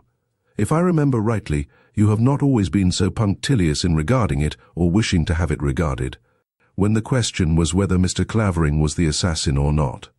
But he is a man. It does not seem so dreadful to accuse a man of a crime. But a woman, and such a woman! I cannot listen to it. It is horrible. Nothing short of absolute confession on her part will ever make me believe Mary Leavenworth or any other woman committed this deed. It was too cruel, too deliberate, 2. Read the criminal records, broke in Mr. Gryce, but I was obstinate. I do not care for the criminal records. All the criminal records in the world would never make me believe Eleanore perpetrated this crime, nor will I be less generous towards her cousin. Mary Leavenworth is a faulty woman, but not a guilty one. You are more lenient in your judgment of her than her cousin was, it appears. I do not understand you, I muttered, feeling a new and yet more fearful light breaking upon me. What? Have you forgotten in the hurry of these late events the sentence of accusation which we overheard uttered between these ladies on the morning of the inquest? No. But you believed it to have been spoken by Mary to Eleanore? Of course, didn't you? Oh, the smile which crossed Mr. Gryce's face. Scarcely. I left that baby play for you. I thought one was enough to follow on that tack. The light that was breaking upon me. And do you mean to say it was Eleanore who was speaking at that time? That I have been laboring all these weeks under a terrible mistake, and that you could have righted me with a word and did not? Well, as to that, I had a purpose in letting you follow your own lead for a while. In the first place, I was not sure myself which spoke, though I had but little doubt about the matter. The voices are, as you must have noticed, very much alike, while the attitudes in which we found them upon entering were such as to be explainable equally by the supposition that Mary was in the act of launching a denunciation, or in that of repelling one. So that, while I did not hesitate myself as to the true explanation of the scene before me, I was pleased to find you accept a contrary one, as in this way both theories had a chance of being tested, as was right in a case of so much mystery. You accordingly took up the affair with one idea for your starting point, and I with another.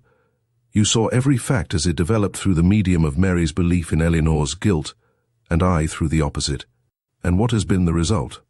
With you, doubt, contradiction, constant unsettlement, and unwarranted resorts to strange sources for reconcilement between appearances and your own convictions. With me, growing assurance, and a belief which each and every development so far has but served to strengthen and make more probable. Again that wild panorama of events, looks and words swept before me. Mary's reiterated assertions of her cousin's innocence. Eleanor's attitude of lofty silence in regard to certain matters which might be considered by her as pointing towards the murderer.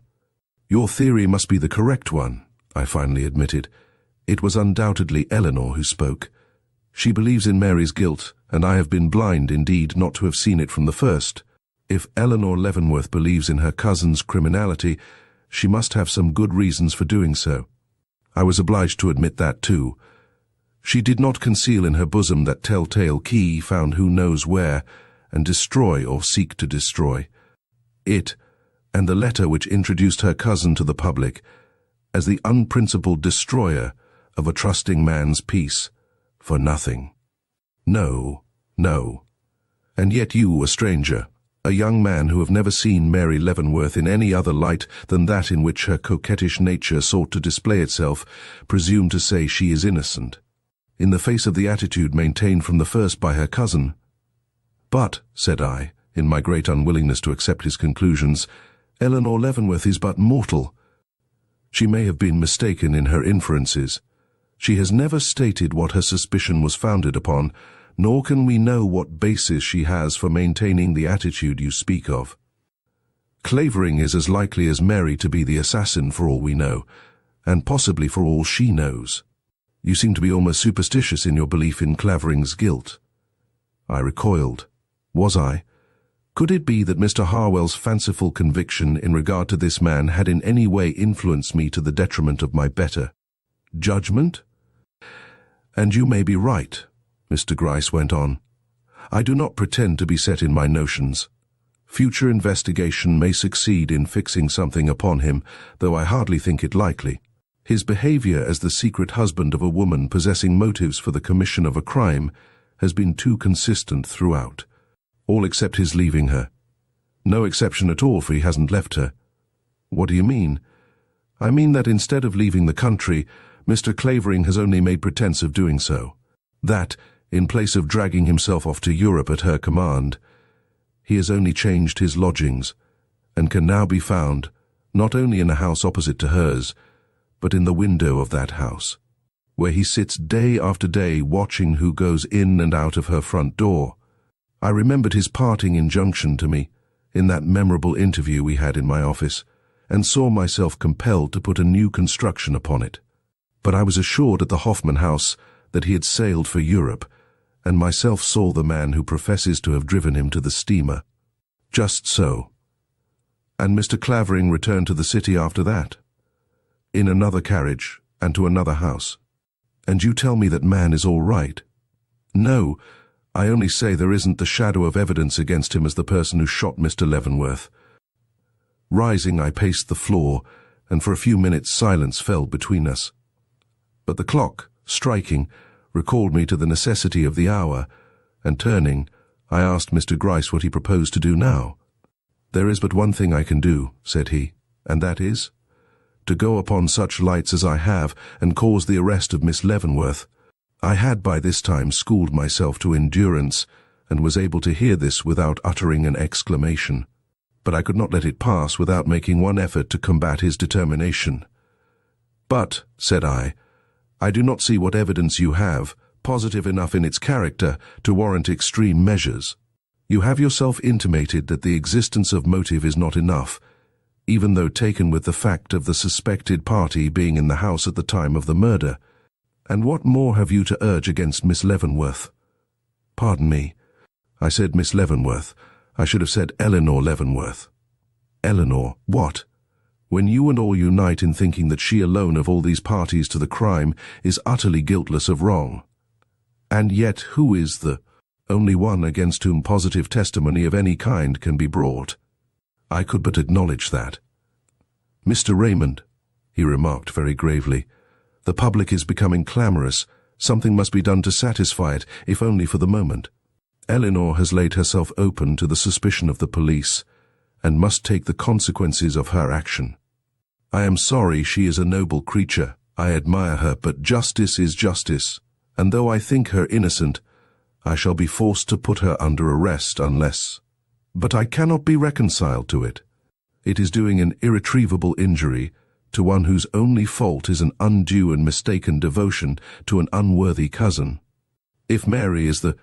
Unless something occurs between now and tomorrow morning," Mr. Gryce went on, as if I had not spoken. "Tomorrow morning?" "Yes." I tried to realize it, tried to face the fact that all my efforts had been for nothing, and failed. "Will you not grant me one more day?" I asked in my desperation. What to do? Alas, I did not know. To confront Mr. Clavering and force from him the truth. To make a mess of the whole affair, he growled. "No, sir. The die is cast. Eleanore Leavenworth knows the one point which fixes this crime upon her cousin, and she must tell us that point or suffer the consequences of her refusal." I made one more effort. "But why tomorrow? Having exhausted so much time already in our inquiries, why not take a little more, especially as the trail is constantly growing warmer? A little more moleing. A little more folderol," exclaimed Mr. Gryce, losing his temper. "No, sir, the hour for moleing has passed. Something decisive has got to be done now. Though, to be sure, if I could find the one missing link I want." "Missing link? What is that?" "The immediate motive of the tragedy. A bit of proof that Mr. Leavenworth threatened his niece with his displeasure, or Mr. Clavering with his revenge. Would place me on the vantage point at once. No arresting of Eleanore, then?" "No, my lady. I would walk right into your own gilded parlours, and when you ask me if I had found the murderer yet, say yes, and show you a bit of paper which would surprise you. But missing links are not so easily found. This has been mould for, as you are pleased to call our system of investigation, and totally without result. Nothing but the confession of one of these several parties to the crime will give us what we want. I will tell you what I will do," he suddenly cried. "Miss Leavenworth has desired me to report to her. She is very anxious for the detection of the murderer, you know, and offers an immense reward. Well, I will gratify this desire of hers. The suspicions I have, together with my reasons for them, will make an interesting disclosure. I should not greatly wonder if they produced an equally interesting confession." I could only jump to my feet in my horror. At all events, I proposed to try it. Eleanor is worth that much risk anyway. It will do no good, said I. If Mary is guilty, she will never confess it. If not, she will tell us who is. Not if it is Clavering, her husband. Yes, even if it is Clavering, her husband, she has not the devotion of Eleanor. That I could but acknowledge. She would hide no keys for the sake of shielding another. No, if Mary were accused, she would speak. The future opening before us looked sombre enough. And yet when, in a short time from that, I found myself alone in a busy street, the thought that Eleanor was free rose above all others. Filling and moving me till my walk home in the rain that day has become a marked memory of my life. It was only with nightfall that I began to realize the truly critical position in which Mary stood if Mr. Gryce's theory was correct. But, once seized with this thought, nothing could drive it from my mind. Shrink as I would, it was ever before me, haunting me with the direst forebodings. Nor, though I retired early, could I succeed in getting either sleep or rest. All night I tossed on my pillow, saying over to myself with dreary iteration, something must happen, something will happen, to prevent Mr. Gryce doing this dreadful thing. Then I would start up and ask what could happen, and my mind would run over various contingencies such as, Mr. Clavering might confess, Hannah might come back, Mary herself wake up to her position, and speak the word I had more than once seen trembling on her lips. But further thought showed me how unlikely any of these things were to happen, and it was with a brain utterly exhausted that I fell asleep in the early dawn. To dream, I saw Mary standing above Mr. Gryce with a pistol in her hand. I was awakened from this pleasing vision by a heavy knock at the door. Hastily rising, I asked who was there. The answer came in the shape of an envelope thrust under the door. Raising it, I found it to be a note. It was from Mr. Gryce and ran thus, "Come at once, Hannah Chester is found." Hannah found. So we have reason to think. When? Where? By whom? Sit down and I will tell you. Drawing up a chair in a flurry of hope and fear, I sat down by Mr. Gryce's side. She is not in the cupboard, that person dryly assured me, noting without doubt how my eyes went travelling about the room in my anxiety and impatience. We are not absolutely sure that she is anywhere, but word has come to us that a girl's face believed to be Hannah's has been seen at the upper window of a certain house in Don't Start R, where a year ago she was in the habit of visiting while at the hotel with the Mrs. Leavenworth. Now, as it has already been determined that she left New York the night of the murder, by the railroad, though for what point we have been unable to ascertain, we consider the matter worth inquiring into. But, if she is there, resumed Mr. Gryce, she is secreted, kept very close. No one except the informant has ever seen her, nor is there any suspicion among the neighbors of her being in town. Hannah secreted at a certain house in... Whose house? Mr. Gryce honored me with one of his grimmest smiles. The name of the lady she's with is given in the communication as Belden, Mrs. Amy Belden. Amy Belden! The name found written on a torn envelope by Mr. Clavering's servant girl in London. Yes, I made no attempt to conceal my satisfaction. Then we are upon the verge of some discovery. Providence has interfered, and Eleanor will be saved. But when did you get this word? Last night, or rather this morning, Q brought it. It was a message then to Q. Yes, the result of his moulings while in I suppose. Whom was it signed by? A respectable tinsmith who lives next door to Mrs. B. And is this the first you knew of an Amy Belden living in Yes. Widow or wife? Don't know anything about her but her name. But you have already sent Q to make inquiries. No, the affair is a little too serious for him to manage alone. He is not equal to great occasions, and might fail just for the lack of a keen mind to direct him. In short, I wish you to go. Since I cannot be there myself, I know of no one else sufficiently up in the affair to conduct it to a successful issue. You see, it is not enough to find and identify the girl. The present condition of things demands that the arrest of so important a witness should be kept secret. Now, for a man to walk into a strange house in a distant village, find a girl who is secreted there, frighten her, cajole her, force her, as the case may be, from her hiding place to a detective's office in New York, and all without the knowledge of the next-door neighbor, if possible, requires judgment, brains, genius. Then the woman who conceals her. She must have her reasons for doing so, and they must be known. Altogether, the affair is a delicate one. Do you think you can manage it?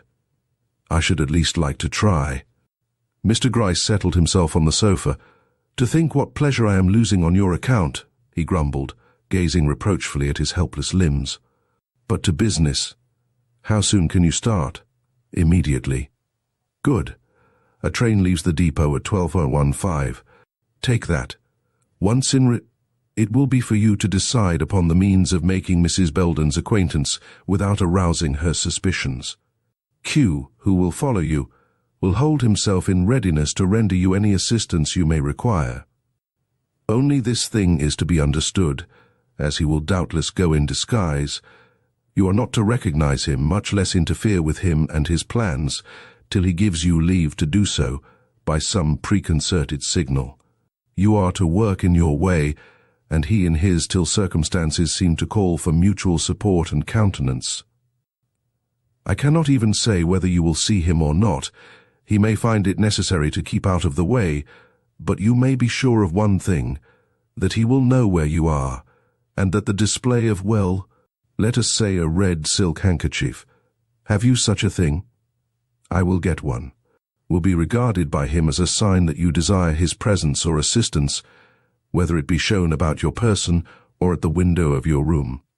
And these are all the instructions you can give me, I said as he paused. Yes, I don't know of anything else. You must depend largely upon your own discretion and the exigencies of the moment.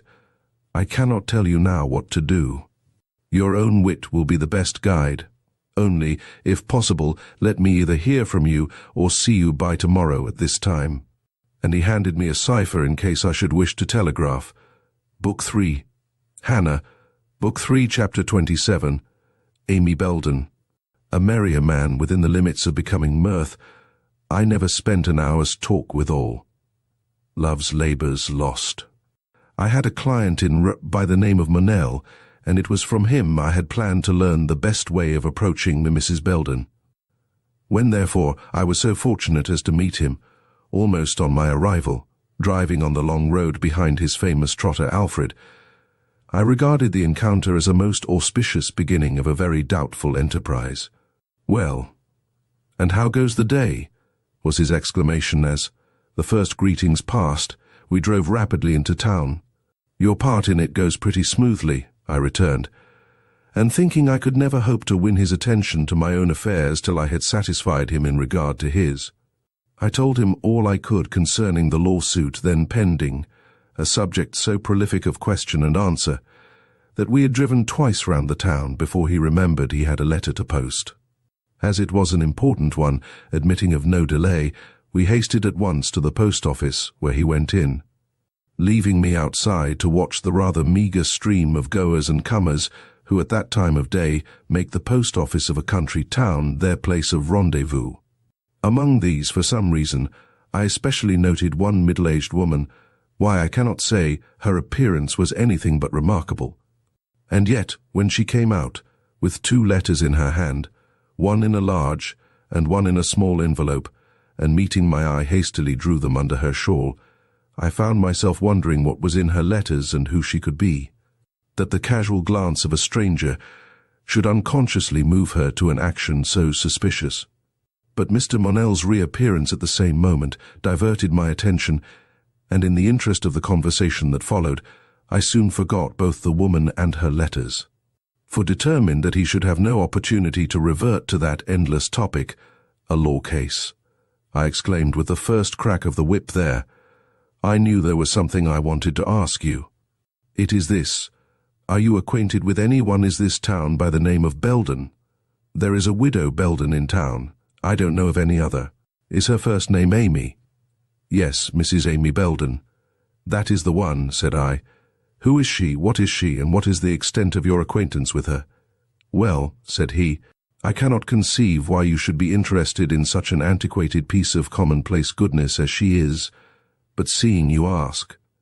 I have no objection to telling you that she is the very respectable relict of a deceased cabinet-maker of this town, that she lives in a little house down the street there, and that if you have any forlorn old tramp to be lodged overnight, or any destitute family of little ones to be looked after, she is the one to go to. As to knowing her, I know her, as I do a dozen other members of our church there up over the hill. When I see her, I speak to her, and that is all. A respectable widow, you say? Any family?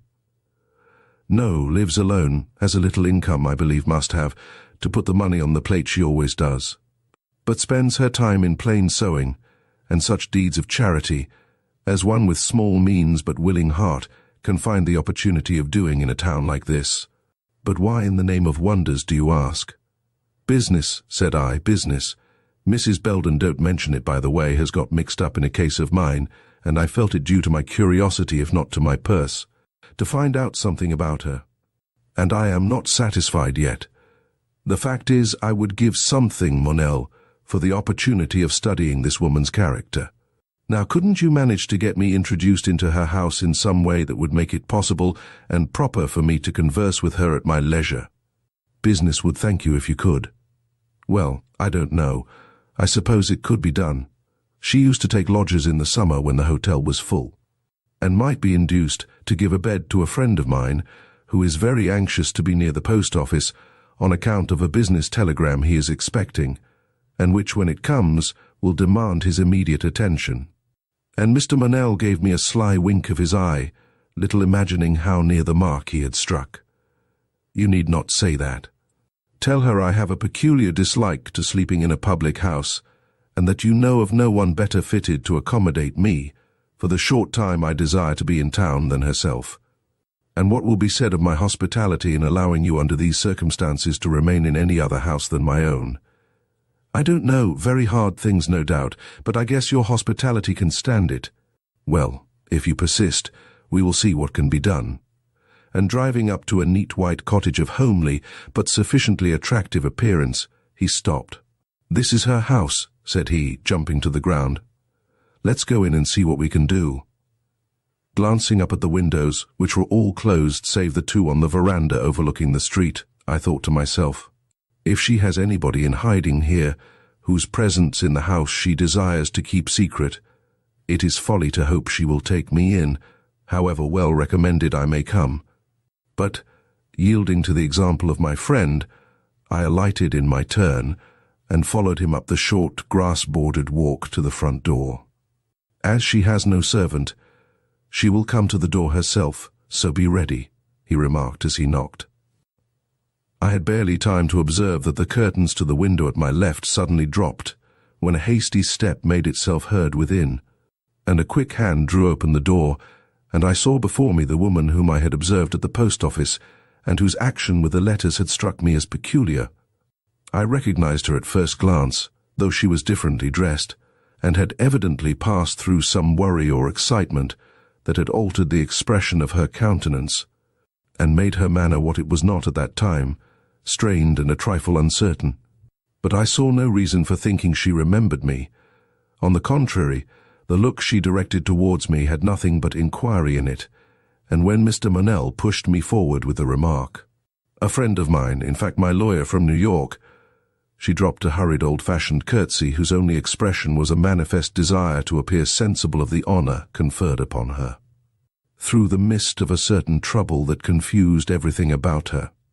"We have come to ask a favor, Mrs. Belden, but may we not come in?" said my client in a round, hearty voice well calculated to recall a person's thoughts into their proper channel. "I've heard many times of your cozy home, and am glad of this opportunity of seeing it."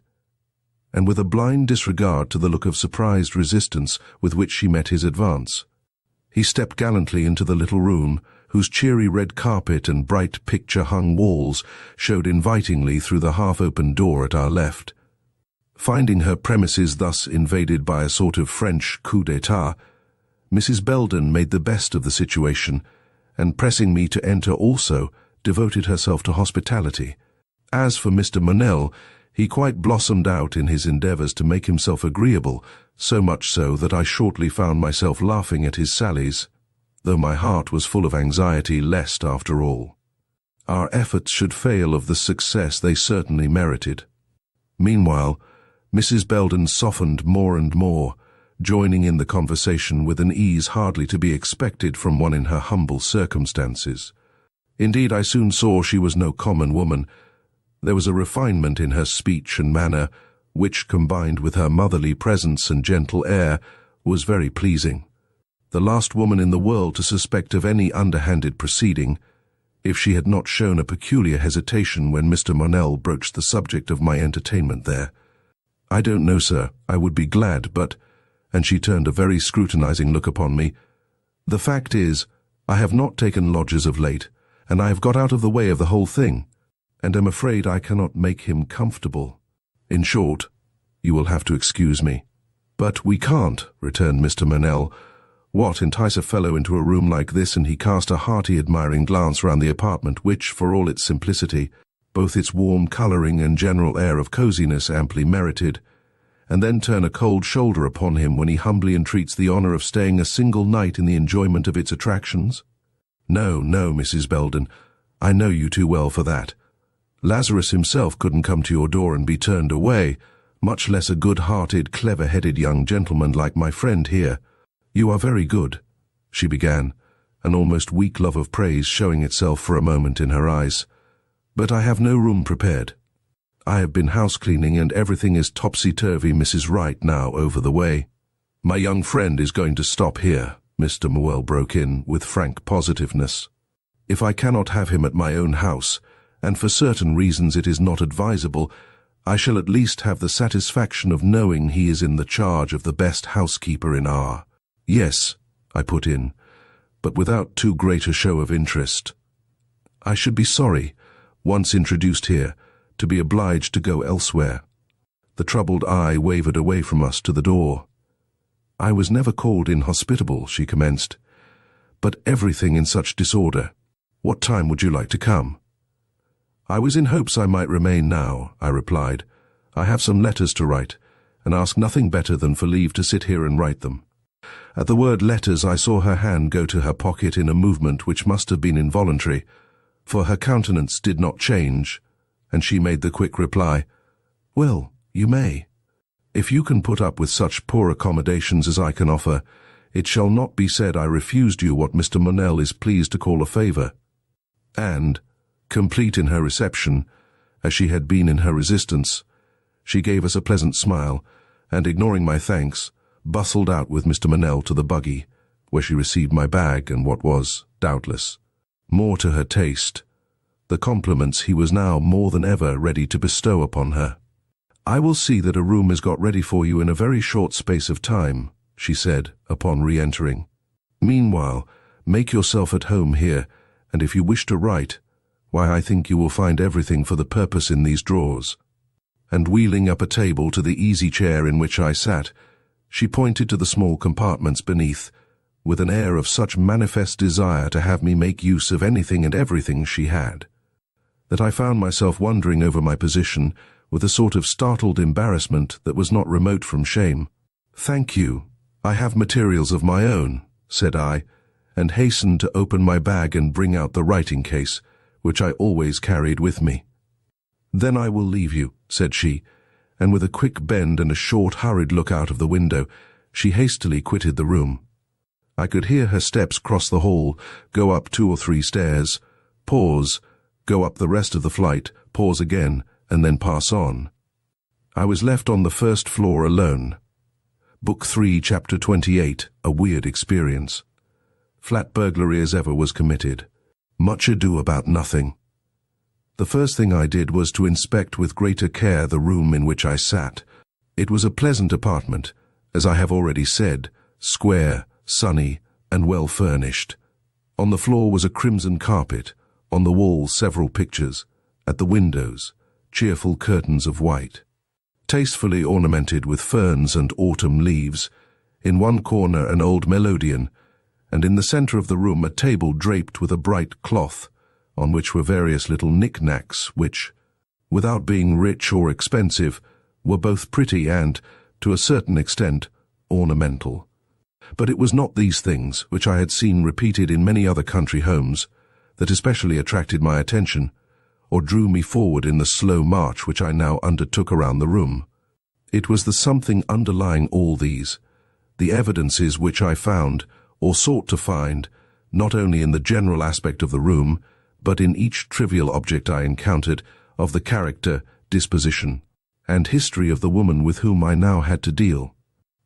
It was for this reason I studied the daguerreotypes on the mantelpiece, the books on the shelf, and the music on the rack. For this, and the still further purpose of noting if any indications were to be found of there being in the house any such person as Hannah. First, then, for the little library which I was pleased to see occupied one corner of the room, composed of a few well-chosen books, poetical, historical, and narrative. It was of itself sufficient to account for the evidences of latent culture observable in Mrs. Belden's conversation. Taking out a well-worn copy of Byron, I opened it. There were many passages marked, and replacing the book with a mental comment upon her evident impressibility to the softer emotions, I turned towards the melodeon fronting me from the opposite wall. It was closed, but on its neatly covered top lay one or two hymn books, a basket of russet apples, and a piece of half-completed knitting work. I took up the latter, but was forced to lay it down again without a notion for what it was intended. Proceeding, I next stopped before a window opening upon the small yard that ran about the house, and separated it from the one adjoining. The scene without failed to attract me, but the window itself drew my attention, for, written with a diamond point on one of the panes, I perceived a row of letters which, as nearly as I could make out, were meant for some word or words, but which utterly failed in sense or apparent connection. Passing it by as the work of some schoolgirl, I glanced down at the work-basket standing on a table at my side. It was full of various kinds of work, among which I spied a pair of stockings, which were much too small, as well as in too great a state of disrepair, to belong to Mrs. Belden. And drawing them carefully out, I examined them for any name on them. Do not start when I say I saw the letter H plainly marked upon them. Thrusting them back, I drew a deep breath of relief, gazing, as I did so, out of the window, when those letters again attracted my attention. What could they mean? Idly I began to read them backward, but try for yourself, reader, and judge of my surprise. Elate at the discovery thus made, I sat down to write my letters. I had barely finished them, when Mrs. Belden came in with the announcement that supper was ready. "As for your room," said she, "I have prepared my own room for your use, thinking you would like to remain on the first floor," and, throwing open a door at my side, she displayed a small but comfortable room, in which I could dimly see a bed, an immense bureau, and a shadowy-looking glass in a dark, old-fashioned frame. "I live in very primitive fashion," she resumed, leading the way into the dining room, "but I mean to be comfortable and make others so." "I should say you amply succeeded," I rejoined, with an appreciative glance at her well-spread board. She smiled, and I felt I had paved the way to her good graces in a way that would yet redound to my advantage. Shall I ever forget that supper? Its dainties, its pleasant freedom, its mysterious, pervading atmosphere of unreality, and the constant sense which every bountiful dish she pressed upon me brought of the shame of eating this woman's food with such feelings of suspicion in my heart. Shall I ever forget the emotion I experienced when I first perceived she had something on her mind which she longed, yet hesitated, to give utterance to? Or how she started when a cat jumped from the sloping roof of the kitchen onto the grass plot at the back of the house? Or how my heart throbbed when I heard, or thought I heard, a board creak overhead? We were in a long and narrow room which seemed, curiously enough, to run crosswise of the house, opening on one side into the parlour, and on the other into the small bedroom which had been allotted to my use. "You live in this house alone, without fear?" I asked, as Mrs. Belden, contrary to my desire, put another bit of cold chicken on my plate. "Have you no marauders in this town, no tramps of whom a solitary woman like you might reasonably be afraid?" "No one will hurt me," said she, and no one ever came here for food or shelter, but got it. I should think, then, that living as you do, upon a railroad, you would be constantly overrun with worthless beings whose only trade is to take all they can get without giving a return. I cannot turn them away. It is the only luxury I have to feed the poor. But the idle, restless ones who neither will work nor let others work are still the poor. Mentally remarking, here is the woman to shield an unfortunate who has somehow become entangled in the meshes of a great crime, I drew back from the table. As I did so, the thought crossed me that, in case there was any such person in the house as Hannah, she would take the opportunity of going upstairs with something for her to eat, and that she might not feel hampered by my presence. I stepped out on the veranda with my cigar. While smoking it, I looked about for Q. I felt that the least token of his presence in town would be very encouraging at this time. But it seemed I was not to be afforded even that small satisfaction. If Q was anywhere near, he was lying very low, once again seated with Mrs. Belden, who I know came downstairs with an empty plate for going into the kitchen for a drink. I caught her in the act of setting it down on the table. I made up my mind to wait a reasonable length of time for what she had to say, and then, if she did not speak, make an endeavor on my own part to surprise her secret. But her avowal was nearer, and of a different nature from what I expected, and brought its own train of consequences with it. "You are a lawyer, I believe," she began, taking down her knitting work with a forced display of industry. "Yes," I said, "that is my profession." She remained for a moment silent, creating great havoc in her work, I am sure, from the glance of surprise and vexation she afterwards threw it. Then, in a hesitating voice, remarked, "Perhaps you may be willing, then, to give me some advice. The truth is, I am in a very curious predicament, one from which I don't know how to escape, and yet which demands immediate action. I should like to tell you about it, may I?" "You may. I shall be only too happy to give you any advice in my power." She drew in her breath with a sort of vague relief, though her forehead did not lose its frown. "It can all be said in a few words. I have in my possession a package of papers which were entrusted to me by two ladies, with the understanding that I should neither return nor destroy them without the full cognizance and expressed desire of both parties, given in person or writing, that they were to remain in my hands till then, and that nothing or nobody should extort them from me." "That is easily understood," said I, for she stopped. "But now comes word from one of the ladies, the one, too, most interested in the matter, that, for certain reasons, the immediate destruction of those papers is necessary to her peace and safety. And do you want to know what your duty is in this case?" "Yes," she tremulously replied. I rose. I could not help it, a flood of conjectures rushing in tumult over me. "It is to hold on to the papers like grim death, till released from your guardianship by the combined wish of both parties. Is that your opinion as a lawyer?" "Yes, and as a man. Once pledged in that way, you have no choice. It would be a betrayal of trust to yield to the solicitations of one party what you have undertaken to return to both. The fact that grief or loss might follow your retention of these papers does not release you from your bond. You have nothing to do with that. Besides, you are by no means sure that the representations of the so-called interested party are true. You might be doing a greater wrong by destroying in this way what is manifestly considered of value to them both, than by preserving the papers intact, according to compact." "But the circumstances?"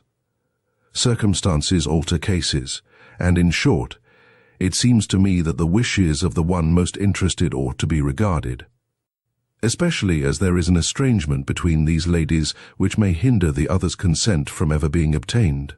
"No," said I, "two wrongs never make a right, nor are we at liberty to do an act of justice at the expense of an injustice. The papers must be preserved, Mrs. Belden." Her head sank very despondingly. Evidently it had been her wish to please the interested party. "Law is very hard," she said. "Very hard." "This is not only law, but plain duty," I remarked. "Suppose a case different. Suppose the honor and happiness of the other party depended upon the preservation of the papers. Where would your duty be then?" "A contract is a contract," said I, "and cannot be tampered with. Having accepted the trust and given your word, you are obliged to fulfill, to the letter, all its conditions. It would be a breach of trust for you to return or destroy the papers without the mutual consent necessary." An expression of great gloom settled slowly over her features. "I suppose you are right," said she, and became silent. Watching her, I thought to myself, if I were Mr. Gryce, or even Q, I would never leave this seat till I had probed this matter to the bottom, learned the names of the parties concerned, and where those precious papers are hidden, which she declares to be of so much importance. But being neither, I could only keep her talking upon the subject until she should let fall some word that might serve as a guide to my further enlightenment. I therefore turned, with the intention of asking her some question, when my attention was attracted by the figure of a woman coming out of the back door of the neighboring house, who, for general dilapidation and uncouthness of bearing, was a perfect type of the style of tramp of whom we had been talking at the supper table. Gnawing a crust which she threw away as she reached the street, she trudged down the path, her scanty dress, piteous in its rags and soil, flapping in the keen spring wind, and revealing ragged shoes red with the mud of the highway. "There is a customer that may interest you," said I. Mrs. Belden seemed to awake from a trance. Rising slowly, she looked out, and with a rapidly softening gaze surveyed the forlorn creature before her. "Poor thing," she muttered, "but I cannot do much for her tonight. A good supper is all I can give her." And, going to the front door, she bade her step round the house to the kitchen, where, in another moment, I heard the rough creature's voice rise in one long "bless you" that could only have been produced by the setting before her of the good things with which Mrs. Belden's larder seemed teeming. But supper was not all she wanted. After a decent length of time, employed as I should judge in mastication, I heard her voice rise once more in a plea for shelter. "The barn, ma'am, or the woodhouse. Any place where I can lie out of the wind." And she commenced a long tale of want and disease, so piteous to hear that I was not at all surprised when Mrs. Belden told me, upon re-entering, that she had consented, notwithstanding her previous determination, to allow the woman to lie before the kitchen fire for the night. "She has such an honest eye," said she, "and charity is my only luxury." The interruption of this incident effectually broke up our conversation. Mrs. Belden went upstairs, and for some time I was left alone to ponder over what I had heard and determine upon my future course of action. I had just reached the conclusion that she would be fully as liable to be carried away by her feelings to the destruction of the papers in her charge as to be governed by the rules of equity I had laid down to her, when I heard her stealthily descend the stairs and go out by the front door. Distrustful of her intentions, I took up my hat and hastily followed her. She was on her way down the main street, and my first thought was that she was bound for some neighbor's house or perhaps for the hotel itself, but the settled swing into which she soon altered her restless pace satisfied me that she had some distant goal in prospect, and before long I found myself passing the hotel with its appurtenances, even the little schoolhouse that was the last building at this end of the village, and stepping out into the country beyond. What could it mean? But still her fluttering figure hasted on, the outlines of her form, with its close shawl and neat bonnet, growing fainter and fainter in the now settled darkness of an April night. And still I followed, walking on the turf at the side of the road, lest she should hear my footsteps and look round. At last we reached a bridge. Over this I could hear her pass, and then every sound ceased. She had paused and was evidently listening. It would not do for me to pause too, so gathering myself into as awkward a shape as possible, I sauntered by her down the road, but arrived at a certain point, stopped, and began retracing my steps with a sharp lookout for her advancing figure, till I had arrived once more at the bridge. She was not there. Convinced now that she had discovered my motive for being in her house, and by leading me from it, had undertaken to supply Hannah with an opportunity for escape, I was about to hasten back to the charge I had so incautiously left, when a strange sound heard at my left arrested me. It came from the banks of the puny stream which ran under the bridge, and was like the creaking of an old door on worn-out hinges. Leaping the fence, I made my way as best I could down the sloping field in the direction from which the sound came. It was quite dark, and my progress was slow, so much so that I began to fear I had ventured upon a wild goose chase, when an unexpected streak of lightning shot across the sky, and by its glare I saw before me what seemed, in the momentary glimpse I had of it, an old barn. From the rush of waters near at hand, I judged it to be somewhere on the edge of the stream, and consequently hesitated to advance, when I heard the sound of heavy breathing near me, followed by a stir as of someone feeling his way over a pile of loose boards, and presently, while I stood there, a faint blue light flashed up from the interior of the barn, and I saw, through the tumbled-down door that faced me, the form of Mrs. Belden standing with a lighted match in her hand, gazing round on the four walls that encompassed her.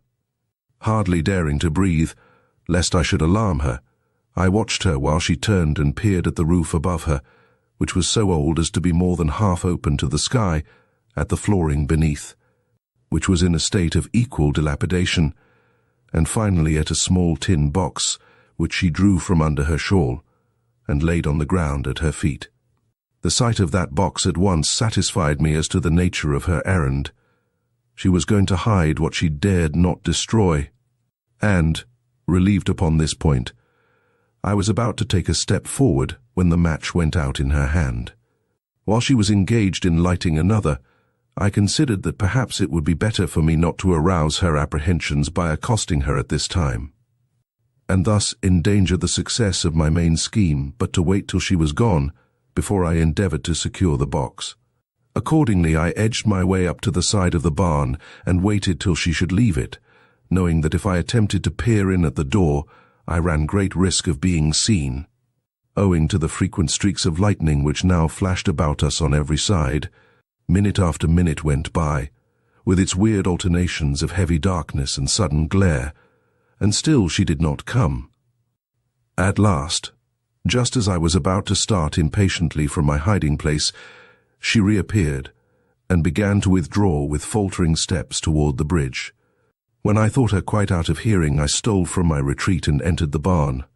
It was of course as dark as Erebus, but thanks to being a smoker I was as well provided with matches as she had been, and having struck one, I held it up, but the light it gave was very feeble, and as I did not know just where to look, it went out before I had obtained more than a cursory glimpse of the spot where I was.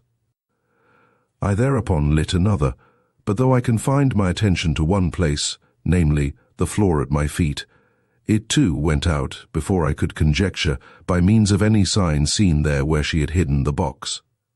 I now for the first time realized the difficulty before me. She had probably made up her mind, before she left home, in just what portion of this old barn she would conceal her treasure, but I had nothing to guide me. I could only waste matches. And I did waste them. A dozen had been lit and extinguished before I was so much as sure the box was not under a pile of debris that lay in one corner, and I had taken the last in my hand before I became aware that one of the broken boards of the floor was pushed a little out of its proper position. One match, and that board was to be raised, the space beneath examined, and the box, if there, lifted safely out. I concluded not to waste my resources, so kneeling down in the darkness, I groped for the board, tried it, and found it to be loose. Wrenching at it with all my strength, I tore it free and cast it aside, then lighting my match looked into the hole thus made. Something, I could not tell what, stone or box, met my eye, but while I reached for it, the match flew out of my hand. Deploring my carelessness, but determined at all hazards to secure what I had seen, I dived down deep into the hole, and in another moment had the object of my curiosity in my hands. It was the box. Satisfied at this result of my efforts, I turned to depart, my one wish now being to arrive home before Mrs. Belden. Was this possible? She had several minutes the start of me. I would have to pass her on the road, and in so doing might be recognized. Was the end worth the risk?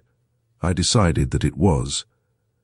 Regaining the highway, I started at a brisk pace. For some little distance I kept it up, neither overtaking nor meeting anyone.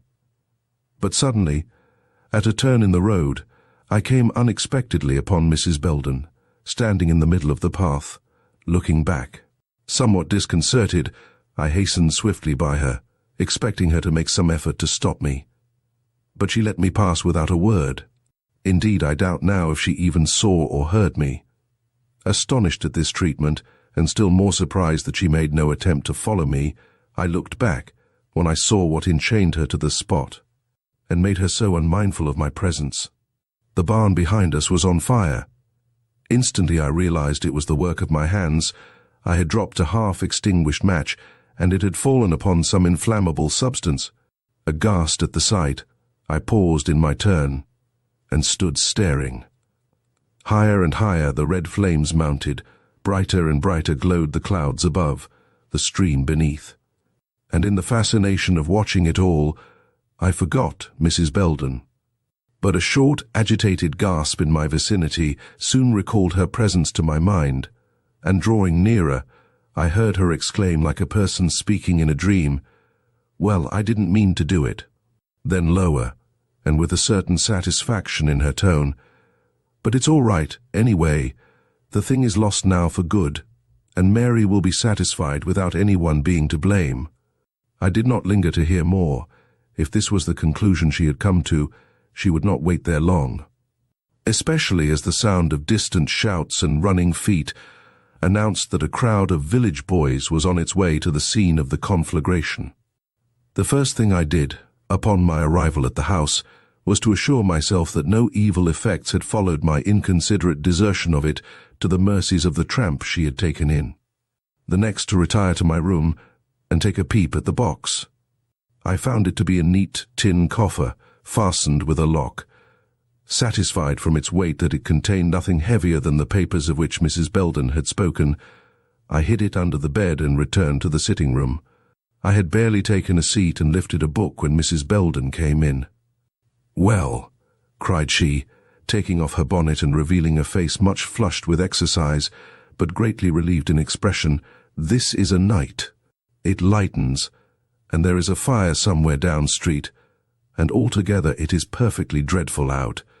I hope you have not been lonesome," she continued, with a keen searching of my face which I bore in the best way I could. I had an errand to attend to, but didn't expect to stay so long. I returned some nonchalant reply, and she hastened from the room to fasten up the house. I waited, but she did not come back, fearful, perhaps, of betraying herself. She had retired to her own apartment, leaving me to take care of myself as best I might. I own that I was rather relieved at this. The fact is, I did not feel equal to any more excitement that night, and was glad to put off further action until the next day. As soon, then, as the storm was over, I myself went to bed, and after several ineffectual efforts succeeded in getting asleep. Book 3, Chapter 29, The Missing Witness. I fled and cried out death, Milton. "Mr. Raymond!" The voice was low and searching. It reached me in my dreams, waked me and caused me to look up. Morning had begun to break, and by its light I saw, standing in the open door leading into the dining room, the forlorn figure of the tramp who had been admitted into the house the night before. Angry and perplexed, I was about to bid her begone, when, to my great surprise, she pulled out a red handkerchief from her pocket, and I recognized Q. "Read that," said he, hastily advancing and putting a slip of paper into my hand, and, without another word or look, left the room, closing the door behind him. Rising in considerable agitation, I took it to the window, and by the rapidly increasing light, succeeded in making out the rudely scrawled lines as follows: "She is here, I have seen her, in the room marked with a cross in the accompanying plan. Wait till 8 o'clock, then go up. I will contrive some means of getting Mrs. B. out of the house." Sketched below this was the following plan of the upper floor. Hannah, then, was in the small back room over the dining room, and I had not been deceived in thinking I had heard steps overhead the evening before. Greatly relieved, and yet at the same time much moved at the near prospect of being brought face to face with one who we had every reason to believe was acquainted with the dreadful secret involved in the Leavenworth murder. I lay down once more and endeavored to catch another hour's rest. But I soon gave up the effort in despair and contented myself with listening to the sounds of awakening life which now began to make themselves heard in the house and neighborhood. As Q had closed the door after him, I could only faintly hear Mrs. Belden when she came downstairs. But the short, surprised exclamation which she uttered upon reaching the kitchen and finding the tramp gone and the back door wide open came plainly enough to my ears, and for a moment I was not sure but that Q had made a mistake in thus leaving so unceremoniously. But he had not studied Mrs. Belden's character in vain. As she came in the course of her preparations for breakfast into the room adjoining mine, I could hear her murmur to herself, "Poor thing! She has lived so long in the fields and at the roadside, she finds it unnatural to be cooped up in the house all night." The trial of that breakfast, the effort to eat and appear unconcerned, to chat and make no mistake, may I never be called upon to go through such another.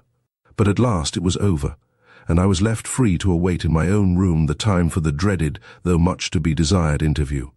Slowly the minutes passed, 8 o'clock struck, when just as the last vibration ceased, there came a loud knock at the back door, and a little boy burst into the kitchen crying at the top of his voice, "Papa's got a fit!" "Oh, Mrs. Belden, Papa's got a fit, do come." Rising as was natural, I hastened towards the kitchen, meeting Mrs. Belden's anxious face in the doorway.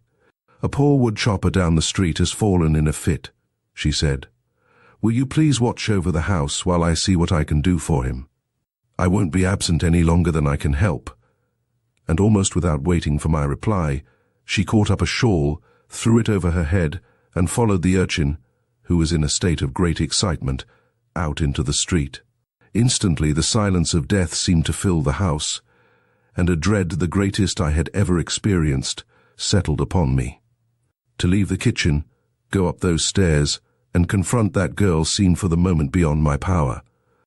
But once on the stair, I found myself relieved from the especial dread which had overwhelmed me, and possessed, instead, of a sort of combative curiosity that led me to throw open the door, which I saw at the top with a certain fierceness new to my nature, and not altogether suitable, perhaps, to the occasion. I found myself in a large bedroom, evidently the one occupied by Mrs. Belden the night before, barely stopping to note certain evidences of her having passed a restless night. I passed on to the door leading into the room, marked with a cross in the plan drawn for me by Q. It was a rough affair, made of pine boards rudely painted. Pausing before it, I listened. All was still. Raising the latch, I endeavored to enter. The door was locked. Pausing again, I bent my ear to the keyhole. Not a sound came from within. The grave itself could not have been stiller. Awe-struck and irresolute, I looked about me and questioned what I had best do. Suddenly I remembered that, in the plan Q had given me, I had seen intimation of another door leading into this same room from the one on the opposite side of the hall. Going hastily around to it, I tried it with my hand, but it was as fast as the other. Convinced at last that nothing was left me but force, I spoke for the first time, and, calling the girl by name, commanded her to open the door. Receiving no response, I said aloud with an accent of severity, "Hannah Chester, you are discovered. If you do not open the door, we shall be obliged to break it down. Save us the trouble, then, and open immediately." Still no reply. Going back a step, I threw my whole weight against the door. It creaked ominously, but still resisted.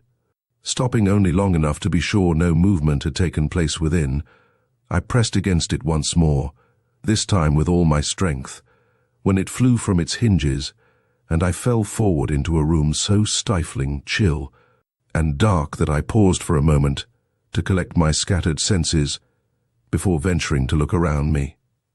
It was well I did so. In another moment, the pallor and fixity of the pretty Irish face staring upon me from amidst the tumbled clothes of a bed drawn up against the wall at my side, struck me with so death-like a chill that, had it not been for that one instant of preparation, I should have been seriously dismayed. As it was, I could not prevent a feeling of sickly apprehension from seizing me as I turned towards the silent figure stretched so near, and observed with what marble-like repose it lay beneath the patchwork quilt drawn across it, asking myself if sleep could be indeed so like death in its appearance. For that it was a sleeping woman I beheld, I did not seriously doubt. There were too many evidences of careless life in the room for any other inference. The clothes, left just as she had stepped from them in a circle on the floor, the liberal plate of food placed in waiting for her on the chair by the door, food amongst which I recognized, even in this casual glance, the same dish which we had had for breakfast, all and everything in the room, spoke of robust life and reckless belief in the morrow. And yet so white was the brow turned up to the bare beams of the unfinished wall above her, so glassy the look of the half-opened eyes, so motionless the arm lying half under, half over, the edge of the coverlid, that it was impossible not to shrink from contact with a creature so sunk in unconsciousness. But contact seemed to be necessary. Any cry which I could raise at that moment would be ineffectual enough to pierce those dull ears. Nerving myself, therefore, I stooped and lifted the hand which lay with its telltale scar mockingly uppermost, intending to speak, call, do something, anything, to arouse her.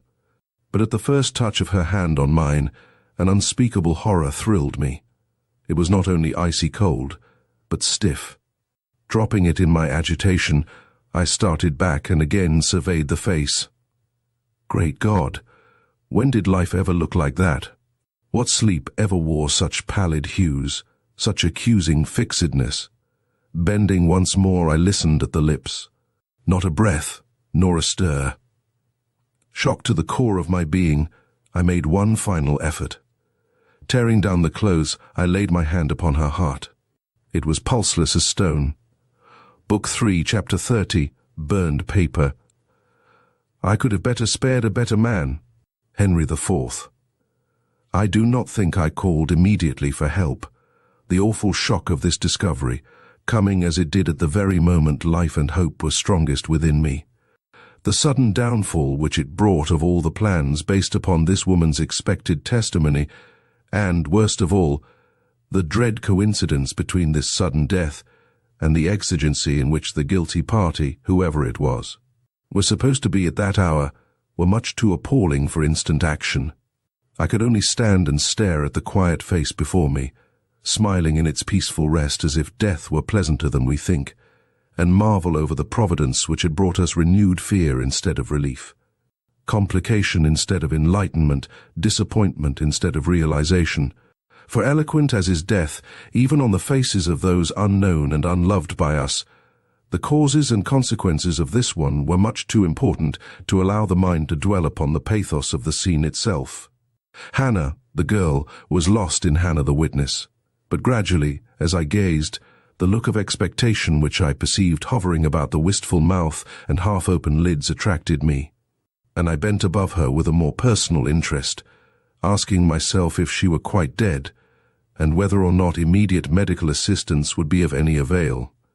But the more closely I looked, the more certain I became that she had been dead for some hours, and the dismay occasioned by this thought, taken with the regrets which I must ever feel, that I had not adopted the bold course the evening before, and by forcing my way to the hiding place of this poor creature, interrupted, if not prevented the consummation of her fate, startled me into a realization of my present situation, and leaving her side, I went into the next room, threw up the window, and fastened to the blind the red handkerchief which I had taken the precaution to bring with me. Instantly a young man, whom I was fain to believe Q, though he bore not the least resemblance, either in dress or facial expression, to any renderings of that youth which I had yet seen, emerged from the tinsmith's house, and approached the one I was in. Observing him cast a hurried glance in my direction, I crossed the floor, and stood awaiting him at the head of the stairs. "Well," he whispered, upon entering the house and meeting my glance from below, "have you seen her?" "Yes," I returned bitterly, "I have seen her." He hurriedly mounted to my side. "And she has confessed?" "No, I have had no talk with her." Then, as I perceived him growing alarmed at my voice and manner, I drew him into Mrs. Belden's room and hastily inquired, "What did you mean this morning when you informed me you had seen this girl? That she was in a certain room where I might find her?" "What I said." "You have then been to her room?" "No, I've only been on the outside of it. Seeing a light, I crawled up onto the ledge of the slanting roof last night while both you and Mrs. Belden were out, and looking through the window, saw her moving round the room." He must have observed my countenance change, for he stopped. "What is to pay?" he cried. I could restrain myself no longer. "Come," I said, "and see for yourself." And leading him to the little room I had just left, I pointed to the silent form lying within. "You told me I should find Hannah here, but you did not tell me I should find her in this condition." "Great heaven!" he cried with a start. "Not dead?" "Yes," I said, "dead." It seemed as if he could not realize it. "But it is impossible," he returned. "She's in a heavy sleep, has taken a narcotic." "It is not sleep," I said, "or if it is, she will never wake. Look." And taking the hand once more in mine, I let it fall in its stone weight upon the bed. The sight seemed to convince him. Calming down, he stood gazing at her with a very strange expression upon his face. Suddenly he moved and began quietly turning over the clothes that were lying on the floor. "What are you doing?" I asked. "What are you looking for?" "I am looking for the bit of paper from which I saw her take what I suppose to be a dose of medicine last night." "Oh, here it is," he cried, lifting a morsel of paper that, lying on the floor under the edge of the bed, had hitherto escaped his notice. "Let me see," I anxiously exclaimed. He handed me the paper, on the inner surface of which I could dimly discern the traces of an impalpable white powder. "This is important," I declared, carefully folding the paper together. "If there is enough of this powder remaining to show that the contents of this paper were poisonous, the manner and means of the girl's death are accounted for, and a case of deliberate suicide made evident." "I am not so sure of that," he retorted. "If I am any judge of countenances, and I rather flatter myself I am, this girl had no more idea she was taking poison than I had. She looked not only bright but gay, and when she tipped up the paper, a smile of almost silly triumph crossed her face. If Mrs. Belden gave her that dose to take, telling her it was medicine, that is something which yet remains to be learned, also whether the dose, as you call it, was poisonous or not. It may be she died of heart disease." He simply shrugged his shoulders and pointed first at the plate of breakfast left on the chair, and secondly at the broken-down door. "Yes," I said, answering his look. "Mrs. Belden has been in here this morning, and Mrs. Belden locked the door when she went out, but that proves nothing beyond her belief in the girl's hearty condition. A belief which that white face on its tumbled pillow did not seem to shake. Perhaps in her haste, she may not have looked at the girl, but have set the dishes down without more than a casual glance in her direction. I don't want to suspect anything wrong, but it is such a coincidence." This was touching me on a sore point, and I stepped back.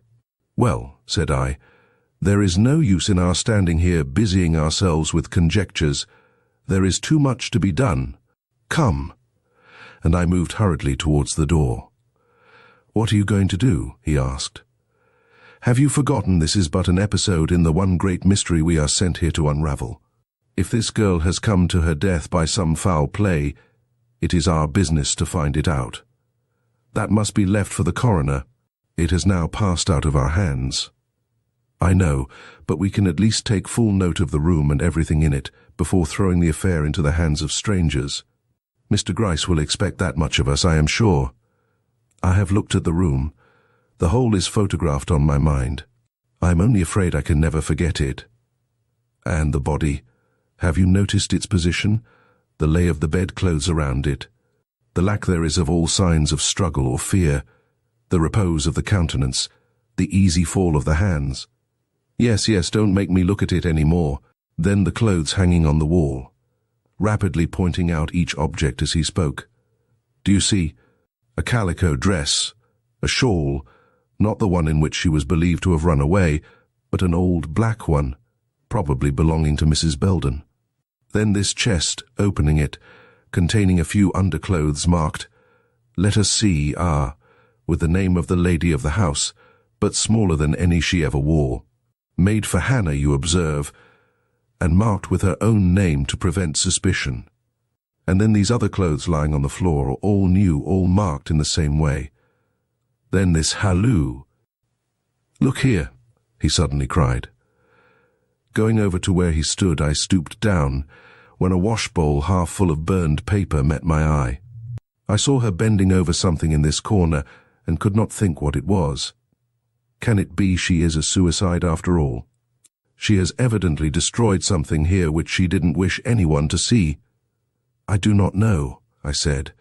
I could almost hope so. Not a scrap, not a morsel left to show what it was. How unfortunate. "Mrs. Belden must solve this riddle," I cried. "Mrs. Belden must solve the whole riddle," he replied. "The secret of the Leavenworth murder hangs upon it." Then, with a lingering look towards the mass of burned paper, who knows but what that was a confession? The conjecture seemed only too probable. "Whatever it was," said I, "it is now ashes, and we have got to accept the fact and make the best of it." "Yes," said he with a deep sigh, "that's so, but Mr. Gryce will never forgive me for it, never. He will say I ought to have known it was a suspicious circumstance for her to take a dose of medicine at the very moment." Detection stood at her back. "But she did not know that. She did not see you. We don't know what she saw, nor what Mrs. Belden saw. Women are a mystery, and though I flatter myself that ordinarily I am a match for the keenest bit of female flesh that ever walked, I must say that in this case I feel myself thoroughly and shamefully worsted." "Well, well," I said, "the end has not come yet. Who knows what a talk with Mrs. Belden will bring out? And by the way, she will be coming back soon, and I must be ready to meet her. Everything depends upon finding out, if I can, whether she is aware of this tragedy or not. It is just possible she knows nothing about it." And, hurrying him from the room, I pulled the door to behind me and led the way downstairs. "Now," said I, "there is one thing you must attend to at once. A telegram must be sent Mr. Gryce acquainting him with this unlooked-for occurrence." "All right, sir," and Q started for the door. "Wait one moment," said I may not have another opportunity to mention it. Mrs. Belden received 2 letters from the postmaster yesterday, one in a large and one in a small envelope. If you could find out where they were postmarked." Q put his hand in his pocket. "I think I will not have to go far to find out where one of them came from. Good George, I have lost it." And before I knew it, he had returned upstairs. That moment I heard the gate click. Book 3, Chapter 31, Q. Thereby hangs a tale. Taming of the Shrew. It was all a hoax. Nobody was ill. I have been imposed upon, meanly imposed upon. And Mrs. Belden, flushed and panting, entered the room where I was, and proceeded to take off her bonnet, but whilst doing so paused and suddenly exclaimed, "What is the matter?" "How you look at me. Has anything happened?" Something very serious has occurred," I replied. "You have been gone but a little while, but in that time a discovery has been made." I purposely paused here that the suspense might elicit from her some betrayal. But though she turned pale, she manifested less emotion than I expected, and I went on, which is likely to produce very important consequences. To my surprise, she burst violently into tears. I knew it, she murmured. "I always said it would be impossible to keep it secret if I let anybody into the house. She is so restless. But I forget," she suddenly said with a frightened look. "You haven't told me what the discovery was. Perhaps it isn't what I thought. Perhaps—" I did not hesitate to interrupt her. "Mrs. Belden," I said, "I shall not try to mitigate the blow. A woman who, in the face of the most urgent call from law and justice, can receive into her house and harbour there a witness of such importance as Hannah, cannot stand in need of any great preparation for hearing that her efforts have been too successful, that she has accomplished her design of suppressing valuable testimony, that law and justice are outraged, and that the innocent woman whom this girl's evidence might have saved stands for ever compromised in the eyes of the world, if not in those of the officers of the law. Her eyes, which had never left me during this address, flashed wide with dismay. "What do you mean?" she cried. "I have intended no wrong. I have only tried to save people.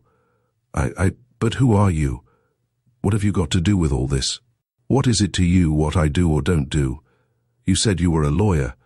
Can it be you are come from Mary Leavenworth to see how I am fulfilling her commands and—" "Mrs. Belden," I said, "it is of small importance now as to who I am, or for what purpose I am here. But that my words may have the more effect, I will say, that whereas I have not deceived you, either as to my name or position, it is true that I am the friend of the Mrs. Leavenworth, and that anything which is likely to affect them is of interest to me. When, therefore, I say that Eleanore Leavenworth is irretrievably injured by this girl's death—" "Death? What do you mean? Death?" The burst was too natural, the tone too horror-stricken for me to doubt for another moment as to this woman's ignorance of the true state of affairs. "Yes," I repeated. "The girl you have been hiding so long and so well is now beyond your control. Only her dead body remains, Mrs. Belden. I shall never lose from my ears the shriek which she uttered, nor the wild, 'I don't believe it, I don't believe it,' with which she dashed from the room and rushed upstairs, nor that after scene when, in the presence of the dead, she stood wringing her hands and protesting, amid sobs of the sincerest grief and terror. That she knew nothing of it, that she had left the girl in the best of spirits the night before, that it was true she had locked her in. But this she always did when anyone was in the house, and that if she died of any sudden attack, it must have been quietly, for she had heard no stir all night, though she had listened more than once, being naturally anxious lest the girl should make some disturbance that would arouse me. But you were in here this morning," said I. "Yes, but I didn't notice. I was in a hurry and thought she was asleep, so I set the things down where she could get them and came right away, locking the door as usual. It is strange she should have died this night of all others. Was she ill yesterday?" "No, sir. She was even brighter than common, more lively. I never thought of her being sick then or ever. If I had—" "You never thought of her being sick?" a voice here interrupted. "Why, then, did you take such pains to give her a dose of medicine last night?" And Q entered from the room beyond.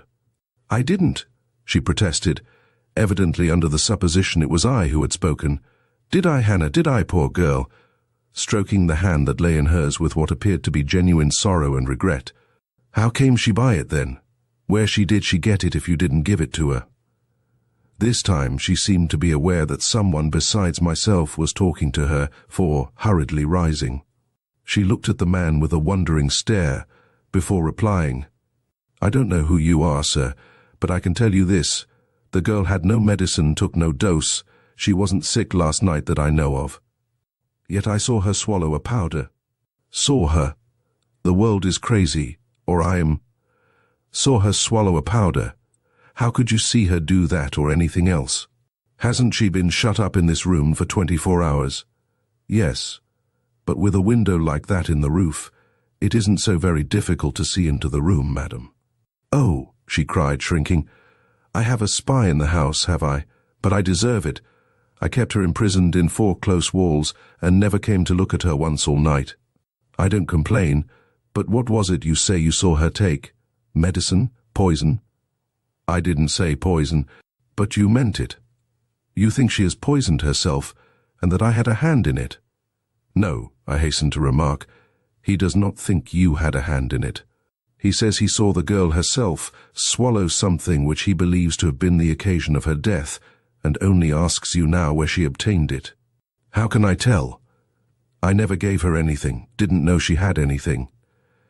Somehow I believed her, and so felt unwilling to prolong the present interview, especially as each moment delayed the action which I felt it incumbent upon us to take. So, motioning Q to depart upon his errand, I took Mrs. Belden by the hand and endeavored to lead her from the room. But she resisted, sitting down by the side of the bed with the expression, "I will not leave her again, do not ask it. Here is my place, and here I will stay. while Q, obdurate for the first time, stood staring severely upon us both, and would not move, though I urged him again to make haste, saying that the morning was slipping away, and that the telegram to Mr. Gryce ought to be sent. Till that woman leaves the room, I don't, and unless you promise to take my place in watching her, I don't quit the house. Astonished, I left her side and crossed to him. You carry your suspicions too far, I whispered, and I think you are too rude. We have seen nothing, I am sure, to warrant us in any such action. Besides, she can do no harm here. Though, as for watching her, I promise to do that much if it will relieve your mind. I don't want her watched here. Take her below. I cannot leave while she remains. Are you not assuming a trifle the master? Perhaps I don't know. If I am, it is because I have something in my possession which excuses my conduct. What is that? The letter? Yes. Agitated now in my turn, I held out my hand. Let me see, I said, not while that woman remains in the room. Seeing him implacable, I returned to Mrs. Belden. I must entreat you to come with me, said I. This is not a common death. We shall be obliged to have the coroner here and others. You had better leave the room and go below. I don't mind the coroner. He is a neighbour of mine. His coming won't prevent my watching over the poor girl until he arrives. Mrs. Belden, I said, your position as the only one conscious of the presence of this girl in your house makes it wiser for you not to invite suspicion by lingering any longer than is necessary in the room where her dead body lies. As if my neglect of her now were the best surety of my good intentions towards her in time past. It will not be neglect for you to go below with me at my earnest request. You can do no good here by staying, will, in fact, be doing harm. So, listen to me, or I shall be obliged to leave you in charge of this man and go myself to inform the authorities. This last argument seemed to affect her, for with one look of shuddering abhorrence at Q, she rose, saying, You have me in your power, and then, without another word, threw her handkerchief over the girl's face and left the room. In 2 minutes more I had the letter of which Q had spoken in my hands. It is the only one I could find, sir. It was in the pocket of the dress Mrs. Belden had on last night. The other must be lying around somewhere, but I haven't had time to find it. This will do, though, I think. You will not ask for the other. Scarcely noticing at the time with what deep significance he spoke, I opened the letter. It was the smaller of the two I had seen her draw under her shawl the day before at the post office, and read as follows, Dear, dear friend, I'm in awful trouble. You who love me must know it. I cannot explain, I can only make one prayer. Destroy what you have today instantly, without question or hesitation. The consent of anyone else has nothing to do with it. You must obey. I am lost if you refuse. Do then what I ask and save one who loves you. It was addressed to Mrs. Belden. There was no signature or date, only the postmark New York, but I knew the handwriting. It was Mary Leavenworth's. A damning letter came in the dry tones which Q seemed to think fit to adopt on this occasion, and a damning bit of evidence against the one who wrote it, and the woman who received it. A terrible piece of evidence indeed, said I. If I did not happen to know that this letter refers to the destruction of something radically different from what you suspect. It alludes to some papers in Mrs. Belden's charge, nothing else. Are you sure, sir? Quite, but we will talk of this hereafter. It is time you sent your telegram and went for the coroner. Very well, sir. And with this we parted, he to perform his role and I mine. I found Mrs. Belden walking the floor below, bewailing her situation, and uttering wild sentences as to what the neighbours would say of her, what the minister would think, what Clara, whoever that was, would do, and how she wished she had died before ever she had meddled with the affair. Succeeding in calming her after a while, I induced her to sit down and listen to what I had to say. You will only injure yourself by this display of feeling, I remarked, besides unfitting yourself for what you will presently be called upon to go through. And, laying myself out to comfort the unhappy woman, I first explained the necessities of the case, and next inquired if she had no friend upon whom she could call in this emergency.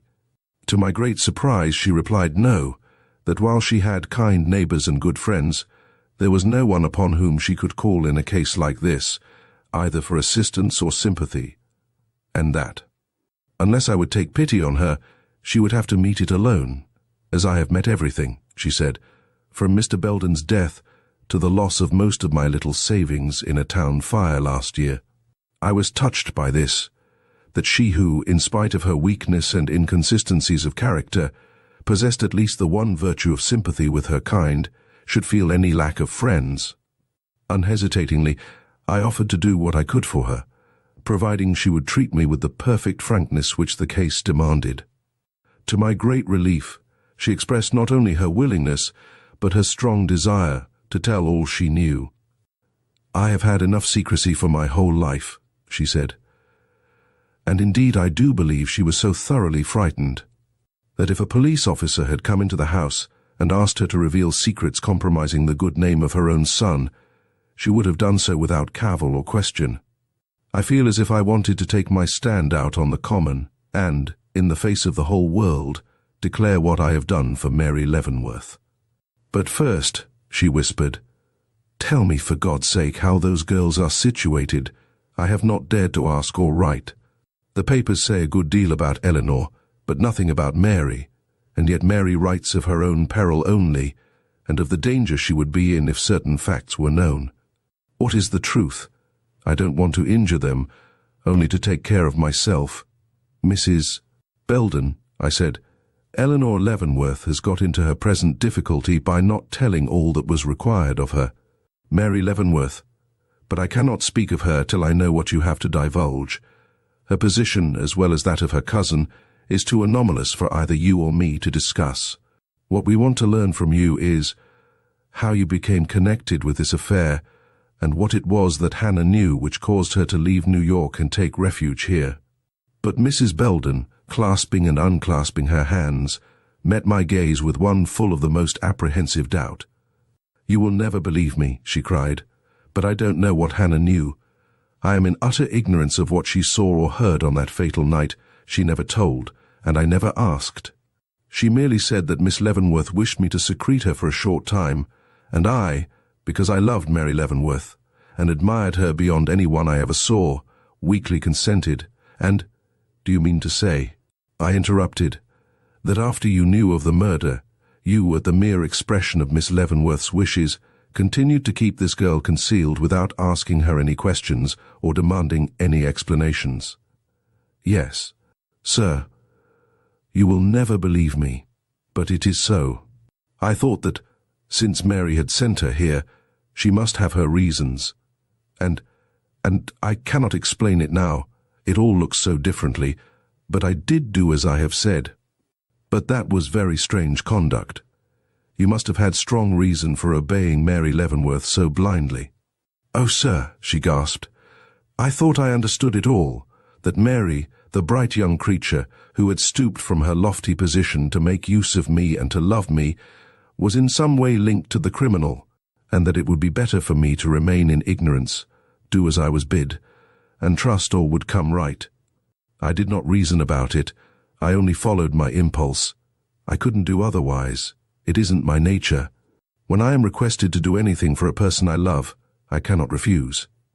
And you love Mary Leavenworth, a woman whom you yourself seem to consider capable of a great crime." "Oh, I didn't say that. I don't know as I thought that. She might be in some way connected with it, without being the actual perpetrator. She could never be that. She is too dainty." "Mrs. Belden," I said, "what do you know of Mary Leavenworth which makes even that supposition possible?" The white face of the woman before me flushed. "I scarcely know what to reply," she cried. "It is a long story, and—" "Never mind the long story," I interrupted. "Let me hear the one vital reason." "Well," said she, "it is this, that Mary was in an emergency from which nothing but her uncle's death could release her." "Ah, how's that?" But here we were interrupted by the sound of steps on the porch, and looking out, I saw Q entering the house alone. Leaving Mrs. Belden where she was, I stepped into the hall. "Well," said I, "what is the matter? Haven't you found the coroner?" "Isn't he at home?" No, gone away, off in a buggy to look after a man that was found some 10 miles from here, lying in a ditch beside a yoke of oxen. Then, as he saw my look of relief, for I was glad of this temporary delay, said with an expressive wink, "It would take a fellow a long time to go to him, if he wasn't in a hurry hours, I think." "Indeed," I returned, amused at his manner. "Rough road, very no horse I could get could travel it faster than a walk." "Well," said I, "so much the better for us. Mrs. Belden has a long story to tell and doesn't wish to be interrupted." "I understand." I nodded, and he turned towards the door. "Have you telegraphed Mr. Gryce?" I asked. "Yes, sir." "Do you think he will come?" "Yes, sir, if he has to hobble on 2 sticks. At what time do you look for him?" "You will look for him as early as 3 o'clock. I shall be among the mountains, ruefully eyeing my broken-down team." And leisurely donning his hat, he strolled away down the street, like one who has the whole day on his hands and does not know what to do with it. An opportunity being thus given for Mrs. Belden's story, she at once composed herself to the task, with the following result. Book 3, Chapter 32. Mrs. Belden's Narrative. "Cursed, destructive avarice, thou everlasting foe to love and honor." Traps Abram. "Mischief never thrives without the help of woman." The same. It will be a year next July since I first saw Mary Leavenworth. I was living at that time a most monotonous existence, loving what was beautiful, hating what was sordid, drawn by nature towards all that was romantic and uncommon, but doomed by my straitened position and the loneliness of my widowhood to spend my days in the weary round of plain sewing. I had begun to think that the shadow of a humdrum old age was settling down upon me, when one morning, in the full tide of my dissatisfaction, Mary Leavenworth stepped across the threshold of my door and, with one smile, changed the whole tenor of my life. This may seem exaggeration to you, especially when I say that her errand was simply one of business, she having heard I was handy with my needle. But if you could have seen her as she appeared that day, marked the look with which she approached me and the smile with which she left, you would pardon the folly of a romantic old woman, who beheld a fairy queen in this lovely young lady. The fact is, I was dazzled by her beauty and her charms, and when, a few days after, she came again, and crouching down on the stool at my feet, said she was so tired of the gossip and tumult down at the hotel, that it was a relief to run away and hide with someone who would let her act like the child she was, I experienced for the moment, I believe, the truest happiness of my life. Meeting her advances with all the warmth her manner invited, I found her ere long listening eagerly while I told her, almost without my own volition, the story of my past life, in the form of an amusing allegory. The next day saw her in the same place, and the next, always with the eager, laughing eyes, and the fluttering, uneasy hands, that grasped everything they touched, and broke everything they grasped. But the 4th day she was not there, nor the 5th, nor the 6th, and I was beginning to feel the old shadow settling back upon me, when one night, just as the dusk of twilight was merging into evening gloom, she came stealing in at the front door, and creeping up to my side, put her hands over my eyes with such a low, ringing laugh that I started. "You don't know what to make of me," she cried, throwing aside her cloak, and revealing herself in the full splendor of evening attire. "I don't know what to make of myself. Though it seems folly, I felt that I must run away and tell someone that a certain pair of eyes have been looking into mine, and that for the first time in my life I feel myself a woman as well as a queen." And with a glance in which coyness struggled with pride, she gathered up her cloak around her, and laughingly cried, "Have you had a visit from a flying sprite? Has one little ray of moonlight found its way into your prison for a wee moment, with Mary's laugh and Mary's snowy silk and flashing diamonds? Say," and she patted my cheek, and smiled so bewilderingly, that even now, with all the dull horror of these after-events crowding upon me, I cannot but feel something like tears spring to my eyes at the thought of it. "And so the prince has come for you?" I whispered, alluding to a story I had told her the last time she had visited me, a story in which a girl, who had waited all her life in rags and degradation for the lordly knight who was to raise her from a hovel to a throne, died just as her one lover. An honest peasant lad whom she had discarded in her pride arrived at her door with the fortune he had spent all his days in amassing for her sake. But at this she flushed and drew back towards the door. "I don't know, I am afraid not. I don't think anything about that. Princes are not so easily won," she murmured. "What, are you going?" I said, "and alone? Let me accompany you." But she only shook her fairy head and replied, "No, no, that would be spoiling the romance indeed. I have come upon you like a sprite, and like a sprite I will go." And flashing like the moonbeam she was, she glided out into the night and floated away down the street. When she next came, I observed a feverish excitement in her manner, which assured me, even plainer than the coy sweetness displayed in our last interview, that her heart had been touched by her lover's attentions. Indeed, she hinted as much before she left, saying in a melancholy tone, when I had ended my story in the usual happy way, with kisses and marriage, "I shall never marry," finishing the exclamation with a long-drawn sigh. That somehow emboldened me to say, perhaps because I knew she had no mother. And why? What reason can there be for such rosy lips saying their possessor will never marry? She gave me one quick look, and then dropped her eyes. I feared I had offended her, and was feeling very humble when she suddenly replied, in an even but low tone, "I said I should never marry, because the one man who pleases me can never be my husband." All the hidden romance in my nature started at once into life. "Why not? What do you mean, tell me?" "There is nothing to tell," said she, "only I have been so weak as to she would not say fall in love. She was a proud woman, admire a man whom my uncle will never allow me to marry." And she rose as if to go, but I drew her back. "Whom your uncle will not allow you to marry?" I repeated. "Why? Because he is poor?" "No, uncle loves money, but not to such an extent as that. Besides, Mr. Clavering is not poor.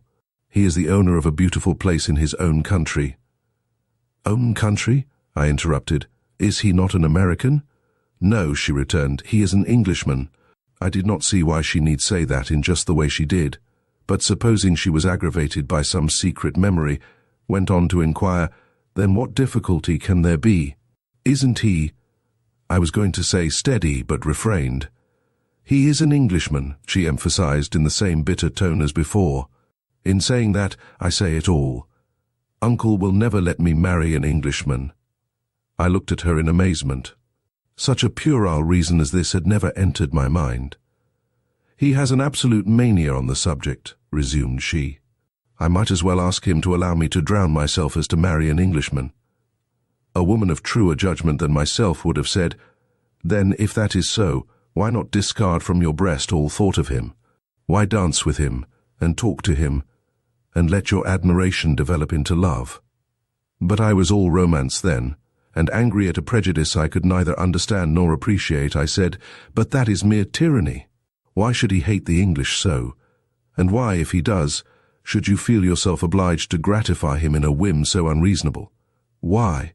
Shall I tell you, Auntie?" she said, flushing and looking away. "Yes," I returned, "tell me everything." "Well then, if you want to know the worst of me, as you already know the best, I hate to incur my uncle's displeasure, because I have always been brought up to regard myself as his heiress. And I know that if I were to marry contrary to his wishes, he would instantly change his mind and leave me penniless." "But," I cried, my romance a little dampened by this admission, "you tell me Mr. Clavering has enough to live upon, so you would not want, and if you love—" Her violet eyes fairly flashed in her amazement. "You don't understand," she said. "Mr. Clavering is not poor, but uncle is rich. I shall be a queen." There she paused, trembling and falling on my breast. "Oh, it sounds mercenary, I know, but it is the fault of my bringing up. I have been taught to worship money. I would be utterly lost without it." And yet her whole face softening with the light of another emotion, "I cannot say to Henry Clavering, 'Go. My prospects are dearer to me than you.' I cannot. Oh, I cannot." "You love him then?" said I, determined to get at the truth of the matter if possible. She rose restlessly. Isn't that a proof of love? If you knew me, you would say it was. And turning, she took her stand before a picture that hung on the wall of my sitting room. That looks like me, she said. It was one of a pair of good photographs I possessed. Yes, I remarked. That is why I prize it. She did not seem to hear me. She was absorbed in gazing at the exquisite face before her. That is a winning face, I heard her say. Sweeter than mine. I wonder if she would ever hesitate between love and money. I do not believe she would, her own countenance growing gloomy and sad as she said so. She would think only of the happiness she would confer. She is not hard like me. Eleanore herself would love this girl. I think she had forgotten my presence, for at the mention of her cousin's name she turned quickly round with a half-suspicious look, saying lightly, "My dear old Mama Hubbard looks horrified." She did not know she had such a very unromantic little wretch for a listener, when she was telling all those wonderful stories of love-slaying dragons, and living in caves, and walking over burning ploughshares as if they were tufts of spring grass.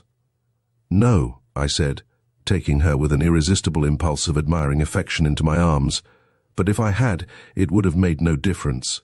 I should still have talked about love, and of all it can do to make this weary workaday world sweet and delightful."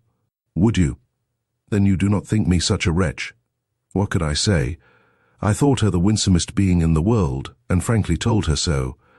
Instantly she brightened into her very gayest self. Not that I thought then, much less do I think now, she partially cared for my good opinion. But her nature demanded admiration, and unconsciously blossomed under it, as a flower under the sunshine. "And you will still let me come and tell you how bad I am, that is, if I go on being bad, as I doubtless shall to the end of the chapter? You will not turn me off. I will never turn you off. Not if I should do a dreadful thing, not if I should run away with my lover some fine night, and leave Uncle to discover how his affectionate partiality had been requited." It was lightly said and lightly meant, for she did not even wait for my reply, but its seed sank deep into our two hearts for all that, and for the next few days I spent my time in planning how I should manage. If it should ever fall to my lot to conduct to a successful issue so enthralling a piece of business as an elopement. You may imagine, then, how delighted I was when one evening Hannah, this unhappy girl who is now lying dead under my roof, and who was occupying the position of lady's maid to Miss Mary Leavenworth at that time, came to my door with a note from her mistress, running thus: "Have the loveliest story of the season ready for me tomorrow, and let the prince be as handsome as someone you have heard of, and the princess as foolish as your little yielding pet, Mary," which short note could only mean that she was engaged.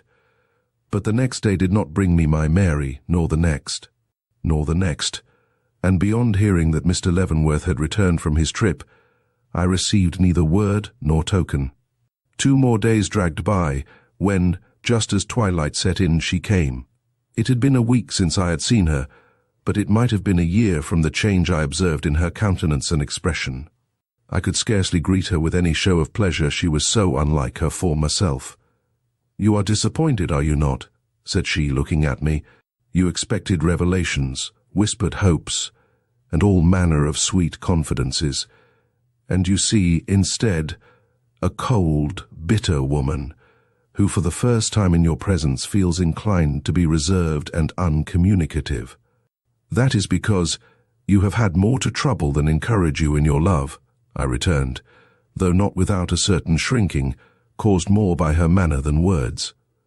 She did not reply to this, but rose and paced the floor, coldly at first, but afterwards with a certain degree of excitement that proved to be the prelude to a change in her manner. For, suddenly pausing, she turned to me and said, "Mr. Clavering has left Mrs. Belden. Left? Yes, my uncle commanded me to dismiss him, and I obeyed." The work dropped from my hands in my heartfelt disappointment. "Ah, then he knows of your engagement to Mr. Clavering?" Yes, he had not been in the house 5 minutes before Eleanore told him. "Then she knew?" Yes, with a half sigh. She could hardly help it. I was foolish enough to give her the cue in my first moment of joy and weakness. I did not think of the consequences, but I might have known. She is so conscientious. I do not call it conscientiousness to tell another secrets, I returned. That is because you are not Eleanore. Not having a reply for this, I said, and so your uncle did not regard your engagement with favour? Favour? Did I not tell you he would never allow me to marry an Englishman? He said he would sooner see me buried. And you yielded, made no struggle. Let the hard, cruel man have his way. She was walking off to look again at that picture which had attracted her attention the time before, but at this word gave me one little sidelong look that was inexpressibly suggestive. I obeyed him when he commanded, if that is what you mean. And dismissed Mr. Clavering after having given him your word of honour to be his wife. Why not, when I found I could not keep my word? Then you have decided not to marry him. She did not reply at once, but lifted her face mechanically to the picture. My uncle would tell you that I decided to be governed wholly by his wishes. She responded at last with what I felt was self-scornful bitterness. Greatly disappointed, I burst into tears. "Oh, Mary!" I cried, "Oh, Mary!" and instantly blushed, startled that I had called her by her first name, but she did not appear to notice. "Have you any complaint to make?" she asked. "Is it not my manifest duty to be governed by my uncle's wishes? Has he not brought me up from childhood, lavished every luxury upon me, made me all I am, even to the love of riches which he has instilled into my soul with every gift he has thrown into my lap? Every word he has dropped into my ear since I was old enough to know what riches meant? Is it for me now to turn my back upon fostering care so wise, beneficent, and free, just because a man whom I have known some 2 weeks chances to offer me in exchange what he pleases to call his love?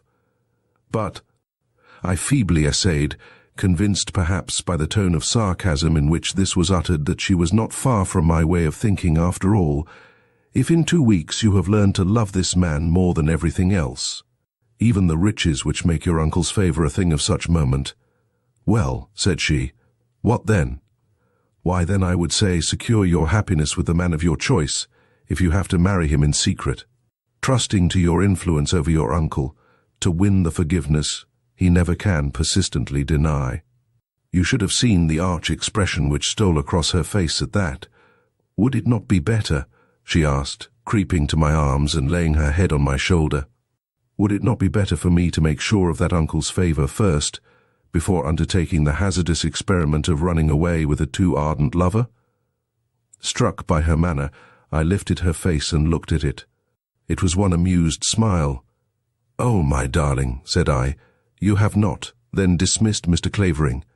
"I have sent him away," she whispered demurely, "but not without hope." She burst into a ringing laugh. "Oh, you dear old Mamma Hubbard, what a matchmaker you are, to be sure. You appear as much interested as if you were the lover yourself." "But tell me," I urged. In a moment her serious mood returned. "He will wait for me," said she. The next day I submitted to her the plan I had formed for her clandestine intercourse with Mr. Clavering. It was for them both to assume names, she taking mine, as one less liable to provoke conjecture than a strange name, and he that of Leroy Robbins. The plan pleased her, and with the slight modification of a secret sign being used on the envelope, to distinguish her letters from mine, was at once adopted. And so it was I took the fatal step that has involved me in all this trouble, with the gift of my name to this young girl to use as she would and sign what she would. I seemed to part with what was left me of judgment and discretion. Henceforth, I was only her scheming, planning, devoted slave, now copying the letters which she brought me, and enclosing them to the false name we had agreed upon, and now busying myself in devising ways to forward to her those which I received from him, without risk of discovery. Hannah was the medium we employed, as Mary felt it would not be wise for her to come too often to my house. To this girl's charge, then, I gave such notes as I could not forward in any other way, secure in the reticence of her nature as well as in her inability to read. That these letters addressed to Mrs. Amy Belden would arrive at their proper destination without mishap, and I believe they always did. At all events, no difficulty that I ever heard of arose out of the use of this girl as a go-between. But a change was at hand. Mr. Clavering, who had left an invalid mother in England, was suddenly summoned home. He prepared to go, but, flushed with love, distracted by doubts, smitten with the fear that, once withdrawn from the neighborhood of a woman so universally courted as Mary, he would stand small chance of retaining his position in her regard, he wrote to her, telling his fears and asking her to marry him before he went. "Make me your husband, and I will follow your wishes in all things," he wrote. "The certainty that you are mine will make parting possible. Without it, I cannot go. No, not if my mother should die without the comfort of saying goodbye to her only child. By some chance, she was in my house when I brought this letter from the post office, and I shall never forget how she started when she read it. But from looking as if she had received an insult, she speedily settled down into a calm consideration of the subject, writing and delivering into my charge for copying a few lines in which she promised to accede to his request if he would agree to leave the public declaration of the marriage to her discretion, and consent to bid her farewell at the door of the church or wherever the ceremony of marriage should take place, never to come into her presence again till such declaration had been made. Of course, this brought in a couple of days the sure response, "Anything, so you will be mine." And Amy Belden's wits and powers of planning were all summoned into requisition for the second time, to devise how this matter could be arranged without subjecting the parties to the chance of detection. I found the thing very difficult. In the first place, it was essential that the marriage should come off within 3 days, Mr. Clavering having, upon the receipt of her letter, secured his passage upon a steamer that sailed on the following Saturday, and, next, both he and Miss Leavenworth were too conspicuous in their personal appearance to make it at all possible for them to be secretly married, anywhere within gossiping distance of this place. And yet it was desirable that the scene of the ceremony should not be too far away, or the time occupied in effecting the journey to and from the place would necessitate an absence from the hotel on the part of Miss Leavenworth long enough to arouse the suspicions of Eleanore, something which Mary felt it wiser to avoid. Her uncle, I have forgotten to say, was not here, having gone away again shortly after the apparent dismissal of Mr. Clavering. Then, was the only town I could think of which combined the two advantages of distance and accessibility, although upon the railroad it was an insignificant place, and had, what was better yet, a very obscure man for its clergyman, living, which was best of all, not 10 rods from the depot. If they could meet there. Making inquiries, I found that it could be done, and, all alive to the romance of the occasion, proceeded to plan the details. And now I am coming to what might have caused the overthrow of the whole scheme. I allude to the detection on the part of Eleanore of the correspondence between Mary and Mr. Clavering. It happened thus. Hannah, who, in her frequent visits to my house, had grown very fond of my society, had come in to sit with me for a while one evening. She had not been in the house, however, more than 10 minutes before there came a knock at the front door, and going to it I saw Mary, as I supposed, from the long cloak she wore, standing before me. Thinking she had come with a letter for Mr. Clavering, I grasped her arm and drew her into the hall, saying, "Have you got it? I must post it tonight, or he will not receive it in time." There I paused, for, the panting creature I had by the arm turning upon me, I saw myself confronted by a stranger. "You have made a mistake," she cried. "I am Eleanore Leavenworth, and I have come for my girl Hannah. Is she here?" I could only raise my hand in apprehension and point to the girl sitting in the corner of the room before her. Miss Leavenworth immediately turned back. "Hannah, I want you," said she, and would have left the house without another word, but I caught her by the arm. "Oh, Miss—" I began, but she gave me such a look I dropped her arm. "I have nothing to say to you," she cried in a low, thrilling voice. "Do not detain me." And, with a glance to see if Hannah were following her, she went out. For an hour, I sat crouched on the stair just where she had left me. Then I went to bed, but I did not sleep a wink that night. You can imagine then my wonder when, with the first glow of the early morning light, Mary, looking more beautiful than ever, came running up the steps and into the room where I was, with the letter for Mr. Clavering trembling in her hand. "Oh," I cried in my joy and relief. Didn't she understand me then? The gay look on Mary's face turned to one of reckless scorn. "If you mean Eleanore, yes. She is duly initiated, Mama Hubbard. Knows that I love Mr. Clavering and write to him. I couldn't keep it secret after the mistake you made last evening. So I did the next best thing, told her the truth. Not that you were about to be married." "Certainly not. I don't believe in unnecessary communications. And you did not find her as angry as you expected?" "I will not say that she was angry enough. And yet," continued Mary, with a burst of self-scornful penitence, "I will not call Eleanor's lofty indignation anger. She was grieved, Mama Hubbard. Grieved." And with a laugh which I believe was rather the result of her own relief than of any wish to reflect on her cousin, she threw her head on one side and eyed me with a look which seemed to say, "Do I plague you so very much, you dear old Mama Hubbard?" She did plague me, and I could not conceal it. "And will she not tell her uncle?" I gasped. The naive expression on Mary's face quickly changed. "No," said she. I felt a heavy hand, hot with fever, lifted from my heart. "And we can still go on?" She held out the letter for reply. The plan agreed upon between us for the carrying out of our intentions was this. At the time appointed, Mary was to excuse herself to her cousin upon the plea that she had promised to take me to see a friend in the next town. She was then to enter a buggy previously ordered and drive here, where I was to join her. We were then to proceed immediately to the minister's house in F, where we had reason to believe we should find everything prepared for us. But in this plan, simple as it was, one thing was forgotten, and that was the character of Eleanor's love for her cousin. That her suspicions would be aroused we did not doubt, but that she would actually follow Mary up and demand an explanation of her conduct was what neither she, who knew her so well, nor I, who knew her so little, ever imagined possible.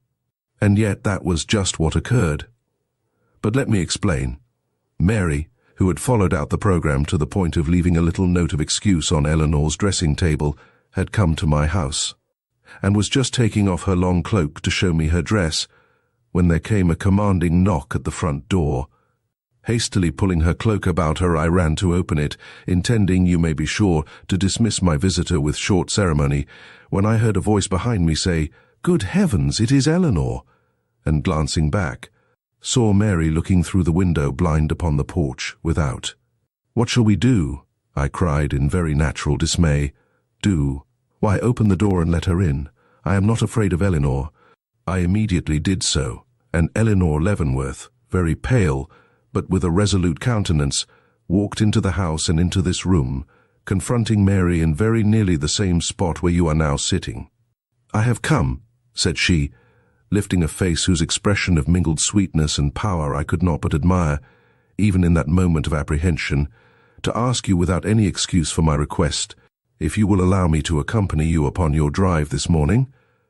Mary, who had drawn herself up to meet some word of accusation or appeal, turned carelessly away to the glass. "I am very sorry," she said, "but the buggy holds only 2, and I shall be obliged to refuse. I will order a carriage, but I do not wish your company, Eleanore. We are off on a pleasure trip, and desire to have our fun by ourselves, and you will not allow me to accompany you. I cannot prevent your going in another carriage." Eleanor's face grew yet more earnest in its expression. "Mary," said she, "we have been brought up together. I am your sister in affection if not in blood, and I cannot see you start upon this adventure with no other companion than this woman. Then tell me, shall I go with you, as a sister, or on the road behind you as the enforced guardian of your honor against your will?" "My honor? You are going to meet Mr. Clavering." "Well, 20 miles from home." "Well, now is it discreet or honorable in you to do this?" Mary's haughty lip took an ominous curve. "The same hand that raised you has raised me," she cried bitterly. "This is no time to speak of that," returned Eleanore. Mary's countenance flushed. All the antagonism of her nature was aroused. She looked absolutely Juno, like in her wrath and reckless menace. "Eleanor," she cried, "I am going to marry Mr. Clavering now. Do you wish to accompany me?" "I do." Mary's whole manner changed. Leaping forward, she grasped her cousin's arm and shook it. "For what reason?" she cried. "What do you intend to do?" "To witness the marriage, if it be a true one, to step between you and shame if any element of falsehood should come in to affect its legality." Mary's hand fell from her cousin's arm. "I do not understand you," said she.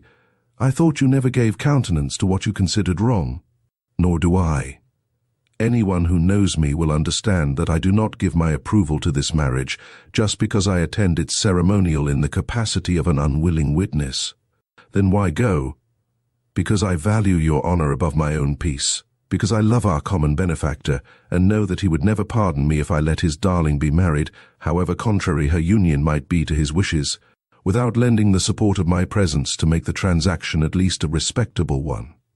But in so doing you will be involved in a world of deception which you hate.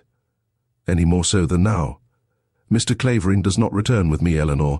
"No, I suppose not. I leave him immediately after the ceremony." Eleanor bowed her head. "He goes to Europe." A pause. "And I return home." "There to wait for what, Mary?" Mary's face crimsoned, and she turned slowly away. "What every other girl does under such circumstances, I suppose. The development of more reasonable feelings in an obdurate parent's heart." Eleanor sighed, and a short silence ensued, broken by Eleanor suddenly falling upon her knees and clasping her cousin's hand. "Oh, Mary," she sobbed, her haughtiness all disappearing in a gush of wild entreaty. "Consider what you are doing. Think, before it is too late, of the consequences which must follow such an act as this.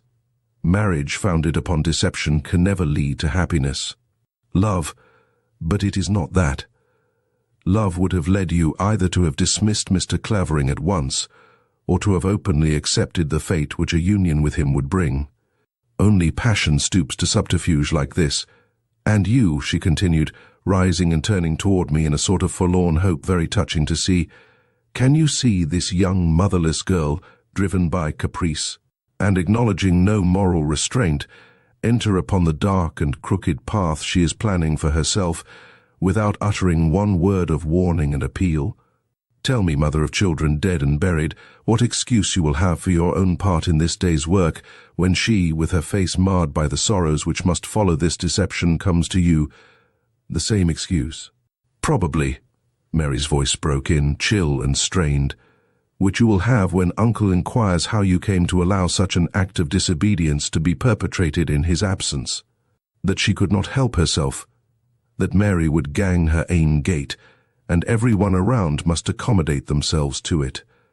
It was like a draught of icy air suddenly poured into a room heated up to fever point.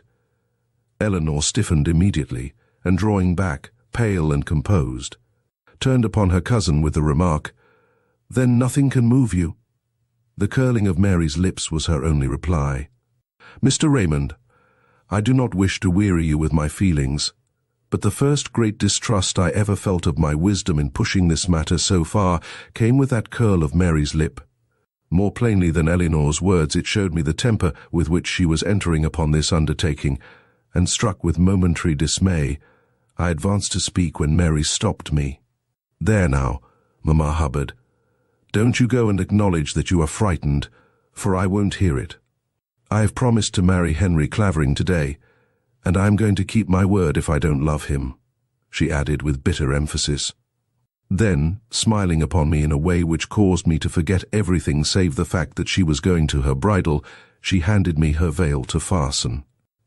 As I was doing this with very trembling fingers, she said, looking straight at Eleanor, "You have shown yourself more interested in my fate than I had any reason to expect. Will you continue to display this concern all the way to or may I hope for a few moments of peace in which to dream upon the step which, according to you, is about to hurl upon me such dreadful consequences?" "If I go with you to Eleanor returned, "it is as a witness, no more. My sisterly duty is done."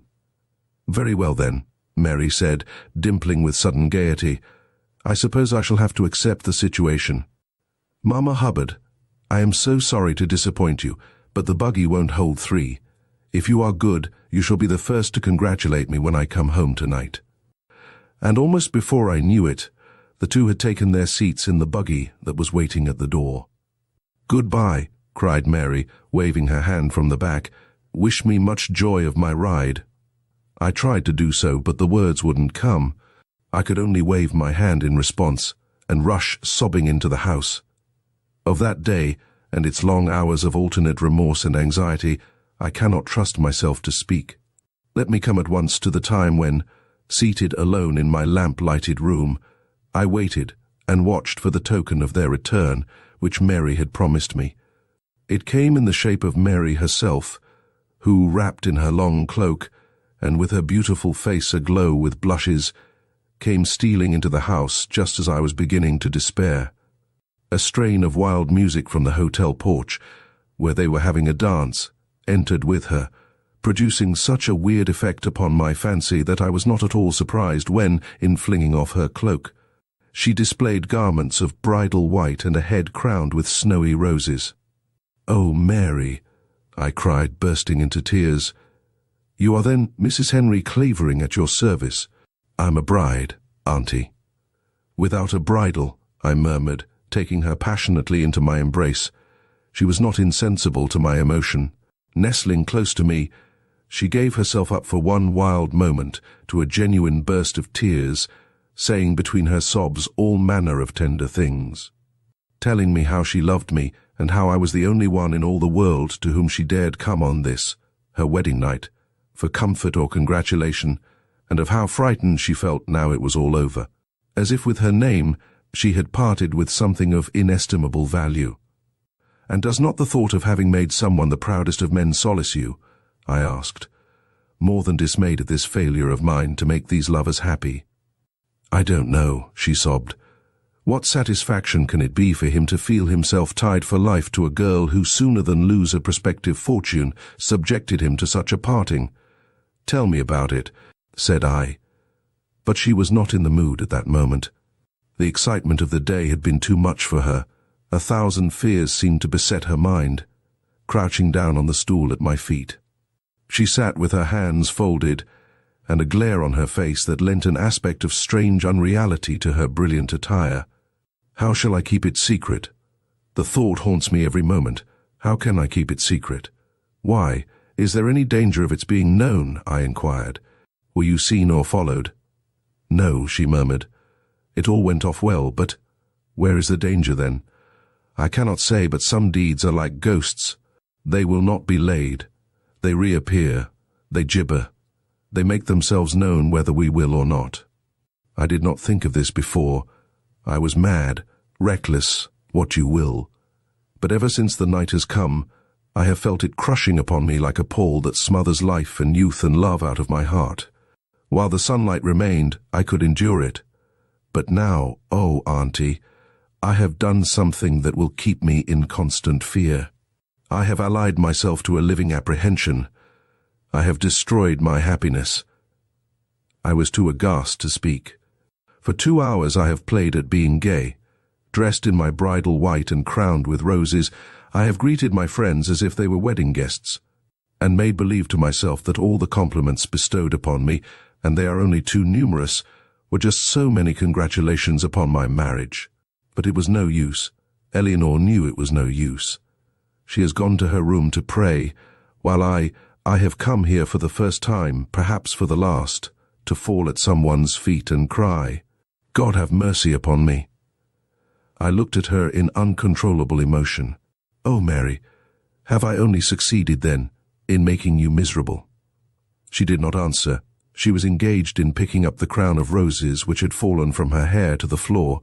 "If I had not been taught to love money so," she said at length, "if, like Eleanore, I could look upon the splendor which has been ours from childhood as a mere accessory of life, easy to be dropped at the call of duty or affection, if prestige, adulation, and elegant belongings were not so much to me, or love, friendship, and domestic happiness more, if only I could walk a step without dragging the chain of 1,000 luxurious longings after me, Eleanore can.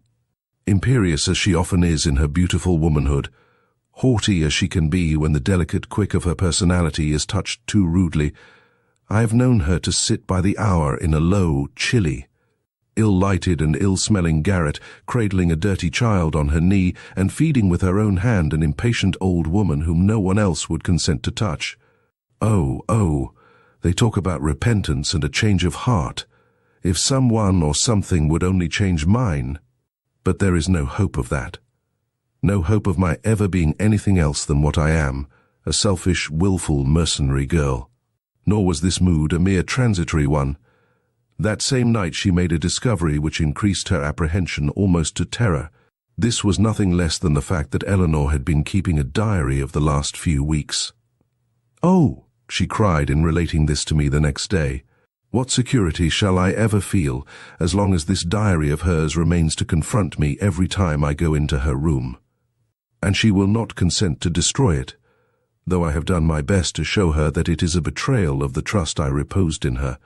She says it is all she has to show in the way of defense if Uncle should ever accuse her of treachery to him and his happiness. She promises to keep it locked up, but what good will that do? 1,000 accidents might happen, any of them sufficient to throw it into Uncle's hands. I shall never feel safe for a moment while it exists." I endeavored to calm her by saying that if Eleanore was without malice, such fears were groundless. But she would not be comforted, and seeing her so wrought up, I suggested that Eleanore should be asked to trust it into my keeping till such time as she should feel the necessity of using it. The idea struck Mary favourably. "Oh yes," she cried, "and I will put my certificate with it, and so get rid of all my care at once."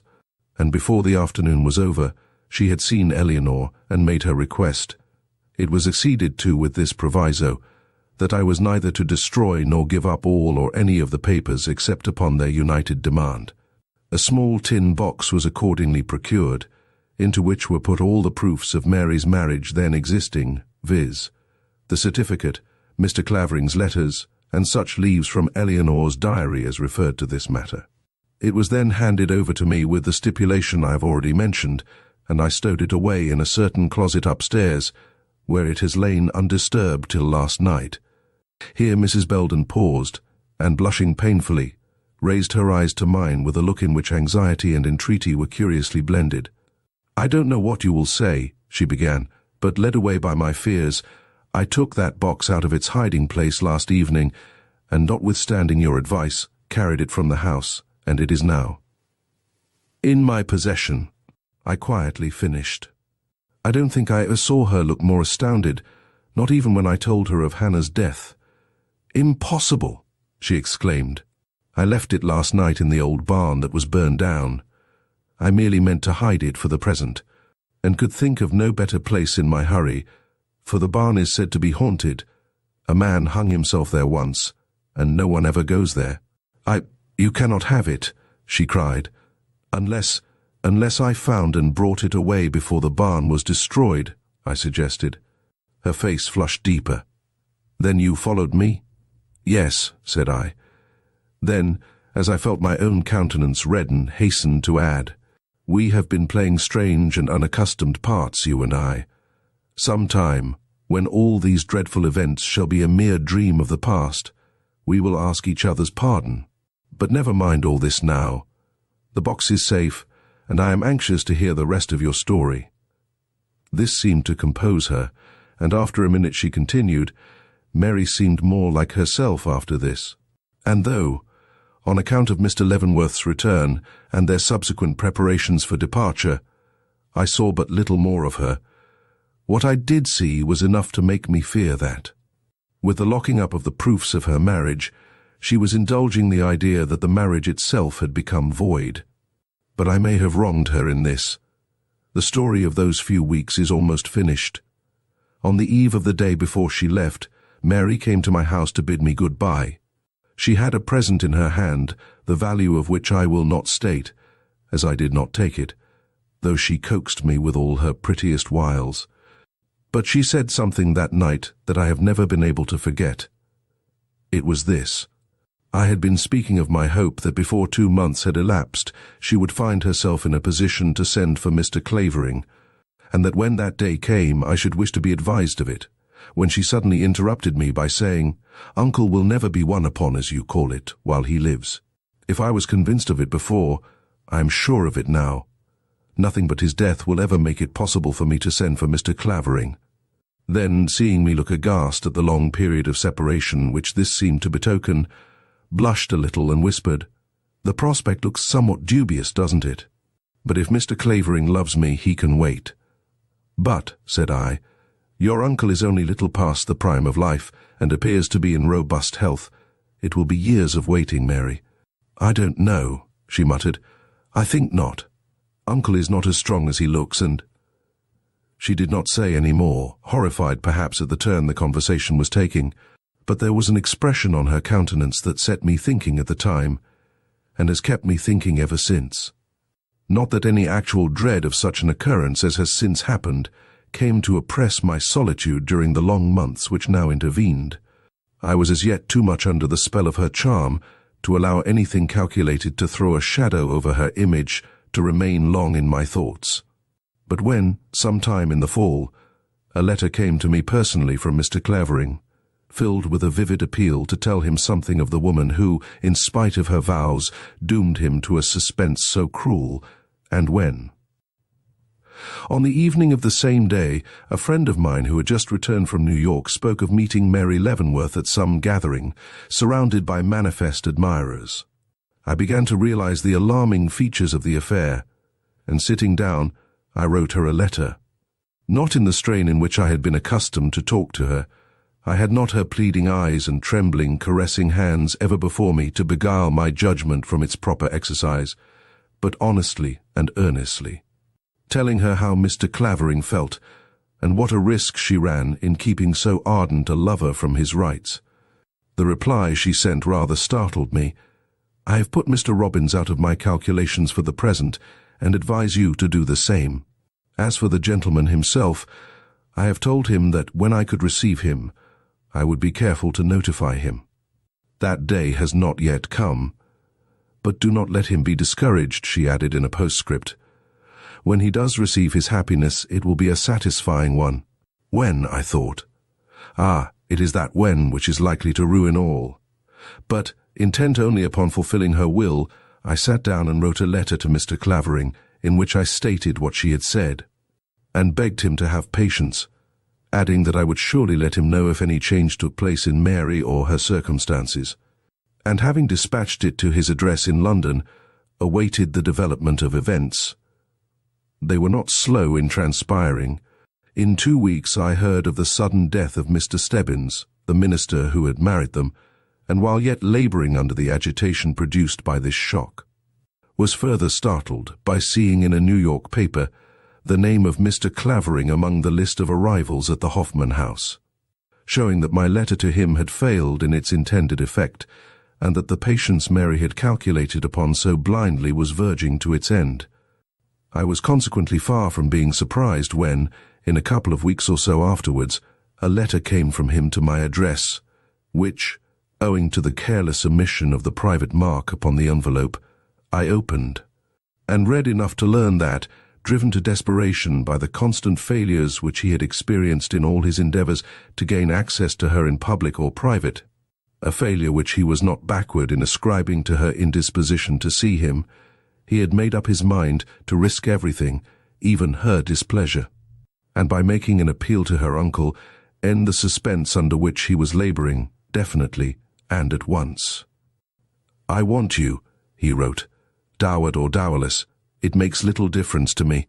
If you will not come of yourself, then I must follow the example of the brave knights, my ancestors, storm the castle that holds you, and carry you off by force of arms.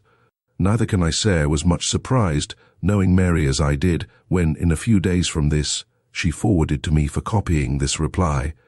If Mr. Robbins ever expects to be happy with Amy Belden, let him reconsider the determination of which he speaks. Not only would he by such an action succeed in destroying the happiness of her he professes to love, but run the greater risk of effectually annulling the affection which makes the tie between them endurable. To this, there was neither date nor signature. It was the cry of warning which a spirited, self-contained creature gives when brought to bay.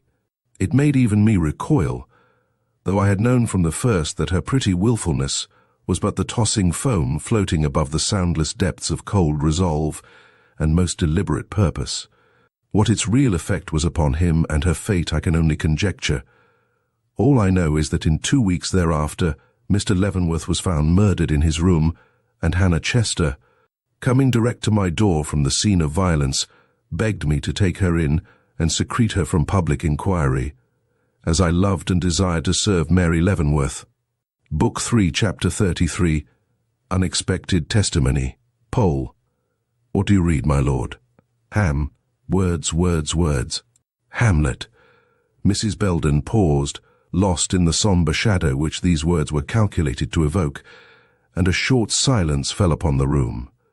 It was broken by my asking for some account of the occurrence she had just mentioned, it being considered a mystery how Hannah could have found entrance into her house without the knowledge of the neighbours.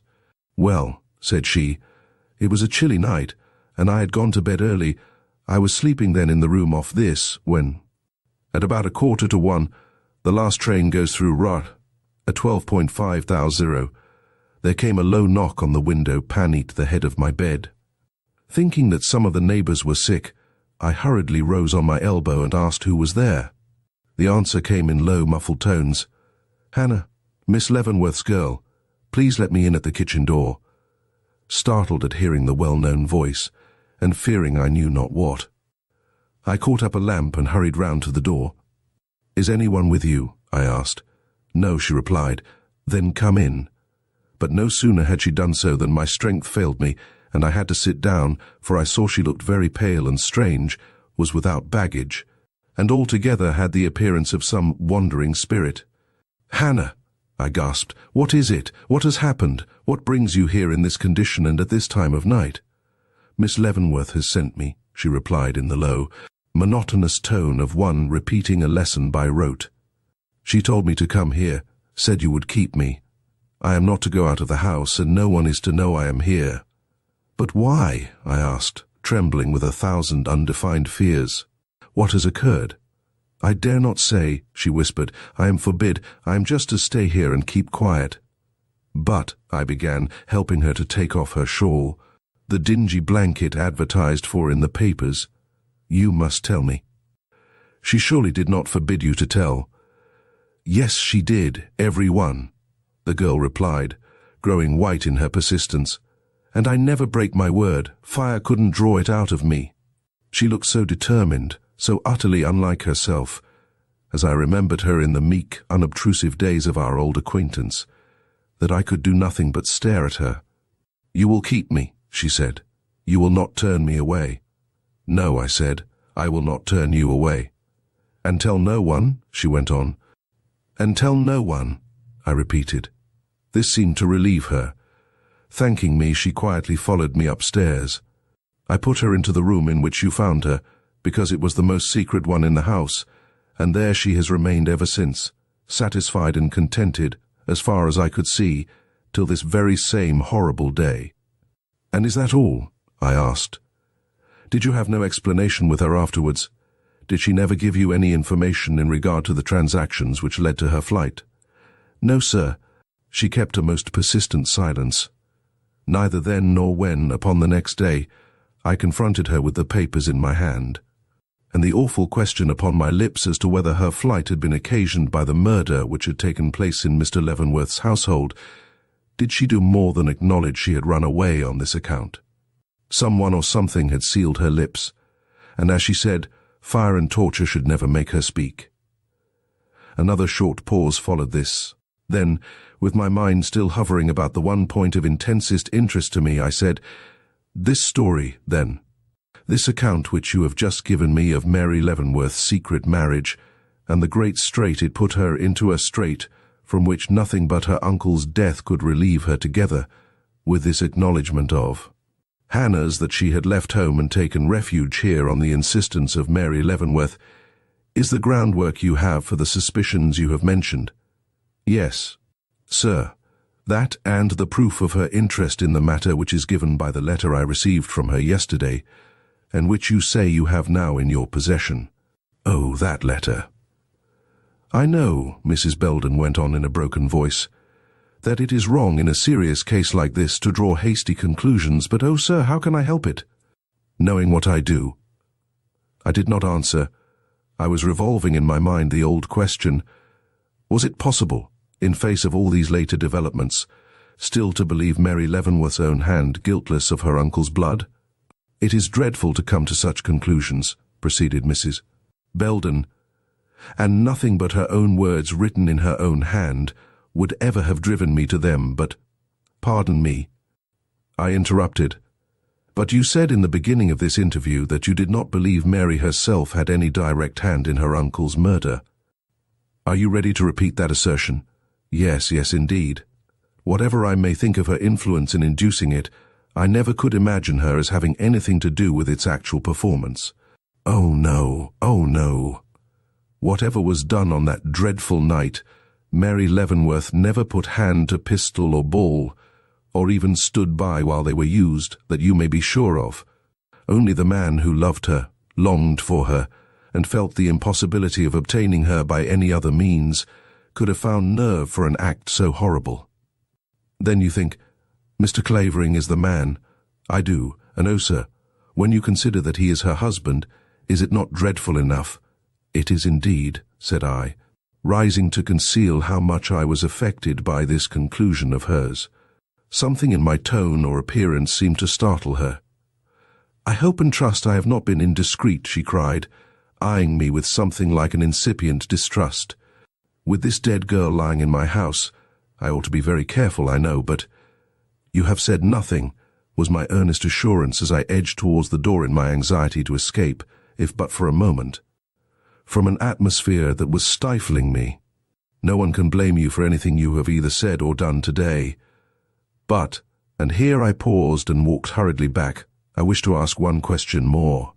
Have you any reason, beyond that of natural repugnance to believing a young and beautiful woman guilty of a great crime, for saying what you have of Henry Clavering, a gentleman who has hitherto been mentioned by you with respect? No, she whispered, with a touch of her old agitation. I felt the reason insufficient, and turned away with something of the same sense of suffocation with which I had heard that the missing key had been found in Eleanore Leavenworth's possession. You must excuse me, I said. I want to be a moment by myself, in order to ponder over the facts which I have just heard. I will soon return, and without further ceremony, hurried from the room. By some indefinable impulse, I went immediately upstairs, and took my stand at the western window of the large room directly over Mrs. Belden. The blinds were closed, the room was shrouded in funereal gloom, but its somberness and horror were for the moment unfelt. I was engaged in a fearful debate with myself. Was Mary Leavenworth the principal, or merely the accessory, in this crime? Did the determined prejudice of Mr. Gryce, the convictions of Eleanore, the circumstantial evidence even of such facts as had come to our knowledge, preclude the possibility that Mrs. Belden's conclusions were correct? That all the detectives interested in the affair would regard the question as settled, I did not doubt, but need it be? Was it utterly impossible to find evidence yet that Henry Clavering was, after all, the assassin of Mr. Leavenworth? Filled with the thought, I looked across the room to the closet where lay the body of the girl who, according to all probability, had known the truth of the matter, and a great longing seized me. Oh, why could not the dead be made to speak? Why should she lie there so silent, so pulseless, so inert, when a word from her were enough to decide the awful question? Was there no power to compel those pallid lips to move? Carried away by the fervor of the moment, I made my way to her side. Ah, God, how still! With what a mockery the closed lips and lids confronted my demanding gaze. A stone could not have been more unresponsive. With a feeling that was almost like anger, I stood there, when what was it I saw protruding from beneath her shoulders where they crushed against the bed? An envelope? A letter? Yes. Dizzy with the sudden surprise, overcome with the wild hopes this discovery awakened, I stooped in great agitation and drew the letter out. It was sealed but not directed. Breaking it hastily open, I took a glance at its contents. Good heavens! It was the work of the girl herself. Its very appearance was enough to make that evident. Feeling as if a miracle had happened, I hastened with it into the other room and set myself to decipher the awkward scrawl. This is what I saw, rudely printed in lead pencil on the inside of a sheet of common writing paper. I am a wicked girl. I have none things all the time which I had ought to have told, but I didn't dare to. He said he would kill me if I did. I many the tall, splendid-looking gentleman with the black moustache who I met coming out of Mr. Leavenworth's room with a key in his hand the night Mr. Leavenworth was murdered. He was so scared he gave me money and made me go away and come here and keep everything secret, but I can't do so no longer. I seem to see Miss Eleanor all the time crying and asking me if I want her sent to prison. God knows I'd rather die. And this is the truth and my last words, and I pray everybody's forgiveness and hope nobody will blame me and that they won't bother Miss Eleanor any more, but go and look after the handsome gentleman with the black moustache. Book 4. The Problem Solved. Book 4, Chapter 34. Mr. Gryce resumes control. It out-Herods Herod. Hamlet. A thing devised by the enemy. Richard III. A half-hour had passed. The train upon which I had every reason to expect Mr. Gryce had arrived, and I stood in the doorway awaiting with indescribable agitation the slow and laboured approach of the motley group of men and women whom I had observed leave the depot at the departure of the cars. Would he be among them?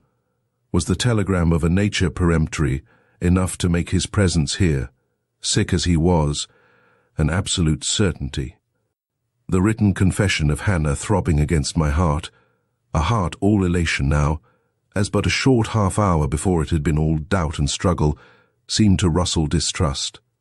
And the prospect of a long afternoon spent in impatience was rising before me, when a portion of the advancing crowd turned off into a side street, and I saw the form of Mr. Gryce hobbling, not on 2 sticks, but very painfully on one, coming slowly down the street.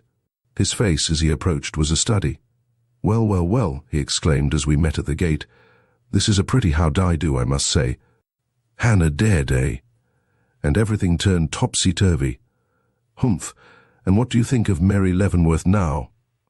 It would therefore seem natural, in the conversation which followed his introduction into the house and installment in Mrs. Belden's parlour, that I should begin my narration by showing him Hannah's confession, but it was not so. Whether it was that I felt anxious to have him go through the same alternations of hope and fear it had been my lot to experience since I came to R, or whether, in the depravity of human nature, there lingered within me sufficient resentment for the persistent disregard he had always paid to my suspicions of Henry Clavering, to make it a matter of moment to me to spring. This knowledge upon him just at the instant his own convictions seemed to have reached the point of absolute certainty I cannot say. Enough that it was not till I had given him a full account of every other matter connected with my stay in this house, not till I saw his eye beaming, and his lip quivering with the excitement incident upon the perusal of the letter from Mary, found in Mrs. Belden's pocket, not indeed, until I became assured from such expressions as "tremendous," the deepest game of the season, nothing like it since the Lafarge affair, that in another moment he would be uttering some theory or belief that once heard would forever stand like a barrier between us. Did I allow myself to hand him the letter I had taken from under the dead body of Hannah? I shall never forget his expression as he received it. "Good heavens," cried he, "what's this?" "A dying confession of the girl Hannah. I found it lying in her bed when I went up, a half-hour ago, to take a second look at her." Opening it, he glanced over it with an incredulous air that speedily, however, turned to one of the utmost astonishment. As he hastily perused it, and then stood turning it over and over in his hand, examining it. "A remarkable piece of evidence," I observed, not without a certain feeling of triumph. "Quite changes the aspect of affairs." "Think so?" he sharply retorted. Then, whilst I stood staring at him in amazement, his manner was so different from what I expected, looked up and said, "You tell me that you found this in her bed. Whereabouts in her bed?" "Under the body of the girl herself," I returned. "I saw one corner of it protruding from beneath her shoulders and drew it out."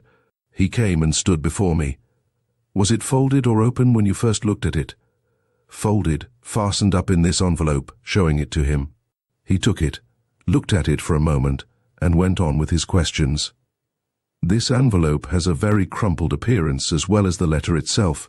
Were they so when you found them?" "Yes, not only so, but doubled up as you see." "Doubled up? You are sure of that?"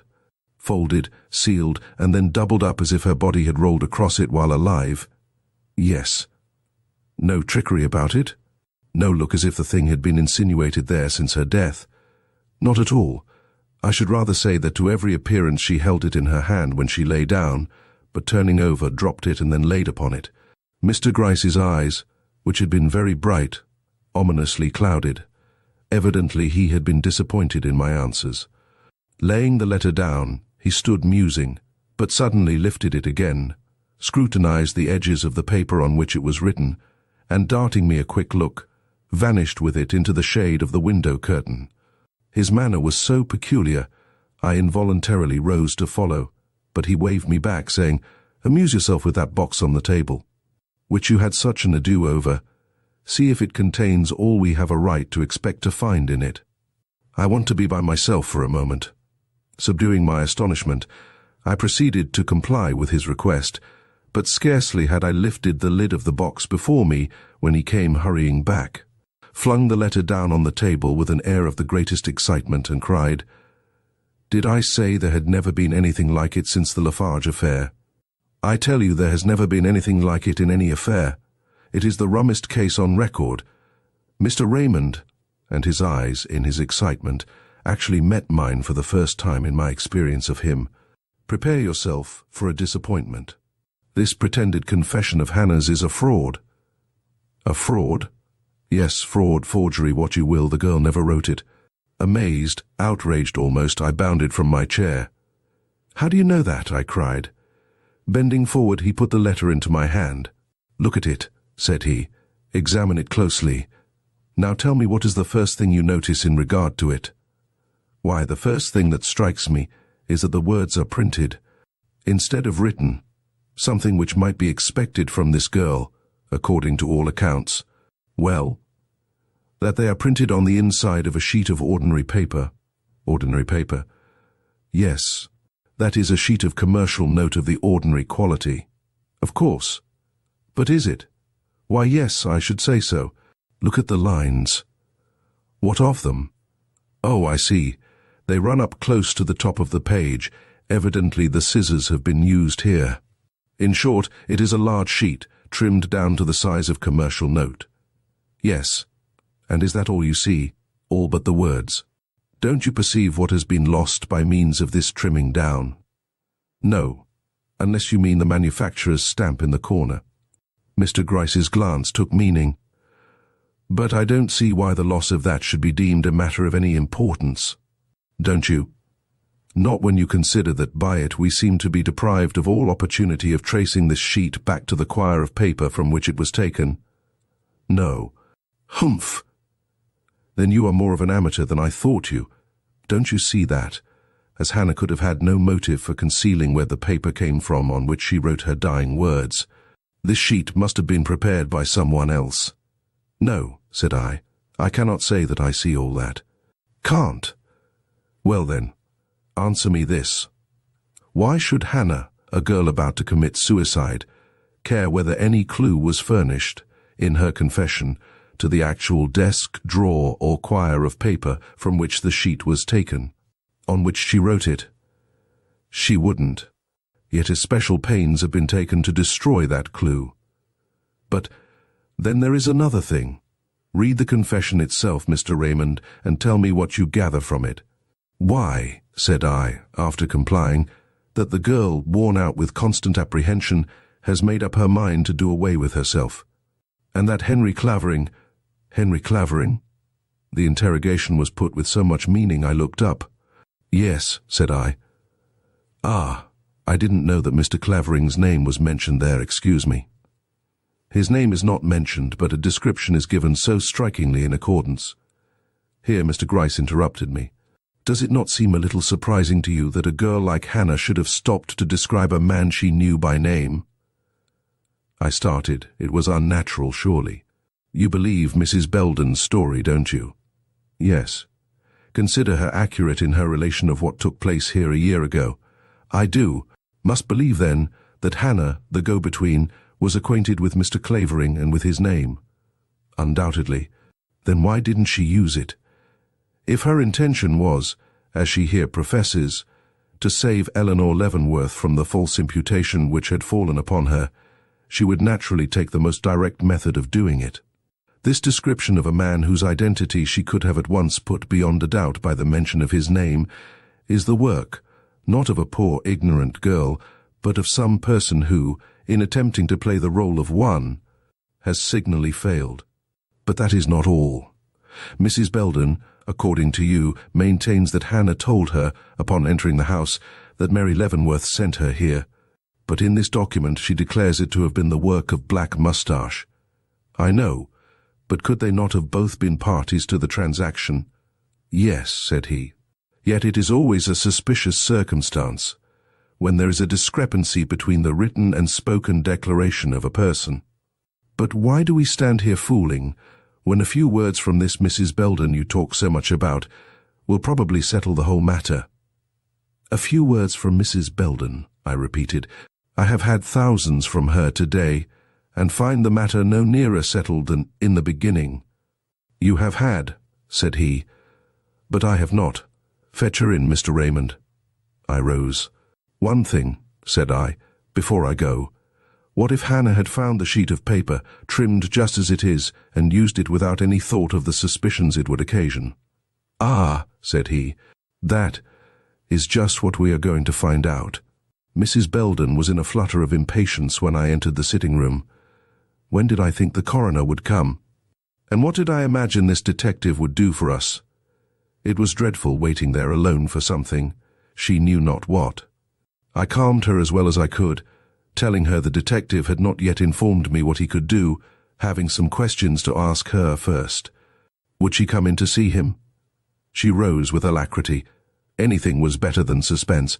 Mr. Gryce, who in the short interim of my absence had altered his mood from the severe to the beneficent, received Mrs. Belden with just that show of respectful courtesy likely to impress a woman as dependent as she upon the good opinion of others.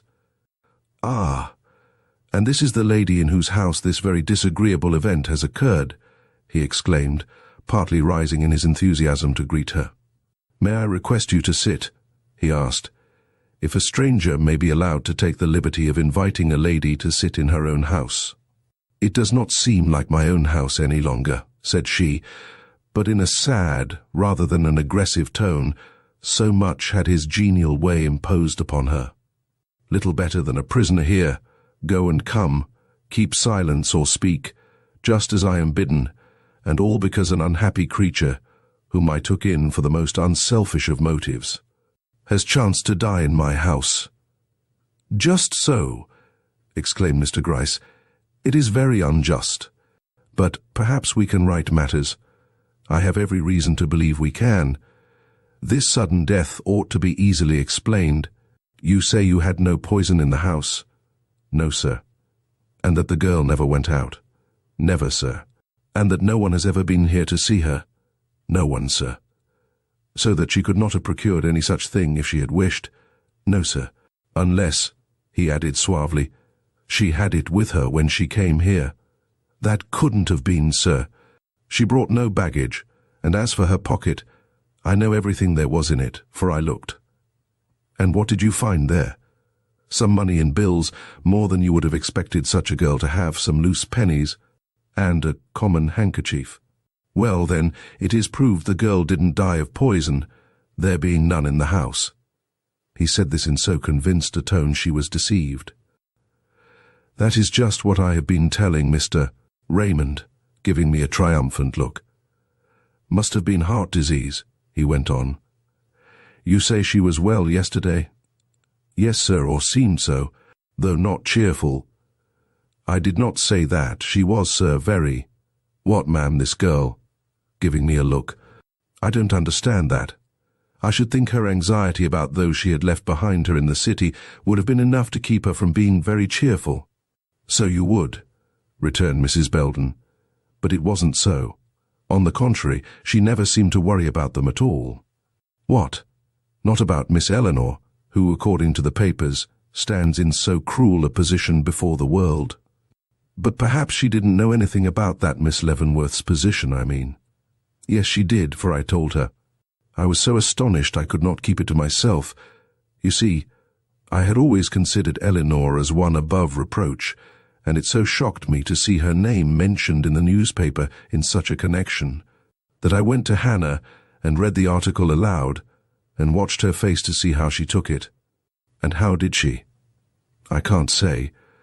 She looked as if she didn't understand, asked me why I read such things to her, and told me she didn't want to hear any more, that I had promised not to trouble her about this murder, and that if I continued to do so she wouldn't listen.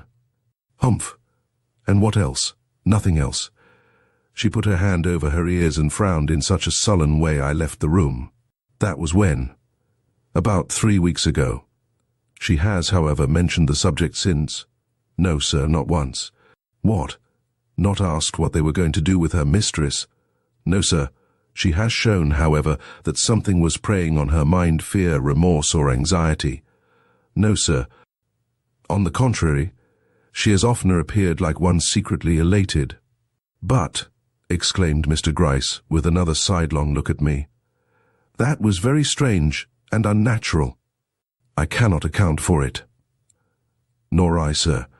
I used to try to explain it by thinking her sensibilities had been blunted, or that she was too ignorant to comprehend the seriousness of what had happened, but as I learned to know her better, I gradually changed my mind.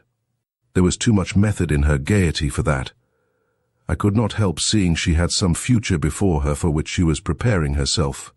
As, for instance, she asked me one day if I thought she could learn to play on the piano, and I finally came to the conclusion she had been promised money if she kept the secret entrusted to her, and was so pleased with the prospect that she forgot the dreadful past and all connected with it. At all events, that was the only explanation I could find for her general industry and desire to improve herself, or for the complacent smiles I detected now and then stealing over her face when she didn't know I was looking. Not such a smile as crept over the countenance of Mr. Gryce at that moment, I warrant. It was all this, continued Mrs. Belden, which made her death such a shock to me. I couldn't believe that so cheerful and healthy a creature could die like that, all in one night, without anybody knowing anything about it. But wait one moment, Mr. Gryce here broke in. You speak of her endeavours to improve herself. What do you mean by that? Her desire to learn things she didn't know, as for instance, to write and read writing. She could only clumsily print when she came here. I thought Mr. Gryce would take a piece out of my arm. He griped it so. When she came here. Do you mean to say that since she has been with you she has learned to write? Yes, sir. I used to set her copies and— Where are these copies? Broke in Mr. Gryce, subduing his voice to its most professional tone. And where are her attempts at writing? I'd like to see some of them. Can't you get them for us? I don't know, sir. I always made it a point to destroy them as soon as they had answered their purpose. I didn't like to have such things lying around. But I will go see. Do, said he, and I will go with you. I want to take a look at things upstairs anyway. And heedless of his rheumatic feet, he rose and prepared to accompany her. This is getting very intense, I whispered as he passed me. The smile he gave me in reply would have made the fortune of a thespian Mephistopheles. Of the 10 minutes of suspense which I endured in their absence, I say nothing. At the end of that time they returned with their hands full of paper boxes, which they flung down on the table. The writing paper of the household, observed Mr. Gryce. Every scrap and half sheet which could be found. But before you examine it, look at this. And he held out a sheet of bluish foolscap, on which were written some dozen imitations of that time-worn copy. Be good. and you will be happy, with an occasional beauty soon fades and evil communications corrupt good manners. What do you think of that? Very neat and very legible. That is Hannah's latest, the only specimens of her writing to be found. Not much like some scrawls we have seen, eh? No. Mrs. Belden says this girl has known how to write as good as this for more than a week, took great pride in it, and was continually talking about how smart she was. Leaning over, he whispered in my ear, "This thing you have in your hand must have been scrawled some time ago if she did it." Then aloud, "But let us look at the paper she used to write on."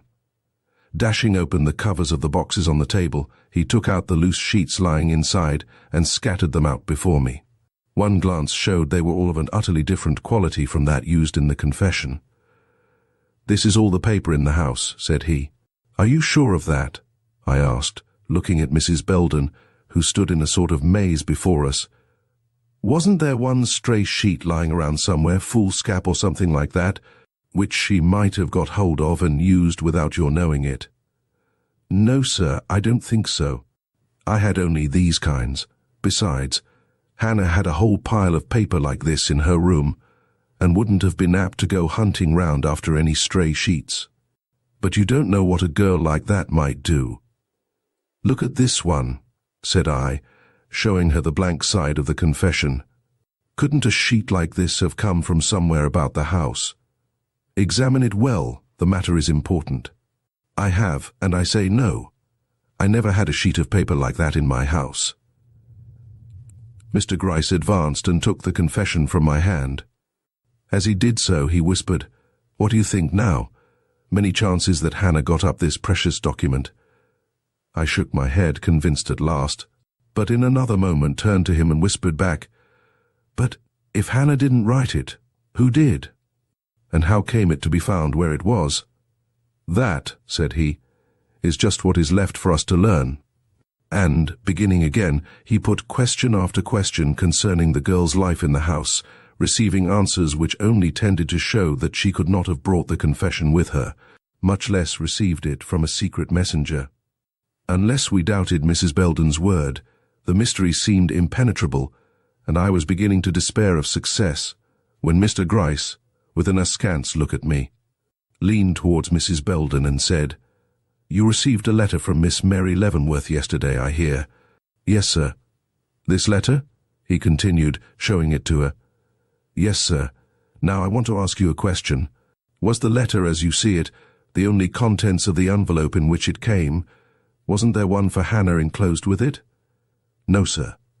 There was nothing in my letter for her, but she had a letter herself yesterday. It came in the same mail with mine." "Hannah had a letter?" we both exclaimed. "And in the mail?" "Yes, but it was not directed to her. It was casting me a look full of despair, directed to me. It was only by a certain mark in the corner of the envelope that I knew—" "Good heaven!" I interrupted. "Where is this letter? Why didn't you speak of it before? What do you mean by allowing us to flounder about here in the dark, when a glimpse at this letter might have set us right at once? I didn't think anything about it till this minute. I didn't know it was of importance. But I couldn't restrain myself." "Mrs. Belden, where is this letter?" I demanded. "Have you got it?" "No," said she. "I gave it to the girl yesterday. I haven't seen it since." "It must be upstairs, then. Let us take another look." And I hastened towards the door. "You won't find it," said Mr. Gryce at my elbow. "I have looked. There is nothing but a pile of burned paper in the corner. By the way, what could that have been?" he asked of Mrs. Belden. "I don't know, sir. She hadn't anything to burn unless it was the letter." "We will see about that," I muttered, hurrying upstairs and bringing down the washbowl with its contents. "If the letter was the one I saw in your hand at the post office, it was in a yellow envelope." "Yes, sir. Yellow envelopes burn differently from white paper. I ought to be able to tell the tinder made by a yellow envelope when I see it. Ah, the letter has been destroyed. Here is a piece of the envelope." And I drew out of the heap of charred scraps a small bit less burnt than the rest, and held it up. "Then there is no use looking here for what the letter contained," said Mr. Gryce, putting the washbowl aside. "We will have to ask you, Mrs. Belden." But I don't know. It was directed to me to be sure, but Hannah told me, when she first requested me to teach her how to write, that she expected such a letter. So I didn't open it when it came, but gave it to her just as it was. You, however, stayed by to see her read it. No, sir, I was in too much of a flurry. Mr. Raymond had just come and I had no time to think of her. My own letter, too, was troubling me. But you surely asked her some questions about it before the day was out. Yes, sir, when I went up with her tea things, but she had nothing to say. Hannah could be as reticent as anyone I ever knew when she pleased. She didn't even admit it was from her mistress. Ah, then you thought it was from Miss Leavenworth? Why, yes, sir, what else was I to think, seeing that mark in the corner? Though to be sure it might have been put there by Mr. Clavering, she thoughtfully added. You say she was cheerful yesterday, was she so, after receiving this letter? Yes, sir, as far as I could see. I wasn't with her long, the necessity I felt of doing something with the box in my charge. But perhaps Mr. Raymond has told you. Mr. Gryce nodded. It was an exhausting evening, and quite put Hannah out of my head, but— Wait, cried Mr. Gryce, and beckoning me into a corner, he whispered, Now comes in that experience of Q's. While you are gone from the house, and before Mrs. Belden sees Hannah again, he has a glimpse of the girl bending over something in the corner of her room, which may very fairly be the washbowl we found there. After which he sees her swallow, in the most lively way, a dose of something from a bit of paper. Was there anything more? No, said I. Very well then, he cried, going back to Mrs. Belden. But when I went upstairs to bed, I thought of the girl, and going to her door opened it. The light was extinguished and she seemed asleep, so I closed it again and came out. Without speaking. Yes, sir. Did you notice how she was lying? Not particularly, I think on her back. In something of the same position in which she was found this morning? Yes, sir. And that is all you can tell us, either of her letter or her mysterious death? All, sir. Mr. Gryce straightened himself up. Mrs. Belden, said he, you know Mr. Clavering's handwriting when you see it? I do. And Miss Leavenworth's? Yes, sir. Now, which of the two was upon the envelope of the letter you gave Hannah? I couldn't say. It was a disguised handwriting and might have been that of either. But I think— Well, that it was more like hers than his, though it wasn't like hers either. With a smile, Mr. Gryce enclosed the confession in his hand in the envelope in which it had been found. You remember how large the letter was which you gave her? Oh, it was large, very large, one of the largest sort, and thick. Oh yes, thick enough for 2 letters, large enough and thick enough to contain this. Laying the confession, folded and enveloped as it was, before her. Yes, sir, giving it a look of startled amazement. Large enough and thick enough to contain that. Mr. Gryce's eyes, bright as diamonds, flashed around the room and finally settled upon a fly traversing my coat sleeve. Do you need to ask now, he whispered in a low voice, where and from whom this so-called confession comes? He allowed himself one moment of silent triumph, then rising, began folding the papers on the table and putting them in his pocket. What are you going to do? I asked, hurriedly approaching. He took me by the arm and led me across the hall into the sitting room. I am going back to New York. I am going to pursue this matter. I am going to find out from whom came the poison which killed this girl, and by whose hand this vile forgery of a confession was written. But, said I, rather thrown off my balance by all this, Q and the coroner will be here presently. Won't you wait to see them? No, clues such as are given here must be followed while the trail is hot. I can't afford to wait. If I am not mistaken, they have already come, I remarked, as a tramping of feet without announced that someone stood at the door. That is so, he assented, hastening to let them in. Judging from common experience, we had every reason to fear that an immediate stop would be put to all proceedings on our part. As soon as the coroner was introduced upon the scene, but happily for us and the interest at stake, Dr. Fink, of Ra, proved to be a very sensible man. He had only to hear a true story of the affair to recognize at once its importance and the necessity of the most cautious action in the matter. Further, by a sort of sympathy with Mr. Gryce, all the more remarkable that he had never seen him before, he expressed himself as willing to enter into our plans, offering not only to allow us the temporary use of such papers as we desired, but even undertaking to conduct the necessary formalities of calling a jury and instituting an inquest in such a way as to give us time for the investigations we proposed to make. The delay was therefore short. Mr. Gryce was enabled to take the 6:30 train for New York, and I to follow on the 10 p.m., the calling of a jury, ordering of an autopsy, and final adjournment of the inquiry till the following Tuesday, having all taken place in the interim. Book 4, Chapter 35, fine work. No hinge nor loop to hang a doubt on. But yet the pity of it, Iago. Oh, Iago, the pity of it, Iago. Othello. One sentence dropped by Mr. Gryce before leaving prepared me for his next move. The clue to this murder is supplied by the paper on which the confession is written. Find from whose desk or portfolio this especial sheet was taken, and you find the double murderer, he had said.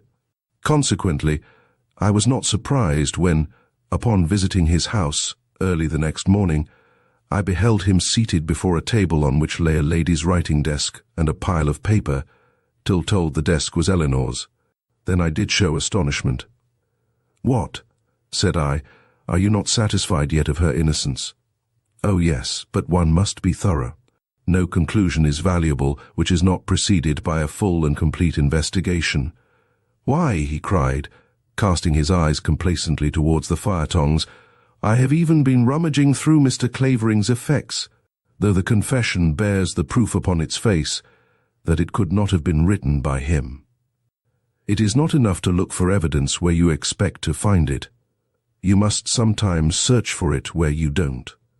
Now," said he, drawing the desk before him, "I don't anticipate finding anything here of a criminating character, but it is among the possibilities that I may, and that is enough for a detective. Did you see Miss Leavenworth this morning?" I asked, as he proceeded to fulfill his intention by emptying the contents of the desk upon the table. "Yes, I was unable to procure what I desired without it, and she behaved very handsomely, gave me the desk with her own hands, and never raised an objection. To be sure, she had little idea what I was looking for, thought, perhaps, I wanted to make sure it did not contain the letter about which so much has been said. But it would have made but little difference if she had known the truth. This desk contains nothing we want. Was she well, and had she heard of Hannah's sudden death?" I asked in my irrepressible anxiety. "Yes, and feels it, as you might expect her to. But let us see what we have here," said he, pushing aside the desk, and drawing towards him the stack of paper I have already referred to. "I found this pile, just as you see it, in a drawer of the library table at Miss Mary Leavenworth's house in Fifth Avenue. If I am not mistaken, it will supply us with the clue we want. But this paper is square, while that of the confession is of the size and shape of commercial note?" "I know, but you remember the sheet used in the confession was trimmed down. Let us compare the quality." Taking the confession from his pocket and the sheet from the pile before him, he carefully compared them, then held them out for my inspection. A glance showed them to be alike in color. "Hold them up to the light," said he.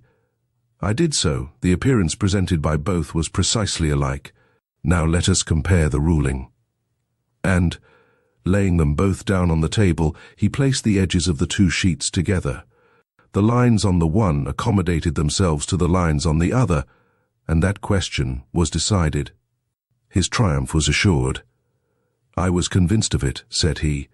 "From the moment I pulled open that drawer and saw this mass of paper, I knew the end was come." "But," I objected in my old spirit of combativeness, "isn't there any room for doubt? This paper is of the commonest kind. Every family on the block might easily have specimens of it in their library." "That isn't so," he said. "It is letter size, and that has gone out. Mr. Leavenworth used it for his manuscript, or I doubt if it would have been found in his library. But, if you are still incredulous, let us see what can be done." And jumping up, he carried the confession to the window, looked at it this way and that, and finally discovering what he wanted, came back and, laying it before me, pointed out one of the lines of ruling which was markedly heavier than the rest, and another which was so faint as to be almost undistinguishable. "Defects like these often run through a number of consecutive sheets," said he. "If we could find the identical half-quire from which this was taken, I might show you proof that would dispel every doubt." And taking up the one that lay on top, he rapidly counted the sheets. There were but 8. "It might have been taken from this one," said he, but upon looking closely at the ruling, he found it to be uniformly distinct. "Humph! That won't do," came from his lips. The remainder of the paper, some dozen or so half-quires, looked undisturbed. Mr. Gryce tapped his fingers on the table, and a frown crossed his face. "Such a pretty thing if it could have been done," he longingly exclaimed.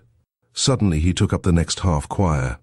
"Count the sheets," said he, thrusting it towards me, and himself lifting another. I did as I was bid. 12. He counted his and laid it down. "Go on with the rest," he cried. I counted the sheets in the next. 12. He counted those in the one following and paused. 11. "Count again," I suggested. He counted again and quietly put them aside. "I made a mistake," said he. But he was not to be discouraged. Taking another half-quire, he went through with the same operation in vain. With a sigh of impatience, he flung it down on the table and looked up. "Halloo!" he cried. "What is the matter?" "There are but 11 sheets in this package," I said, placing it in his hand. The excitement he immediately evinced was contagious. Oppressed as I was, I could not resist his eagerness. "Oh, beautiful!" he exclaimed. "Oh, beautiful, see!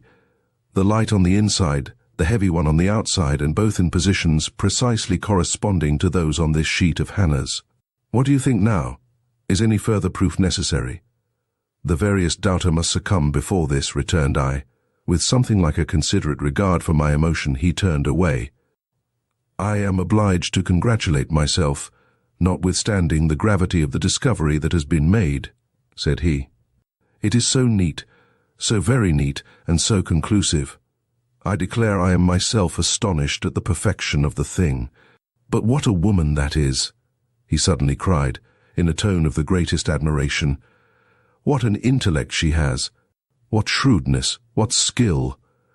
I declare it is almost a pity to entrap a woman who has done as well as this, taken a sheet from the very bottom of the pile, trimmed it into another shape, and then, remembering the girl couldn't write, put what she had to say into coarse, awkward printing, Hannah-like. Splendid, or would have been, if any other man than myself had had this thing in charge." And all animated and glowing with his enthusiasm, he eyed the chandelier above him as if it were the embodiment of his own sagacity. Sunk in despair, I let him go on. Could she have done any better? He now asked. Watched, circumscribed as she was, could she have done any better? I hardly think so. The fact of Hannah's having learned to write after she left here was fatal. No, she could not have provided against that contingency. "Mr. Gryce," I here interposed, unable to endure this any longer, "did you have an interview with Miss Mary Leavenworth this morning?" "No," said he. "It was not in the line of my present purpose to do so. I doubt indeed if she knew I was in her house. A servant maid who has a grievance is a very valuable assistant to a detective. With Molly at my side, I didn't need to pay my respects to the mistress."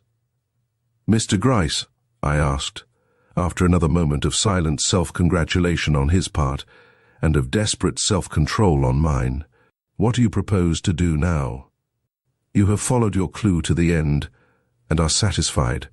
Such knowledge as this is the precursor of action." "Humph, we will see," he returned, going to his private desk and bringing out the box of papers which we had no opportunity of looking at while in R. "First, let us examine these documents, and see if they do not contain some hint which may be of service to us." And taking out the dozen or so loose sheets which had been torn from Eleanor's diary, he began turning them over. While he was doing this, I took occasion to examine the contents of the box. I found them to be precisely what Mrs. Belden had led me to expect. A certificate of marriage between Mary and Mr. Clavering, and a half-dozen or more letters. While glancing over the former, a short exclamation from Mr. Gryce startled me into looking up. "What is it?" I cried. He thrust into my hand the leaves of Eleanor's diary. "Read," said he. "Most of it is a repetition of what you have already heard from Mrs. Belden, though given from a different standpoint, but there is one passage in it which, if I am not mistaken, opens up the way to an explanation of this murder such as we have not had yet. Begin at the beginning, you won't find it dull." Dull! Eleanor's feelings and thoughts during that anxious time, dull! Mustering up my self-possession, I spread out the leaves in their order and commenced. "July, 2 days after they got there, you perceive," Mr. Gryce explained. "A gentleman was introduced to us today upon the piazza, whom I cannot forbear mentioning. First, because he is the most perfect specimen of manly beauty I ever beheld, and secondly, because Mary, who is usually so voluble where gentlemen are concerned, had nothing to say when, in the privacy of our own apartment, I questioned her as to the effect his appearance and conversation had made upon her. The fact that he is an Englishman may have something to do with this, Uncle's antipathy to every one of that nation being as well known to her as to me. But somehow I cannot feel satisfied of this. Her experience with Charlie Somerville has made me suspicious. What if the story of last summer were to be repeated here, with an Englishman for the hero? But I will not allow myself to contemplate such a possibility. Uncle will return in a few days, and then all communication with one who, however prepossessing, is of a family and race with whom it is impossible for us to unite ourselves, must of necessity cease. I doubt if I should have thought twice of all this if Mr. Clavering had not betrayed, upon his introduction to Mary, such intense and unrestrained admiration. July 8. The old story is to be repeated. Mary not only submits to the attentions of Mr. Clavering, but encourages them. Today she sat 2 hours at the piano singing over to him her favorite songs, and tonight, but I will not put down every trivial circumstance that comes under my observation, it is unworthy of me. And yet, how can I shut my eyes when the happiness of so many I love is at stake? July 11th. If Mr. Clavering is not absolutely in love with Mary, he is on the verge of it. He is a very fine-looking man, and too honourable to be trifled with in this reckless fashion. July 13th. Mary's beauty blossoms like the rose. She was absolutely wonderful tonight in scarlet and silver. I think her smile the sweetest I ever beheld. And in this I am sure Mr. Clavering passionately agrees with me. He never looked away from her tonight. But it is not so easy to read her heart. To be sure, she appears anything but indifferent to his fine appearance, strong sense, and devoted affection. But did she not deceive us into believing she loved Charlie Somerville?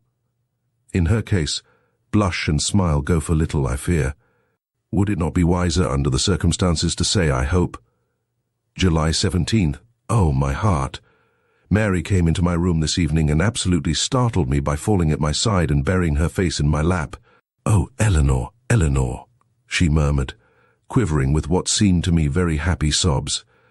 But when I strove to lift her head to my breast, she slid from my arms and, drawing herself up into her old attitude of reserved pride, raised her hand as if to impose silence, and haughtily left the room.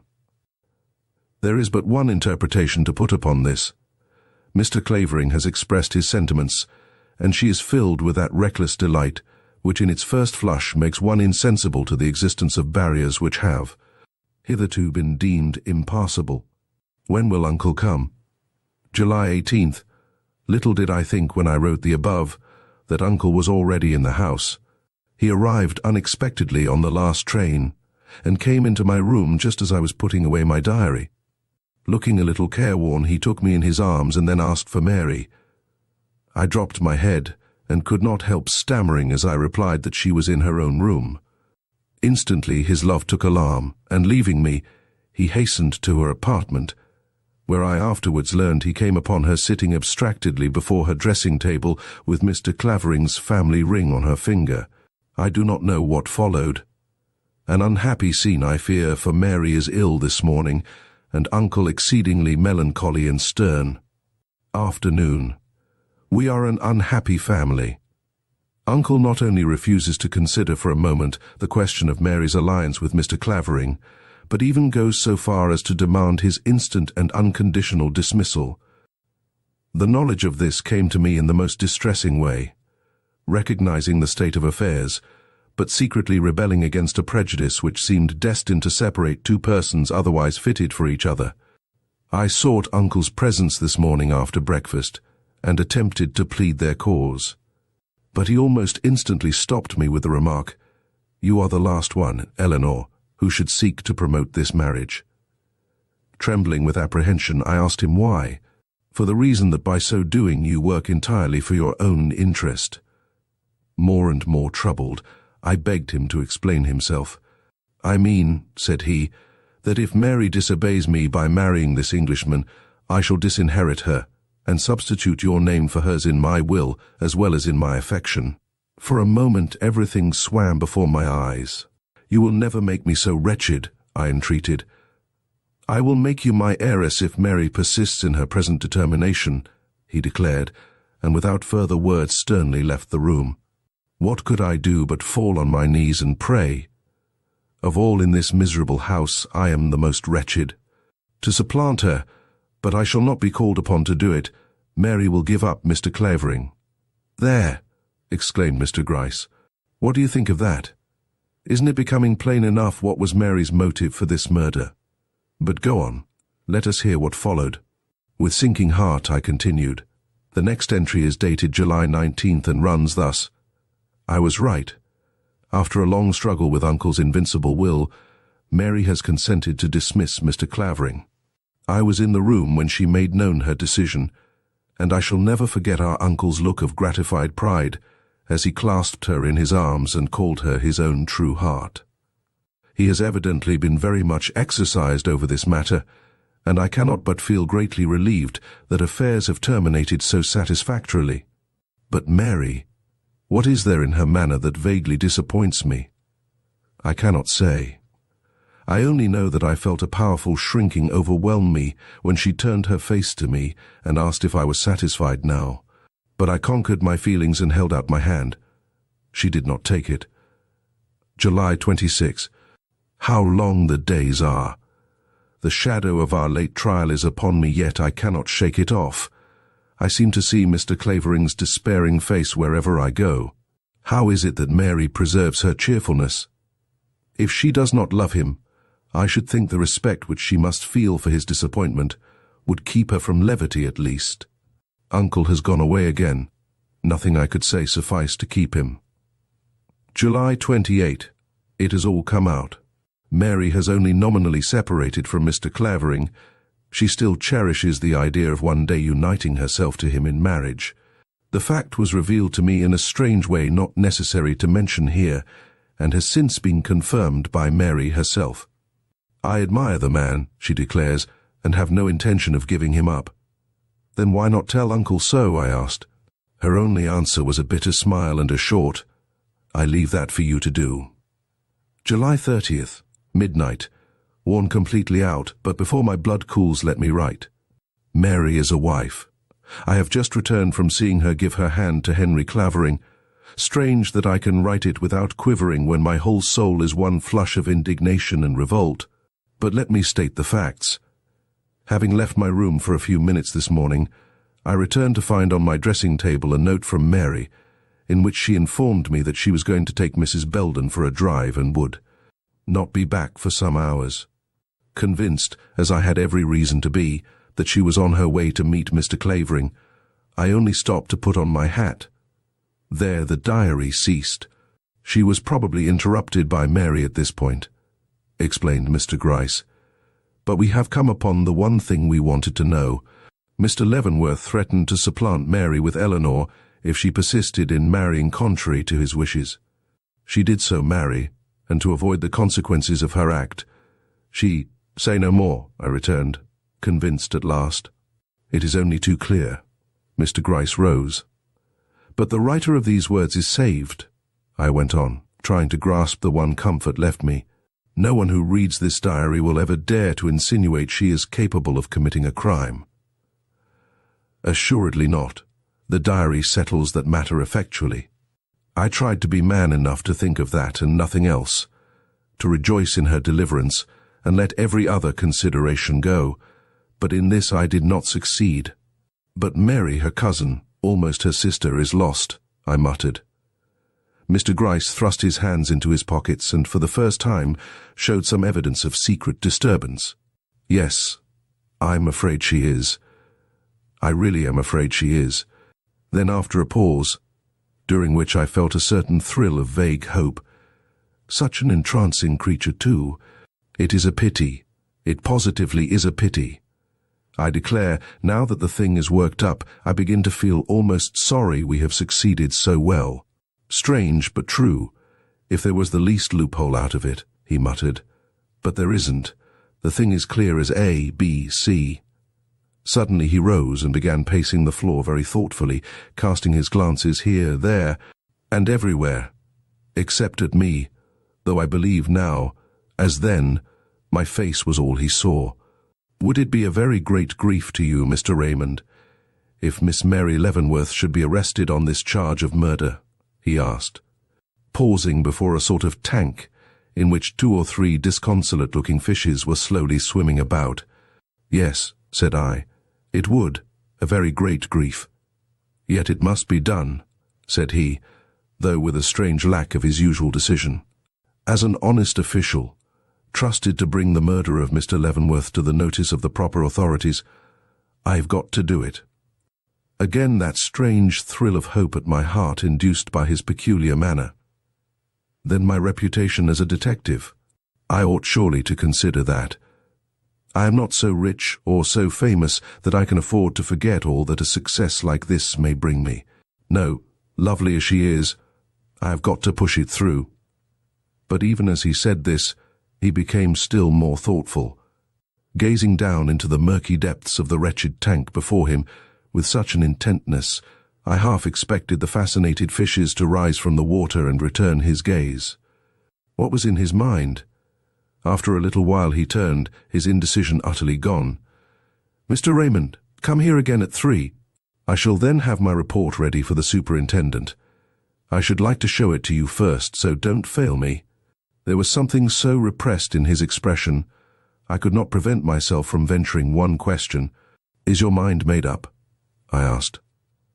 "Yes," he returned, but in a peculiar tone, with a peculiar gesture. "And you are going to make the arrest you speak of?" "Come at 3. Book 4, Chapter 30, 6 Gathered Threads. This is the short and the long of it. Merry Wives of Windsor. Promptly at the hour named, I made my appearance at Mr. Gryce's door. I found him awaiting me on the threshold. "I have met you," said he gravely, "for the purpose of requesting you not to speak during the coming interview. I am to do the talking, you the listening. Neither are you to be surprised at anything I may do or say. I am in a facetious mood," he did not look so, "and may take it into my head to address you by another name than your own. If I do, don't mind it. Above all, don't talk, remember that." And without waiting to meet my look of doubtful astonishment, he led me softly upstairs. The room in which I had been accustomed to meet him was at the top of the first flight, but he took me past that into what appeared to be the garret story, where, after many cautionary signs, he ushered me into a room of singularly strange and unpromising appearance. In the first place, it was darkly gloomy, being lighted simply by a very dim and dirty skylight. Next, it was hideously empty. A pine table and 2 hard-backed chairs, set face to face at each end of it, being the only articles in the room. Lastly, it was surrounded by several closed doors with blurred and ghostly ventilators over their tops, which, being round, looked like the blank eyes of a row of staring mummies.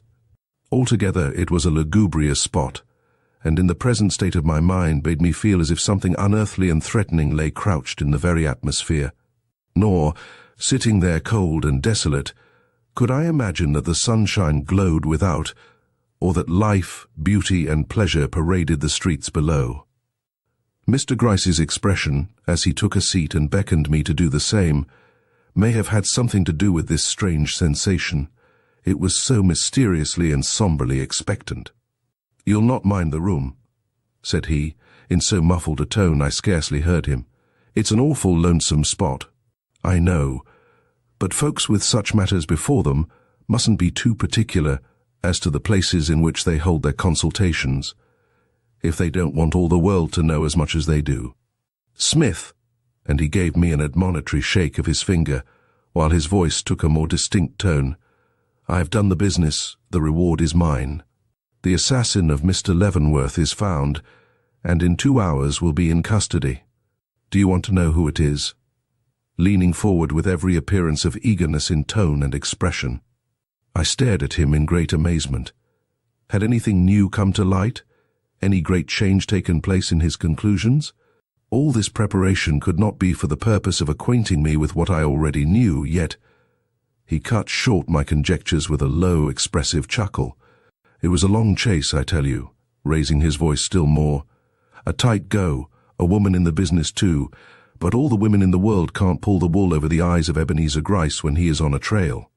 And the assassin of Mr. Leavenworth, and here his voice became actually shrill in his excitement, and of Hannah Chester is found." "Hush," he went on, though I had neither spoken nor made any move. "You didn't know Hannah Chester was murdered? Well, she wasn't in one sense of the word, but in another she was, and by the same hand that killed the old gentleman." "How do I know this?" "Look here. This scrap of paper was found on the floor of her room. It had a few particles of white powder sticking to it. Those particles were tested last night and found to be poison. But you say the girl took it herself, that she was a suicide. You are right, she did take it herself, and it was a suicide. But who terrified her into this act of self-destruction? Why, the one who had the most reason to fear her testimony, of course. But the proof, you say? Well, sir, this girl left a confession behind her, throwing the onus of the whole crime on a certain party believed to be innocent. This confession was a forged one, known from 3 facts. First, that the paper upon which it was written was unobtainable by the girl in the place where she was.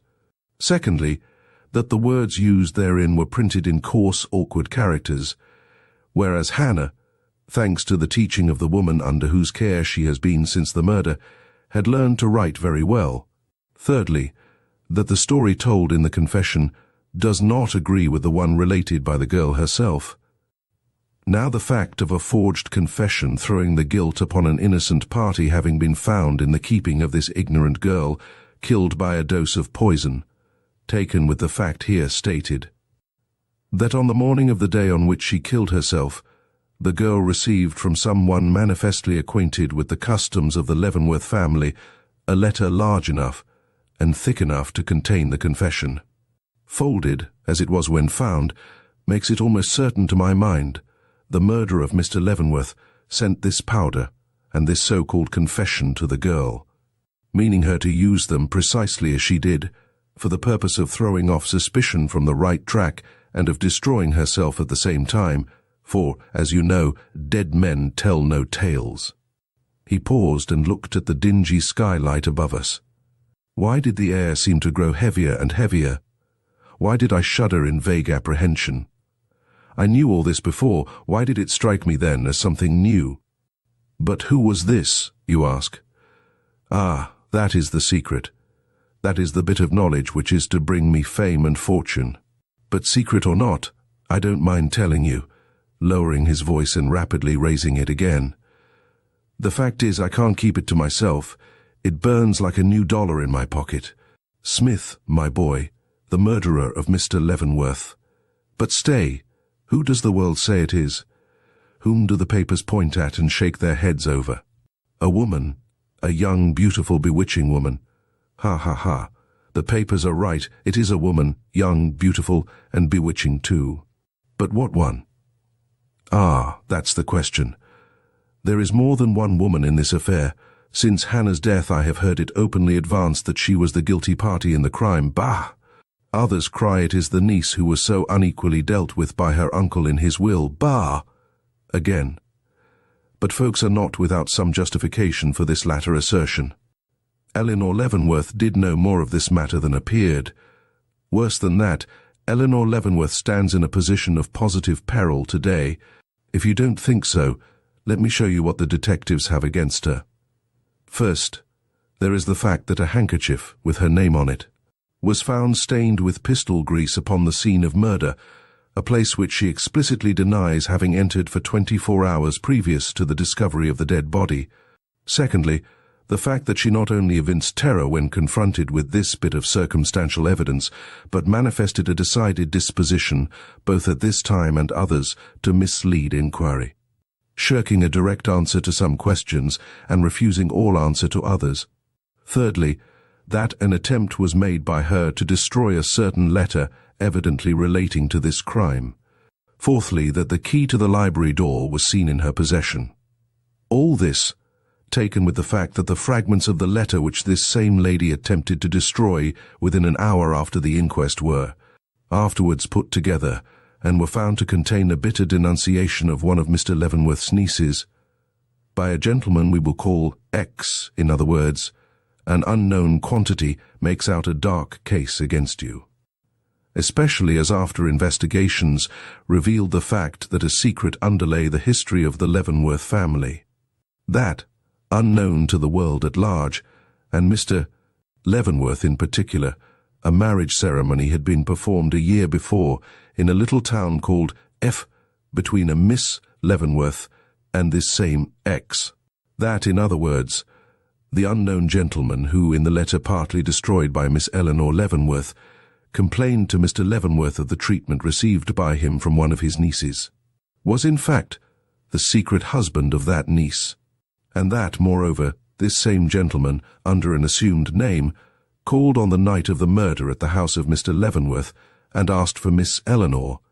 Now you see, with all this against her, Eleanor Leavenworth is lost if it cannot be proved, first, that the articles testifying against her, viz., the handkerchief, letter, and key, passed after the murder through other hands, before reaching hers, and secondly, that someone else had even a stronger reason than she for desiring Mr. Leavenworth's death at this time.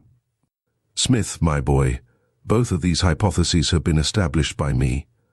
By dint of moling into old secrets and following unpromising clues, I have finally come to the conclusion that not Eleanor Leavenworth, dark as are the appearances against her, but another woman, beautiful as she, and fully as interesting, is the true criminal. In short, that her cousin, the exquisite Mary, is the murderer of Mr. Leavenworth, and by inference of Hannah Chester also. He brought this out with such force, and with such a look of triumph and appearance of having led up to it, that I was for the moment dumbfounded, and started as if I had not known what he was going to say. The stir I made seemed to awake an echo. Something like a suppressed cry was in the air about me. All the room appeared to breathe horror and dismay. Yet when, in the excitement of this fancy, I half turned round to look, I found nothing but the blank eyes of those dull ventilators staring upon me. "You are taken aback," Mr. Gryce went on. "I don't wonder. Everyone else is engaged in watching the movements of Eleanor Leavenworth. I only know where to put my hand upon the real culprit. You shake your head. Another fiction. You don't believe me. Think I am deceived. Ha ha! Ebenezer Gryce deceived after a month of hard work. You are as bad as Miss Leavenworth herself, who has so little faith in my sagacity that she offered me, of all men, an enormous reward if I would find for her the assassin of her uncle. But that is neither here nor there. You have your doubts, and you are waiting for me to solve them. Well, nothing is easier. Know first that on the morning of the inquest, I made one or two discoveries not to be found in the records, viz., that the handkerchief picked up, as I have said, in Mr. Leavenworth's library, had, notwithstanding its stains of pistol grease, a decided perfume lingering about it. Going to the dressing table of the two ladies, I sought for that perfume, and found it in Mary's room, not Eleanor's. This led me to examine the pockets of the dresses respectively worn by them the evening before. In that of Eleanor, I found a handkerchief, presumably the one she had carried at that time, but in Mary's there was none, nor did I see any lying about her room as if tossed down on her retiring. The conclusion I drew from this was that she, and not Eleanor, had carried the handkerchief into her uncle's room, a conclusion emphasized by the fact privately communicated to me by one of the servants, that Mary was in Eleanor's room when the basket of clean clothes was brought up with this handkerchief lying on top. But knowing the liability we are to mistake in such matters as these, I made another search in the library, and came across a very curious thing. Lying on the table was a penknife, and scattered on the floor beneath, in close proximity to the chair, were 2 or 3 minute portions of wood freshly chipped off from the leg of the table, all of which looked as if someone of a nervous disposition had been sitting there, whose hand in a moment of self-forgetfulness had caught up the knife and unconsciously whittled the table. A little thing, you say, but when the question is, which of 2 ladies, one of a calm and self-possessed nature, the other restless in her ways and excitable in her disposition, was in a certain spot at a certain time, it is these little things that become almost deadly in their significance. No one who has been with these 2 women an hour can hesitate as to whose delicate hand made that cut in Mr. Leavenworth's library table. But we are not done. I distinctly overheard Eleanore accuse her cousin of this deed. Now such a woman as Eleanore Leavenworth has proved herself to be never would accuse a relative of crime without the strongest and most substantial reasons. First, she must have been sure her cousin stood in a position of such emergency that nothing but the death of her uncle could release her from it. Secondly, that her cousin's character was of such a nature she would not hesitate to relieve herself from a desperate emergency by the most desperate of means. And lastly, being in possession of some circumstantial evidence against her cousin, seriously corroborative of her suspicions. Smith, all this was true of Eleanore Leavenworth. As to the character of her cousin, she has had ample proof of her ambition, love of money, caprice and deceit, it having been Mary Leavenworth and not Eleanore, as was first supposed, who had contracted the secret marriage already spoken of. Of the critical position in which she stood, let the threat once made by Mr. Leavenworth to substitute her cousin's name for hers in his will, in case she had married this X, be remembered, as well as the tenacity with which Mary clung to her hopes of future fortune, while for the corroborative testimony of her guilt which Eleanore is supposed to have had, remember that previous to the key having been found in Eleanor's possession, she had spent some time in her cousin's room, and that it was at Mary's fireplace the half-burned fragments of that letter were found, and you have the outline of a report which in an hour's time from this will lead to the arrest of Mary Leavenworth as the assassin of her uncle and benefactor. A silence ensued which, like the darkness of Egypt, could be felt. Then a great and terrible cry rang through the room, and a man's form, rushing from I knew not where, shot by me and fell at Mr. Gryce's feet, shrieking out, "It is a lie! A lie! Mary Leavenworth is innocent as a babe unborn. I am the murderer of Mr. Leavenworth. I. It was Trueman Harwell. Book 4, Chapter 37, Culmination. Saint seducing gold. Romeo and Juliet. When our actions do not, our fears do make us traitors. Macbeth. I never saw such a look of mortal triumph on the face of a man as that which crossed the countenance of the detective. "Well," said he, "this is unexpected, but not wholly unwelcome.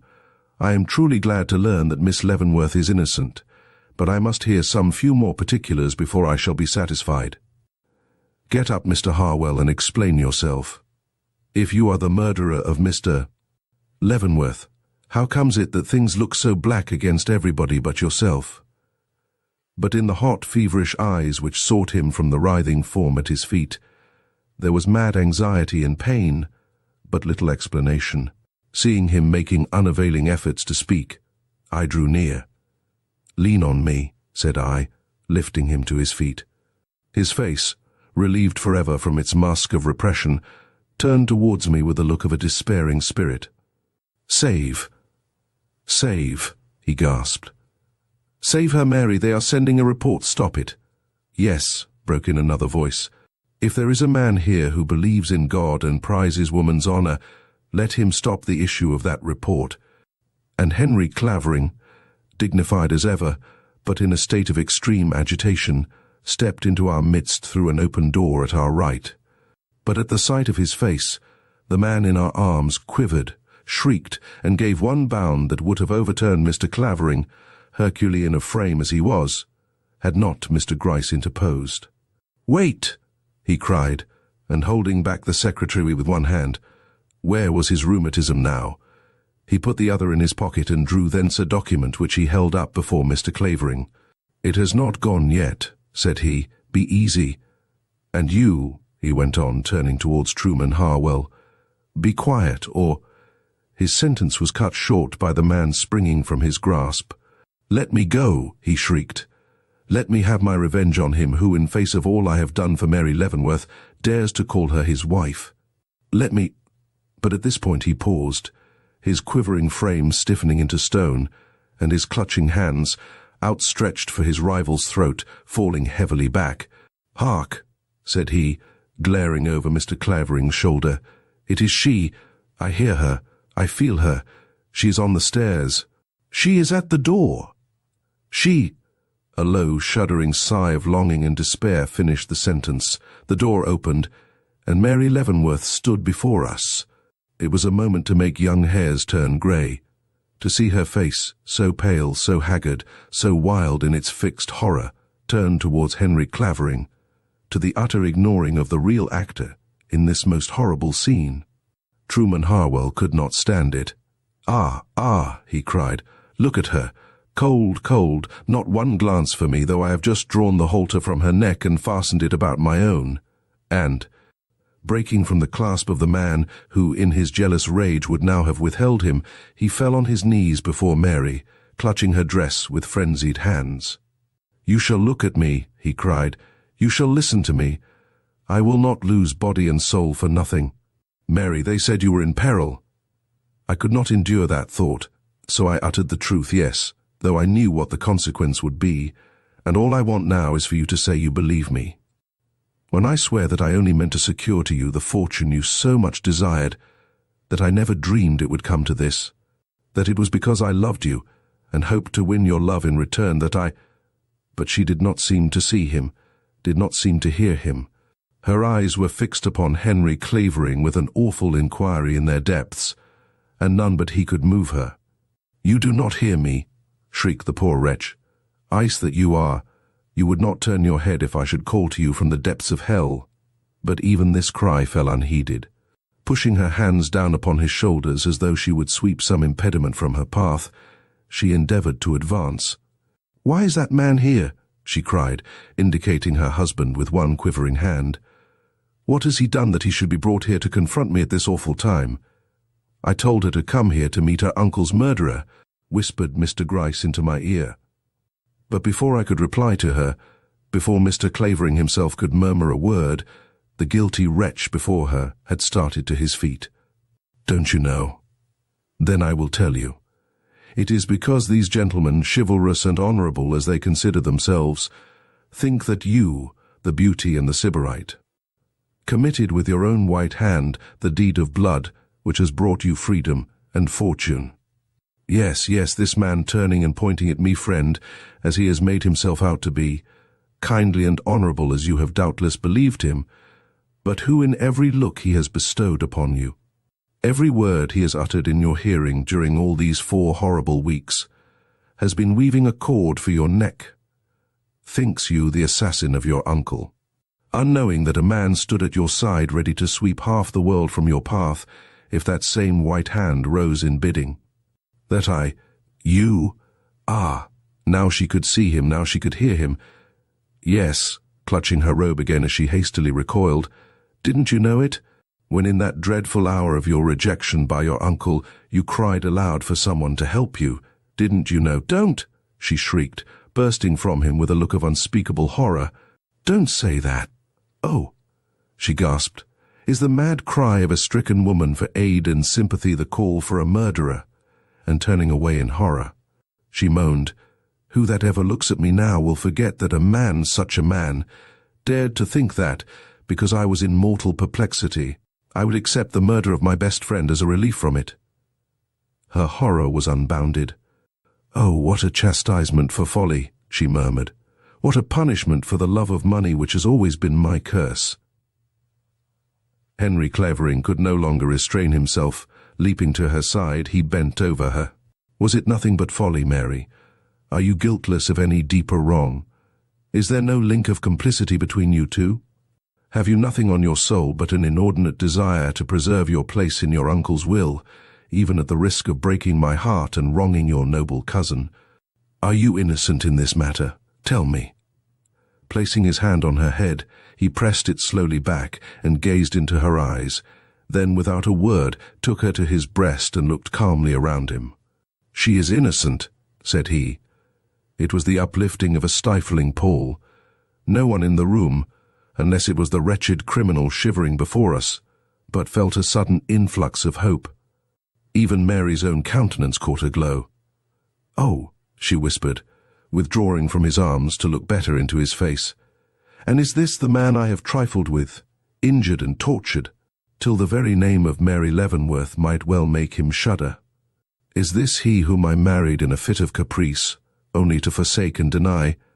Henry, do you declare me innocent in face of all you have seen and heard, in face of that moaning, chattering wretch before us, and my own quaking flesh and evident terror, with the remembrance on your heart and in your mind of the letter I wrote you the morning after the murder, in which I prayed you to keep away from me, as I was in such deadly danger the least hint given to the world that I had a secret to conceal would destroy me? Do you, can you, will you declare me innocent before God and the world?" "I do," said he. A light such as had never visited her face before passed slowly over it. "Then God forgive me the wrong I have done this noble heart, for I can never forgive myself." "Wait," said she, as he opened his lips. "Before I accept any further tokens of your generous confidence, let me show you what I am. You shall know the worst of the woman you have taken to your heart." "Mr. Raymond," she cried, turning towards me for the first time, "in those days when, with such an earnest desire for my welfare, you see I do not believe this man's insinuations, you sought to induce me to speak out and tell all I knew concerning this dreadful deed. I did not do it because of my selfish fears. I knew the case looked dark against me. Eleanore had told me so. Eleanore herself, and it was the keenest pang I had to endure, believed me guilty. She had her reasons. She knew first from the directed envelope she had found lying underneath my uncle's dead body on the library table, that he had been engaged at the moment of death in summoning his lawyer to make that change in his will which would transfer my claims to her. Secondly, that, notwithstanding my denial of the same, I had been down to his room the night before, for she had heard my door open and my dress rustle as I passed out. But that was not all. The key that everyone felt to be a positive proof of guilt wherever found had been picked up by her from the floor of my room. The letter written by Mr. Clavering to my uncle was found in my fire, and the handkerchief which she had seen me take from the basket of clean clothes was produced at the inquest stained with pistol grease. I could not account for these things.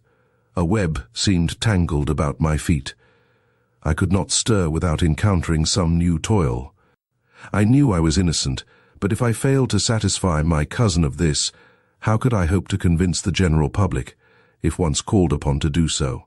Worse still, if Eleanore, with every apparent motive for desiring long life to our uncle, was held in such suspicion because of a few circumstantial evidences against her.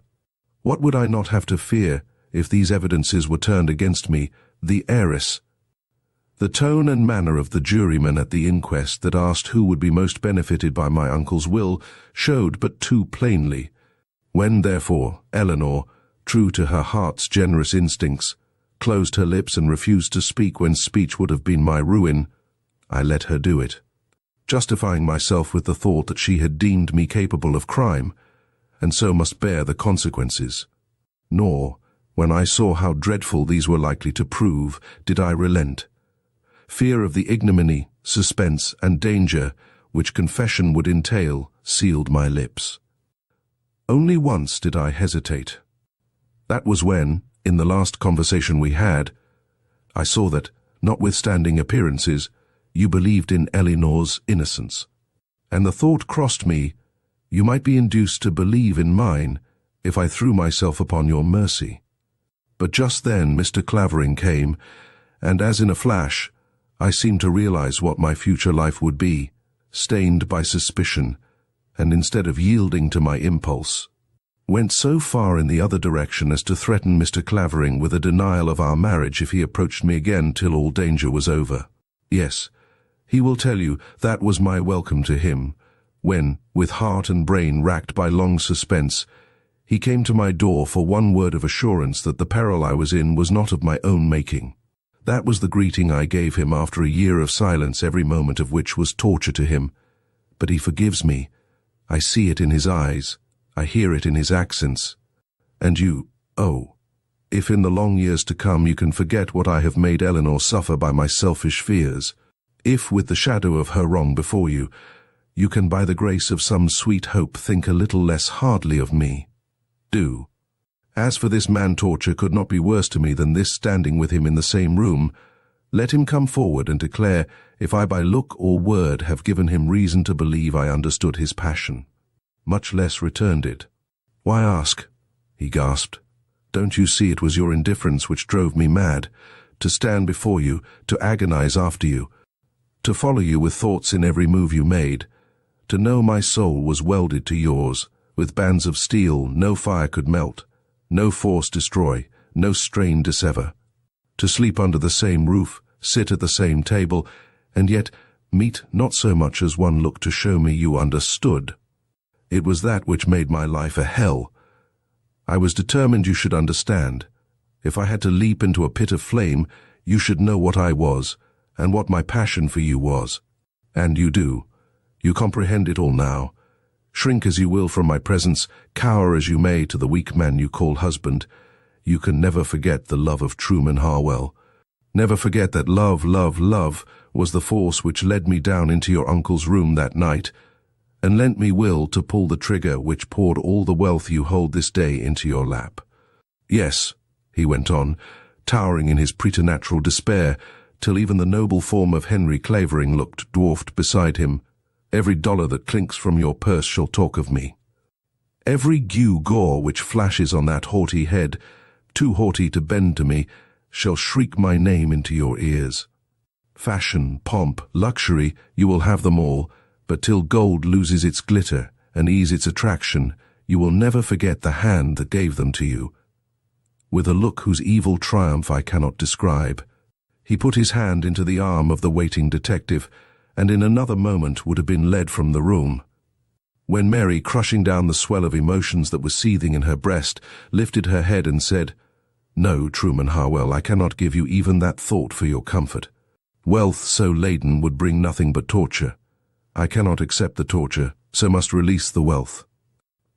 From this day Mary Clavering owns nothing but what comes to her from the husband she has so long and so basely wronged, and raising her hands to her ears, she tore out the diamonds which hung there, and flung them at the feet of the unfortunate man. It was the final wrench of the rack. With a yell such as I never thought to listen to from the lips of a man, he flung up his arms, while all the lurid light of madness glared on his face. "And I have given my soul to hell for a shadow," he moaned. "For a shadow!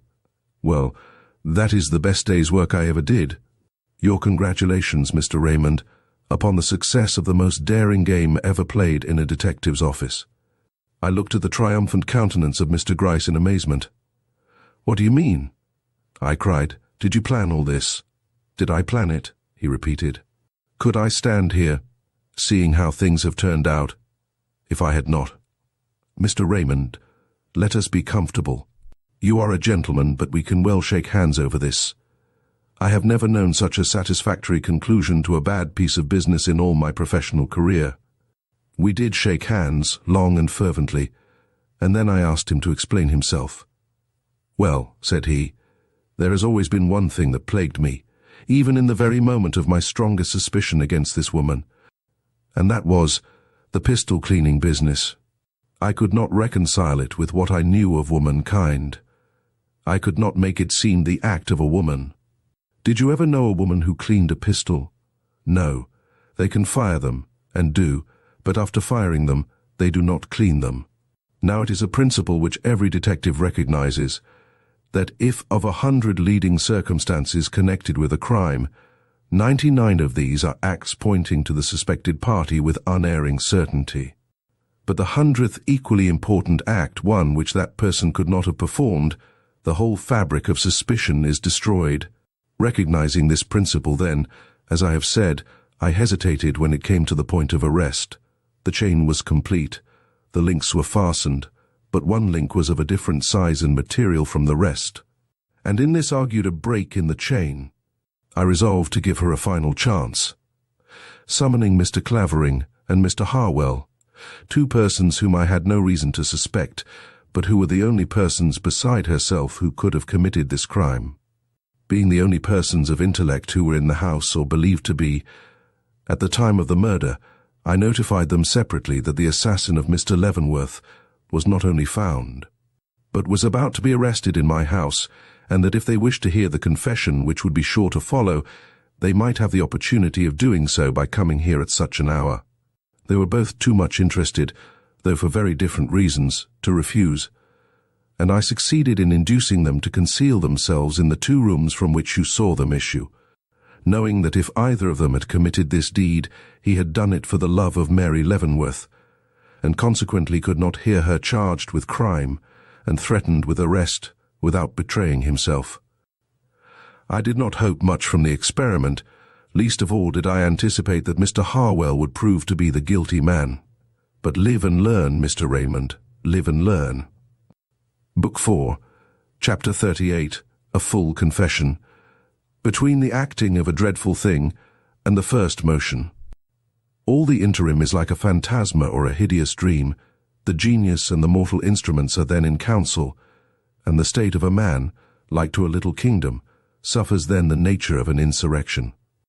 Julius Caesar.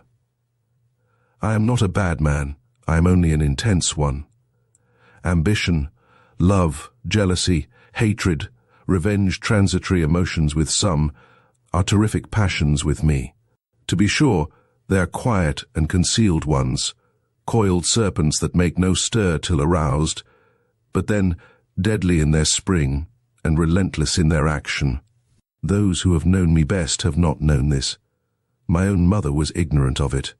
Often and often have I heard her say, if Trueman only had more sensibility, if Trueman were not so indifferent to everything, in short, if Trueman had more power in him. It was the same at school. No one understood me. They thought me meek, called me dough-face. For 3 years they called me this. Then I turned upon them. Choosing out their ringleader, I felled him to the ground, laid him on his back, and stamped upon him. He was handsome before my foot came down. Afterwards, well, it is enough he never called me dough-face again. In the store I entered soon after, I met with even less appreciation. Regular at my work, and exact in my performance of it, they thought me a good machine and nothing more. What heart, soul, and feeling could a man have who never sported, never smoked, and never laughed?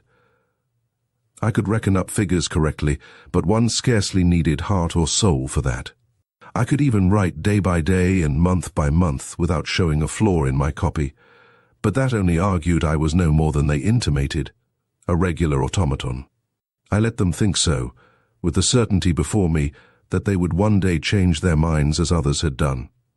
The fact was, I loved nobody well enough, not even myself, to care for any man's opinion.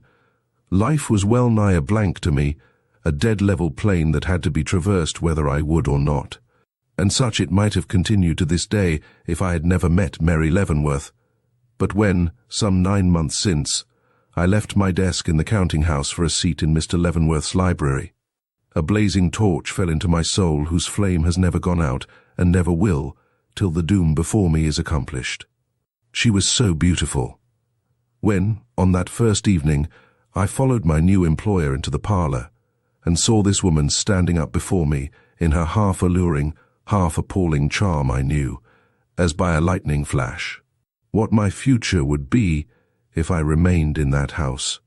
She was in one of her haughty moods, and bestowed upon me little more than a passing glance, but her indifference made slight impression upon me then. It was enough that I was allowed to stand in her presence and look unrebuked upon her loveliness. To be sure, it was like gazing into the flower-wreathed crater of an awakening volcano. Fear and fascination were in each moment I lingered there, but fear and fascination made the moment what it was, and I could not have withdrawn if I would. And so it was always. Unspeakable pain as well as pleasure was in the emotion with which I regarded her.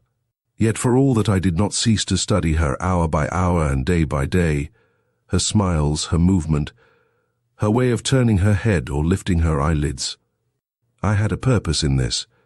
I wished to knit her beauty so firmly into the warp and woof of my being that nothing could ever serve to tear it away, for I saw then as plainly as now that, coquette though she was, she would never stoop to me. No, I might lie down at her feet and let her trample over me. She would not even turn to see what it was she had stepped upon. I might spend days, months, years, learning the alphabet of her wishes. She would not thank me for my pains, or even raise the lashes from her cheek to look at me as I passed. I was nothing to her, could not be anything unless, and this thought came slowly, I could in some way become her master. Meantime, I wrote at Mr. Leavenworth's dictation and pleased him. My methodical ways were just to his taste. As for the other member of the family, Miss Eleanore Leavenworth, she treated me just as one of her proud but sympathetic nature might be expected to do. Not familiarly, but kindly, not as a friend, but as a member of the household whom she met every day at table, and who, as she or anyone else could see, was none too happy or hopeful. 6 months went by. I had learned 2 things. First, that Mary Leavenworth loved her position as prospective heiress to a large fortune above every other earthly consideration, and secondly, that she was in the possession of a secret which endangered that position. What this was, I had for some time no means of knowing, but when later I became convinced it was one of love, I grew hopeful, strange as it may seem. For by this time I had learned Mr. Leavenworth's disposition almost as perfectly as that of his niece, and knew that in a matter of this kind he would be uncompromising, and that in the clashing of these 2 wills something might occur which would give me a hold upon her. The only thing that troubled me was the fact that I did not know the name of the man in whom she was interested. But chance soon favored me here. One day a month ago now, I sat down to open Mr. Leavenworth's mail as usual. One letter, shall I ever forget it, ran thus: Hoffman House, March 1st, 1876. Mr. Horatio Leavenworth. Dear Sir, you have a niece whom you love and trust, one, too, who seems worthy of all the love and trust that you or any other man can give her. So beautiful, so charming, so tender is she in face, form, manner, and conversation. But, dear Sir, every rose has its thorn, and your rose is no exception to this rule. Lovely as she is, charming as she is, tender as she is not only capable of trampling on the rights of one who trusted her, but of bruising the heart and breaking the spirit of him to whom she owes all duty, honor, and observance. If you don't believe this, ask her to her cruel, bewitching face, who and what is her humble servant, and yours, Henry Ritchie Clavering. If a bombshell had exploded at my feet, or the evil one himself appeared at my call, I would not have been more astounded. Not only was the name signed to these remarkable words unknown to me, but the epistle itself was that of one who felt himself to be her master, a position which, as you know, I was myself aspiring to occupy. For a few minutes, then, I stood a prey to feelings of the bitterest wrath and despair. Then I grew calm, realizing that with this letter in my possession, I was virtually the arbitrator of her destiny. Some men would have sought her there and then, and by threatening to place it in her uncle's hand, won from her a look of entreaty, if no more. But my plans went deeper than that. I knew she would have to be in extremity before I could hope to win her. She must feel herself slipping over the edge of the precipice before she would clutch at the first thing offering succor. I decided to allow the letter to pass into my employer's hands, but it had been opened. How could I manage to give it to him in this condition without exciting his suspicion? I knew of but one way, to let him see me open it for what he would consider the first time. So, waiting till he came into the room, I approached him with the letter, tearing off the end of the envelope as I came. Opening it, I gave a cursory glance at its contents, and tossed it down on the table before him. "That appears to be of a private character," said I, though there is no sign to that effect on the envelope. He took it up while I stood there. At the first word he started, looked at me, seemed satisfied from my expression that I had not read far enough to realize its nature, and whirling slowly around in his chair, devoured the remainder in silence. I waited a moment, then withdrew to my own desk. 1 minute, 2 minutes passed in silence. He was evidently rereading the letter. Then he hurriedly rose and left the room. As he passed me, I caught a glimpse of his face in the mirror. The expression I saw there did not tend to lessen the hope that was rising in my breast. By following him almost immediately upstairs, I ascertained that he went directly to Mary's room, and when in a few hours later the family collected around the dinner table, I perceived, almost without looking up, that a great and insurmountable barrier had been raised between him and his favourite niece. 2 days passed, days that were for me one long and unrelieved suspense. Had Mr. Leavenworth answered that letter? Would it all end as it had begun, without the appearance of the mysterious Clavering on the scene? I could not tell. Meanwhile my monotonous work went on, grinding my heart beneath its relentless wheel. I wrote and wrote and wrote, till it seemed as if my lifeblood went from me with every drop of ink I used. Always alert and listening, I dared not lift my head or turn my eyes at any unusual sound, lest I should seem to be watching. The third night I had a dream. I have already told Mr. Raymond what it was, and hence will not repeat it here. One correction, however, I wish to make in regard to it. In my statement to him, I declared that the face of the man whom I saw lift his hand against my employer was that of Mr. Clavering. I lied when I said this. The face seen by me in my dream was my own. It was that fact which made it so horrible to me.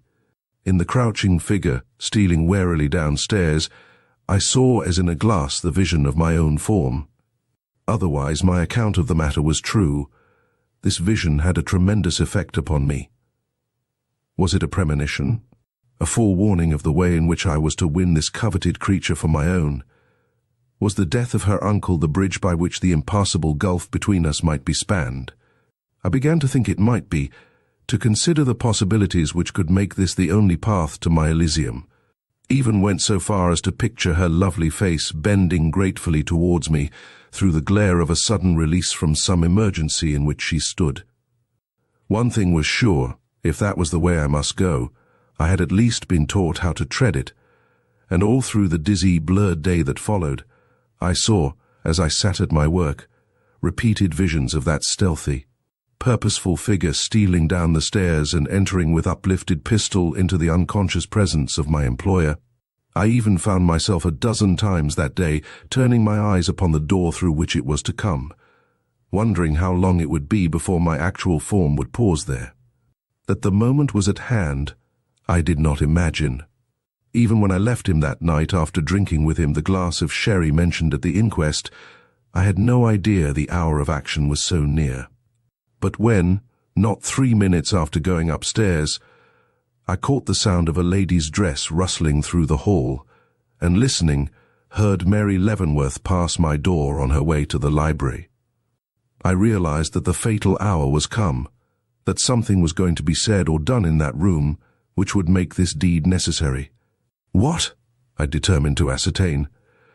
Casting about in my mind for the means of doing so, I remembered that the ventilator running up through the house opened first into the passageway connecting Mr. Leavenworth's bedroom and library, and secondly, into the closet of the large spare room adjoining mine. Hastily unlocking the door of the communication between the rooms, I took my position in the closet. Instantly the sound of voices reached my ears. All was open below, and standing there, I was as much an auditor of what went on between Mary and her uncle as if I were in the library itself. And what did I hear? Enough to assure me my suspicions were correct, that it was a moment of vital interest to her, that Mr. Leavenworth, in pursuance of a threat evidently made some time since, was in the act of taking steps to change his will, and that she had come to make an appeal to be forgiven her fault and restored to his favor. What that fault was I did not learn, No mention was made of Mr. Clavering as her husband. I only heard her declare that her action had been the result of impulse, rather than love, that she regretted it, and desired nothing more than to be free from all obligations to one she would fain forget, and be again to her uncle what she was before she ever saw this man. I thought, fool that I was, it was a mere engagement she was alluding to, and took the insanest hope from these words. And when, in a moment later, I heard her uncle reply, in his sternest tone, that she had irreparably forfeited her claims to his regard and favour, I did not need her short and bitter cry of shame and disappointment, or that low moan for someone to help her, for me to sound his death knell in my heart. Creeping back to my own room, I waited till I heard her reascend, then I stole forth. Calm as I had ever been in my life, I went down the stairs just as I had seen myself do in my dream, and knocking lightly at the library door, went in. Mr. Leavenworth was sitting in his usual place, writing. "Excuse me," said I as he looked up. "I have lost my memorandum book, and think it possible I may have dropped it in the passageway when I went for the wine." He bowed, and I hurried past him into the closet. Once there, I proceeded rapidly into the room beyond, procured the pistol, returned, and almost before I realized what I was doing, had taken up my position behind him, aimed, and fired. The result was what you know.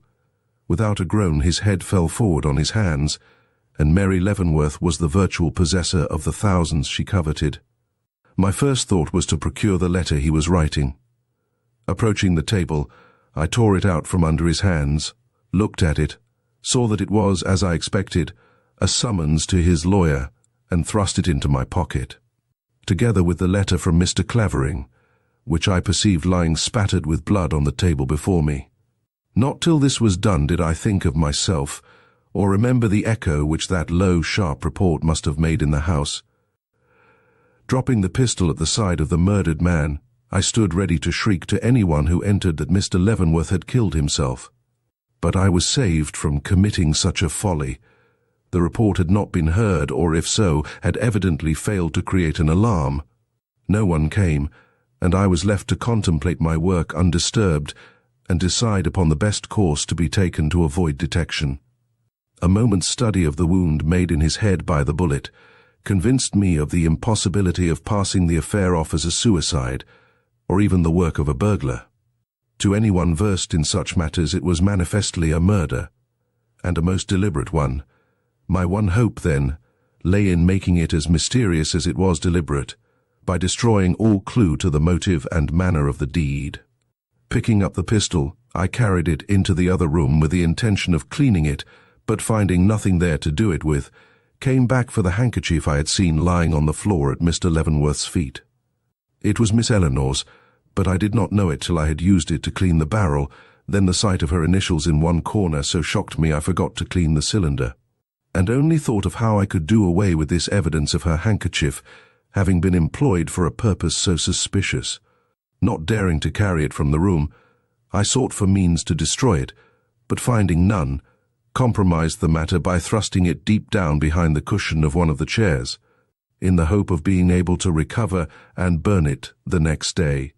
This done, I reloaded the pistol, locked it up, and prepared to leave the room.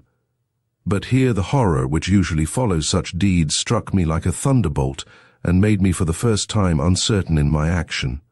I locked the door on going out, something I should never have done. Not till I reached the top of the stairs did I realize my folly. And then it was too late, for there before me, candle in hand, and surprise written on every feature of her face, stood Hannah, one of the servants, looking at me. "Law, sir, where have you been?" she cried, but strange to say, in a low tone. "You look as if you had seen a ghost," and her eyes turned suspiciously to the key which I held in my hand. I felt as if someone had clutched me round the throat. Thrusting the key into my pocket, I took a step towards her. "I will tell you what I have seen if you will come downstairs," I whispered. "The ladies will be disturbed if we talk here." And smoothing my brow as best I could, I put out my hand and drew her towards me. What my motive was I hardly knew. The action was probably instinctive, But when I saw the look which came into her face as I touched her, and the alacrity with which she prepared to follow me, I took courage. Remembering the 1 or 2 previous tokens I had had of this girl's unreasonable susceptibility to my influence, a susceptibility which I now felt could be utilized and made to serve my purpose. Taking her down to the parlor floor, I drew her into the depths of the great drawing-room, and there told her in the least alarming way possible what had happened to Mr. Leavenworth. She was, of course, intensely agitated, but she did not scream, the novelty of her position evidently bewildering her, and greatly relieved. I went on to say that I did not know who committed the deed, but that folks would declare it was I if they knew I had been seen by her on the stairs with the library key in my hand. "But I won't tell," she whispered, trembling violently in her fright and eagerness. "I will keep it to myself. I will say I didn't see anybody." But I soon convinced her that she could never keep her secret if the police once began to question her, and following up my argument with a little cajolery, succeeded after a long while in winning her consent to leave the house till the storm should be blown over. But that given, it was some little time before I could make her comprehend that she must depart at once, and without going back after her things. Not till I brightened up her wits by a promise to marry her some day, if she only obeyed me now, did she begin to look the thing in the face and show any evidence of the real mother-wit she evidently possessed. "Mrs. Belden would take me in," said she, "if I could only get to Rye. She takes everybody in who asks her, and she would keep me too if I told her Miss Mary sent me. But I can't get there tonight." I immediately set to work to convince her that she could. The midnight train did not leave the city for a half-hour yet, and the distance to the depot could be easily walked by her in 15 minutes. But she had no money. I easily supplied that, and she was afraid she couldn't find her way. I entered into minutest directions. She still hesitated, but at length consented to go, and with some further understanding of the method I was to employ in communicating with her, we went downstairs. There we found a hat and shawl of the cook's which I put on her, and in another moment we were in the carriage yard. "Remember, you are to say nothing of what has occurred, no matter what happens," I whispered in parting injunction as she turned to leave me. "Remember, you are to come and marry me some day," she murmured in reply, throwing her arms about my neck. The movement was sudden, and it was probably at this time she dropped the candle she had unconsciously held clenched in her hand till now. I promised her, and she glided out of the gate. Of the dreadful agitation that followed the disappearance of this girl, I can give no better idea than by saying I not only committed the additional error of locking up the house on my RE entrance, but omitted to dispose of the key then in my pocket by flinging it into the street or dropping it in the hall as I went up. The fact is, I was so absorbed by the thought of the danger I stood in from this girl, I forgot everything else. Hannah's pale face, Hannah's look of terror, as she turned from my side and flitted down the street, were continually before me. I could not escape them. The form of the dead man lying below was less vivid. It was as though I were tied in fancy to this woman of the white face fluttering down the midnight streets. That she would fail in something, come back or be brought back, that I should find her standing white and horror-stricken on the front steps when I went down in the morning, was like a nightmare to me.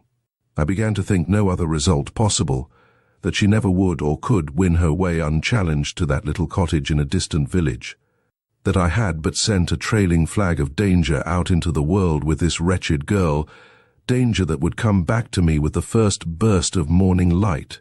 But even those thoughts faded after a while, before the realization of the peril I was in, as long as the key and papers remained in my possession. How to get rid of them? I dared not leave my room again or open my window. Someone might see me and remember it. Indeed, I was afraid to move about in my room. Mr. Leavenworth might hear me. Yes, my morbid terror had reached that point. I was fearful of one whose ears I myself had forever closed. Imagined him in his bed beneath, and wakeful to the least sound. But the necessity of doing something with these evidences of guilt finally overcame this morbid anxiety, and drawing the 2 letters from my pocket. I had not yet undressed. I chose out the most dangerous of the 2. That written by Mr. Leavenworth himself, and, chewing it till it was mere pulp, threw it into a corner, but the other had blood on it, and nothing, not even the hope of safety, could induce me to put it to my lips. I was forced to lie with it clenched in my hand, and the flitting image of Hannah before my eyes, till the slow morning broke. I have heard it said that a year in heaven seems like a day. I can easily believe it. I know that an hour in hell seems an eternity, but with daylight came hope. Whether it was that the sunshine glancing on the wall made me think of Mary, and all I was ready to do for her sake, or whether it was the mere return of my natural stoicism in the presence of actual necessity, I cannot say. I only know that I arose calm and master of myself. The problem of the letter and key had solved itself also. Hide them. I would not try to. Instead of that, I would put them in plain sight, trusting to that very fact for their being overlooked. Making the letter up into lighters, I carried them into the spare room and placed them in a vase. Then, taking the key in my hand, went downstairs, intending to insert it in the lock of the library door as I went by.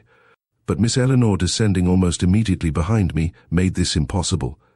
I succeeded, however, in thrusting it, without her knowledge, among the filigree work of the gas fixture in the second hall, and thus relieved, went down into the breakfast room, as self-possessed a man as ever crossed its threshold.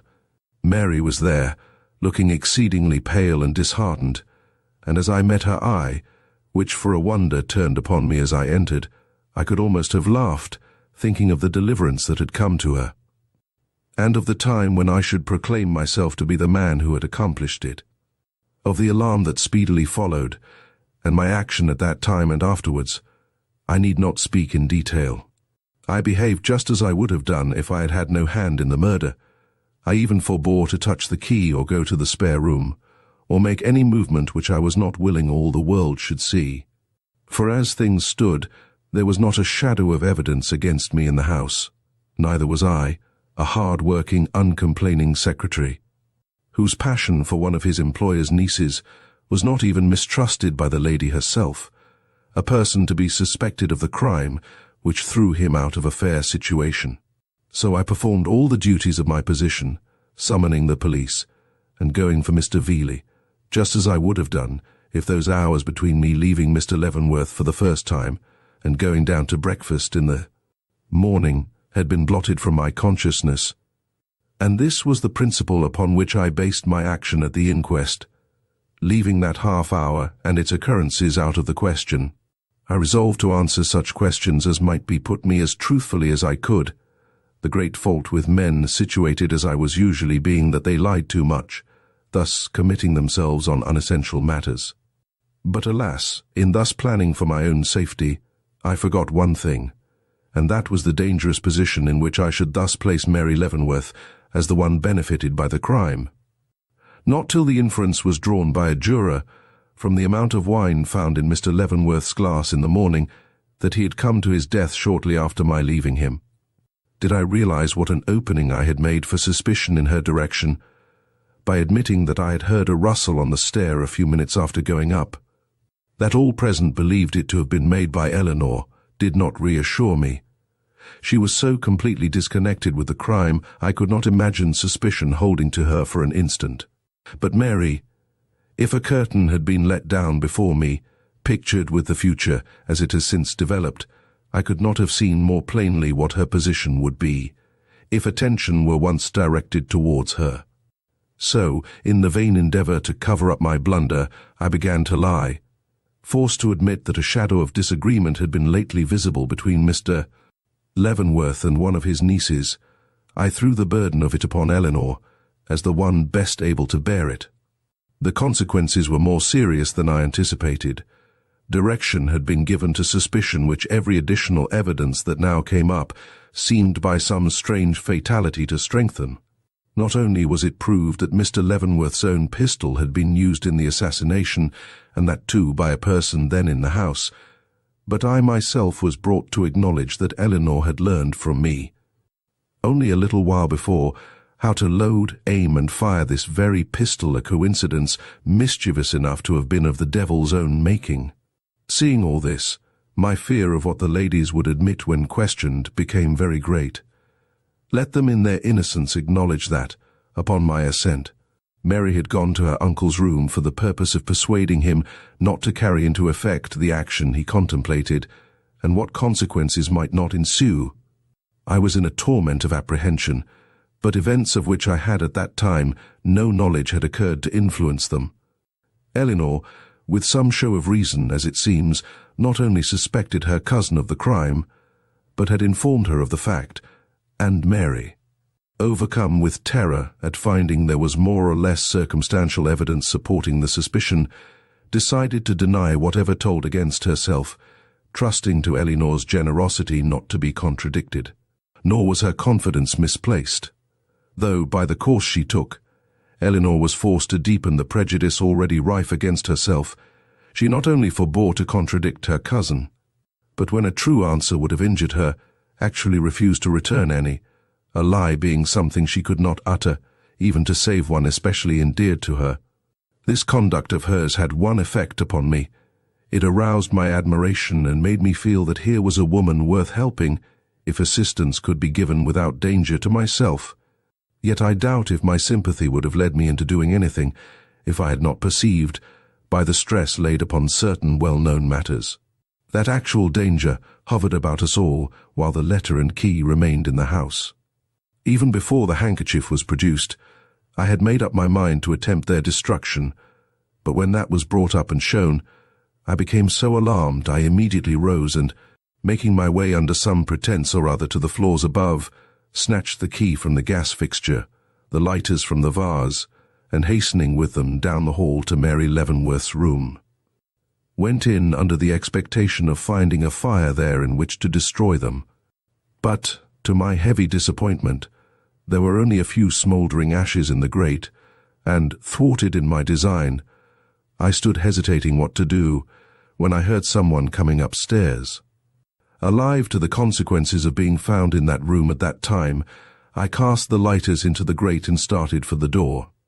But in the quick move I made, the key flew from my hand and slid under a chair.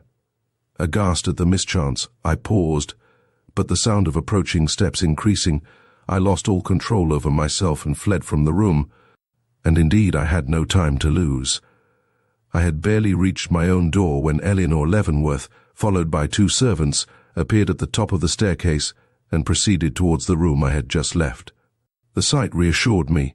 She would see the key and take some means of disposing of it, and indeed I always supposed her to have done so, for no further word of key or letter ever came to my ears.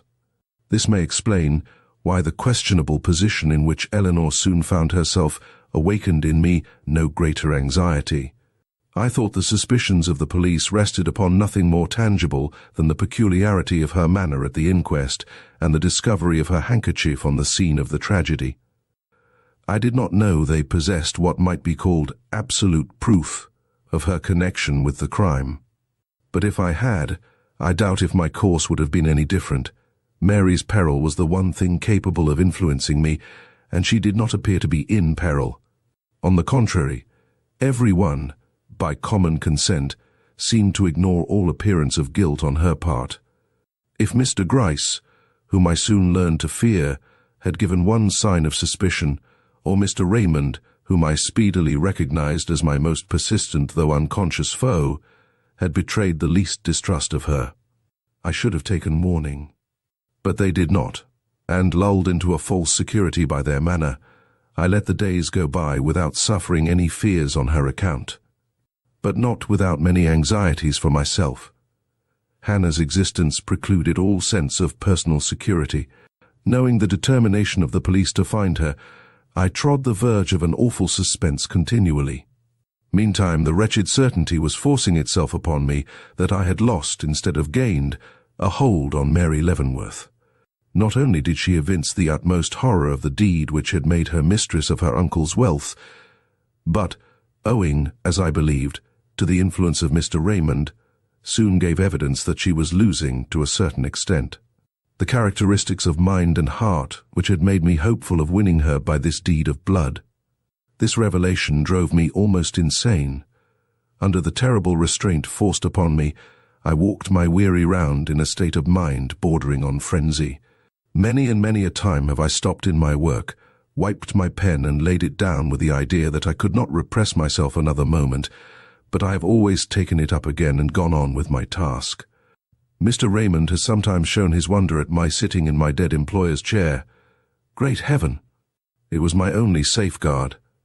By keeping the murder constantly before my mind, I was enabled to restrain myself from any inconsiderate action. At last there came a time when my agony could be no longer suppressed. Going down the stairs one evening with Mr. Raymond, I saw a strange gentleman standing in the reception room, looking at Mary Leavenworth in a way that would have made my blood boil, even if I had not heard him whisper these words. "But you are my wife, and know it, whatever you may say or do." It was the lightning stroke of my life. After what I had done to make her mine, to hear another claim her as already his own was stunning, maddening. It forced a demonstration from me. I had either to yell in my fury or deal the man beneath some tremendous blow in my hatred. I did not dare to shriek, so I struck the blow, demanding his name from Mr. Raymond, and hearing that it was, as I expected, Clavering, I flung caution, reason, common sense, all to the winds, and in a moment of fury denounced him as the murderer of Mr. Leavenworth. The next instant I would have given worlds to recall my words. What had I done but drawn attention to myself in thus accusing a man against whom nothing could of course be proved? But recall now was impossible. So, after a night of thought, I did the next best thing, gave a superstitious reason for my action, and so restored myself to my former position without eradicating from the mind of Mr. Raymond that vague doubt of the man which my own safety demanded. But I had no intention of going any further, nor should I have done so if I had not observed that for some reason Mr. Raymond was willing to suspect Mr. Clavering. But that once seen, revenge took possession of me, and I asked myself if the burden of this crime could be thrown on this man. Still, I do not believe that any active results would have followed this self-questioning if I had not overheard a whispered conversation between two of the servants, in which I learned that Mr. Clavering had been seen to enter the house on the night of the murder, but was not seen to leave it. That determined me. With such a fact for a starting point, what might I not hope to accomplish? Hannah alone stood in my way. While she remained alive, I saw nothing but ruin before me. I made up my mind to destroy her and satisfy my hatred of Mr. Clavering at one blow. But how? By what means could I reach her without deserting my post, or make away with her without exciting fresh suspicion? The problem seemed insolvable, but Trueman Harwell had not played the part of a machine so long without result. Before I had studied the question a day, light broke upon it, and I saw that the only way to accomplish my plans was to inveigle her into destroying herself. No sooner had this thought matured than I hastened to act upon it. Knowing the tremendous risk I ran, I took every precaution. Locking myself up in my room, I wrote her a letter in printed characters, she having distinctly told me she could not read writing, in which I played upon her ignorance, foolish fondness, and Irish superstition. By telling her I dreamed of her every night, and wondered if she did of me, was afraid she didn't, so enclosed her a little charm, which, if she would use according to directions, would give her the most beautiful visions. These directions were for her first to destroy my letter by burning it, next to take in her hand the packet I was careful to enclose, swallow the powder accompanying it, and go to bed. The powder was a deadly dose of poison, and the packet was, as you know, a forged confession falsely criminating Henry Clavering. Enclosing all these in an envelope in the corner of which I had marked a cross, I directed it, according to agreement, to Mrs. Belden, and sent it. Then followed the greatest period of suspense I had yet endured. Though I had purposely refrained from putting my name to the letter, I felt that the chances of detection were very great. Let her depart in the least particular from the course I had marked out for her, and fatal results must ensue. If she opened the enclosed packet, mistrusted the powder, took Mrs. Belden into her confidence, or even failed to burn my letter, all would be lost. I could not be sure of her or know the result of my scheme except through the newspapers. Do you think I kept watch of the countenances about me, devoured the telegraphic news, or started when the bell rang? And when, a few days since, I read that short paragraph in the paper which assured me that my efforts had at least produced the death of the woman I feared, do you think I experienced any sense of relief? But of that, why speak? In 6 hours had come the summons from Mr. Gryce, and let these prison walls, this confession itself, tell the rest. I am no longer capable of speech or action. Book 4, Chapter 39, The Outcome of a Great Crime. Leave her to heaven, and to those thorns that in her bosom lodge to prick and sting her. Hamlet. For she is wise, if I can judge of her, and fair she is, if that mine eyes be true, and true she is, as she has proved herself, and therefore, like herself, wise, fair, and true, shall she be placed in my constant soul. Merchant of Venice. Oh, Eleanore, I cried, as I made my way into her presence, are you prepared for very good news? News that will brighten these pale cheeks and give the light back to these eyes, and make life hopeful and sweet to you once more. Tell me, I urged, stooping over her where she sat, for she looked ready to faint. I don't know, she faltered. I fear your idea of good news and mine may differ. No news can be good, but— What? I asked, taking her hands in mine with a smile that ought to have reassured her. It was one of such profound happiness. Tell me, do not be afraid. But she was. Her dreadful burden had lain upon her so long it had become a part of her being. How could she realize it was founded on a mistake, that she had no cause to fear the past, present, or future? But when the truth was made known to her, when, with all the fervor and gentle tact of which I was capable, I showed her that her suspicions had been groundless, and that Trueman Harwell, and not Mary, was accountable for the evidences of crime which had led her into attributing to her cousin the guilt of her uncle's death, her first words were a prayer to be taken to the one she had so wronged. Take me to her. Oh, take me to her. I cannot breathe or think till I have begged pardon of her on my knees. Oh, my unjust accusation, my unjust accusation. Seeing the state she was in, I deemed it wise to humour her. So, procuring a carriage, I drove with her to her cousin's home. Mary will spurn me, she will not even look at me, and she will be right, she cried, as we rolled away up the avenue. An outrage like this can never be forgiven. But God knows I thought myself justified in my suspicions. If you knew— I do know, I interposed. Mary acknowledges that the circumstantial evidence against her was so overwhelming she was almost staggered herself, asking if she could be guiltless with such proofs against her. But wait, oh wait. Did Mary say that? Yes. Today? Yes. Mary must be changed. I did not answer. I wanted her to see for herself the extent of that change. But when, in a few minutes later, the carriage stopped, and I hurried with her into the house which had been the scene of so much misery, I was hardly prepared for the difference in her own countenance which the hall light revealed. Her eyes were bright, her cheeks were brilliant, her brow lifted and free from shadow. So quickly does the ice of despair melt in the sunshine of hope. Thomas, who had opened the door, was somberly glad to see his mistress again. "Miss Leavenworth is in the drawing-room," said he. I nodded, then seeing that Eleanore could scarcely move for agitation, asked her whether she would go in at once, or wait till she was more composed. "I will go in at once. I cannot wait." And slipping from my grasp, she crossed the hall and laid her hand upon the drawing-room curtain, when it was suddenly lifted from within, and Mary stepped out. Mary! Eleanore! The ring of those voices told everything.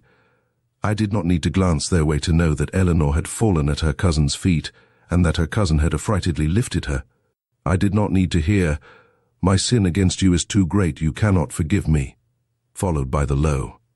My shame is great enough to lead me to forgive anything, to know that the lifelong shadow between these two had dissolved like a cloud, and that, for the future, bright days of mutual confidence and sympathy were in store. Yet when, a half-hour or so later, I heard the door of the reception room, into which I had retired, softly open, and looking up, saw Mary standing on the threshold with the light of true humility on her face. I own that I was surprised at the softening which had taken place in her haughty beauty. "Blessed is the shame that purifies," I inwardly murmured, and advancing, held up my hand with a respect and sympathy I never thought to feel for her again. The action seemed to touch her. Blushing deeply, she came and stood by my side. "I thank you," said she. "I have much to be grateful for. How much I never realized till tonight, but I cannot speak of it now. What I wish is for you to come in and help me persuade Eleanore to accept this fortune from my hands. It is hers, you know, was willed to her, or would have been if—" "Wait," said I, in the trepidation which this appeal to me on such a subject somehow awakened. "Have you weighed this matter well? Is it your determined purpose to transfer your fortune into your cousin's hands?" Her look was enough without the low, "Ah, how can you ask me?" that followed it. Mr. Clavering was sitting by the side of Eleanore when we entered the drawing-room. He immediately rose, and drawing me to one side, earnestly said, "Before the courtesies of the hour pass between us, Mr. Raymond, allow me to tender you my apology. You have in your possession a document which ought never to have been forced upon you. Founded upon a mistake, the act was an insult which I bitterly regret. If, in consideration of my mental misery at that time, you can pardon it, I shall feel forever indebted to you. If not, Mr. Clavering, say no more. The occurrences of that day belong to a past which I, for one, have made up my mind to forget as soon as possible. The future promises too richly for us to dwell on bygone miseries." And with a look of mutual understanding and friendship, we hastened to rejoin the ladies. Of the conversation that followed, it is only necessary to state the result. Eleanore, remaining firm in her refusal to accept property so stained by guilt, it was finally agreed upon that it should be devoted to the erection and sustainment of some charitable institution of magnitude sufficient to be a recognized benefit to the city and its unfortunate poor. This settled, our thoughts returned to our friends, especially to Mr. Veeley. "He ought to know," said Mary. "He has grieved like a father over us." And in her spirit of penitence, she would have undertaken the unhappy task of telling him the truth. But Eleanore, with her accustomed generosity, would not hear of this. "No, Mary," said she, "you have suffered enough. Mr. Raymond and I will go." And leaving them there, with the light of growing hope and confidence on their faces, we went out again into the night, and so into a dream from which I have never waked, though the shine of her dear eyes have been now the lodestar of my life for many happy, happy months.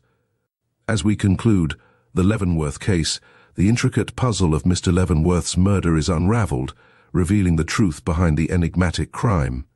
Anna Katharine Green's masterful storytelling keeps us on the edge of our seats until the final resolution. Thank you for joining us on this thrilling journey.